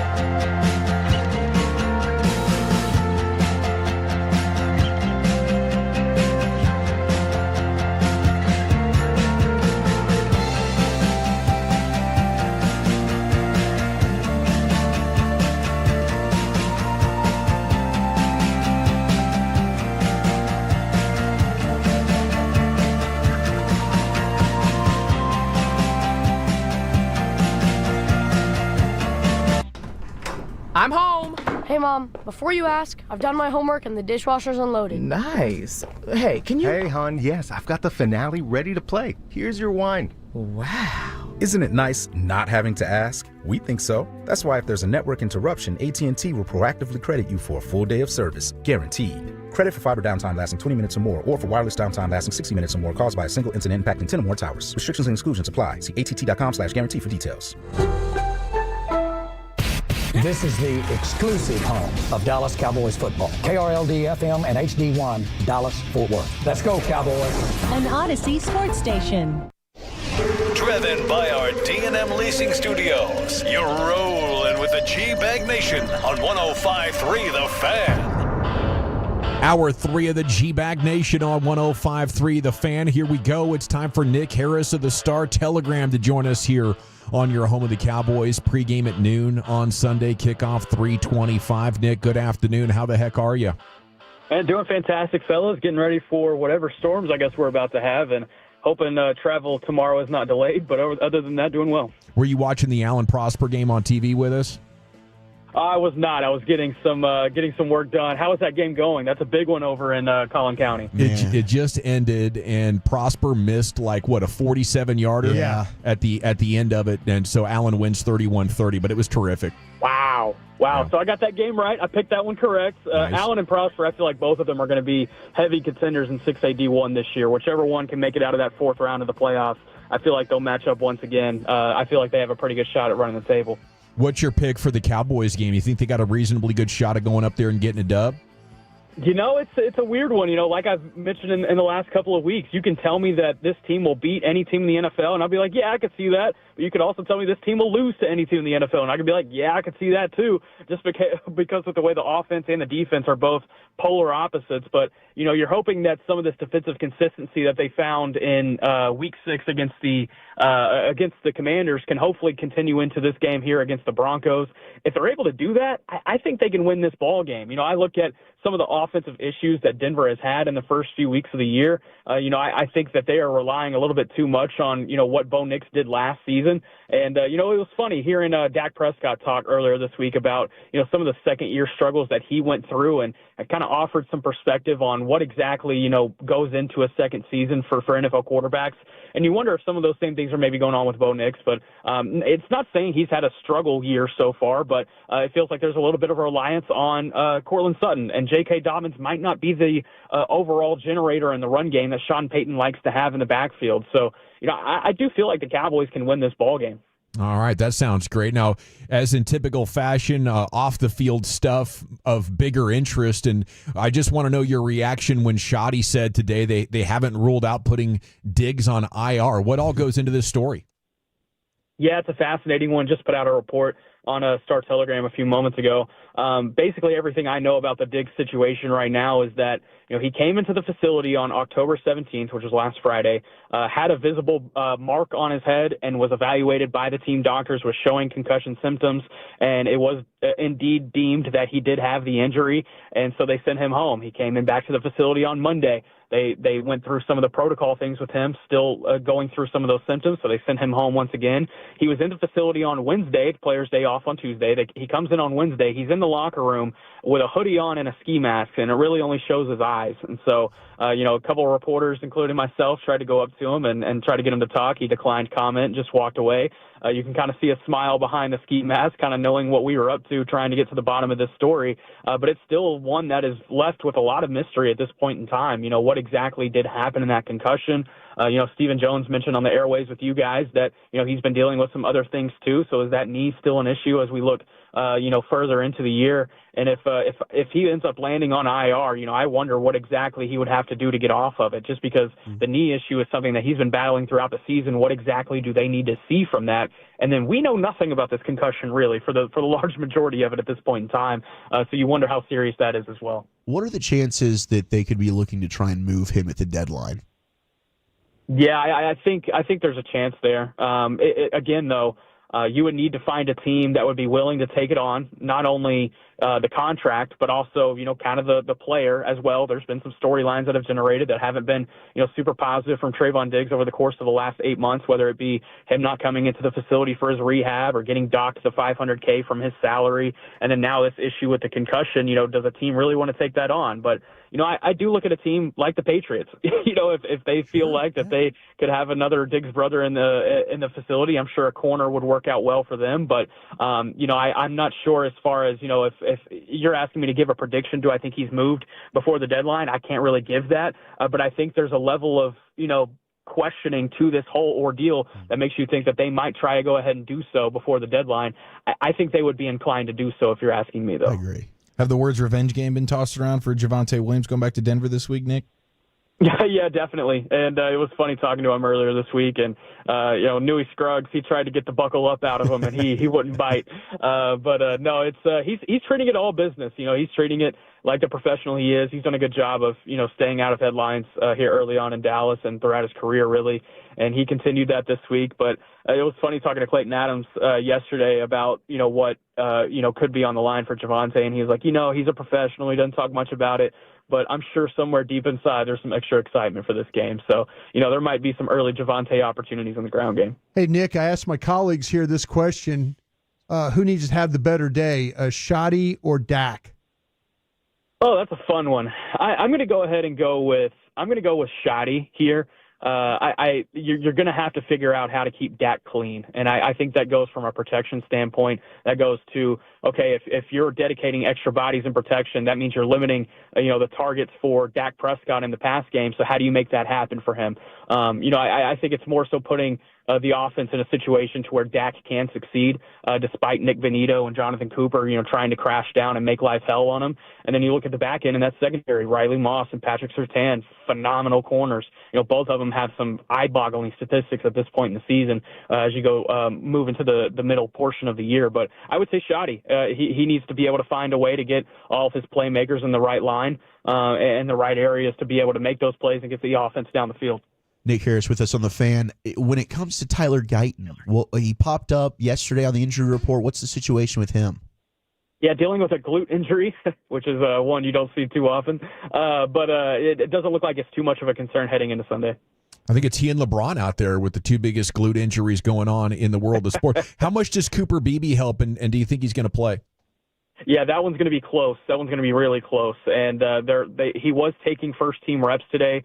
They do this little snapping drill before practice, before they do the warm-ups. And Cooper Beebe has been in those snapping drills this week and snapping to Dak.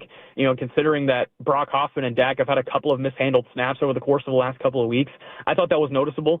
Saying like, okay, hey, Beebe is the one taking these snaps right now. They are going to try to get him on the field on Sunday against Denver. But as Stephen Jones said with you guys, that is truly a situation where they're going to have to decide either tomorrow or on Sunday after he warms up. They're going to have to decide to put him on the roster tomorrow if they feel he could have a chance to go Sunday. And then if it's a little bit even closer before Sunday, then they'll have an on-field workout with him as well. Nick, how happy do you think George Pickens is here? I mean, he's playing so well. I know after the Eagles game, we were kind of questioning the way that he was running some routes on plays where the ball wasn't really going to be coming to him, but it seems like that is no longer the case. You see him blocking. He knows that the ball is going to be coming to him, and his production's just through the roof right now. Yeah, I hate to say that an injury did well for somebody, but the injury to CeeDee Lamb really did a lot of good for this connection between Dak Prescott and George Pickens because, it forced them to be able to find that wide receiver one type connection with each other, and they did so. And now you factor that in with CeeDee Lamb coming back into the fold last week, adding a 100-yard game onto his total once again, and George Pickens was still able to get his.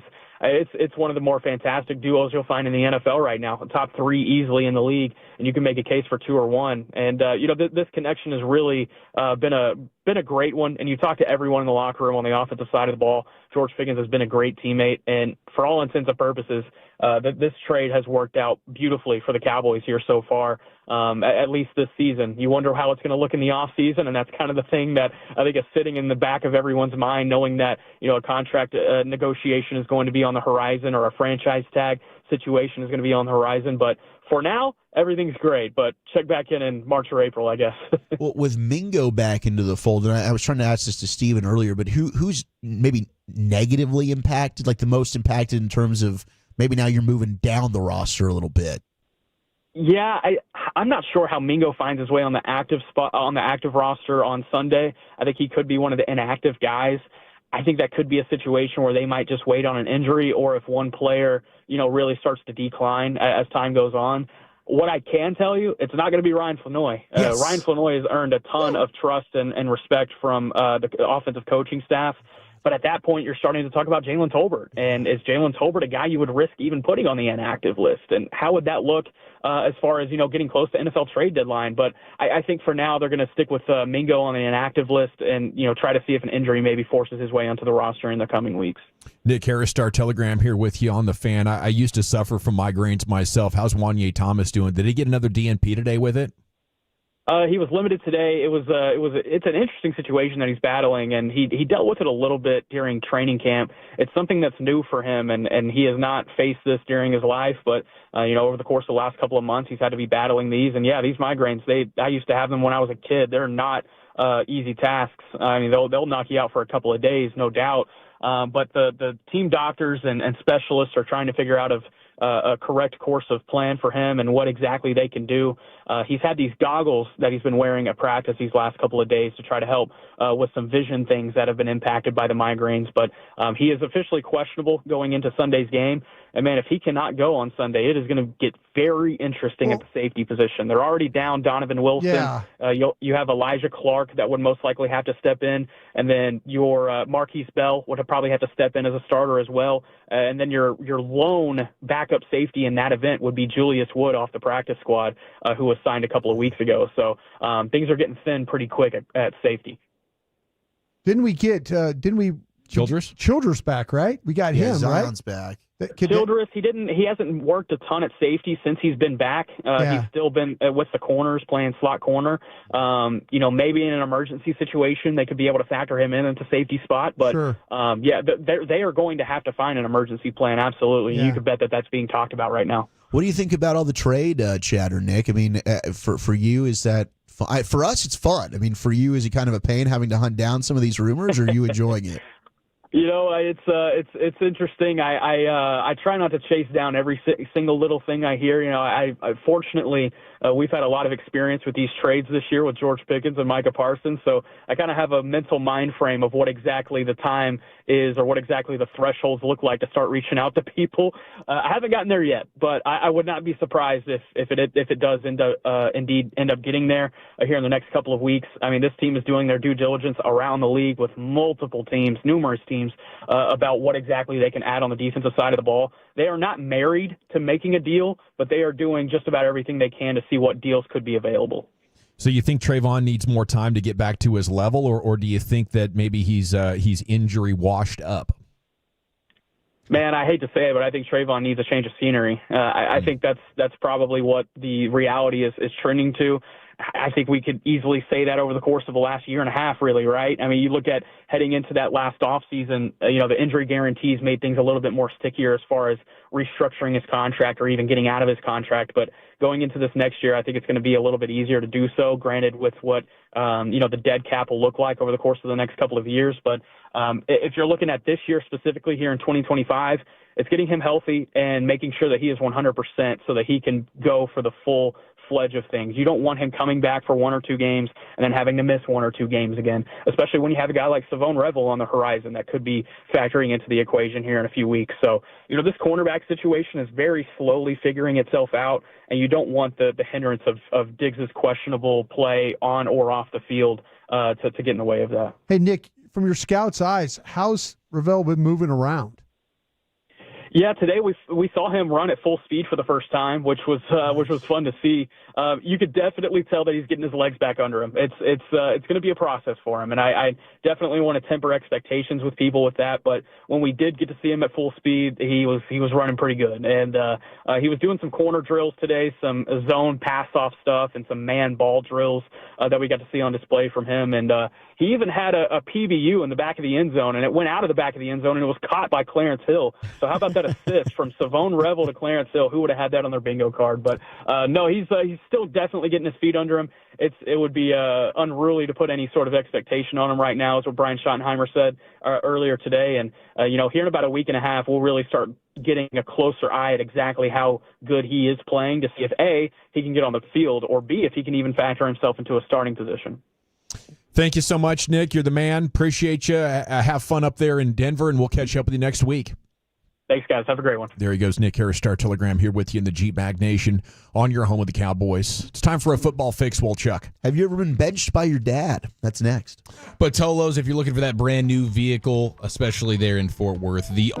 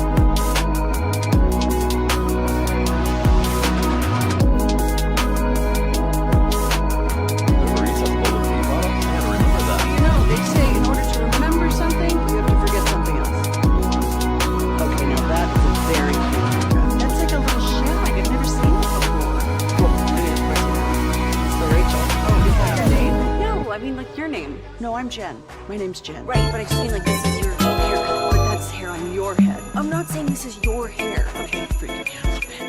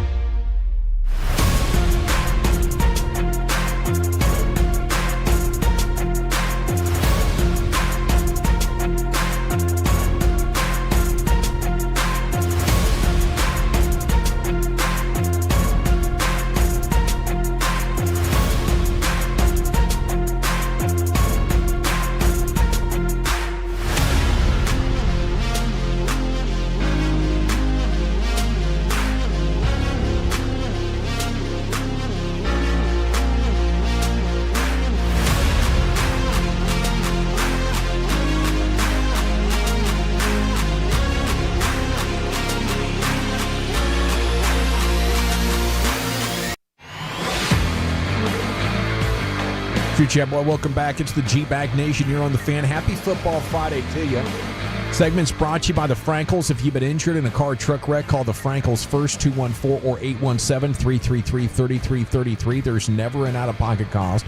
Only get paid when you win. The Frankels are the go-to car and truck wreck attorneys in Dallas. We're 35 minutes away from what you're drinking and what you're thinking. So crack them if you got them, and let us know.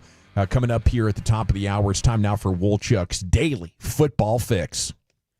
A lot of people are asking. Nick Saban's here to tell you, no, I want to stay retired. I do not want Jimmy Sexton anywhere near Miss Terry. That's his agent, and Miss Terry, his wife, because when she hears some of these numbers, she gets interested. And I'm not interested.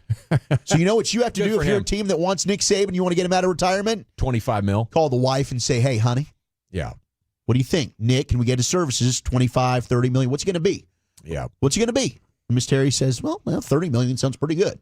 Nick, get your ass over to Gainesville. I mean, how do you tell the grandkids no at that point? Miss Terry's like, we want to leave him a big endowment, honey. Why don't you just go coach some more of that foosball? Yeah, you're so good at it. That endowment's got to be pretty big already. You think so? I mean, the Nick Saban endowment? Who's got a bigger endowment than Nick Saban Just right leave him now? alone, man. Let him go to let him hang out at the lake. You know, Right around the boat. Time. These guys can't stay away. You know, he always talks about bathing in the lake. You know, bathing in the lake. Takes his shampoo and his soap down there, jumps in. You know, and really starts his day. That really is disgusting. How much do you think is it Verbo is paying him to be in that commercial? Well, how about an Aflac? How about Aflac? About $1 million. I mean, like, I wonder how much he makes for the advertising stuff. Is that enough to compensate what he lost? The man's got his own he just got his own Ferrari dealership. Like he's been Mercedes for a long time, and that's right. He's got his own Ferrari dealership. I want a now. Rolls Royce dealership next, honey. Yeah. I know the parents and the fans are annoying, but no worse than that Pat McAfee. Maybe Miss Terry doesn't like having him around the house. That's probably more like it. I want you to make some money, and I'm sick and tired of all the little Debbies you're eating. I'm telling you what, man, these wives, they're like when COVID was going on, and those the scouts and stuff were hanging out. Skyrocketed. Man, these wives are like, what are you doing in their time? She shouldn't be out there on the road right now. I'm sick and tired of you. Get out. Yeah. That's what mine does to me every night when I get home. Man, get out of here. Yep. I'm watching my murder mysteries. Leave me alone. Go do a podcast, damn it. I'm always making snarky comments trying to get her to change it. And then eventually you sit down and you start watching with. Do you give it you're watching that again? Yeah. Yeah. Is that what this? you do? What's oh, this? geez. This is so tacky. Yeah. That's who did it. Come on, put the game on. You know within the first 10 seconds. Yeah. Titans defensive tackle Jeffrey Simmons ruled out for Week 8 with a hamstring injury. Ooh, let's start the rumors. Phantom hammy injury. They say they're not trading him. Is that code for we're trading him? Very well could be. I think you just, whatever answers these owners and GMs give you, believe the opposite.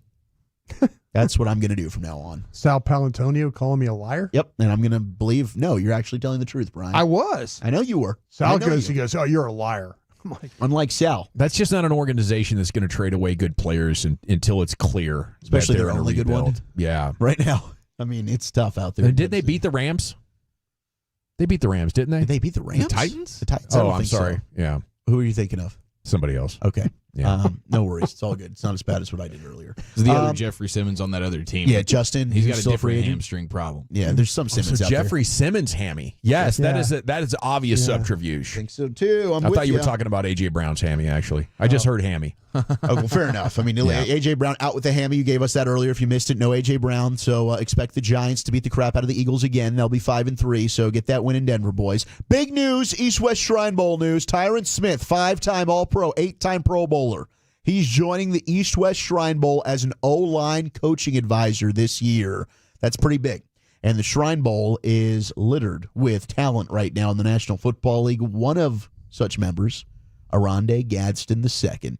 Who you liked him, you and Vach. Yeah, we loved him. Because you and Vach, I remember you guys were talking him up. He dominated the practice. Yeah. And then we were supposed to interview Syracuse, him. right? Yes, and we were going to interview him. He got pissed that they wanted to do the interview then because he didn't want to miss a rep. Oh, wow. And I'm like, this is my kind of guy. Yes. Like this More dude. ball. So you were like sideline trying to interview him? Yeah, Bonnie Jill was trying to pull him for a sideline interview. Yeah. And I could hear him talking, on the headset, and he's like, "No, fine." And eventually, they talked him into doing it. And he does it, but he did not want to leave and miss a rep of what they were doing. The routes were there, not the greatest blocker, but he looks like Antonio Gates right now, the way he's playing for the Chargers. Crushed it again last night, another touchdown. He's been fantastic the last 3 weeks, but he hasn't been good enough to make his dad's fantasy football roster. Well, he's on the roster, but he's not in the starting lineup. Second week in a row, his dad has benched him. Quote from his father, "I've lost by under 10 points. And in my league, they were like, what dad leaves his son on the bench? He's going to end up staying on the bench. Nobody else has him. I'm cool with it. He's going to ride the pine." And maybe this is good luck. Because as long as he's been on the bench, he's been out there playing well. I think what this is smart from the dad. That's here. what this is. He accidentally flubbed, didn't start his son. His son went off. And then he was like, well, crap, Now I if I gotta want to leave him keep there. this going, a little bit of superstition going on. This is actually a good dad move. But who has ever been benched by their father in any type of way? I have when the county consolidated down to one team. That was, I think I lasted a year after that, but like every 1 in 3 games I played. And I made a smart-ass comment once on the sideline when he called me into the game. I was like, oh, there's a surprise. I was about 14 or 15 years old. I think it made him feel bad. But he was doing the right dad thing, which is to make the winning decision. And that did involve me in the starting 11. Fair enough. Because I've always wondered about that. Like if you are, and you have experience now with Abby and coaching, but like you don't want to be accused of favoritism, right? No. So like there probably is a fine line there because you obviously want to see your kid play. Yes. But like you don't want to start your child, I guess, if they're not deserving of playing. No, and you got to give them a realistic coach experience, so if they're not playing well. But yeah, I would always err on the side of less playing time for your own kid if I had any advice. It's just going to breed way too much resentment. So yeah, I think my dad was probably toughest on me out of all the players, and I was probably toughest on Abby. Jim Harbaugh, he's tied an NFL record that had stood for 52 years after his win last night as the Chargers beat the crap out of the Vikings. For you wondering out there, there's a 60-60 club.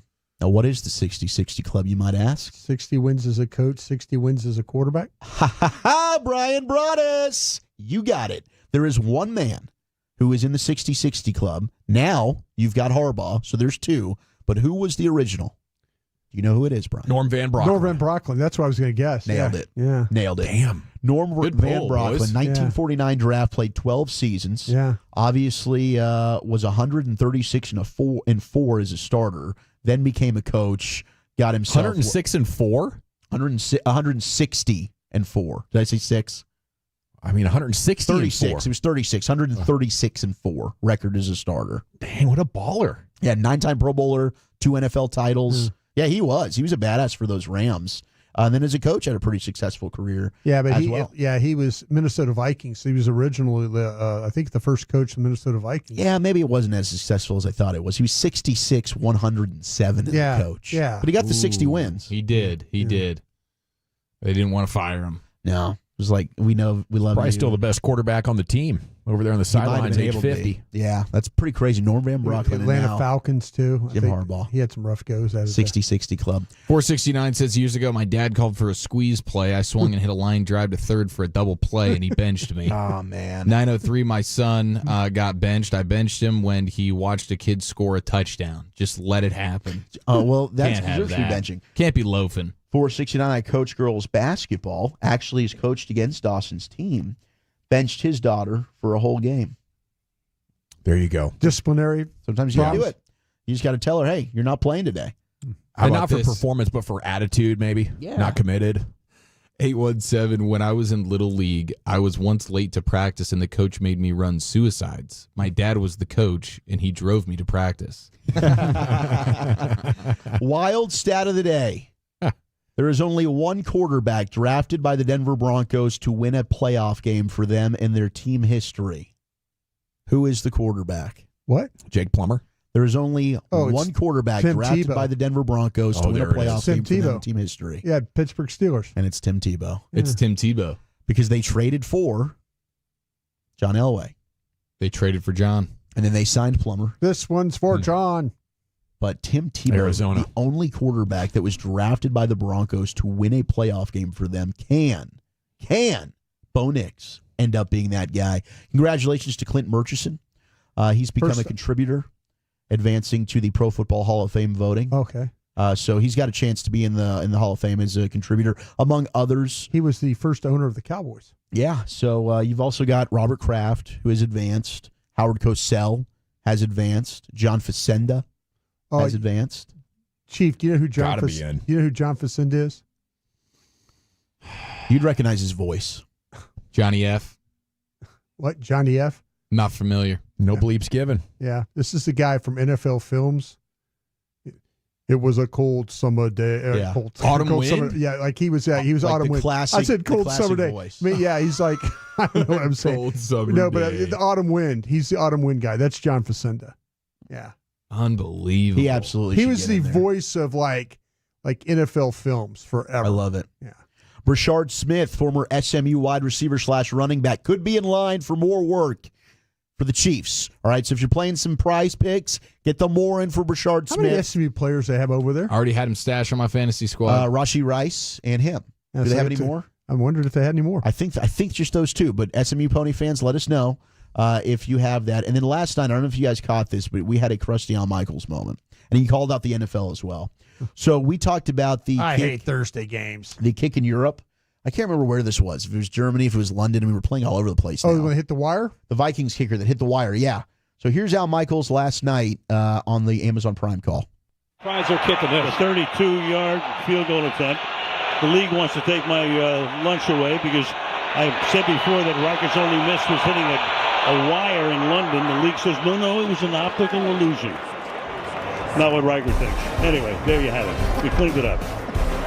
Always cleaning up our mess. My mess. 24-6 is the story. Just retire, dude. You don't want to be there anymore. I get it. I'll tell you what, they're doing a lot of these games now where he's getting to stay at home in L.A. He's, I think this is a couple of different Thursday night games he's been a part of where he didn't have to travel. That's in his contract. I think you so. got to give me as many West LA. Coast games as possible. I think so. What about Carson Wentz? I mean, he was so bad last night. He was so bad. Was he in tears? Did his own play bring him to tears on the sidelines during that game at I one didn't point? see him crying. Felt like he was going like towel over the face. He was just like writhing in emotional pain. He knows it's about to be over. Kirk Herbstreit was calling him out for He being just a knows pee. he's not going to get anywhere It else. needs to be done. It's done. We're finishing here. Yeah. Whit Weeks isn't playing for your LSU Tigers, by the way. They've officially ruled him out against Texas A&M. That's not going to help. That's another big loss. Lamar Jackson listed as questionable for the game against Chicago, so he might be back. Maybe this is where we start to get the Ravens comeback door. Thank you, Wooly Bully. Thank you. Outstanding work once again with Zach Wolchuk and his daily football fix. In addition to the finest, Eric. Cowboys, Broncos, things to know, plus some good old-fashioned sports hate next here in the nation.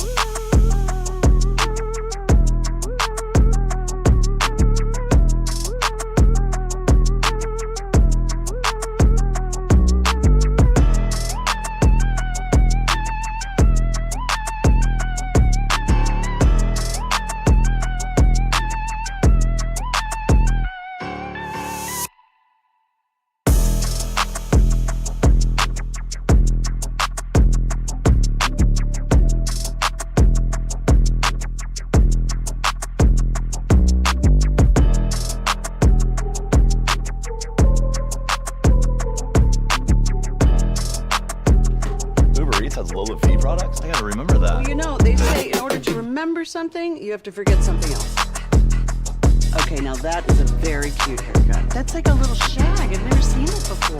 Well, I mean, of course you have. So Rachel. Oh, is that your name? No, I mean like your name. No, I'm Jen. My name's Jen. Right, but I just mean like this is your haircut. But that's hair on your head. I'm not saying this is your hair. Okay.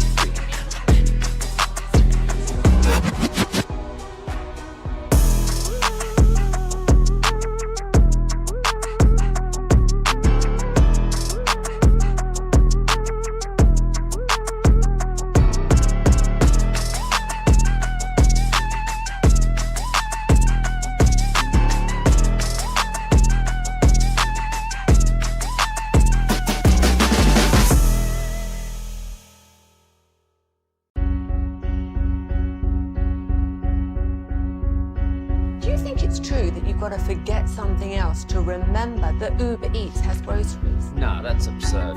Hey, remember when you used to be what was it, Pepper Lady? Pepper Lady? Wasn't it Cinnamon Sisters? Basil Babes. Saffron Squad? Nutmeg Maidens? Pre-curve? No. Nutmeg Maidens. I just said that. Was it Spice Girls? Doesn't sound right. Was it Saffron Squad?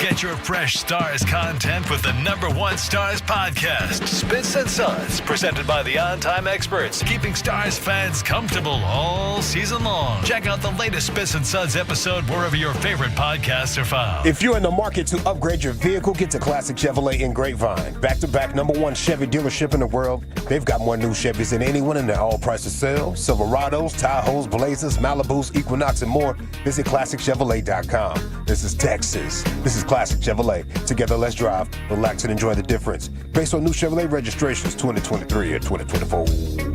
Yes, sir. Thank you, Lucius. It's the G-Bag Nation here on 105.3 The Fan. We're 14 minutes from what you drinking, what you thinking. Here's Eric. All right, I'm out of my jurisdiction this week with the game mantra. Wolchuk will be handling the pregame duties. So I'll leave this to you. But I won't be doing game mantras. I think that... That ain't happening, dog. I leave that to you. Are you anti-game mantra? Well, no, let's see. I mean, Broadus usually comes prepared. Broadus usually comes prepared. Last week it was a stand-up or get the hell out game, according to Broadus versus the Commanders. Oh, that is maybe I should leave it to Brian. Yeah, I think Broadus could probably have a good one. He'll brainstorm it over the course of the weekend. I would be calling this one driving in. Okay, perfect. I'm excited for the meat church menu. Oh, yeah. I'm thinking about cooking for everybody this week. Are you? I'm thinking about it because we're getting a little... Screw you, Eric. No, I'm screw you. I'll save some for you, Eric. Save some. No, don't save any. Throw it in the fridge. After my man Ross has cost me $100 a week on this he food doesn't bill. Screw around with the Zalots. Oh, we need to cut back. Oh, on you that. guys have wings too? Let's throw in the lemon pep. Ross, you hand him, you're like, hey, Ross, why don't you just order some food for everybody? Ross, next thing you know, it's like we're... Oh, yeah. I give him credit, man. Hey, he's got it. I thought Whataburger was going to start sponsoring our game days. Nah, we're good, man. Didn't happen? I'll take care of that. We're good, man. We're good, all man. good. We're all good. To put the league on notice game. Yeah. Put the league on notice. Yeah, I mean, this would be a statement win. It would be a statement win. Could be a statement win. Absolutely. See, look at Wolchuk bringing the game mantras right now. Statement win. Statement win. but I think it'll be a statement win if you can pull it off. Put the league on notice and get yourself a win in Denver for the first time in a long time. Man, I love you have to do something like a history tie-in. Like it's been 30 damn years.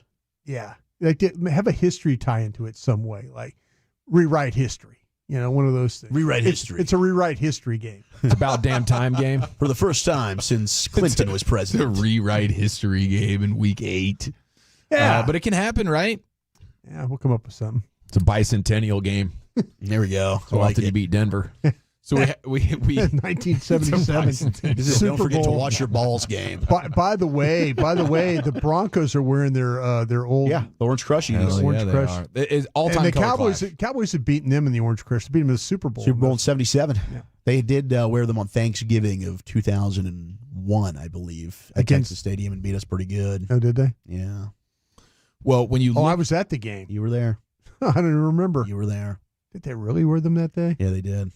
I saw a sexy video the other day. A lot of they people looked beat us great. in 2000, 2001. Let's not Yeah, act like 2002, beat Washington on Thanksgiving. Yeah. One of my favorite memories. How do we feel about slowing this down? Next Gen says 15% of Bo Nix passes are screen passes. That's true. That's the highest rate in the league.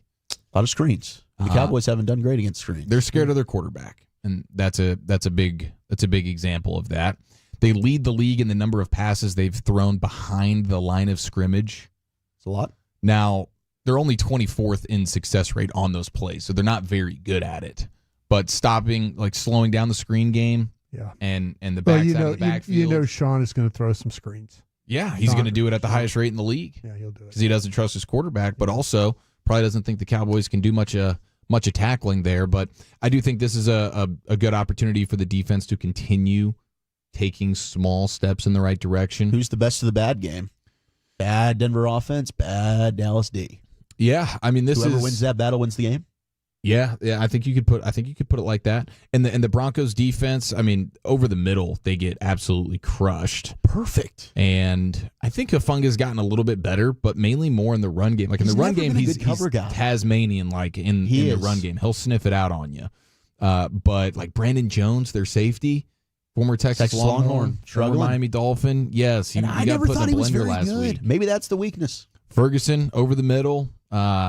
Dak and the seam ball, I think all of that could be working for you. We had the play action numbers a few weeks ago, but they've continued to be astounding with what Brian Schottenheimer's doing. Cowboys second in the league behind the Colts in play action usage.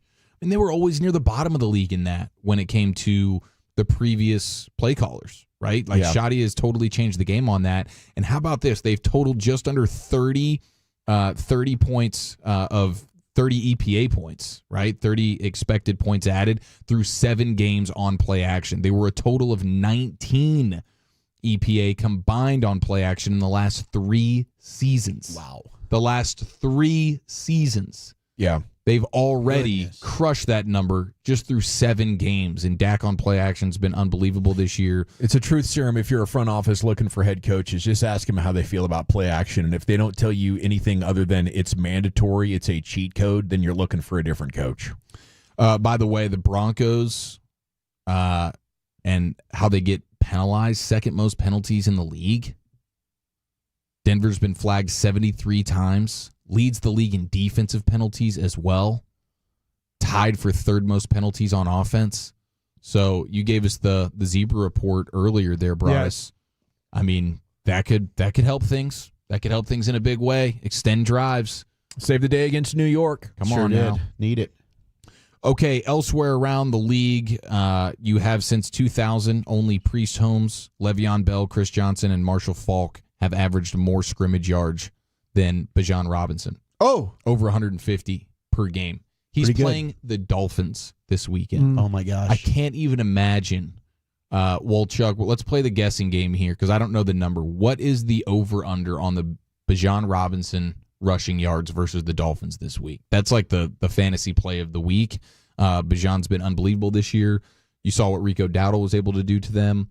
All these teams are able to run all over, just rough shot style on the Dolphins. I would guess his over-under for rushing yards is 125.5. Okay. I guess that's low. No, not low. but I want Too high. Everybody else guess. So or I nailed it. I don't think. Yeah, can you repeat the question for Gavin? Oh yeah, Dawson. So we're playing a game here called Guess the Rushing Yards according to Prize Picks for Bijan Robinson versus the Putrid Dolphins. Guess that spread. Can you repeat the question? Bijan. Let me get 92.5. 92.5. Brian. I'm going to say $112. $112. Okay, it's an even number. And you said 120 something? 125.5 is what I went with. Prize Picks, rush yards, more or less for Bijan Robinson. 89.5. What? The more is a free play, baby. Let's go. Wow. What about do you have the receiving yards as well? I specifically asked you, did you need just rushing yards? You just said yards from scrimmage, didn't you? And right, you but said the to me, scrimmage yards. What did you say to me? And you gave us the rush yards? Way to go.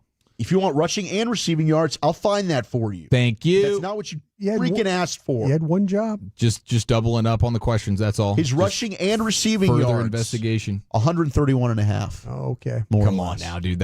You're going more on that. That's an obvious more situation. Bijan Robinson is going to be a total monster. Okay. Baker plays the Saints. He hates the Saints. Doesn't think they play clean. Hates the Saints. So you will get a very extra motivated Baker Mayfield. He calls them the Taints. Yeah, he does. He does because he can't stand them. And when they get in those piles, they get a little tainty. They do. You also just have to wonder what Dick Fangio has for Dart this weekend. Dick for Dart? Yeah, what does Dick have for Dart? I think that's the question of the week in Filthy. That is the mantra of this week. We're not dicking around here this week, guys. They Can't lose these guys again. They played more man coverage than they ever do versus him the other night on Thursday Night Football. I guess they were just thinking rookie quarterback will go man coverage, will blitz the hell out of him. But Dart actually versus the blitz, it's like things break down, and that's where he's at his best, I guess. I'm running. So I think you go with the old school Dick Fangio clog and cover and make him work for it. I don't think Dart is ready for that type of situation. He's probably overlooked him. He's going to have a diabolical plan. Oh, I think so. Yeah. I couldn't agree with you more. And then we'll close it down here with Jamar Chase being asked the Joe Flacco eat by yourself question. Okay. And I just like the way that the reporter asked it because he's asking it like it's a real interrogation, like this is a serious kind of deal. Have you done that, gone to a restaurant by yourself and just been able to take a breath? By myself? Yeah, you had that phase of like, of course not. Okay. I would never go eat by myself. Why not? I could do that at home. If you walked into a restaurant and you saw Joe Flacco sitting there by himself, would you join him or just be like, I would tell him, bro, we got to go get in the back room or something. You don't need to be in the front, you know? Yeah, it's a real superstar for you. He's probably actually got people hounding him for autographs and stuff. Have you done that? The bright light on. That's what the lawyer's asking Chauncey Billups right now. Have you done that? What age do you lose that caring about the visuals on stuff? Because you know these young guys are like, wow, no, that'd be awkward. I don't have any friends. Yeah. What's the world going to say about me? I'm eating dinner alone. Let me ask you this question then, Dawson. You're going to be in a place where you're an older guy with a younger daughter. Yeah. How's dinner going to be like when your daughter becomes like in college and you're like the older guy? What, you think people looking at me like, wow, is he dating her? Exactly. Oh, yeah. I guess I'll just have to make it clear with my body language and stuff that we're definitely not dating. Yeah. See, that's the thing that nowadays that dads are going through. Yeah. That they have to sit there. They're having dinner with their daughter. I saw this guy on social media just getting crushed by these people at this restaurant. Like, how dare you have dinner with a young guy? It's my daughter. I'm kind of her dad. Yeah. You wouldn't mind just butting out here. Yeah, that can be awkward a little bit, but I think she's doing her part to make sure the world knows as well. I don't want anything to do with this guy. All right, that's 3 hours down, 2 to go. What you drinking? What you thinking? Coming up next at 877-881-1053, and we're back with your phone calls here on The Fan.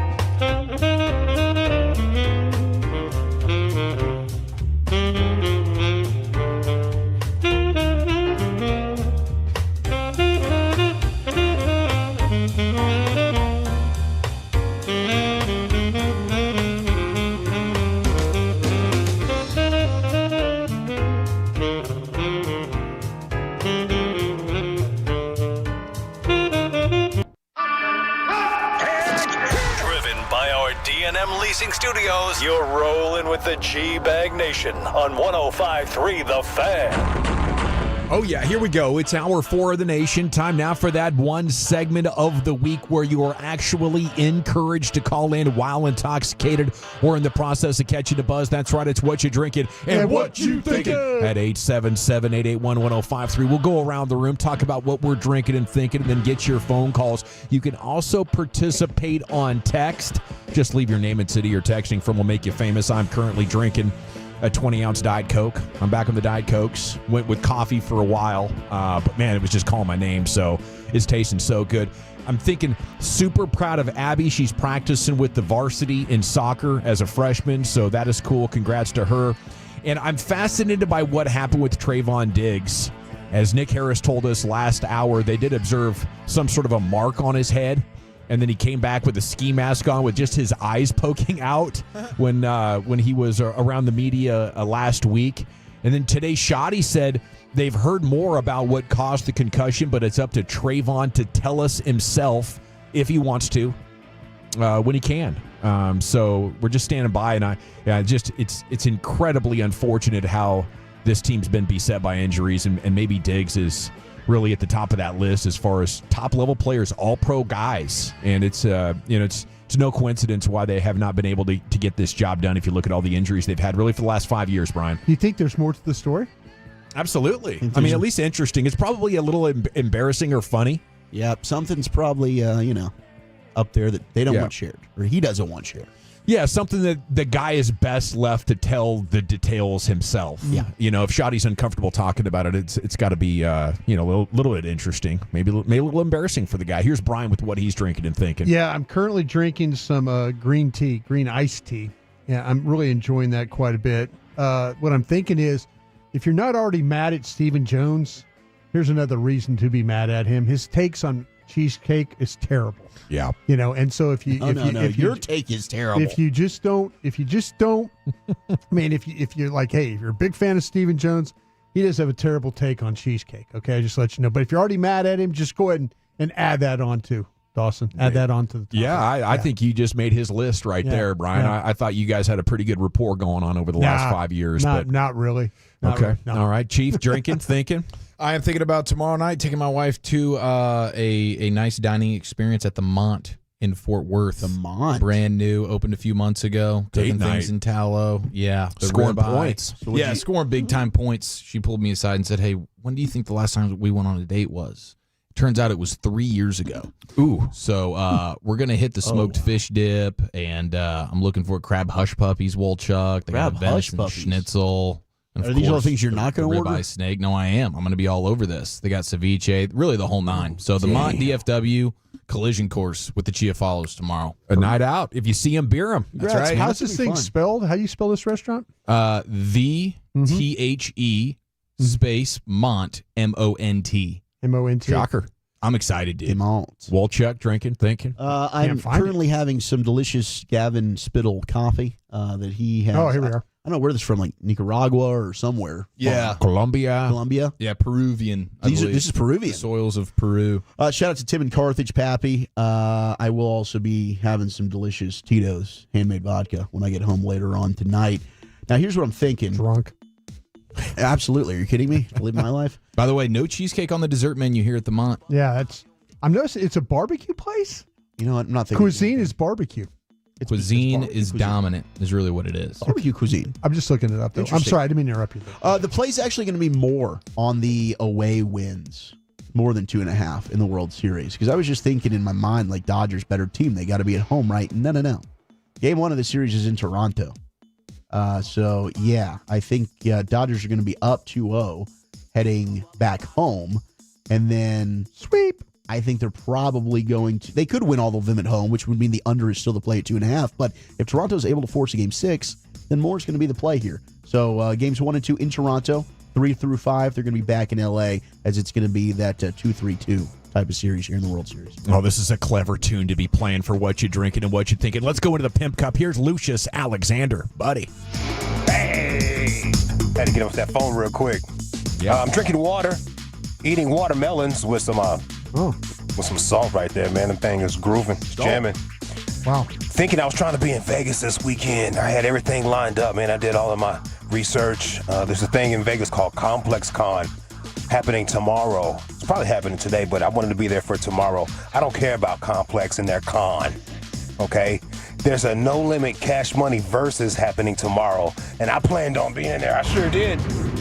The VIP package was $1,000. I said I can fly that for something that's so awesome like that. You'll never get another chance to see what's about to happen. Yeah. Tomorrow night. It's history. Yep. But got the kibosh put on that. Damn. My uncle is having a retirement party. Ooh. Same night. Okay. Same flight. Yeah, but it's lots of family coming in town. So at least I'm still be able to watch this No Limit Cash Money Versus, but I can watch it with my cousins or whatnot. It'll still be memorable. You know what's going to be memorable is that walk around the neighborhood with your cousins. Oh, yeah. Before the fight. Oh, yeah, right there in Uncle's backyard. Is Snoop going to be with No Limit? Blowing it down. He should. We shall see, man. Well, right on, Will. That makes our tour around the studio complete for what you're drinking and what you're thinking. It's time now for your phone calls. Eric, this is a damn good menu you're looking at. I mean, are you kidding me? Yeah. I am fired up. Good for you and the missus. Yeah, Back to you, Dawson. very romantic. Okay, we go to line 1. Speaking of romance, here's Rodeo Ron with you in the G-Bag Nation. Ron, what you drinking, what you thinking? I'm drinking a little bit of Jim Beam with that splash of sweet tea.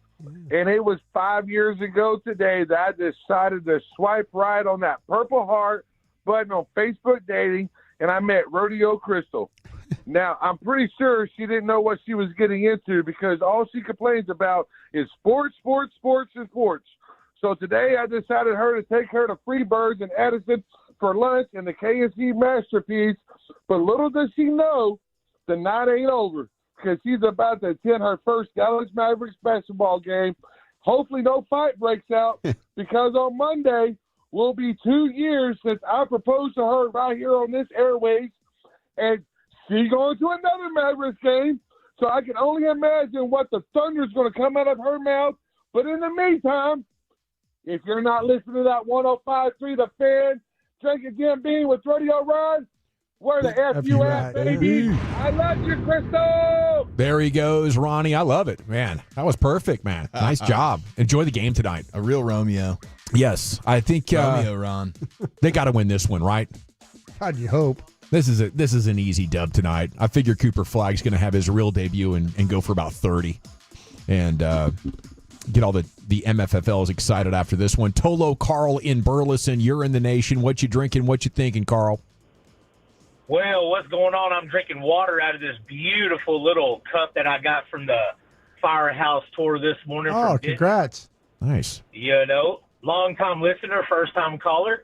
And, I'm thinking about throwing a brisket out here on this new Pit Boss competition series that the wife bought me for my birthday. And I'm also thinking that Javonte Williams is going to have his little revenge game this weekend, and I think he's going to rush for over 150 yards. All right. Yeah, I agree with you, Tolo. Nation, love you guys. Salute, buddy. Have a great weekend. The social media looked great this morning on the Sean and RJ Firehouse tour. And Javonte's heard some of the things that Sean Payton told you in the offseason. Oh, sure. Yeah, just can't be an every down back, not a workhorse type of dude. And he has played coy, I think, in the media, but he's got to be fired up. He did acknowledge offseason didn't go the way that he would have preferred. Yeah. Sounded like he wanted to stay with the Broncos, but he's with the Cowboys now, and what a huge dub. Shoddy saying this week they bet right on him, and I don't know where they'd be without him. Nick in Ponder is on line 3. You're in the G-Bag Nation. Nick, what you drinking? What you thinking? Well, I started this morning drinking Whataburger coffee with the fellas on the morning show, and I wanted to end this thing saying thank you to Gavin, because my son, when I say we roll out, he says we're rolling with the G-Bag Nation every afternoon. Sweet. And I'm having a whiskey and ginger ale and burning some brush. So thank you, gentlemen. Sounds like you're winning, Nick. Have a great weekend. And best of luck to everybody dodging the storms here tonight. I guess it's going to come in a little bit later on by about 8 o'clock or so, and it's really not going to let up till maybe tomorrow late morning, something like that. Is burning brush code for something? I couldn't tell. I was thinking so, too. I was thinking like a very adult daddy way of saying. Yeah, we got some chores to do. Yeah. I think he was, Yeah. I took it that way. Burning brush all weekend. Yeah. I have an uncle that used to hide it from us. I got to go take the trash out, guys. Like it's 9:30 at night. Your dad is taking out the trash again, bro? Standing around the He sure is on top of that trash. Sorry. Long walk. Had to walk into the front of the notebook at 877-881-1053. Couple of lines open if you want to jump in here on what you drinking and what you thinking on a Friday night. Tolo C, you're in the nation. Drinking, thinking? Hey, how y'all doing? Peace to the guys. Hey, so when I'm drinking, I got a little bit of water because I'm driving right now, but I got some things waiting at the crib for me, some White Claws. Nice. And what I'm thinking, man, my son is going to have his 3rd birthday party this Saturday. He turns 3 on the 27th, so happy birthday to my son, Elijah. I love you, man. And, man, to the Cowboys, we need to go ahead and tag George Pickens. I know everybody's been talking about should we trade him, should we drop him, or should we pay him. I think we need to go ahead and tag him. He's doing good enough this year. David Mulligetta kind of messed us over with the Micah thing, and we need to go ahead and not necessarily stick it to David Mulligetta, but give him a little bit of taste of what we got going on. Just go ahead and tag Pickens and let it ride. I'm going to see you guys. I would love to see that. Just the drama of tagging a Mulligetta client 1 year after the Micah Parsons deal. Wouldn't that be fascinating to cover? Yeah, yes. but would you get that thing signed? That's the thing. That he's gonna come up with some reasons why not to. Yeah, I would imagine that Pickens would hold out of camp and threaten to not play, and it would just be a repeat deal. Yeah. And I don't know if Jerry would love that or hate that at this point. Yeah. But he has said he's not paying attention at all to who the client is, and the money and the offer is going to be the same no matter who the agent is. Hope they get it done. Yeah, I do too. This George Pickens CeeDee Lamb combination is so dang unstoppable. It's putting him in the conversation. But I want to make sure we have a good defense next year more than all of the points.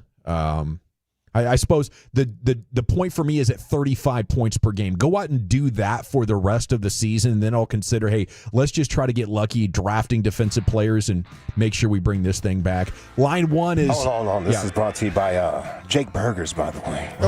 Jake's Burgers. The best burgers. Yes, salute to Jake's. Moof Falada's up here on line one. Moof, what you drinking and what you thinking? What up, Moof?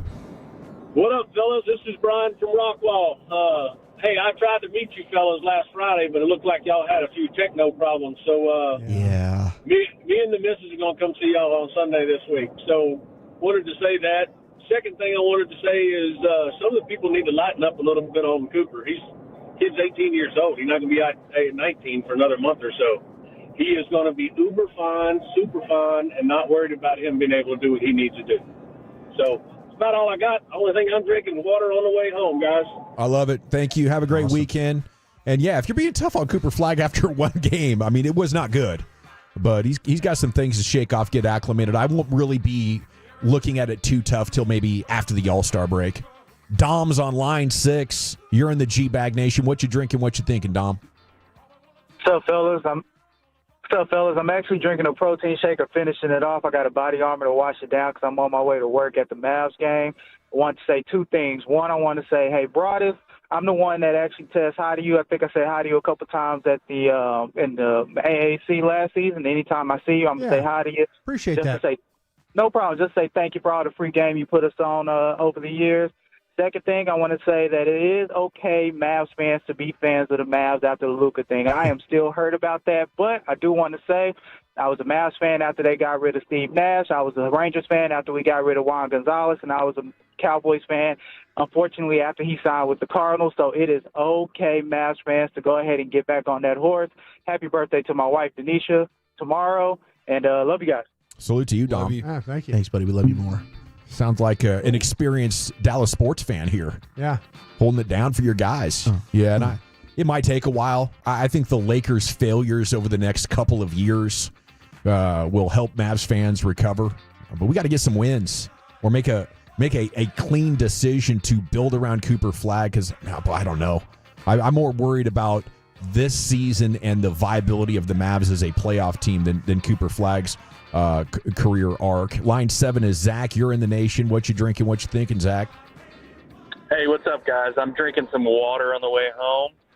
I'm thinking that the Cowboys really need to go all in and get a better defense this year because I'm 24 years old and I've never known the Cowboys to be good. And I'm a little scared that next year Dak's going to be hurt just because it seems to be a trend. Every other year we got a good Dak, and then half a year we have Dak. So hoping for that, hoping the Stars can turn it around, and hoping the Mavs turn around as well. Thanks, guys. Thank you, Zach. Thank you. I totally agree. Yep. Go for it, man. Make it all about 2025. If you end up drafting for players that you can't keep because you want to keep George Pickens or you're looking at the salary cap in a different way, that's fine. That's the risk you have to be willing to take if you want to win a championship. And I think you'd understand. The Saints built an incredible team. They were the best team in the NFC 2 years in a row. Was that like 2018, 2019? The refs got them both times. Yeah. Both. You know, and they had to look into their future and say, man, we're screwed now. We messed over our salary cap and our draft picks, and it's going to be a while before we're good again. But if you're not willing to do that, I don't know how good of a chance you have of eventually getting it done. Jones boys, go for it. Line 8's Matthew. Finish it up here. What you drinking and what you thinking, Matthew? Man, I'm drinking some water. I just had a quick question for you guys. Do you think we should go all in for a defensive player right now to trade for one? Or, and on top of that, what do you think we should do if we do get one when it comes time for George Pickens and his contract? I think you're fine, man. I think that you can go ahead and do both. I think you can afford George Pickens, and I think you can afford trading for a big superstar on defense as well. I think you're going to be all right. You can make the numbers work. I think you do what the Saints did when Drew Brees was approaching 40 years old, and you say, screw it. Let's backload all the contracts. We'll push the salary cap hit off into the future, and we'll try to run it all the way back in 2026 if we don't get the Super Bowl in 2025. We'll do it again in 2027. At that point, Dak's going to be 35. And, you can reevaluate at that point. But an all-in push is mandatory if you don't have Patrick Mahomes or Tom Brady. Okay, we're coming back to hit the expressway. We'll go commercial-free to the top, update you on all the breaking news throughout the afternoon, then get to the G-Bag of the day here on The Fan.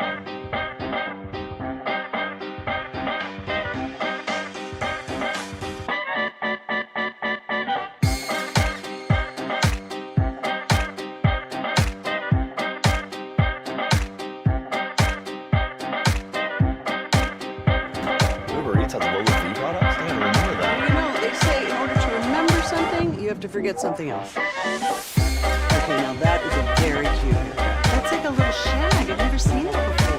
Well, I mean, of course you have. It's the Rachel. Oh, is that your name? No, I mean your name. No, I'm Jen. My name's Jen. Right, but I just mean like this is your haircut. But that's how your hair. I'm not saying this is your hair. Okay, great.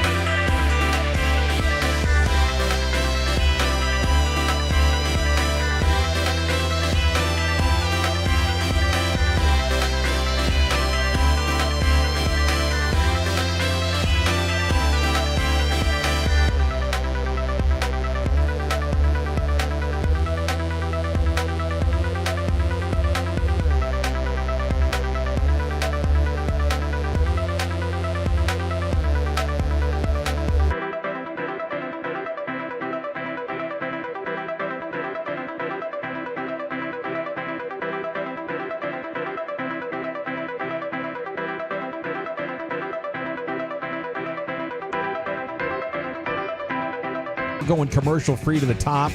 Let me see how many news stories of the day we can get in here for you before we get there. The Expressway is brought to you by the On-Time Experts.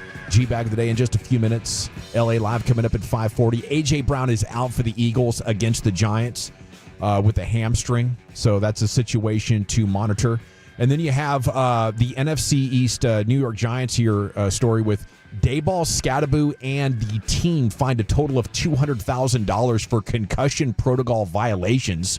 What happened is Jackson Dart went into the tent. Was that 2 weeks ago? Was that the Thursday nighter against Philadelphia? Against Philadelphia, yeah. It was. And apparently Scattaboo checked in on him. And once that tent closes, you're not able to go in there. So, they just want to make sure everything's on the up and up and no players are getting pressured or helped through the concussion eval. But they violated that, and it's a pretty hefty fine there, $200K.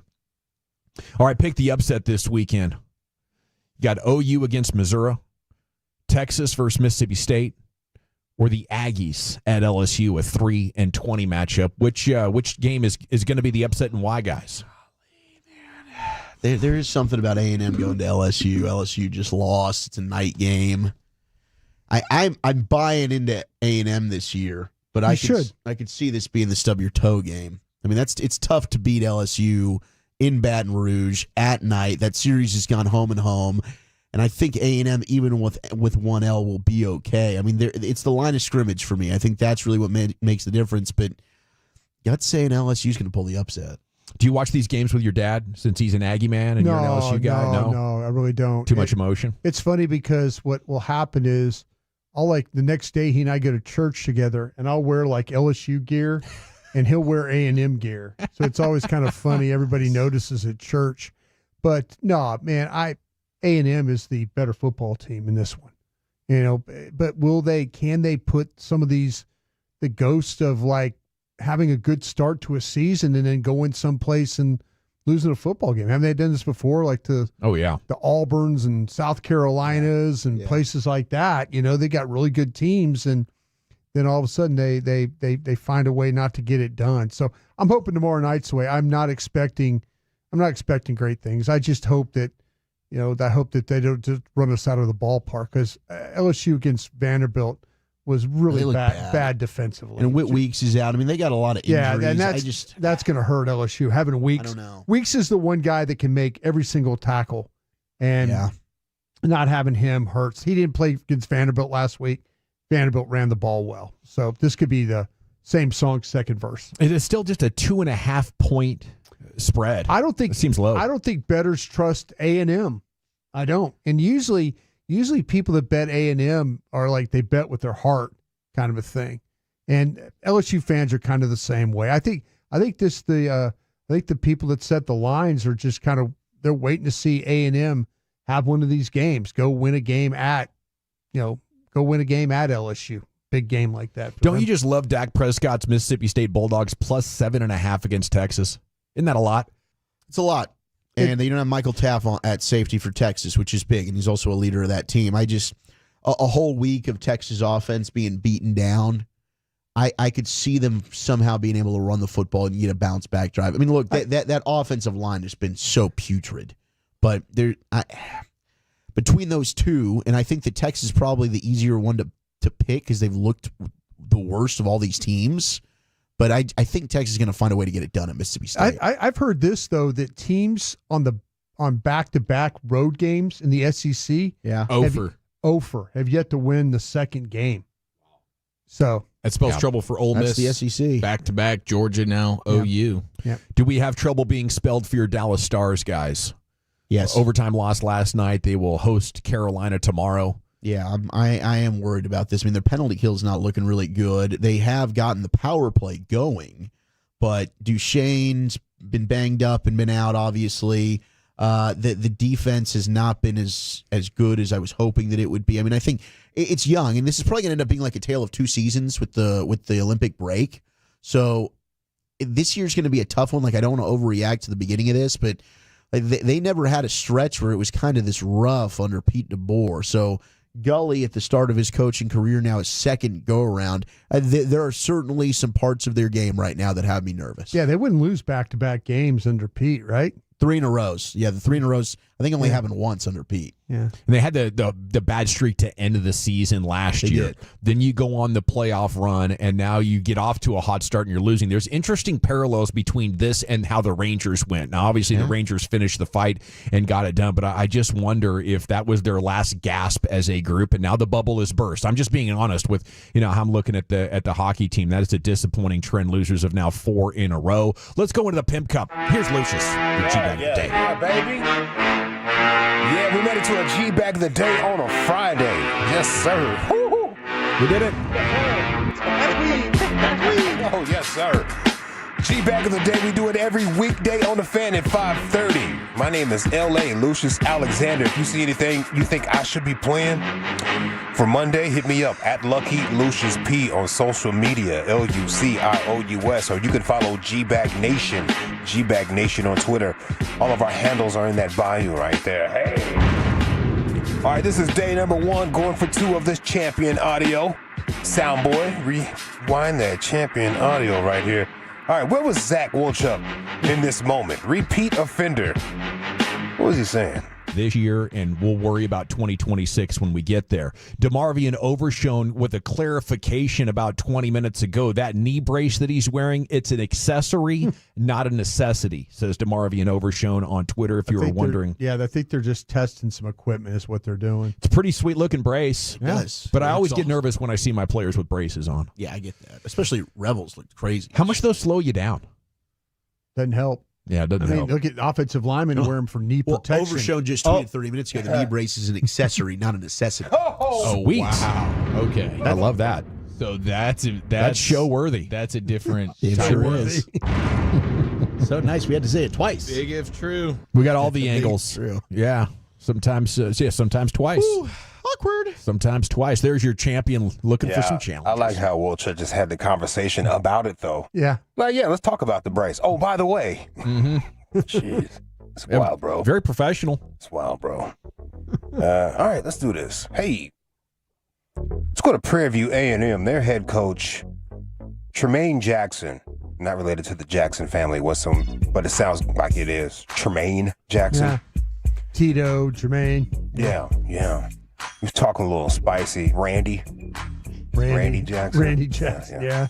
Yeah, he's talking a little spicy after beating Southern University during their homecoming. Oh, man. How dare you schedule us on homecoming?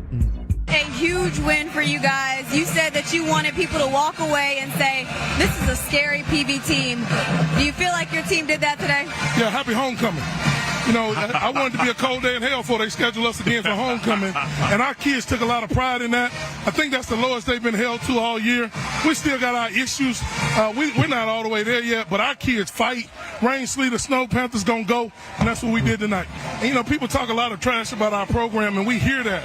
And it just fuels us, man. So regardless of what people think about the Prairie View A&M Panthers, we're 4-0 in the West. Regardless of what your mama think the West is, we're 4-0 in the West, and we got a homecoming coming up now that we look forward to. Jeez. Yeah. Tear them up. I love that. Southern's a little down this year, I think, too, by the way. Year to get after them a little bit. That PV is up this year. They are up. Yeah. They're up. The quarterback wears like number 22. Yeah. Okay. Yeah. I didn't like it either with watching that game. Yeah, Doug Flutie. I did not like it. Let's see what else we got for you boys. All right. This young man right here, it took me a long time to edit this down. This young man right here is playing video games online with his buddies. Did not know he's playing against Iman Shumpert. Had no idea he was playing against Iman Shumpert. Started trash talking. Started disrespecting the other guy on the other end, you know what I mean? Not knowing it was Iman Shumpert. Jit, I'm finna get on your ass, Jit. I'm trying to vibe, Jit. Shut the f*** up, Jit. You was a bitch, Jit. I ain't gonna have to. You can call me a Jit, do whatever you want. Get your old fat ass bring up. that shit. That's what I'm saying. You could think I'm fat. Nah, 6-pack up. Everything you want to talk about, I'm everything. I'm all of it. Yeah, the argument everything. It ain't even about who I am. He ain't gonna be able to handle that. Who I am. You ain't nothing, Jit. You ain't never did nothing in your life. You some old fat ass nigga in your crib talking crazy. What's your Instagram? Jit, go to my shit. Matter of fact, Jit, type my shit right now. What is it? Say it now. Say it now. Say it now. Put down number 2, blow, down number 3. with a Z at the end. Oh, they say I gotta follow you first. I'm finna follow you first. How does it say to you, bitch? Yeah, you better. And you got 2 point. In your head, let it sink in. You got 2.2. Yeah, I know. Yeah. Don't Hey, bro, this is more shit. No. Hey, fam, I'm so sorry, fam. Let it sink in. Yeah. Wow. That's when you reject the friend request that comes in 2 seconds later. Yeah. Man. Man, I said, I'm so sorry, fam. Sorry, fam. Sorry, fam. Sorry, fam. All right, let's go to South Carolina. Gamecocks. The Gamecocks. There's a fan in the stands ranting at Coach Mike Shula. He's not a fan of the play calling. Not a fan of the play calling. Not a fan of the play calling. 4 to 3, you're going 2-yard route. You're the best coach Oklahoma got, Shula. Idiot! How good as damn me to drag your ass to a Super Bowl. You suck. Someone resign. Do the world a favor. How do you get paid to talk crap like that? 4 to 3, you're going 2-yard route. Down by 17. You are trash. The SEC just means more, right? This means more. You're trash. Yeah. Yeah. I mean, if the Mavs heard that, they'd expel you for life. Talking about one of their guys. Yeah, no You're kidding. out. Yeah. You can get away with it like that? Oh, yeah. Right there on the rail? Yeah. Barking at coaches? Yeah. He can. I'll tell you what, man. How about the ride home for somebody with, having to ride home with that guy? Yeah. He just probably yelling the whole time, man. Ugh. Not more embarrassing than being a fan of a 500 football team or something like that. They just, you don't know what time it is. Yeah. No awareness about expectations and disappointment. Yeah. Making everything uncomfortable for, everybody in your section at that point. He sat next to some little girls, too. Yeah, his daughters. That's the worst. Yeah. That's the problem. They're probably joining in. That's what I'm saying, man. Yeah. I think in a lot of ways, like football games is not a family environment. Not at South Carolina. What do you say, Lucius? Time to vote? I was going to see if they push back on your opinion. I mean, I guess if you're encouraging your kids to cuss and you don't mind cussing up a storm in front of them, I get it a little bit, but, You're probably going to hear some stuff. But most people aren't like that, He was fired up, too, bro. He was fired up. He was. 2-yard pass. We need 3 yards.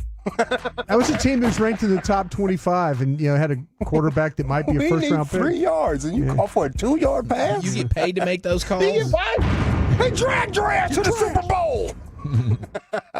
Yeah, let's do it, dog.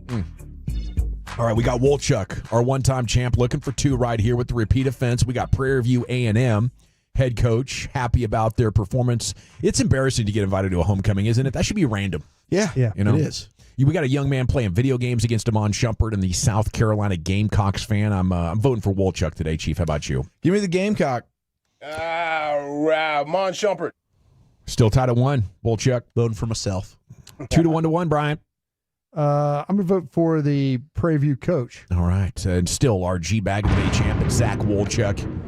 Here on 105 through the Fan. You'll hear him on the pre- and post-game show this week, won't you? Damn right. And looking forward to that at noon, and then after the game about 6:30 to 9:30 or so. Let's stay in the Pimp Cup. Yes. Lucius has LA Live. Yes. It's a Friday edition of LA Live right after the great Rick James. Come on. All right, you squares. Time you smoke. Come on. Fire up this funk and let's have a toke. I'm supposed to be in Vegas. It'll make you dance to some of everything. That's a terrible thing. Everybody get high. If you work Monday to Friday, you are a victim of the greatest quality hustle that has ever existed. The weekend. The weekend. You think it's good, don't you? Friday night rolls around, you feel blessed. That's how utterly they make your work week. They make it so unbearable that Friday hits and you're like, oh my God, what a treat. I have just under 48 hours to tend to everything. that I was too dead in my soul to tend to all week long. Facts. And I get to do it hungover? This is tremendous. Yeah, we are the weekend, baby. This is LA Live for Friday, October 24th, 2025. It is a feel-good Friday here in LA Live. We made it, folks. Another wild-ass week of 2025 in the books. I mean, another wild-ass week. But now let's enjoy this weekend safely. Avoid the law dogs. Please avoid the law dogs. Please. Don't make them get called out, all right? I want them to have a boring weekend this weekend. Mind your speeds. Don't drink and drive. By the way, you know, one of my friends is a gang unit guy for the cops, right? What is it? Oh. Gang unit? Yeah, gang unit. Yeah. Yeah. I saw that patch in your backpack. That looked pretty cool. Yeah, he says they have groupies. Okay. The police guys have groupies, he said. It's kind of a tough job. He said they're called badge bunnies. Badge bunnies. That's badass. Badge bunnies. Oh, badge bunnies are back. Can't wait to see them perform at the Super Bowl halftime show. Let's go, bro. Badge bunnies. Mind your speeds. Don't drink and drive out here, man. Take an Uber or something like that. Walk it off. I don't care, man. Don't drink and drive. Keep your emotions in check. I don't want to see you on Dallas, Texas TV or DFW scanner this weekend. In other words, do not crash out like this fellow from Belton, Texas. CTX, stand up. I used to live out there in Temple, Texas. Temple. Temple. Wildcats. Yeah, out there in Temple, Texas. B106, Fresh Radio. I sure did. Man, I did not know this gentleman right here is from Belton, Texas. Actor Rudy Youngblood from the movie Apocalypto. Oh, yeah. Yeah, remember that guy? Well, at least remember that movie? Yeah, I do. He's been in a few other movies, but I didn't know he's from the beautiful place of Belton. By the way, Belton Lake, beautiful. Yeah. There's neighborhoods in Belton where there's deers just walking around. You just put your hand out and pet one if you want to. They're in your front yard. Deers, bro. It's crazy. Yeah, Mr. Youngblood was arrested on October 15th after a Belton police officer walked up to Mr. Youngblood's car that was parked near the boat ramp at Lake Belton at 12:20 in the morning. Okay, all right. The officer discovered that Mr. Youngblood had a warrant. Oh, no. Yeah, you shouldn't be out there in public. 12:20 at night if you got a warrant. No. You don't want to get nabbed up. It's silly. You know what I mean? Moving efficiently, both headlights working, mirror signal head check, turn signals, the whole deal. Yeah, well, apparently his warrant was from family violence. Oh, no. Looked like he choked his old lady or something like that. Oh, damn. So they took him in. He also he has a white substance, powdery substance on him. Okay. Ooh. Yeah, so yeah, they got him. They got him, Mr. Youngblood. He was asking for it. Yeah, Mr. Youngblood. He was charged with intoxication and threatening cops with a pocket knife during an altercation in Athens, Greece as well. This man, it's a whole crash out. The actor was arrested for disorderly intoxication in 2017 in Miami, but the charges were later dropped. This man's a whole crash out, but Belton, Texas, stand up. That's your boy right there. Got him. Didn't even know. There's a weekend warning, folks. This weekend safety briefing. Do not add to the population. Do not subtract from the population. I'll be the one. Do not end up in the hospital, newspaper, or jail. Yeah. If you do end up in jail, establish settlement quickly. What we're gonna do now is go back. Okay. Hey. It's a Friday, baby. LA Live is sponsored by Greystone Roofing and Construction. That is greystone-roofing.com. What I'm going to do right here is just empty all of my folders so I'll have no leftover stuff going into the next week. I had this in for a Monday. Hold on. Everybody move your body. Now do it. Here is something that's gonna make you move. That's we. DJ, keep playing that song all night. On and on and on and on. Jelly Roll. He had to make his picks on the college game day. Washington and Michigan. Listen to Jelly Roll. I had this lined up for G back in the day on Monday, but never got to it. I'll be honest, Pat. I probably shouldn't say this on national TV, but if this came down to the battle of the growers, I'm riding in Michigan, baby. So we're going to put Michigan up there. There goes Big Blue, baby. My favorite place to partake in recreational activity in America. The green thumbs up there. Green thumbs. Well, there's a whole lot of weed being mentioned on that college game day set every morning. I tell you what. It mixes with the vibes on a Saturday morning if you know what you're doing. Yep, mixes with the vibes. You're like, did he just mention? He sure did. Sure did. Glad to hear that it's being normalized. When I asked Jake Ferguson that question about the Colorado dispensaries yesterday, I felt like, oh, geez, did I overstep? But clearly not. He got a little scared, but I was thinking about Zeke. That's right. Zeke popped up. Forgot about that was Seattle. I was thinking about Zeke. Flies into Seattle rookie or preseason game, and swung through the dispensary. Straight to it. He didn't even care. Oh, I was just window shop. He didn't even care. Just want to see what it looked like. Hold on, let me write this time down. 5:44. All right. Also had this for Monday, Friday vibes before I just go over some things I see on the timeline. Things that are trending. Let's go to MLB on TBS. Reporter Lauren Shihadi. Yeah, Shihadi is. Okay, all right. She is. Yeah, she is. No, yeah. Shihadi. I do agree. They're in the locker room post game celebrating with the Dodgers, and she's just excited. Kike Hernandez, you having fun yet? I'm getting there. I'm trying, but I had to stop to talk to you for a little bit. I got to focus really hard. My English is going away. But we okay. Okay. The 3 home runs, no big deal, right? You've done it before. I know. I told him anybody can hit 2 homers in a playoff game, you know. Only the real ones hit 3, and he did it. And he did it. He sure did. And he did it. Playoff game, you know. Only the real ones hit 3, and he did it. And he did it. And he did it. She's excited. So uncomfortable, these guys celebrating like that. They're cold from the cold champagne. It's in their eyes. She's got the right idea with the goggles on. Yeah. You got to come prepared. Man, there was another Dodgers reporter. Beautiful lady. They got a dugout reporter. Oh, my God. Yeah. Holy God. When we were out at training camp out there, I was like, it's like a basketball kind of like this, like she and stand out in the dugout. You're like, is she?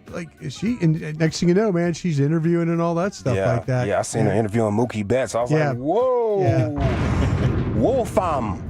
Yeah. It's network quality right there. Yeah. What brings you to hedonism that many times? The wild women, the ripping and the tearing, the ripping and the tearing. Yes. The ripping and the tearing. Jets Panthers broadcast has some issues on Fox. Oh. Told you that Mercury is might be in retrograde. Listen to this one. Career high carries. He's 5th in the NFL in rushing.